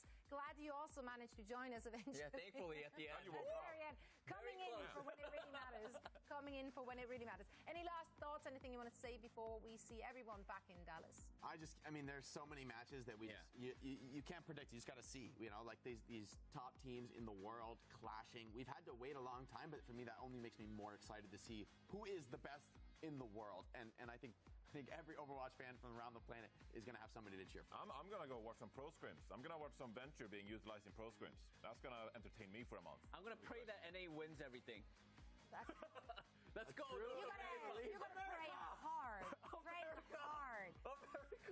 Yeah, you gotta really channel and focus. Let's see if we can speak it into Toronto, please. I'm the biggest NA fan of all time, but I watched Crazy Raccoon and I did too, but Falcons play, and it's over. Toronto has it is a chance. scary. I saw it today.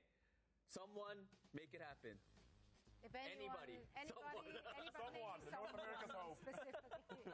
You'd love to hear it. Guys, thank you so much for joining us. And now we're going to see you in Dallas, hopefully. But stick around today, because if you want some scoops behind the scenes, well, we are going to raid up Sojourn. She's got player POVs and giveaways, so make sure to tune in. Say hi from us. It's bye from now. Thank you so much for joining us. We see you in Dallas, Texas for DreamHack. Bye. Let's go, DreamHack. See you soon. See you in Dallas. Dallas. The only game.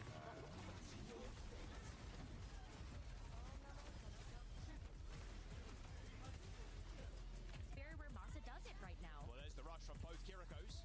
And now Kev's high for a target. FD got Ajaxes. Kevster gets the kill on FD. Got no sound barrier.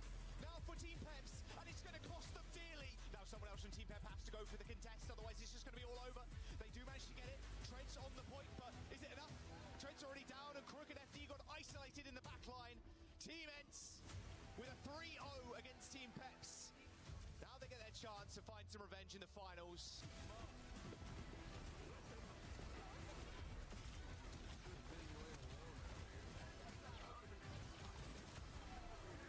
Damn.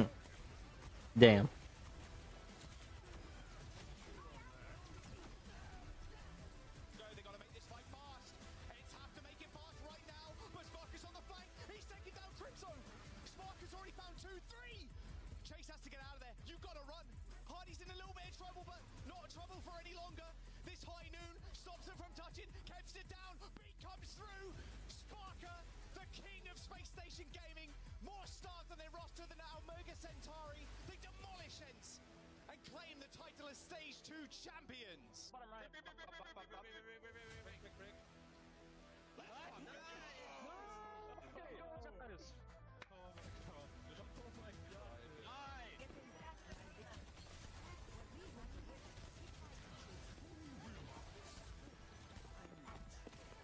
Dallas Major is on 31st of May. By someone's primal rage. They got too much health now. I mean, this is over. Toronto Defiant, exactly how they dispatch with students in that upper bracket. Look, these players have made Winston seem like he was very, very fucking good. Like, I'll sit here and say that they made him look like he was very fucking busted. For Winston. Winston ain't that strong of a tank compared to like some of the other ones. Other than that, the fact that his Tesla gun just ignores fucking armor. And just seeing them just rock with Winston half of the time and just kill shit instantly is fucking nuts.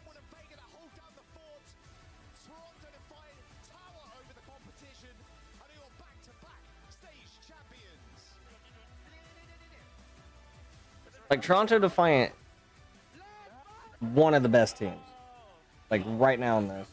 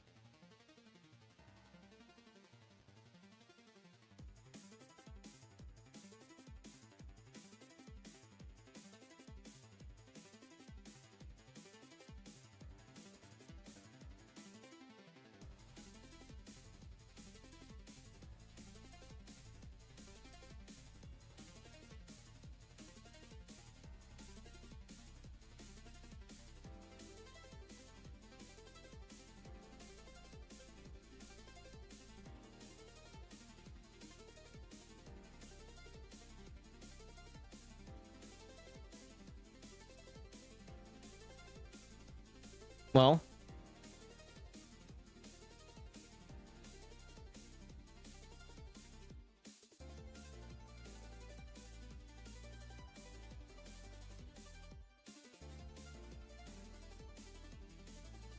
been live for like 7 hours because we was watching this. I still got plenty of time to game, and I intend on gaming.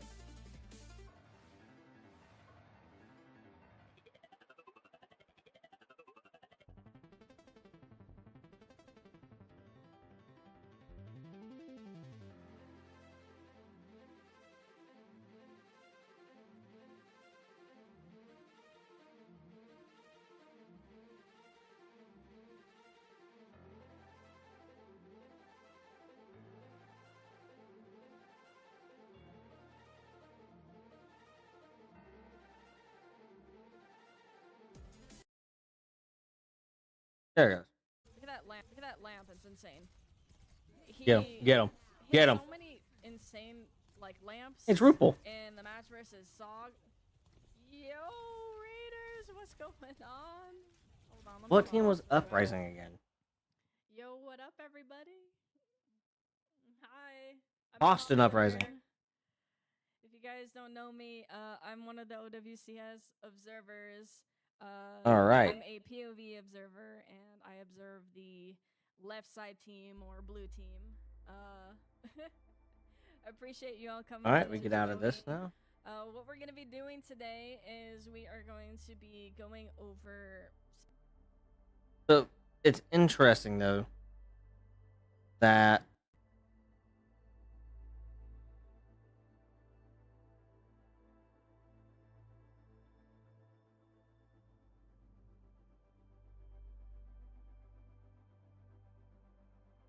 It's interesting to know that we get a new Hanzo skin if we do whatever. I don't know.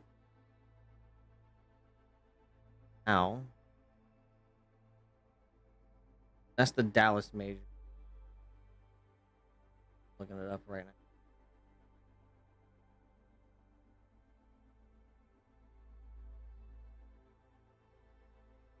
I mean, it's cool. So it is cool that we see, you know, other people.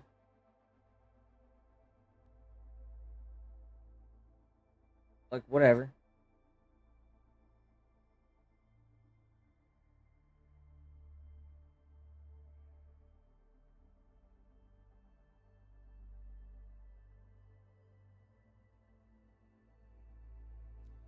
Alright, well, let's fucking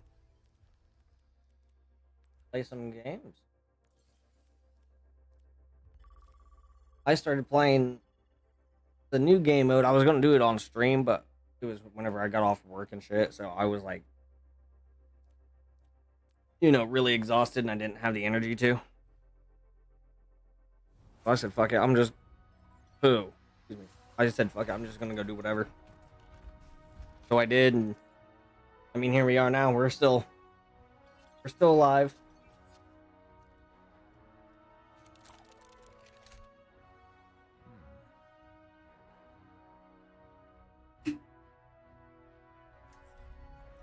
Someone needs to fill this saddle. You had it coming. Double kill.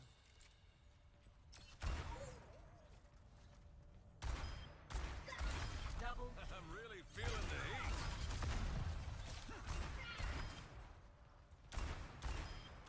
I'll never miss my mark.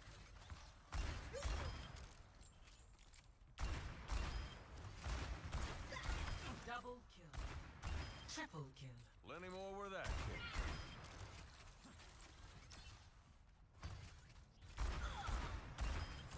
You'll need more grit than that.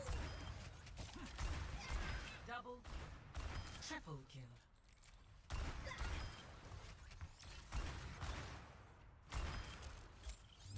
That'll tan your hat. Bullseye.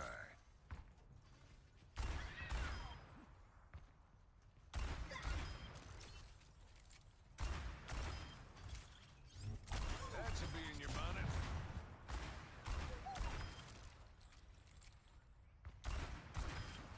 Dead on. Double kill.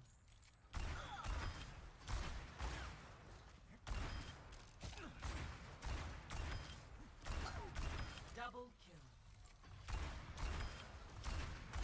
Double kill. Gotcha. Quit making yourself Double an easy kill. target.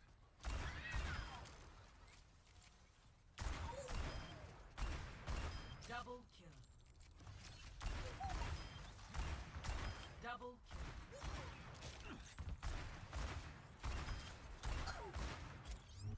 That'll tan your hat. Double kill. Triple kill. Clean them up nice. Ooh, that's where it hurts.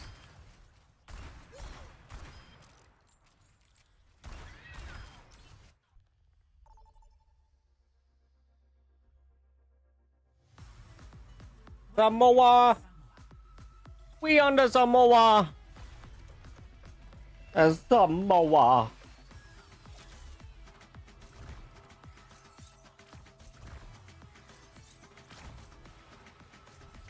Ooh.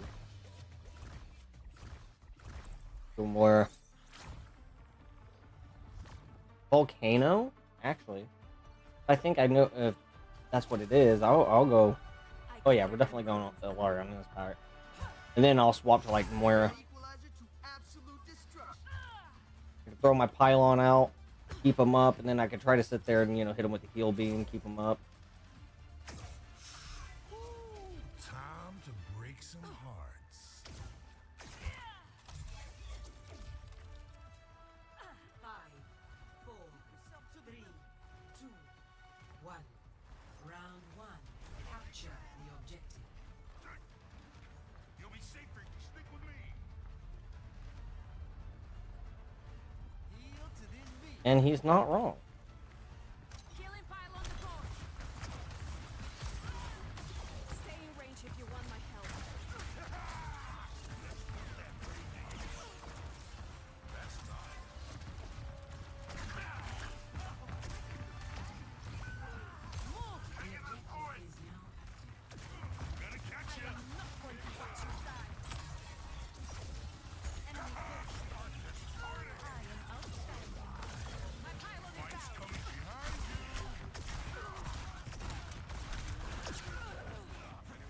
Okay.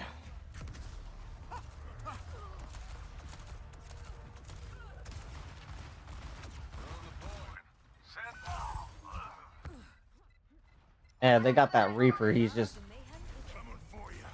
flanking behind us.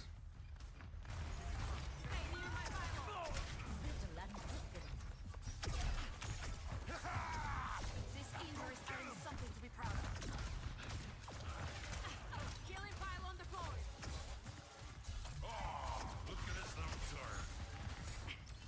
Can't get to him. Instead of him coming back to heal, I mean, to get healed, he fucking ran from the support. Like, I only can do so much healing. I'm about out of heals myself.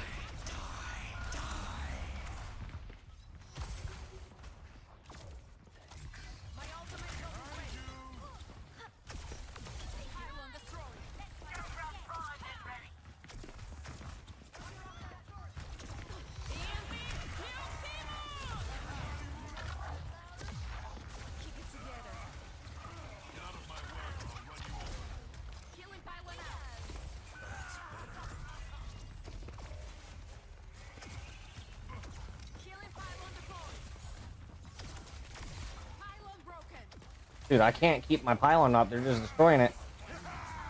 You guys are gonna have to start taking less damage because I only can do so much healing. Oh my god, bro. I can't place my pylon anywhere. They're destroying it. Like, they see it, they immediately go after it, bro.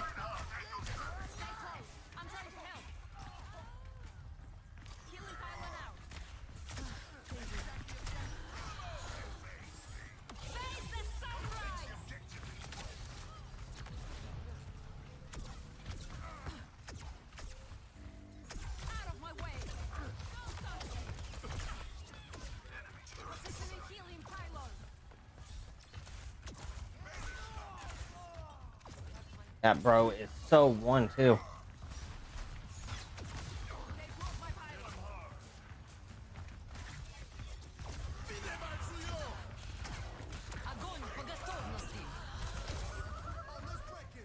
Yeah, no, they're just...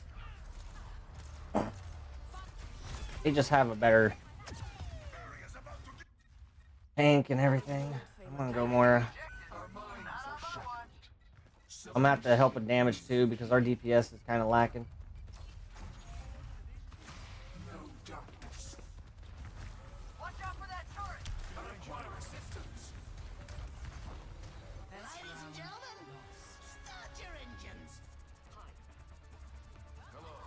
Literally no tank, bro.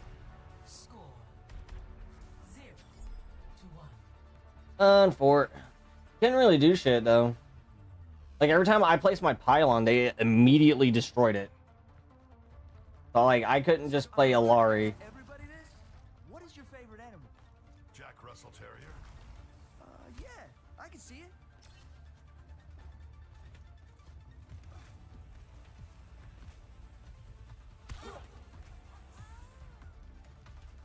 Zenyatta into the Lucio, which is fine. Because that's going to help out with damage big time. This Sword Orb. I can deal with that.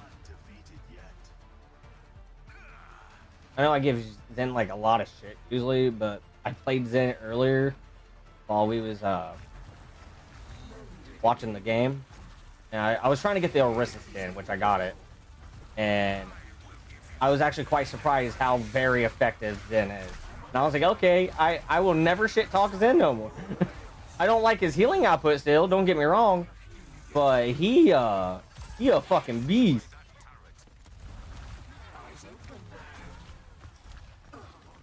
So they're like, I cannot gain any resource.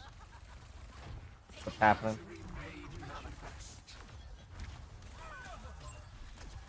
Somebody.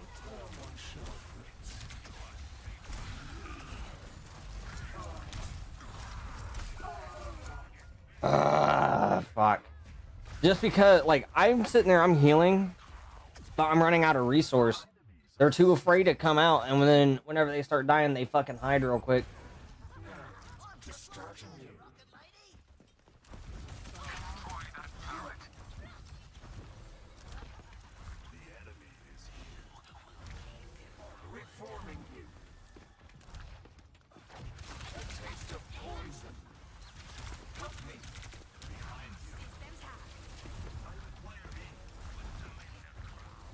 Fucking backline is just getting harassed over here.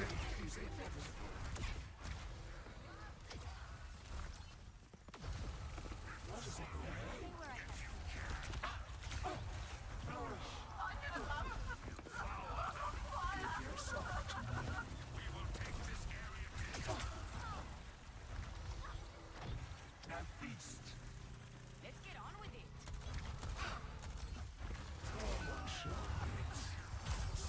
The enemy has placed a turret here.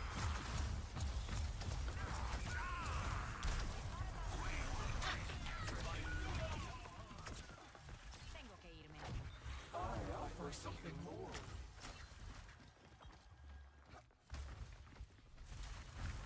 Systems hacked. That shadow consumes me. I am effervescent.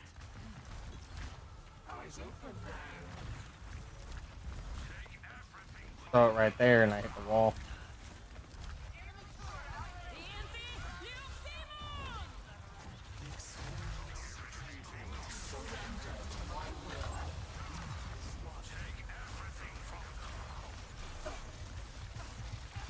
The point is vulnerable. Let us take it. Feel this. I burn.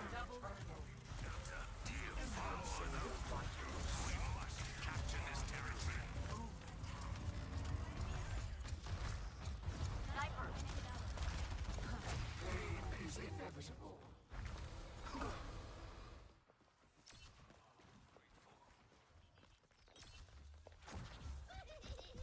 Your end is within my reach.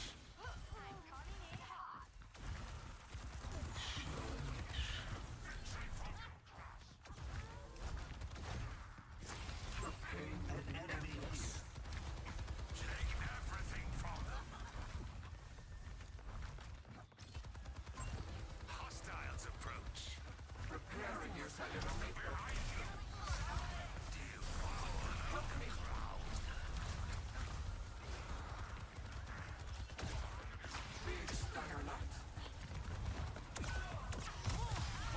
Rise, ancient flame. Ladies and gentlemen,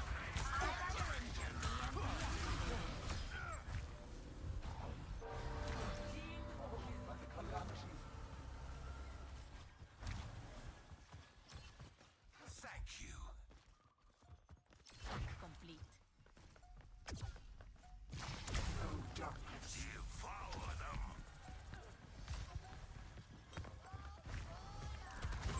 Enemy located. You are safe well needed.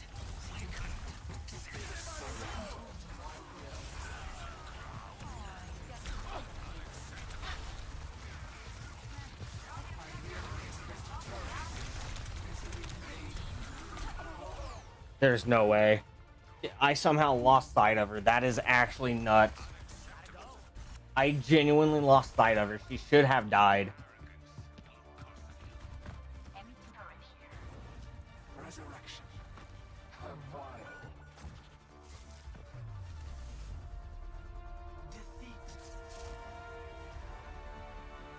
Yeah, we lost that, dude. Our tank was non-existent.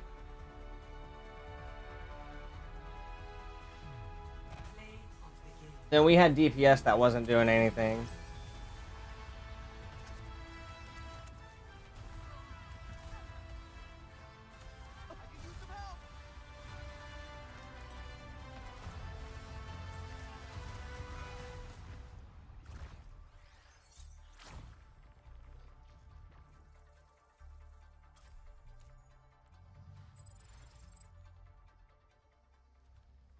That was just unfortunate. We should have had that, but it is what it is. Yes.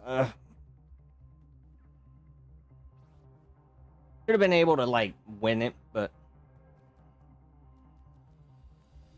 No, whatever. Tomorrow I'm gonna play comp because today I'm just gonna play quick play. Normally I'd also hop on comp, but I'll probably just play that tomorrow or something.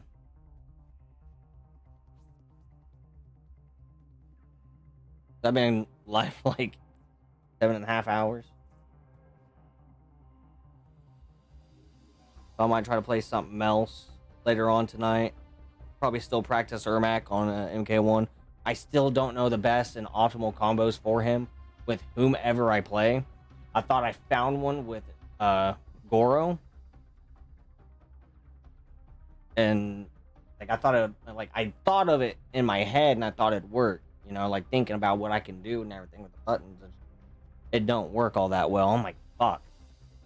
So I thought it would have confirmed a lot of shit and it didn't. Either you have to be very precise with it for it to actually confirm, or you have to do shit a lot sooner. And that's even a challenge.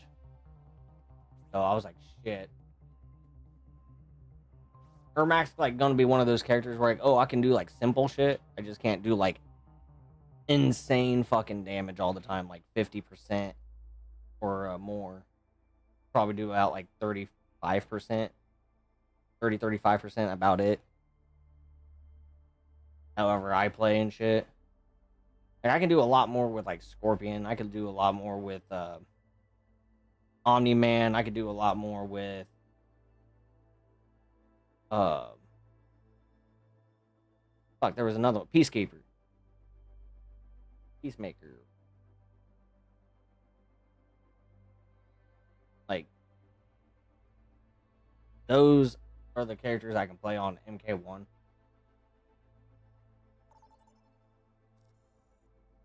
There's a combo I like to do with Peacemaker. It's fucking amazing, but it does all like it's pretty good in damage. It really is. What? Like what?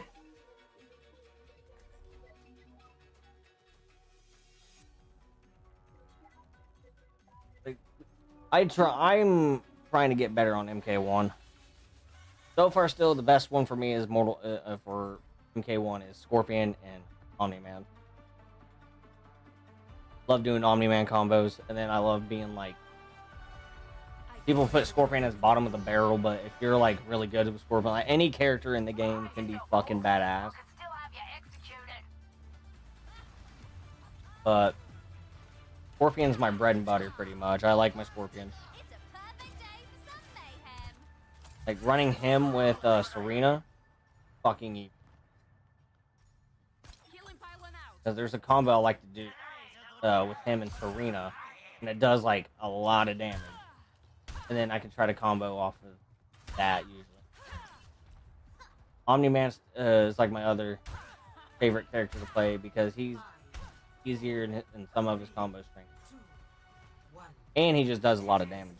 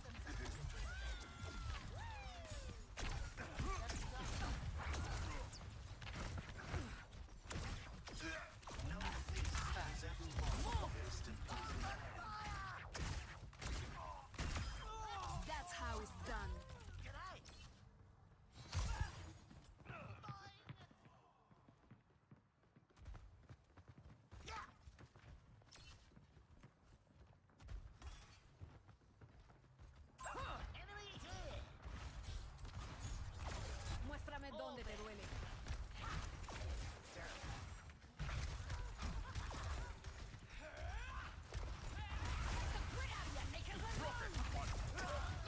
Oh.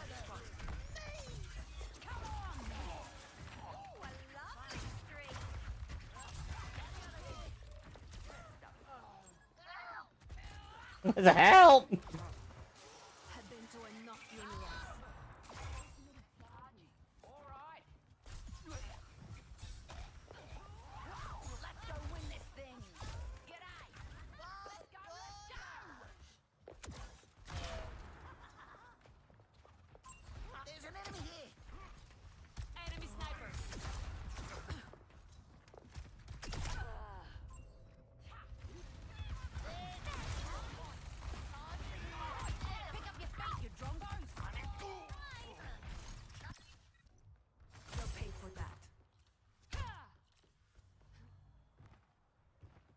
My pylon still up there? They didn't know.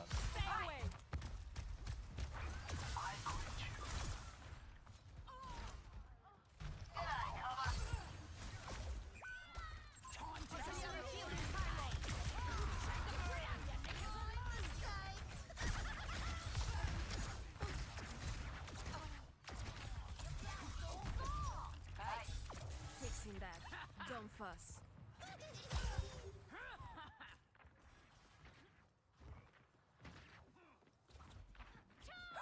I hear him. I don't know what the hell he's at.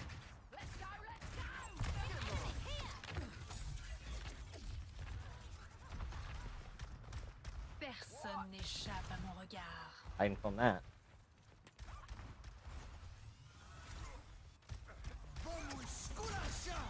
Ladies and gentlemen, start your engines. Double fire. Face the sunrise.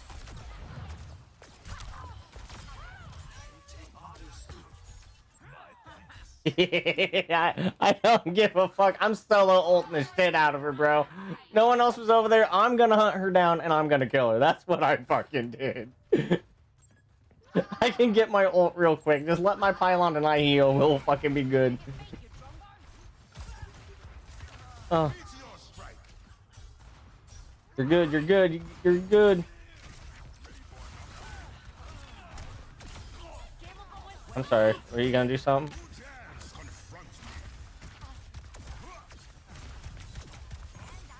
I'm missing all of my shots.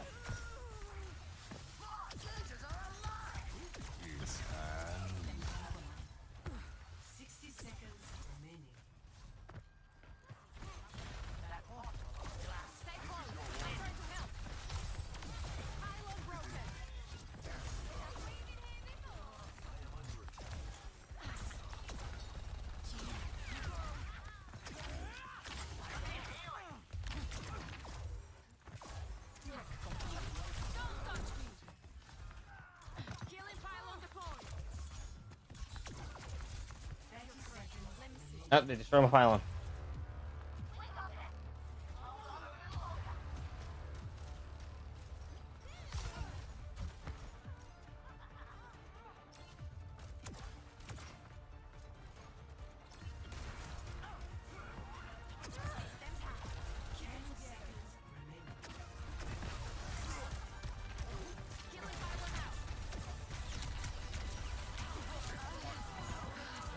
Ladies and gentlemen, start your engines. Let's take him to the wasteland.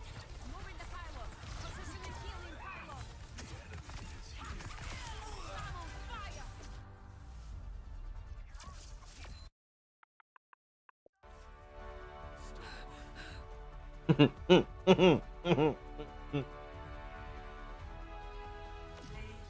Oh, and I got it. Okay.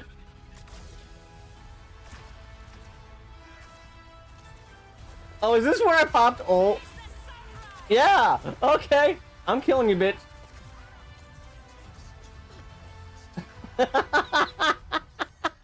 Okay. All right. All right. I fucking like it. I like it. Oh shit. I love the fact that you can also just re-queue while you're doing this now. That was a fucking quality of life change. I don't know if I ever mentioned that, but that is literally the best quality of life change they could added.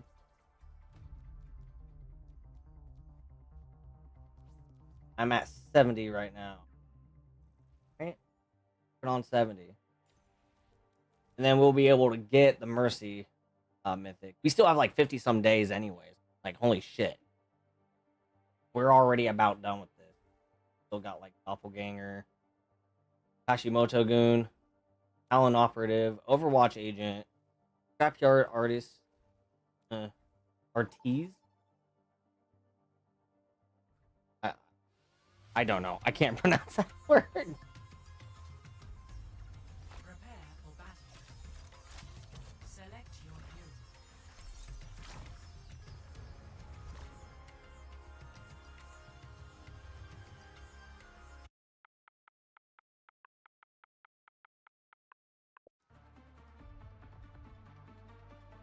I respond kindly.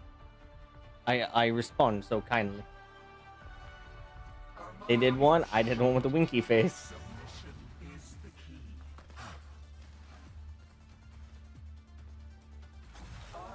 Something more. Stick together. Let me take the hits.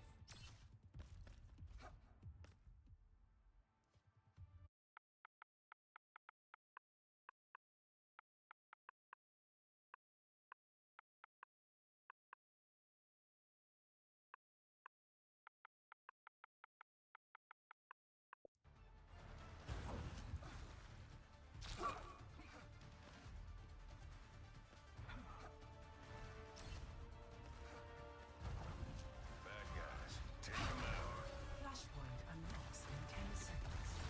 Assault will begins.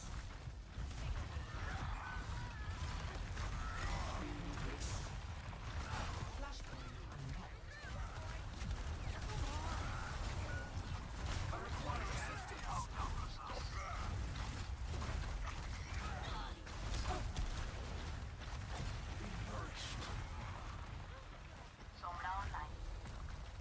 I'll take a reading.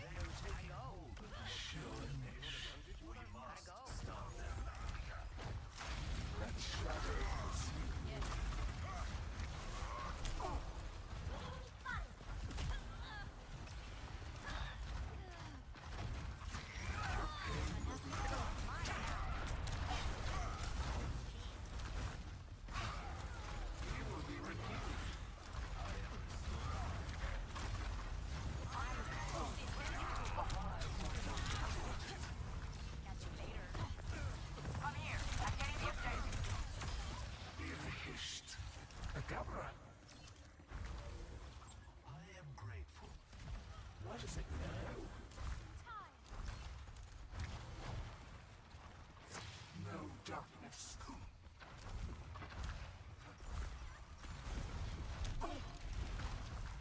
Damn, that was 100. Recover your strength.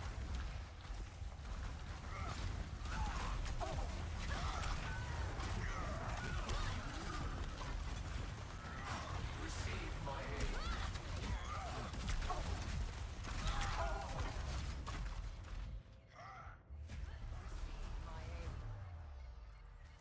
Activating self-destruct sequence.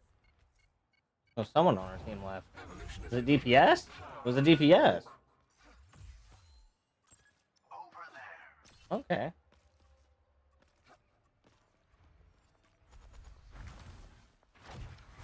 Misery made manifest.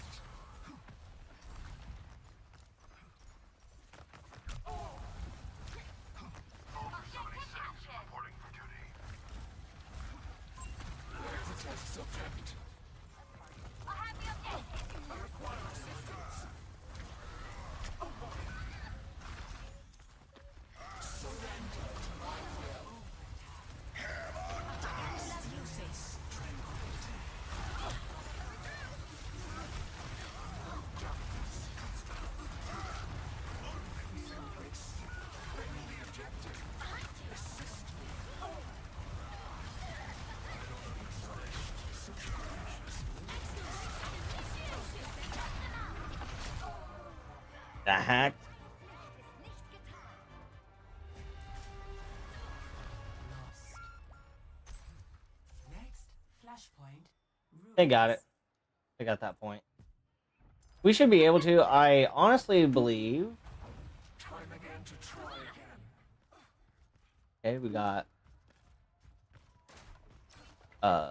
Venture. I about called him Life Weaver. I like Life Weaver is a different character, and he's a support. Like,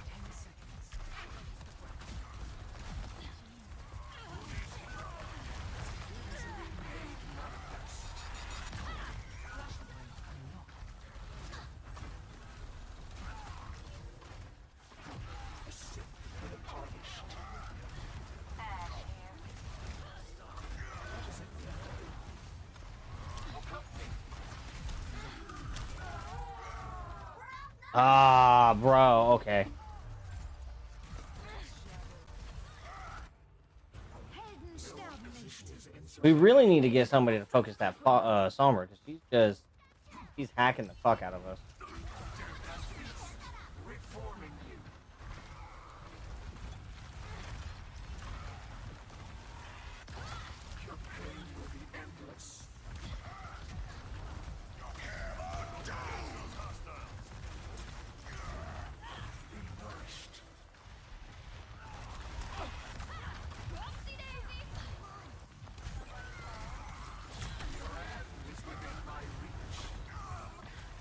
Dude, you need somebody to go in with a brawl comp.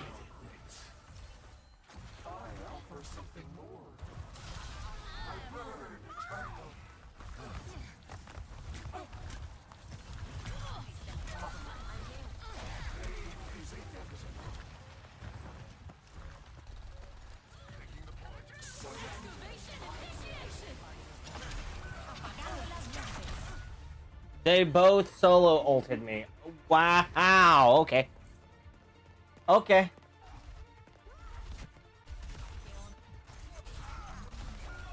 Sombra's just getting away with shit, bro. Venture's doing their thing, but Lifeweaver, not Lifeweaver, fucking shit. Sombra is getting away with everything. Apparently, everyone to me now is just Lifeweaver. That's the thing now today.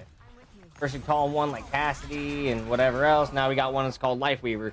So now everyone is literally Lifeweaver to me. That's how it goes now.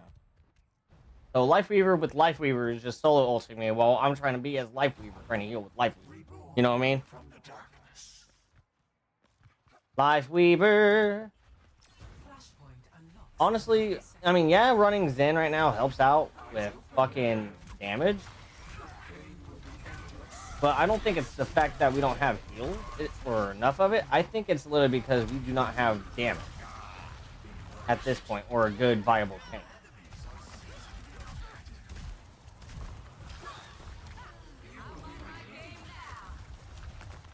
So I'm gonna have to throw a little bit more healing orb, so I can try to keep my team up.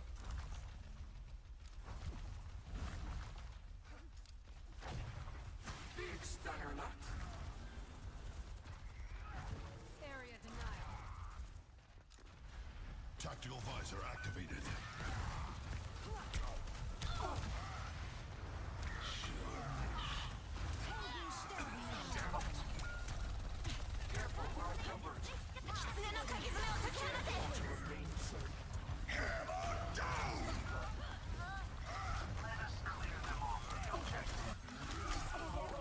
I can't get out of there anyways. I want to. So I'll just stop, let him kill me. That. Evolution is a painful path to walk.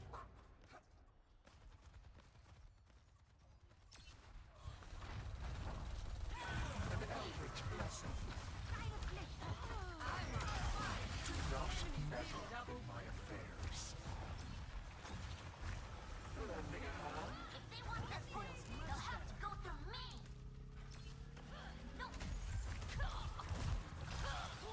Smackdown.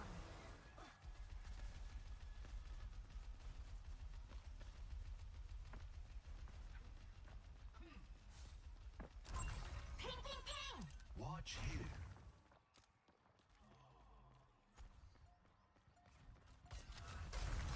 What is it now? Oh, they went hog? Endless.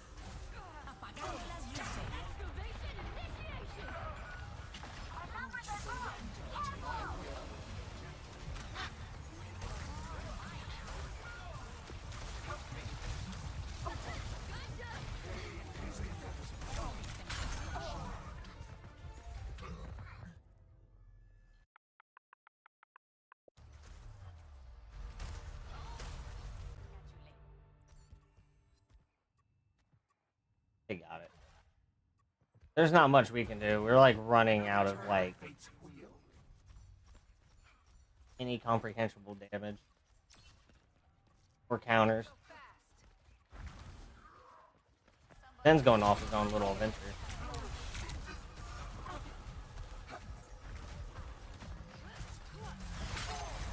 Oh, I'm in bear trap, bro. That shit hurt.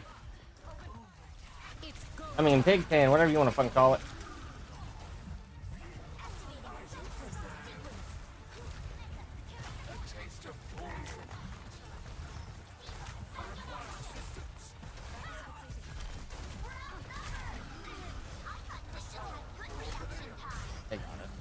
Nope. Nope.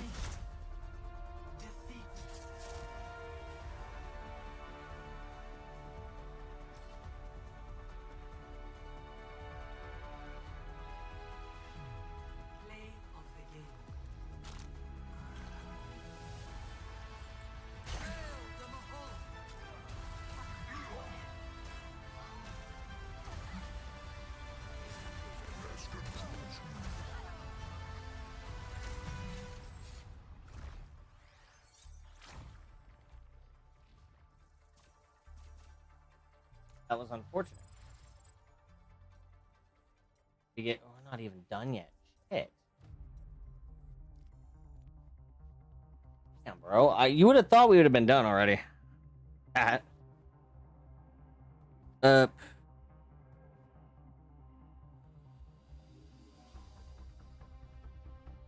would have thought we'd have been done with that, but I am gonna go ahead. I'm gonna call it. I hit like the wrong button. I had a brain fart. I'm sorry. But I am gonna go ahead though. I'm gonna call it right there. It was fun watching the Overwatch games and shit. I'll play more Overwatch tomorrow. And this time it would actually be just the game. I wanted to play like a few games on stream and shit. I mean, we didn't do too bad. The games today, like at least what I played so far on stream, have been pretty good. And then also during the stream when I was watching some of the other shit just to get the Overwatch skin, Orisa skin, from the game mode, I only had like to do a few things on there, so I played some of those, and those games were pretty good. Annoyed the fuck out of people with Zenyatta, but you know. But it is what it is. I'll see y'all tomorrow. Y'all take it easy.